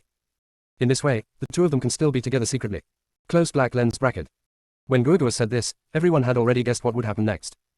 Guogua's subsequent words confirmed everyone's speculation. At the beginning, the Du family found several women of equal status and asked Du Yicheng to take a look. Du Yicheng said he didn't like it. Finally, by chance, Du Yicheng met Mei Yingzhu and felt that she met all the requirements, so he told his family that he liked Mei Yingzhu. Mei's father also investigated Du Yicheng. Du Yicheng was a clean man. He was in his 20s and had no concubines, let alone a maid. Seeing such good conditions, Mei's father agreed to the marriage. In this way, Mei Yingzhu married into the Du family. In the bridal chamber, Du Yicheng lied to Mei Yingzhu, saying that his penis was injured and he could not have sex, and asked her to keep it a secret. Mei Yingzhu believed it and kept it secret for him for so many years. All the bad reputation was borne by Mei Yingzhu. Close black lens bracket. Mei Yingzhu could no longer control herself and burst into tears. Everyone was shocked, afraid that Song Yaoyao would find out something. Song Yaoyao looked up at Mei Yingzhu and asked Guogua. Guogua, what happened to Mei Yingzhu? Guogua thought for a moment and said, I guess I was really hungry. Now that I can have a full stomach, I am so moved that I am crying. Song Yaoyao understood and said to Mei Yingzhu, Mrs. Du, if you want to eat some cakes, we can order a few more plates. We promise that there will be enough. Don't cry. Everyone, Sir Xiao Song, you think too much. Mei Yingzhu didn't cry because of a few plates of cakes. Mei Yingzhu also knew that she had lost her composure and nodded at Song Yaoyao. Song Yaoyao continued to ask, Guogua, are Du Yicheng and Lu Zhu still together now? Guogua, yes. But the two of them are not as close as before. In the past few years, Du Yicheng went to the house one after another and brought 3 young men with him. She is as pretty as Lu Zhu. These 4 people, when Du Yicheng was not around, fought to the death every day. It was very lively. Close black lens bracket. Song Yaoyao scratched her head. Is it necessary for these 4 men to do this for a rotten cucumber? Guogua, host, there's something even more explosive. At the beginning, these 3 men fought each other to the death, but as time went on, they developed feelings for each other. Then, the 4 of them got together again, loving each other to death. The mentality of the 4 people now is to let Du Yicheng support them, so that they can love each other without any worries. Close black lens bracket. The inner voice was overheard, and the whole court was eating melons together. Chapter 65 number 72 Chunliu Hutong. Song Yaoyao said speechlessly. This is really explosive. So, now Du Yicheng is the money bag of those 4 men and a sucker, right? You deserve it. Close black lens bracket. Guogua echoed, yes, yes, he deserves it. Song Yaoyao, this Du Yicheng is such a joke. Can you destroy a woman so comfortably just to cover up your own fetish? Really not human. Whoever he likes and whoever he wants to be with is his business. He ruined a woman and made her bear all the blame because of his hobby. How shameless. Guogua, do you know the address of the house where those 4 men are? Close black lens bracket. Guogua, I know, it's number 72 Chunliu Hutong. Song Yaoyao, when Du Yicheng goes to Chunliu Hutong again, Mei Yingzhu had better bring people to catch the adulterer. Let everyone see Du Yicheng's face. Close black lens bracket. Guogua reminded. Open black lens bracket. Du Yicheng is now in Chunliu Hutong. Close black lens bracket. Song Yaoyao was excited all of a sudden. It's still broad daylight, he can't wait to go there. Guogua, are they jumping forks and jumping forks? Close black lens bracket. Although everyone didn't know what Bengchaka was, they could guess what it meant. This Mr. Song has so many new words. Guogua looked at Song Yaoyao speechlessly. Bengchaka, it's someone else's fault, why are you so excited? Song Yaoyao said confidently. I haven't seen this before, so I want to go and see it. Can you not be excited? How can you, a general, know everything? Close black lens bracket. Guogua, host, I don't understand either, okay. Song Yaoyao, TSK, who would believe that? I'm too lazy to argue this with you. I'm going to see it now. Close black lens bracket. Guogua, don't worry, every time Du Yicheng goes there, he can't come out for several hours. Song Yaoyao, I still want to go now. I have to find a reason to take these people with me. Especially with that bastard 6th prince here, even if Du Yicheng is caught by us, he wouldn't dare to do anything to us. Close black lens bracket. 6th prince, it turns out that I am just a tool. Apart from his father, the emperor and his mother, only Lord Xiao Song dared to use him so unashamedly. Song Yaoyao raised her head, looked at everyone, and asked. We're almost done with our tea, shall we go somewhere else for a walk? Mei Yingzhu was the first to nod. She also wanted to see the truth of the matter and see if it was what Master Xiao Song said, so she said. Well, now that we're done eating, let's go somewhere else for a walk. The rest of the people nodded in agreement. Among these people, the 6th prince had the highest status, and everyone finally turned their attention to him. The 6th prince nodded. It's good to go out for a walk. There are some very good shops over at Chunliu Hutong. Should we go take a look? Song Yaoyao was so happy. She was still thinking of a reason to bring everyone to Chunliu Hutong. Just when I feel sleepy, someone sends me a pillow. At this moment, Song Yaoyao felt much more favorable towards the 6th prince. Everyone, 6th prince, isn't the excuse you gave a bit too perfunctory? The shops in Chunliu Hutong are very small, and generally rich and powerful people would not go there. Your excuse is too careless. Sixth Prince, it doesn't matter whether you're serious about it or not. The important thing is that we now have a reason to go there. Song Yaoyao didn't know the situation of the store over there, and said happily. That's great, let's go. When going out, the Sixth Prince wanted to walk side by side with Oyu Ruoxuan, but Oyu Ruoxuan ran a few steps and walked together with Song Yaoyao and Song Qingling. The Sixth Prince did not chase after her. If he dared to do so, Lord Xiao Song would have cursed him into a pile of shit in his heart. He still didn't want to make himself uncomfortable. When we arrived at Chunliu Hutong, we found that the shops here were indeed not big, but there were enough of them and it was very lively. If you want to go shopping, it would be fun to visit a shop like this. But they didn't come here for shopping today. Song Yaoyao was still thinking about how to lead everyone to number 72, but then she saw Du Yicheng walking out of number 72. Mei Ruoting pointed at Du Yicheng and said, Yingzu, that person over there seems to be your husband. Mei Yingzu went from being furious when she first heard the truth to being calm now. She looked at Du Yicheng and she would recognize him even if he turned into ashes. Yes, that is indeed my husband. Mei Ruoting continued to ask. Why is he here? Mei Yingzu didn't say anything, just watched. Du Yicheng entered a shop, came out after a cup of tea, and then returned to number 72. Everyone looked at each other and followed. At the entrance of the alley, several elderly ladies were playing with the grandchildren. Seeing a large group of strangers, they immediately became alert and someone asked. Who are you? Song Yaoyao took out some candies from her pocket and distributed them to a few people. Auntie, hold the sweet mouth. Why is this so embarrassing? It's okay, take it. Song Yaoyao then asked. Auntie, do you know who lives at number 72? Several ladies looked around, pulled Song Yaoyao, and whispered. Little girl, you'd better stop asking questions. The people at number 72 are really a mess. After hearing this, Song Yaoyao took out another handful of candy and distributed it to several people. Auntie, just tell us. I have a relative who hasn't been home for a long time, and my family is very worried. We heard that he appeared in Chunliu Hutong, so we came here to take a look. I just asked around and found out that Chunliu Hutong is number 72. It's the most mysterious one, so I wanted to ask about it. Auntie, so that's how it is. Then I tell you, you can't tell anyone else. Why does this sound so familiar? Song Yaoyao remembered that the old women in the mansion often said this when they were gossiping. Song Yaoyao nodded in agreement. Don't worry, Auntie, I won't tell anyone. The lady lowered her voice and said. There are 4 men living here, and they seem to be in that kind of relationship. They have lived here for several years. The old lady touched her 2 thumbs together and said.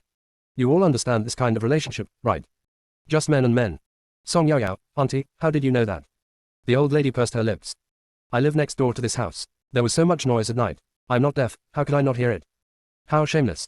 Song Yaoyao pretended to be surprised and asked. Really? The lady nodded. This man is so wild.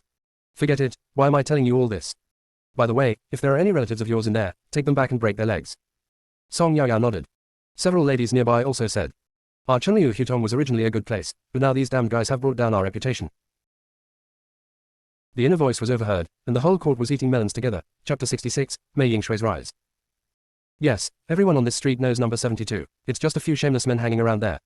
How shameless. Ellipsis. Everyone heard what the ladies said and turned their eyes to Mei Yingzu. Mei Yingzu walked up to the 6th prince, bowed, and then said. 6th prince, can you ask your people to help me open the door? The 6th prince nodded to the guard beside him. The guard climbed over the wall and opened the gate from the inside, and everyone walked in. The yard was not big. As soon as they entered the yard, they heard excited, suppressed sounds coming from a house. The guard walked over and kicked the door open. Everyone saw several white bodies and quickly retreated. At the same time, the people inside screamed. They searched for their clothes on the ground and put them on randomly. Who are you? How dare you break into a private house? Get out of here. Mei Yingzu recognized it as Du Yicheng's voice. Mei Yingzu could no longer suppress her anger and shouted. Du Yicheng, you liar, get out of here right now. Du Yicheng obviously recognized Mei Yingshui's voice. He came out soon after and saw the 6th prince. He knelt down immediately. I've met the 6th prince. The other 4 followed and knelt on the ground. The 6th prince didn't say anything. Mei Yingzu rushed forward, knocked Du Yicheng to the ground, and started fighting him while riding on him. All the grievances accumulated over the years burst out at this moment. Du Yicheng didn't react at first and was hit several times. When he finally reacted, he wanted to resist. There is a huge disparity in strength between men and women. If Mei Yingzu resists, she will definitely not be able to beat Du Yicheng. When the guard saw this, he immediately stepped forward and pressed Du Yicheng's acupoints. Now Du Yicheng couldn't move and could only let Mei Yingzu fight him. I don't know how long it was before Mei Yingzu got tired of fighting and fell to the ground, crying. Du Yicheng also knew that the matter had been exposed and it would not be easy to let it go. Especially today, the 6th prince is still here. After a moment, Mei Yingzu knelt on the ground and kowtowed to the 6th prince. 6th prince, I want a divorce. Before the 6th prince could say anything, Du Yicheng shouted excitedly, Mei Yingzu, forget it. Mei Yingzu turned around and stared at Du Yicheng fiercely. If you don't agree, I'll go to the government and sue you for marriage fraud. You obviously like men, but you married me to cover up your ugly behavior. We haven't slept together for all these years, and I'm still a virgin. I have the reputation of being unable to bear children, so how did your mother torture me? You knew everything, but you just watched your mother torture me coldly. I'm going to put this here today, at worst we'll both die together. I want to see how you can stay in the capital if this matter gets out. Du Yicheng was lying on the ground, unable to move, but he could still speak. He glared at Mei Yingzhu angrily. Mei Yingzhu, do you have to be so ruthless? Mei Yingzhu met his gaze without flinching. Did I do this to Du Yicheng? It was obviously you who did it and ruined my life, but now you are turning the tables on me. We must divorce. Many people came into the yard to watch the fun. They now understand that the original wife is catching the male mistress. It's really new. It's the first time I see a man's mistress. Everyone was whispering. These male mistresses are really good looking. Yes, delicate skin and tender flesh. Can men do that with other men? Do you know how they do that? I don't understand either. I came too late, otherwise I could have seen it. Ellipsis. The crowd of spectators were particularly excited at this moment, as they hadn't come across such explosive news in years. Afterwards, Song Yaya left the courtyard, and the sixth prince asked the guards to take the four men to Du Yicheng's residence. When Du's mother learned the truth, she fainted. There was another round of chaos in the Du mansion, and Song Yaya and the others could no longer stay in their house. After leaving the Du mansion, Song Yaya sighed. Gua Gua, do you think Mei Yingzhu can get a divorce smoothly? I hope they get divorced soon. Mei Yingzhu was badly harmed by the bastard Du Yicheng. Close black lens bracket. I went out shopping today and encountered such a bad thing. I was in a really bad mood. Song Yaya turned to look at the others and asked. Do you guys still want to go shopping? Everyone shook their heads. After what happened just now, no one wanted to shop around anymore, so after saying goodbye to each other, everyone went back home. The sixth prince's carriage followed Oyu Ruoxuan's carriage and left. Song Yao shook her head. If she had known this would happen, why did she do that? The next day, during the morning court session, Song Yao felt a little tired. She was so engrossed in reading a storybook the night before and slept late that she almost couldn't get up this morning. When attending court, Song Yao just wanted to sleep. This couldn't go on. If others saw her slacking off at work, that would absolutely not do. Song Yao, Gugua, are you there? I'm so sleepy. I want a big explosion. I want a really big explosion that will wake me up in an instant. Gua, yes, host. I have some exploding melons here. Closed black lens bracket. When the court officials heard the voice, they suddenly became nervous, hoping it was not their melon. Everyone was extremely nervous. After a moment, Guoguo's voice sounded again. Open black lens bracket. Today we will eat some gossip about Shang Xuling. Close black lens bracket. As Guoguo's voice fell, everyone breathed a sigh of relief. The Shang Xuling suddenly became nervous. Then, the image of Shang Xuling appeared above Song Yao's head. Song Yao urged. Open black lens bracket. Hurry up and tell me. Close black lens bracket. Gua, the minister of the Chancellery Guo Wayu, who is of the second rank, married Ding Rulin, the legitimate daughter of the second rank left guard general Ding Yushan. After marriage, they had one son and two daughters. Son Guo Hongxuan, eldest daughter Guo Miyu, youngest daughter Guo Muting. Later, Guo Wayu brought in a fourth concubine, and the relationship between the couple became less intense. We can only say that we treat each other with respect. Close black lens bracket. Mrs. Guo in the video is dressed in fine clothes and rides a horse. She is really cool and beautiful. After marriage, she had to restrain herself and become the mistress of the house. Song Yao said angrily. Gua, are you teasing me? That's it. What's so explosive about this? Close black lens bracket. Gua, host, I haven't finished yet. What I want to talk about today is Guo Huyu's eldest son Guo Hongxuan. Close black lens bracket. In the video, a stern-looking man then appeared. Gua continued. Guo Hongxuan, during an outing, saved a woman named Kang Pei. The woman's pitiful eyes, like a deer, aroused his desire to protect her. He rented a yard outside and arranged for the woman to live there. This woman became his mistress. At that time, Guo Hongxuan had not yet married. Close black lens bracket. The inner voice was overheard, and the whole court was eating melons together. Chapter 67 Shadow. Song Yao, this boy is so awesome, he hasn't even married his first wife yet, but he's already got a mistress. Watching the video, he was only a teenager at that time, his hair hadn't even grown out yet, but he was not afraid of being hollowed out at such a young age. Close black lens bracket. Gua, later, when Guo Hongxuan reached marriageable age, his family began to arrange a marriage for him. Guo Hongxuan has made it clear that he does not want to get married and that he already has someone he likes. After investigating, Mrs. Guo found out that her son had a mistress at a very young age, and that the mistress was pregnant.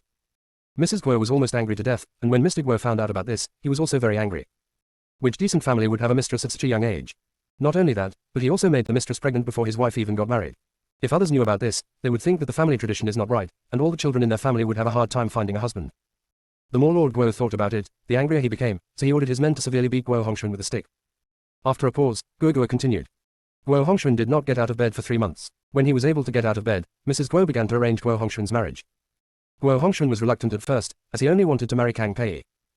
Mrs. Guo ordered people to arrest Kang Pei and threatened Guo Hongxuan that if he insisted on letting Kang Pei in, they would have no choice but to make Kang Pei disappear from this world.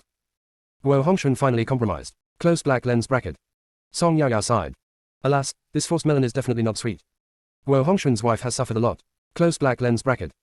Gua, she is not only suffering, she is suffering from great humiliation, and she doesn't even realize it. Song Yao widened her eyes and asked in surprise. What, you are suffering, and you don't even realize it? What's happening here? Gua, please speak up. Close black lens bracket. Gua Gua. Finally, under the arrangement of Mrs. Guo Hongxuan married Fang Jingwen, the daughter of Feng Kong, the fourth rank general of Guide. After marriage, Guo Hongxuan's attitude towards Fang Jingwen can be described as cold violence. He ignored her, didn't speak to her, and was indifferent. It can be said that he treated Fang Jingwen like air. On the wedding day, Guo Hongxuan stayed in the study, leaving Fang Jingwen alone in the empty room. When Fang Jingwen was still a girl, Guo Hongxuan saved her once. She fell in love with Guo Hongxuan since then. She didn't expect that the Guo family would come to propose marriage for Guo Hongxuan. When she found out, she was really happy. But unexpectedly, all the happiness was shattered on the wedding night. Close black lens bracket. Song Yaoyao sighed again. Oh, I can already imagine the result. There is one more poor woman in the world. Close black lens bracket. Gua Gua, host, this is not the worst. For 3 consecutive months, Guo Hongxuan did not enter the new house, and Fang Jingwen cried all day long. After Mrs. Guo found out, she threatened Guo Hongxuan with Kang Pei and demanded that the two consummate their marriage. Guo Hongxuan had no choice but to move into the new house. Even after entering the bridal chamber, Guo Hongxuan still did not want to touch Fang Jingwen. Finally, he came up with a plan, which was to let his own shadow consummate the marriage on his behalf. A masked man in black clothes appeared in the video. When this man took off the black mask, he looked exactly like Guo Hongxuan. Everyone was stunned. Song Yaoyao also looked at the man in the video in surprise and asked Gua Gua. Gua Gua, what's going on with this man? How come he looks exactly like Guo Hongxuan? Close black lens bracket. Gua Gua, this story starts with Mrs. Guo giving birth. In fact, Mrs. Guo gave birth to twins at that time, namely Guo Hongxuan and the man in black in the video. In ancient times, it was considered unlucky to have 2 boys in one pregnancy. One of them was to be executed in secret. When Guo Huayu was about to drown one of his firstborn children, Mrs. Guo, despite being weak after giving birth, knelt down and begged Guo Huayu to spare the child's life. She even had to send him away, as long as the child could be spared. Mrs. Guo hugged Guo Huyu's legs tightly and cried miserably. In the end, Guo Huayu softened his heart and agreed. However, Guo Huayu threw the child into the secret guard camp and raised him by those rough men. This child had no name, but later became Guo Hongxuan's shadow, following Guo Hongxuan all the time and helping him deal with some things. Close black lens bracket. Song Yaoyao, haha, it's really ironic, they're both Guo Huyu's sons, but they have 2 different destinies. One is a high-ranking young man from aristocratic family, and the other is a secret guard with no future. In modern times, giving birth to twins is such an enviable thing, but why is it that in ancient times, having children was considered unlucky? Twins, did you do something that angered God and the people? Why did you have to treat one of them like this? How stupid. Does Guo Hongxuan know that Yingzi is his biological brother? Close black lens bracket. Gua Gua, yes, Guo Hongxuan knew it the first time they met. Song Yaoyao, since Guo Hongxuan knew about it, why is he still ordering his brother around so confidently? And let his brother go to the bridal chamber for him. So Shadow agreed. Close black lens bracket. Gua Gua, Shadow is a secret guard. What is a secret guard? It is a dog beside the master. Whatever the master says is what it is. There is no way to resist. Before they became secret guards, they were fed poison. If they were disobedient, their masters could take their lives at any time. Shadow was no exception and was also fed poison. At first, Yingzi was reluctant, but Guo Hongxuan threatened him with the antidote that the secret guards had to take every month, and Yingzi finally agreed. Everyone was shocked. They didn't expect Guo Huayu to be so cruel that he raised his own son to be the shadow of another son. He was really vicious to the extreme. Song Yaoyao, as a secret guard, your life and death are in the hands of others. If I were Shadow, I would kill Guo Hongxuan first and then Guo Huayu. Both father and son are not good people. Gua Gua, didn't Fang Jingwen realize that the person she slept with in her wedding night was not her husband? Close black lens bracket. Gua Gua, the 2 of them look exactly the same, and it was night time, so I didn't notice anything unusual. Fang Jingwen has always wondered why her husband at night and during the day have completely different attitudes towards her. Passionate at night, cold and indifferent during the day. Fang Jingwen thought her husband was just like that and had no doubts. Little do they know that they are not the same person at night and during the day. A few months later, Fang Jingwen found out that she was pregnant and gave birth to her eldest son, Guo Ruse. 2 years later, she gave birth to her second son, Guo Haochen. Of course, Kang Pei also gave birth to a son, named Guo Yifan. Close black lens bracket. Everyone can see everything in the video clearly. When Guo Huayu saw all this, his face turned pale. General Guide clenched his fists. General Guide's sons were all military generals, and Guo Huayu was really afraid that they would beat Guo Hongxuan to death. Song Yaoyao, this melon is really explosive. Such strange things happen every year, but there are especially many this year. Do Guo Huayu and Mrs. Guo know what Guo Hongxuan did? Close black lens bracket. The inner voice was overheard, and the whole court was eating melons together. Chapter 68 Kang Pei's identity. Gua Gua, I don't know, only he and his shadow know. Song Yaoyao, Guo Hongxuan has been spoiled to the point of being lawless, so he dares to do such a thing. There is simply no bottom line. Close black lens bracket. Gua Gua, host, in fact, the one who saved Fang Jingwen before was not Guo Hongxuan, but Shadow. That was a few years ago. Shadow went out on a mission. On his way back, he saw Fang Jingwen being bullied and saved her. Because they looked the same, Fang Jingwen always thought that it was Guo Hongxuan who saved her. Fang Jingwen still doesn't know the existence of the shadow. Close black lens bracket. Song Yaoyao, this was really an accident that brought the 2 of them together. To put it bluntly, the younger brother didn't like his wife, so he let his own brother take his place in the bridal chamber. Over the years, his wife didn't find out and she gave birth to 2 children for his brother. Hey, Fang Jingwen knows about this, I don't know if she can accept it. Close black lens bracket. Gua Gua, Gua doesn't know about this, but I hope Fang Jingwen can be more open-minded. By the way, during this period, Guo Hongxuan was clamoring to bring Kang Pei into his house. Mrs. Guo did not give in. Because, if Kang Pei was brought into the mansion, Guo Yifan, the illegitimate son, would be exposed to the public. Guo Yifan was older than the two legitimate sons. Wouldn't this make people know at once that Guo Hongxuan had a mistress before he got married? In this case, what reputation do they have left in their mansion? Close black lens bracket. Song Yaoyao, the same is true for the Guo family. Guo Hongxuan has clearly stated that he only likes Kang Pei and he insisted on forcing him to get married. Otherwise, all these things that happened later would not have happened. Gua, I just looked at Kang Pei, she looks ordinary, not even a seductress, how come she could have bewitched Guo Hongxuan like that? Close black lens bracket. Gua, host, let me tell you about Kang Pei. Kang Pei was harassed by some thugs. After being rescued by Guo Hongxuan, she said that her family ran a small business. She went out with her parents and servants, but they didn't expect to encounter bandits. Her parents died, and the servants who tried to protect her while escaping also died one after another. Now she was the only one left with nowhere to go. Guo Hongxuan took her in because of her pitiful appearance. Close black lens bracket.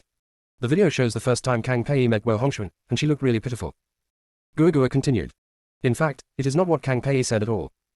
Kang Pei, whose real name is Miao Pei, is from Miaojiang. Miao Pei's father was once a subordinate whom the Miao king trusted very much. His name was Miao Rong. Miao Rong also assisted the Miao king wholeheartedly at the beginning, but as time went on, he gradually became dissatisfied. He had the ability and means, and his ability was no less than that of the king of Miaojiang. So why should he listen to the king of Miaojiang? Just like that, he began to think of rebellion. He had been planning for a long time and was ready to rebel, but was discovered in advance by the king of Miao and was killed on the spot.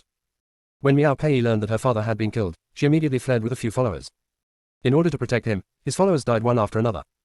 She fled all the way to Tianfeng country. When she passed by a farmer's house, she stole the clothes that were drying in the yard and changed into their Miao clothes. When she passed through the prefectures and counties, she bought some more clothes and changed out of her coarse linen clothes.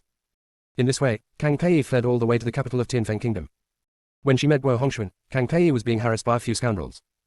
In fact, even if Guo Hongxuan didn't save her, she still had a way to escape, because she carried a lot of poison with her. Close black lens bracket.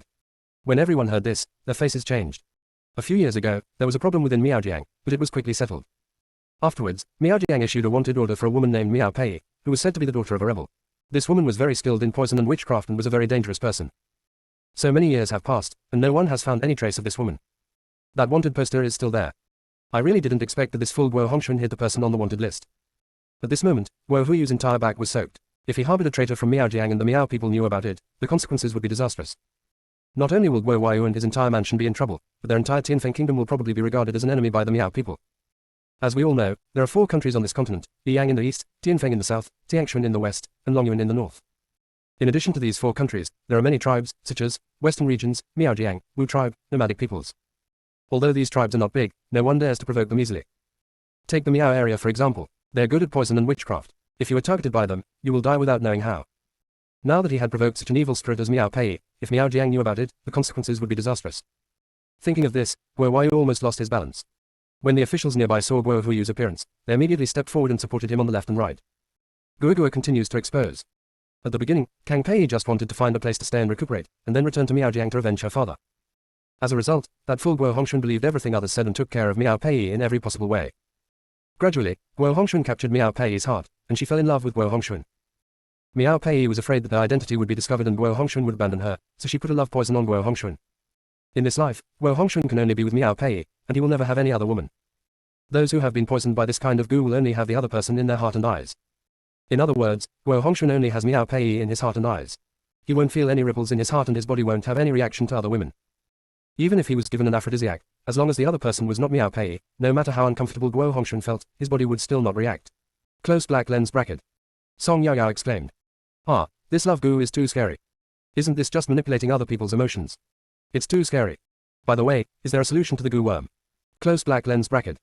In the video, there was a scene where Miao Pei poisoned Guo Hongxuan. The poison was just a tiny white dot that could not be seen in the soup. Guo Hongxuan just drank the whole bowl of soup like that. It makes people's scalps tingle. If such a small white dot really intends to harm people, who can notice it? What everyone has seen now is only the love insect. What if it is other insects? The thought of it is chilling. There is a reason why all 4 countries prohibit the use of poison and sorcery. Everyone also wanted to know how to get rid of this poisonous insect. Gua, this thing had no solution in ancient times. But in modern times, it can be removed through surgery. Close black lens bracket. Song Yaoyao, hey, don't even think about having surgery. The medical conditions here are not up to standard for surgery. Not only do we have no tools, but it's also very easy to get infected after the surgery. This won't work. Can't we just kill Miao Pei? Close black lens bracket. Gua, If one party is infected with the love poison and dies, the other party will not die, but will suffer from the heart-wrenching pain every day. The inner voice was overheard, and the whole court was eating melons together. Chapter 69 Oyu Ruokshan waiting to say goodbye. Everyone doesn't know what surgery is, but they also know that they don't have the conditions to perform surgery here. In other words, there is no cure for the poisonous insect. No wonder everyone is afraid of Miaojiang. Not only can he kill people without being seen, he can also control people's minds. Song Yaoyao, alas, things have come to this point, I am too tired to complain. Although Guo Hongxuan was poisoned by a love poison, it was wrong for him to let his brother spend the bridal chamber in his place. In short, this Shang Shiling's residence is really a mess. Close black lens bracket. Guogua, isn't it a mess? Of the two legitimate sons of the Shang Shiling, one was trained by Guo Huayu himself to become a shadow, and the other was poisoned, so both of them were considered useless. Guo Huayu also has two illegitimate sons. One is a playboy who spends his days teasing cats and dogs, and the other is weak and spends his days soaking in medicine jars. Song Yaoyao shook her head and said nothing more. After finishing the melon, Song Yaoyao was no longer sleepy and began to record things seriously. 2 days later, Oyu Ruokshan, Mei Yingzhu, Han Mangxi and Han Chiyu came to the Song mansion. Everyone was already familiar with each other, so they spoke more casually. Oyu Ruokshan spoke first. Master Xiao Song, I plan to go to the border with my cousin and his family tomorrow. Song Yaoyao nodded. It's good to change the living environment. Have you packed everything? Be careful on the road. Oyu Ruokshan nodded. Everything is ready. We hired a lot of experts to work with us. Thank you Mr. Xiao Song for your concern. Song Yaoyao continued to ask. What about the sixth prince? I see him following you every day. When mentioning the sixth prince, Oyu Ruokshan's face remained calm as she said. It's over between me and him. It is impossible for us to start over. What happened in the past is deeply engraved in my heart. Every time I see the sixth prince, I think of those things. Since you have divorced, just let's go our separate ways and live happily ever after. Song Yaoyao nodded, thinking that this was a good idea. Damn scumbag, you should get out as far as you can. Let him regret it. Then, Mei Yingzhu also said. Master Xiao Song, I have divorced Du Yicheng, and I will leave the capital tomorrow. Song Yaoyao didn't expect him to get divorced so quickly, so she asked. Divorced so soon? Mei Yingzhu nodded. Yeah, I didn't expect it to be so fast. Du Yicheng was afraid that the matter would get out of hand, so he agreed. The Du mansion is now in a mess, and old Madame Du is still unconscious. Those 4 men moved directly into the Du mansion. Song Yaoyao suddenly became excited. Those 4 men just broke into the house like that. Yes, they just decided that Du Yicheng was the one who got taken advantage of. They're now in their 20s and have no special skills. If they don't rely on Du Yicheng, how will they live if no one supports them in the future? Therefore, they will not let Du Yicheng go easily. Song Yaoyao just felt that evildoers would be punished by evildoers, and said. This is going to be lively. I guess Mrs. Du just woke up and when she saw these 4 male demons, she was about to faint again. Mei Yingzhu nodded and said with a smile. You don't know, when the 4 of them arrived at the mansion and saw something good, they would take it back to their own rooms. A few people who were so in love before now fought to the death over a vase, and one of them even had his head broken. Song Yaoyao also laughed. This is really lively. What are your plans after you return? Mei Yingzhu thought for a moment before saying. I don't really want to go back to my parents' home. I have some money and I want to do some small business. After staying in the capital for so many years, I have learned some cooking methods here. I want to open a shop specializing in Beijing delicacies in the border town. Song Yaoyao nodded in agreement. Your idea is great, your business will surely prosper. I support you. Women should be self-reliant. Anyone can betray you, except money. Song Yaoyao thought in her heart. If you have money, why marry someone? You are a rich man yourself. What little wolf dog, what little milk dog, what kind of man can't be found? You can change one every day. When I have money, I will find many of them. One to massage my shoulders, one to massage my legs, one to feed me fruit, one to play the piano for me, one to sing songs for me. Just thinking about that makes my life so happy. Close black lens bracket. Guogua complained. Host, how do you think others can be self-reliant? Look at you, all you do is give up. Can't you also be self-reliant? Only if you work hard can you achieve a life where you can massage your own shoulders and beat your own legs. Close black lens bracket. Song Yaoyao was choked by Guogua's question, and then said confidently. It is enough for others to be self-reliant. I am suitable for playing badly. I finally became a rich lady, and you still don't allow me to lie down and let it go. Close black lens bracket. Guogua stopped talking completely. This host is completely hopeless. When it comes to big principles, she has a lot to say, but when you let her do it herself, she makes all kinds of excuses. Everyone lowered their heads when they heard Song Yaoyao's wish to change a man every day. Changing a man every day, how exciting does it sound? If you have money.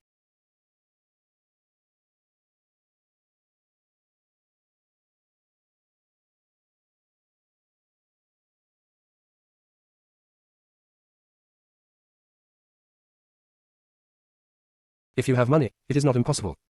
Although it is a bit embarrassing, just think about the scene where one person massages your shoulders, one person massages your legs, one feeds you fruit, one plays the piano for you, and one sings a song for you. It's pretty good. Except for Han Chiyu who thought it was inappropriate, Oyu Ruokshan, Mei Yingzhu and Han Mangxi all thought it was good. After going through so much, the 3 of them have become more open-minded. Nothing else matters, as long as you live comfortably and happily. Han Maxi came to the capital during this period. Through Song Yaoyao's thoughts and seeing the underworld in the harem, she no longer had the idea of getting married. Song Yaoyao didn't know yet that she had already led these 3 people into a ditch. Han Maxi also spoke. My eldest sister has passed away, and my grandfather has also received the news, and he urged us to return as soon as possible. We have stayed here too long, it is time to go back. Song Yaoyao nodded, be careful on the road. These people will leave tomorrow, and we don't know when we will see each other again. We have gotten to know each other for a while, and they all gave Song Yaoyao gifts, and they brought a lot of things this time. It is reasonable for Song Yaoyao to treat him to a meal. Speaking of food, let's eat hot pot. Mrs. Song heard that her youngest daughter was going to treat everyone to a meal, and that it was going to be hot pot, which was indeed convenient and delicious. Their family has eaten it several times and even made a few copper pots specially for this purpose. When talking about eating hot pot, everyone in the mansion became happy. Today, the servants can also enjoy a feast with their master. After the hot pot was served, several people looked at the table full of raw meat and vegetables and looked at each other in confusion, not knowing where to start. The inner voice was overheard, and the whole court was eating melons together. Chapter 70 Guo Huayu demoted. Song Yaoyao and Song Qingling were the first to demonstrate, and everyone followed their example to prepare the sauce, blanch the meat, and eat with the sauce. As soon as the meat entered their mouths, everyone's eyes lit up. It was so delicious that they could swallow their tongues. After dinner, they prepared to leave. When they left, Song Yaoyao gave Han Chuyu some medicine she prepared. This is the medicine I prepared myself. It has the purpose and instructions for use on it. I'll keep it for future use. Han Chuyu cupped his hands, took the medicine, and said, thank you, Master Xiao Song. I hope they have a safe journey. So there is the scene of Song Yaoyao delivering medicine. Song Yaoyao prepared several kinds of medicine, including one that could save lives at a critical moment. After everyone left, Song Yaoyao came up with a new idea, to open a hot pot restaurant. It is definitely impossible to do this by myself. I don't have the manpower, the funds, or the shop. In short, I have nothing. Besides, I just want to give up. This kind of tiring work is not suitable for me to do, so I still need to find someone to do it. Find a partner, let him do all the work, and all you have to do is wait for the dividends. Song Yaoyao has a beautiful idea. Thinking that he was already sitting on a bed made of gold bars, he narrowed his eyes in smiles. When opening a hot pot restaurant, you must think carefully about who to cooperate with. There's no rush for this, we have to take it slow. At the morning court a few days later, the emperor demoted Guo Huayu's official position by 2 levels. Song Yaoyao was very confused. Why was Guo Huayu demoted for no reason? Song Yaoyao asked Guo. Guo, why was Guo Huayu demoted? The reason the emperor just gave was that he did not manage his household well. What happened in his house? Did the concubine run away with Wang He? Close black lens bracket. Guo, host, the story is that the sister-in-law ran away with Wang He. How come it becomes the concubine ran away with Wang He in your case? Song Yaoyao, he. It's all the same, they all ran away with someone anyway. Tell me quickly, did Guo Huayu's concubine run away with someone? Close black lens bracket. Guo Huayu was so angry that he almost died. Couldn't this damn Song Yaoyao just hope for something better for him? I've already been demoted, isn't that enough? He even said that his concubine ran away with someone. Is he trying to make himself a cheating fool? Damn it. Everyone was puzzled. Could it be that Guo Huayu's concubine was having an affair with a man named Wang He? Who is Wang He? Never heard of him. The concubine didn't even look down on a second-rank official and ran away with someone else, which shows that Wang He must be more powerful than Guo Huayu. But why have I never heard of this person? Guo Huayu is so unlucky. There are so many messy things happening in his mansion. It's really upsetting. As everyone was still sighing, a burst of sound came from the screen above Song Yaoyao's head. Wenzhou, Zhejiang, Jiangnan Leather Factory closed down. Wenzhou, Zhejiang, the largest leather factory, Jiangnan Leather Factory closed down. Bastard Wang He boss. He ate, drank, whored and gambled, and owed 3.5 million yuan. He ran away with his sister-in-law. Give me back my hard-earned money. Give me back my hard-earned money. Close black lens bracket. The music repeats over and over again. Everyone was listening to this novel music and cartoon pictures, and they all thought, what the hell? Although we didn't understand many words, we all understood the general meaning. This is too explosive. Even something like this can be sung. At this time, Song Yaoyao's voice was heard. I want to eat the melons in Guo Huayu's house. I don't want to listen to this Jiangnan Leather Factory. Guo, got it. The music disappeared instantly. Guo then talked about Guo Huayu. The matter of Guo Huayu's 2 legitimate sons was discovered by General Feng Kong of Guide, who brought his sons and a large number of men and went to attack him. When several people saw Guo Hongxuan, they started beating him without saying a word. Shadow came out and tried to stop them, but Feng Kong had already been on guard against him and attacked him as well. Shadow's martial arts skills were very high, but the people Feng Kong brought were not bad either. A group of people beat him, but 2 fists were no match for 4 hands, and in the end they were crushed and beaten. Feng Jingwen didn't understand what was going on and wanted to stop them, but Feng Kong held her back. He beat Guo Hongxuan and Yingzi until they were almost dead. Although Feng Kong couldn't bear it, he still told Feng Jingwen the truth. Feng Jingwen fell into the chair in disbelief. After a moment, she walked over and tore off Shadow's face veil. Feng Jingwen collapsed when she saw the 2 identical faces. After Feng Jingwen cried, she wanted to divorce. Feng Kong protected his daughter and left the Shangxiling mansion with his 2 grandchildren. In the video, everyone felt inexplicably relieved when watching Guo Hongxuan being beaten. Song Yaoyao asked anxiously. Did the divorce succeed? Gua Gua. After Feng Jingwen was brought back to the general's mansion by her father and brothers, the next day Feng Kong asked the emperor for permission to divorce Feng Jingwen and Guo Hongxuan, and for the child to go back to the general's mansion. The emperor considered it again and agreed. Afterwards, Feng Kong ordered people to take Feng Jingwen's dowry back to the general's mansion, and Feng Jingwen and Guo Hongxuan had no relationship at all. As for Shadow, although he looked pitiful, it was indeed him who was in the bridal chamber, and he was also the one who heard Feng Jingwen. Feng Jingwen hates Guo Hongxuan and Yingzi to the core. Yingzi came to see Feng Jingwen alone, but Feng Jingwen refused to see him. After this happened, Feng Kong was afraid that his daughter would be depressed and something might happen to her, so he sent Feng Jingwen and her 2 grandchildren to other places. They have already left the capital. Feng Kong just wants his daughter to change her environment and start a new life. Close black lens bracket. Song Yao Yao, this kind of trash should be divorced as soon as possible. Guo Hongxuan should just keep Miao Pei. Close black lens bracket. Gua Gua, the emperor has already learned about Miao Pei's background and sent people to secretly arrest her and Guo Yifan. The emperor especially asked the Miao people in the capital to help with the capture. Otherwise, Miao Pei has so many tricks, who knows who will fall for her trick. Maybe someone will escape. Now Miao Pei and Guo Yifan are both being held in solitary confinement. The emperor has sent a letter to the king of Miaojiang, asking them to send someone over as soon as possible. Guo Yifan has Miao Pei's blood flowing in his body, so Guo Yifan is unlikely to escape death. Close black lens bracket. After a pause, Gua Gua continued.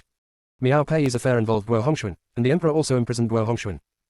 Even if the king of Miaojiang spared him because Guo Hongxuan was unaware of the situation. But once Miao Pei died, Guo Hongxuan's love poison would break out, and he would suffer. He would have to endure the heart-wrenching pain every day, which is not something that ordinary people can endure. Close black lens bracket. Song Yao Yao nodded. This is what Guo Hongxuan deserves. He deserves it. Gua Gua, I understand something now. That is, you can't just pick up someone on the street.